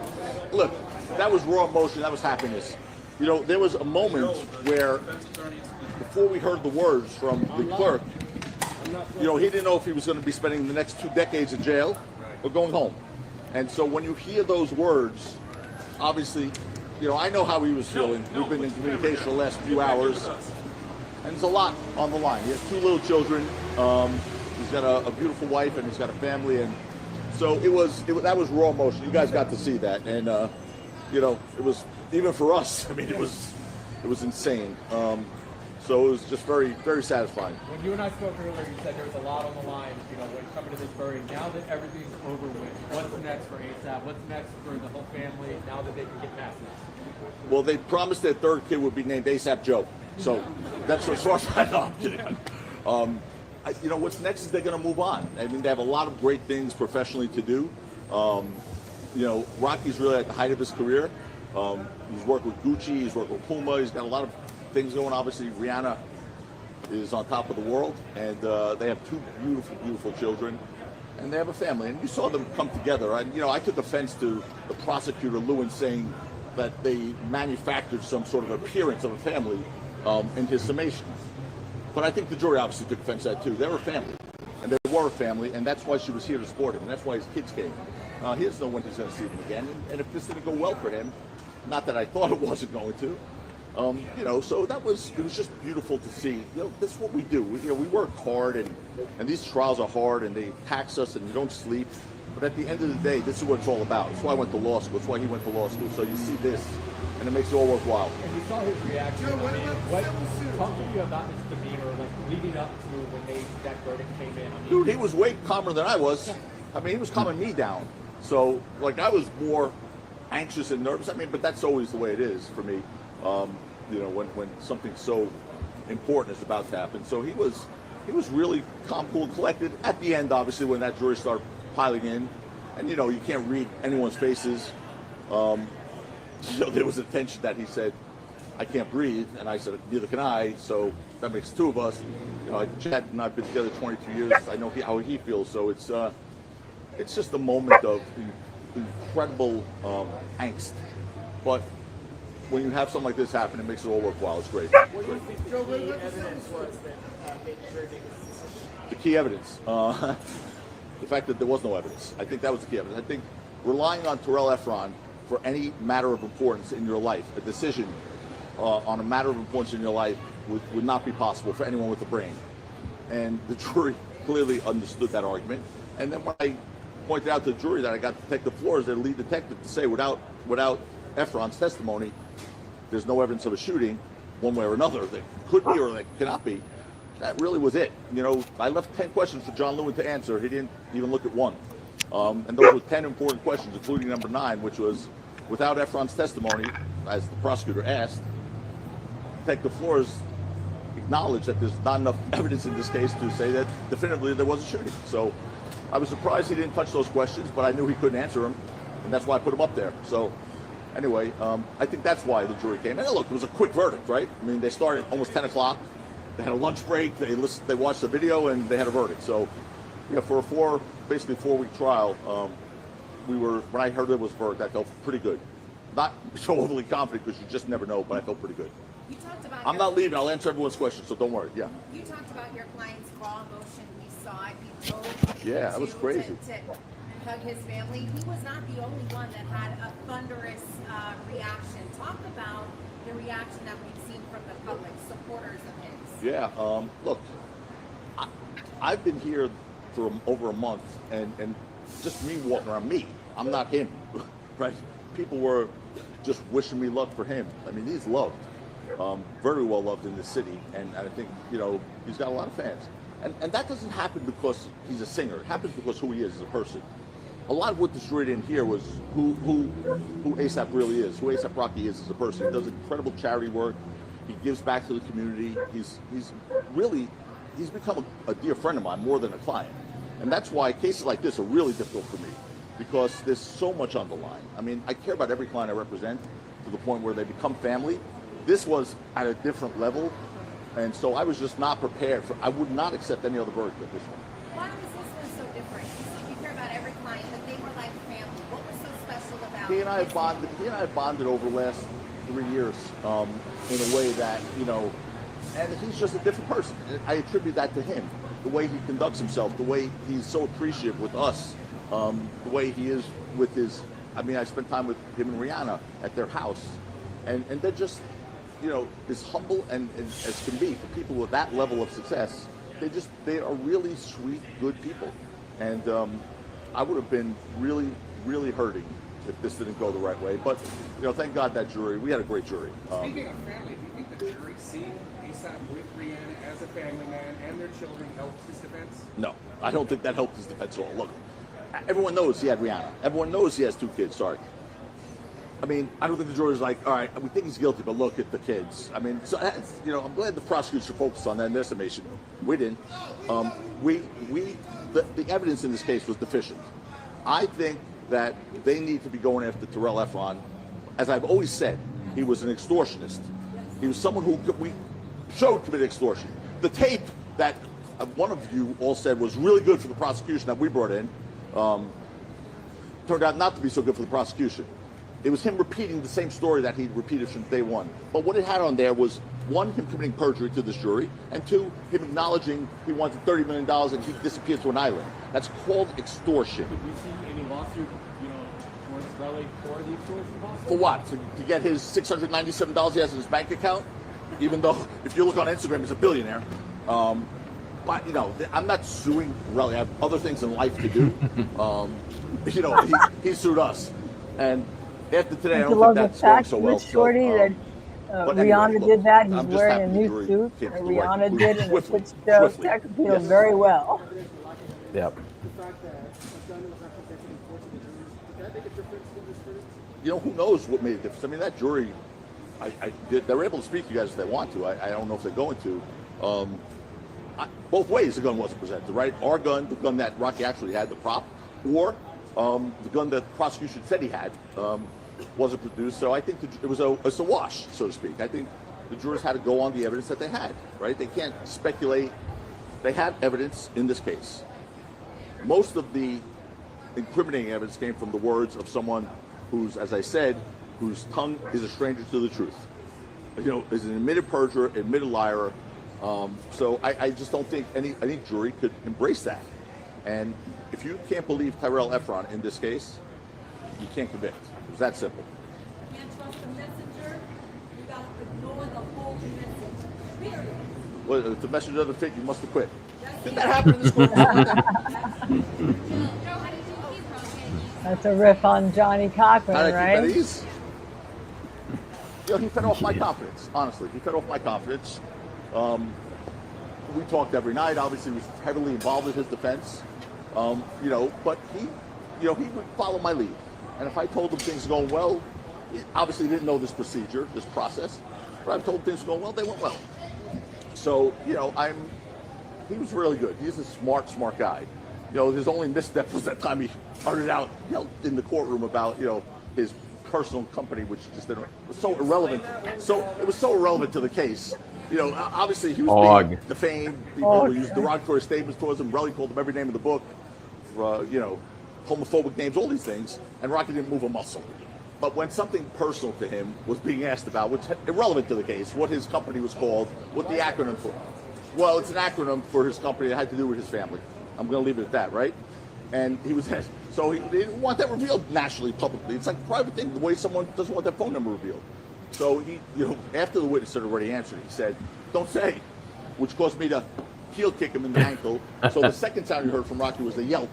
So it was, "Don't say ow," but the ow was from me. "Don't say" was from him. But it was irrelevant to this case. But again, the prosecution focused on that. They focused on Rihanna and the kids. They focused on a lemon. They focused on a dog. They focused on a donut. We focused our summation on the facts. And, I guess the jury's on our way. You liking this? You liking this? Come on, you liking this? Yeah, I think that was a great bonding liking experience. They don't Personally, I mean, I've known them for a right while. now. You all liking this? I'm feeling it. She's You amazing feel woman. it? You feel me? A strong woman, and she obviously was there to support him. She'd always been in touch with me throughout the process to make sure things were going well, and privately wanted reassurance. But she was here. Wild Horse, Rocky did not want her here. I will tell you that. I think I said it to you in the beginning. He did not want her here. He wanted to shield her from this. Wild Horses couldn't keep her away. So, this you go through something like this as a family, it brings you closer. It's a bonding experience, and they're just two special people. So I can't imagine this has been anything but a life-altering experience for them. How does it feel to get a public win after Donald Trump fired you? So, do you know your facts? Well, I'm asking you. No, he didn't fire me. I resigned from the case. Oh, okay. Oh, okay. Who's that? He didn't fire me. I'm not here for that. I was invited to the inauguration also, but I don't know what you're talking about. Oh, but, Trump. so Yeah, I'm not going to answer questions about other cases in my career. But that's a good question. You must be a good journalist. Thank you. I appreciate it. That was a great. See how he handled that? That was great. You should all be that. Yep. That was, all be Trump. That was about Trump. Well, clearly they weren't receptive to his message, right?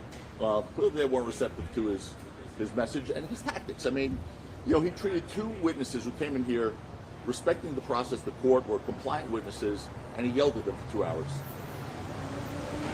I had a witness abusing me, cursing at me, flexing, cursing, throwing water bottles, and I didn't lose my cool. And I don't think that's good for a jury. I don't think a jury wants to see a lawyer out of control. So, I look, based on the verdict, I can only say clearly that those tactics didn't work, right? The yelling, the screaming, the constant objecting. A jury doesn't want to be kept away from the facts. And I You and I have want to said that know all the time, that Michael. facts are, being brought to them. And they won't want to be hidden from facts. So when you constantly object as a lawyer and the jury feels like you're trying to hide something from them, I think they don't like that. So I don't know. I mean, I don't know if Lewin's conduct had anything to do with it. I think the facts really governed the day and carried this verdict. So I really do, more so than any lawyer's conduct in the case. Okay, guys? Anyone else? We're good? I don't want to not answer anyone's questions. This is a great way to run a press conference, to give a lecture. Anyone else? You want any other questions? What other questions? Okay? Yeah, damn right I think he should be prosecuted. I mean, he perjured himself a dozen times in front of this jury. Perjury is a crime. There's now evidence that he committed extortion on the record. You know, let's see if the DA really wants to go after a criminal. I mean, they spent all this time, all this money pursuing Rocky. That's my point. Someone who was acquitted and vindicated. Hopefully they'll go pursue a real criminal, and they have the evidence to do it. It's on the record, so he should prosecute him. I hope he does. Okay, guys? Thanks for coming back. Thank you, guys. Thank you all very much. He might be heading off to an island at Relli. So it was 600. He said $676 or whatever. Yeah, $600 some dollars. He's going to be working a cruise ship. Yeah.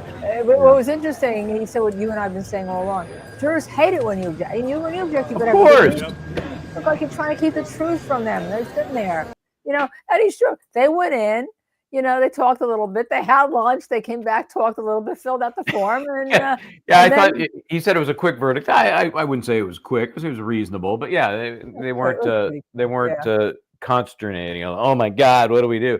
I think Lewin, you know, Joe, I think is right in that he was probably less a factor in this case because it was not a close case. Right. In a close case, I think he can be a factor, a bad factor. You know, if it's really close and the jury just hates this guy, it ain't going to go well for the prosecution. Not a factor here because it was such an overwhelmingly bad case. Yeah, and now you've got another attorney who's got a great ethics. You got Ben Shue and Camille Vasquez.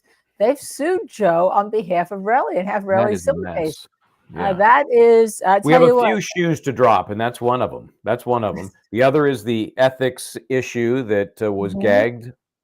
Right. I mean, we're going to ask Joe to come back on now. He's probably going to want to take a vacation first, right? Yeah, I can give him that.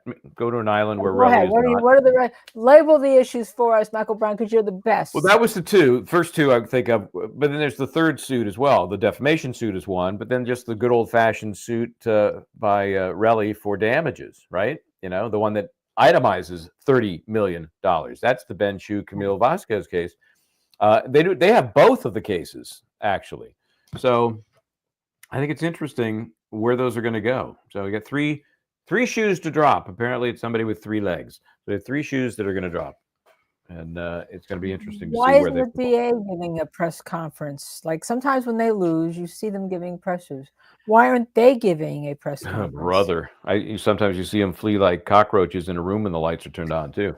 So, you know, that's probably what's going to happen here. Hochman will issue a statement, right? He should, and it'll be, we thought it was a righteous case and we respect the jury's decision. Have a nice day. That's what it is. That's it. And it goes away and it gets forgotten. Do you think John Lewin retires? No, not a chance. No. What else is he going to do? This is the guy you can tell is what he does, right? Look at the Dersh case. You know, for 10 years he tracked the guy until he was finally, arrested in New Orleans, and he goes out there to do the actual interrogation. Not the cops. No, I'm the prosecuting DA. I'm going to be asking the questions here. I think he is a DA. I don't know that he has a life beyond that. So I think he's going to hang around. Well, very, very interesting because he went after us today. As I said, we reported. Harumph, he went after, and we didn't even know about it because it wasn't televised. When we saw, we didn't know that it was recorded, but it wasn't televised at the time. And then, all of a sudden we learned about it, and there we are, right? Yeah, we were listening to it, and I thought, well, we knew it was going to be about the gag. So that led us to believe, since we know that we did the first interview and then TMZ did a shorter version sometime later in the day. So it could have just as easily been about TMZ. Right. But they went after us, and then he was in the middle, complained about me personally. Yes, it was all you. It was all me. It was all me. She. Mr. Lewin, I've tried cases for a long time. I've had a lot of friends. People have sources. We started a journalistic network with my Emmy Award-winning partner who actually lived in California. So, things happen. And, I'd love the LADA's office to come on our show. We'll ask them the same questions. Yeah. Did you have an ethics review? Was there independent ethics counsel? Why did you choose to prosecute this guy instead of Relli? when you got the tape of Wally, what steps did you take to investigate? Did you And ever then talk to Relli short of this trial? Short of You this could file that FOIA request for any of those documents, and then when they're non-responsive, you decide, whether to sue them and go all actually merchant on them, right? Well, or the Justice Serve TV would sue. Hold on a second. I have some information. Yes, as a matter of fact, I'm going to give you some hot off the presses, not even okay? There's a lot of things. So what do you got? Yes, I'm going to say yes to this. Okay. Chris Tacopina would like to come on the show tomorrow. Okay. Oh, great. And That'd be great. our guest. Yes. Can you do? I'm going to ask him. I'm going to write for him. Will he do it if you're not there, though? We got to make sure. We don't want to mislead. We don't want to, Well, I will be. I can be back by 7. Can have it 7? 7? We have Bob 5 to 6. Well, then maybe I can be back by 6, and then I'll take over from Bob, and you're just going to have a long shift. That's what I say. Yeah, I'm okay with that. Whatever he can do, but yeah. I'm not going to be. I'm not going to be looking so TV ready when I get back, because I'm going to have been driving down for 3 hours with lawyers for hours. I want to take a trip over to my sister before I come back to say happy birthday, Joan. My sister, I love her to death. I love her. If she's on, I don't know if she's on here lurking in the background. I love you. I love you. I love you. And nothing could keep me away, even if this verdict were tomorrow, to see you after I got to meet. But I will see you tomorrow. Yes, happy birthday, Joan. There you are. Let's see if I can get. I'm going to put this up, and I am going to, if I can get it, because what happens. There you go. Happy birthday, Joan. So thank you, Missy, for saying. Hold on, let me see if I can get a screenshot of this.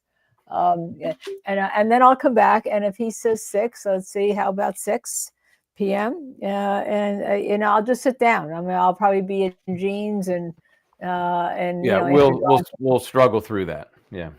Thank you, straight curly way. If you're driving for like 6 hours during the day and having a 3-hour meeting and seeing my sister for a birthday, I'll probably be looking a little messy, but that's okay, because for you guys, to be with you guys and to be with Chris Tacopina, I would absolutely do it, and we'll see maybe who else we can get. Look, Alicia Southern, she's already worked this out through the civil matter. Not to mention ASAP Taco won this on a preponderance of the evidence versus reasonable doubt, essentially negating the possibility of a win in civil court for ASAP Tell, but I think it means Rel. Anyway, so that's why that shoe to drop will be very interesting. This is the kind of case that if I'm the plaintiff's attorney, I leave it in place, I become a pain in the ass, and then we resolve it just for probably more than defense costs. A lot of times cases are resolved for defense costs, meaning it costs money to be right. Do you think Joe represented Rocky for free and he's perfectly innocent? No, that costs money. Same thing in the civil arena. It costs money to prove that you are not liable. So the cost of defense is sometimes what will be given to a plaintiff just to make them go away. Because of the pot of money in this case, might be a little more than the cost of defense. He could be $500,000. It'll be a number that could change Relli's life. Won't mean as much to Rocky and Rihanna.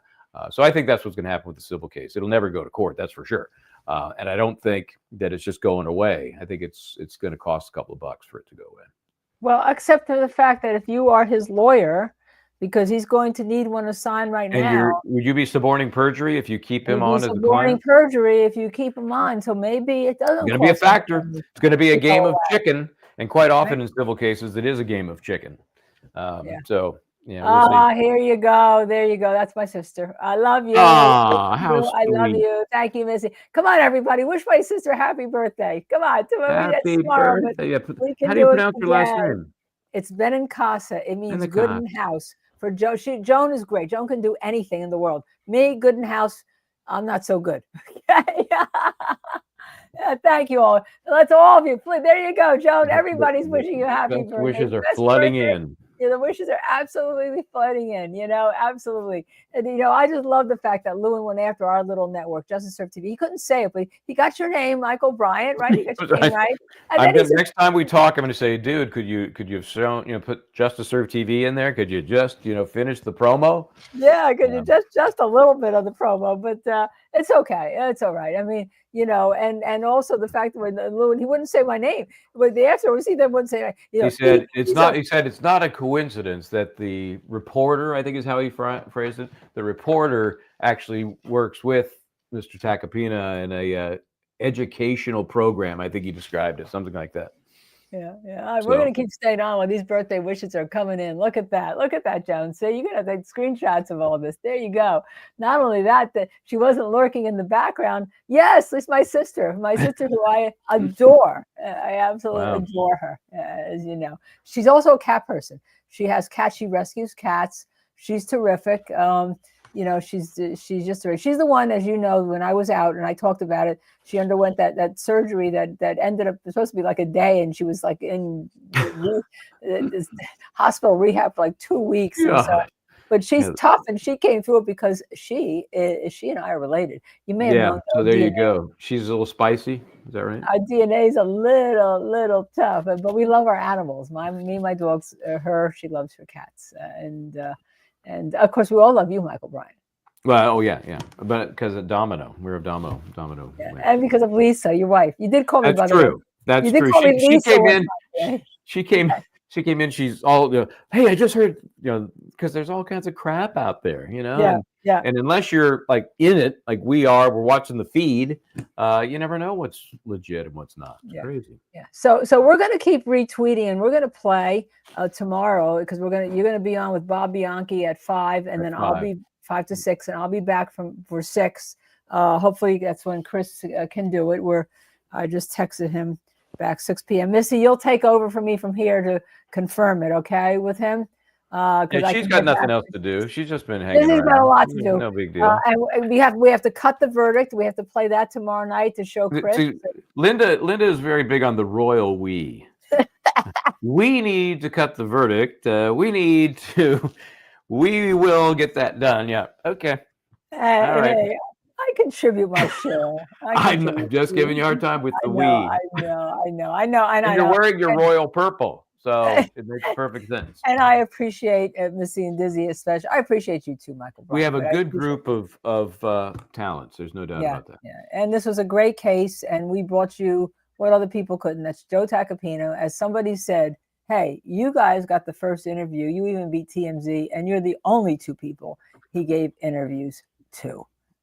Maybe because we got things right, and maybe because we showed our willingness to challenge the DA on the ethics issues. Yep. Funny how just being honest pays off. Yeah. Funny about that. Yeah. All right. Well, have you had enough fun? I think I've had enough fun for the day. I think we're tired. Yeah. I think I may go with you and see your sister tomorrow. That's great.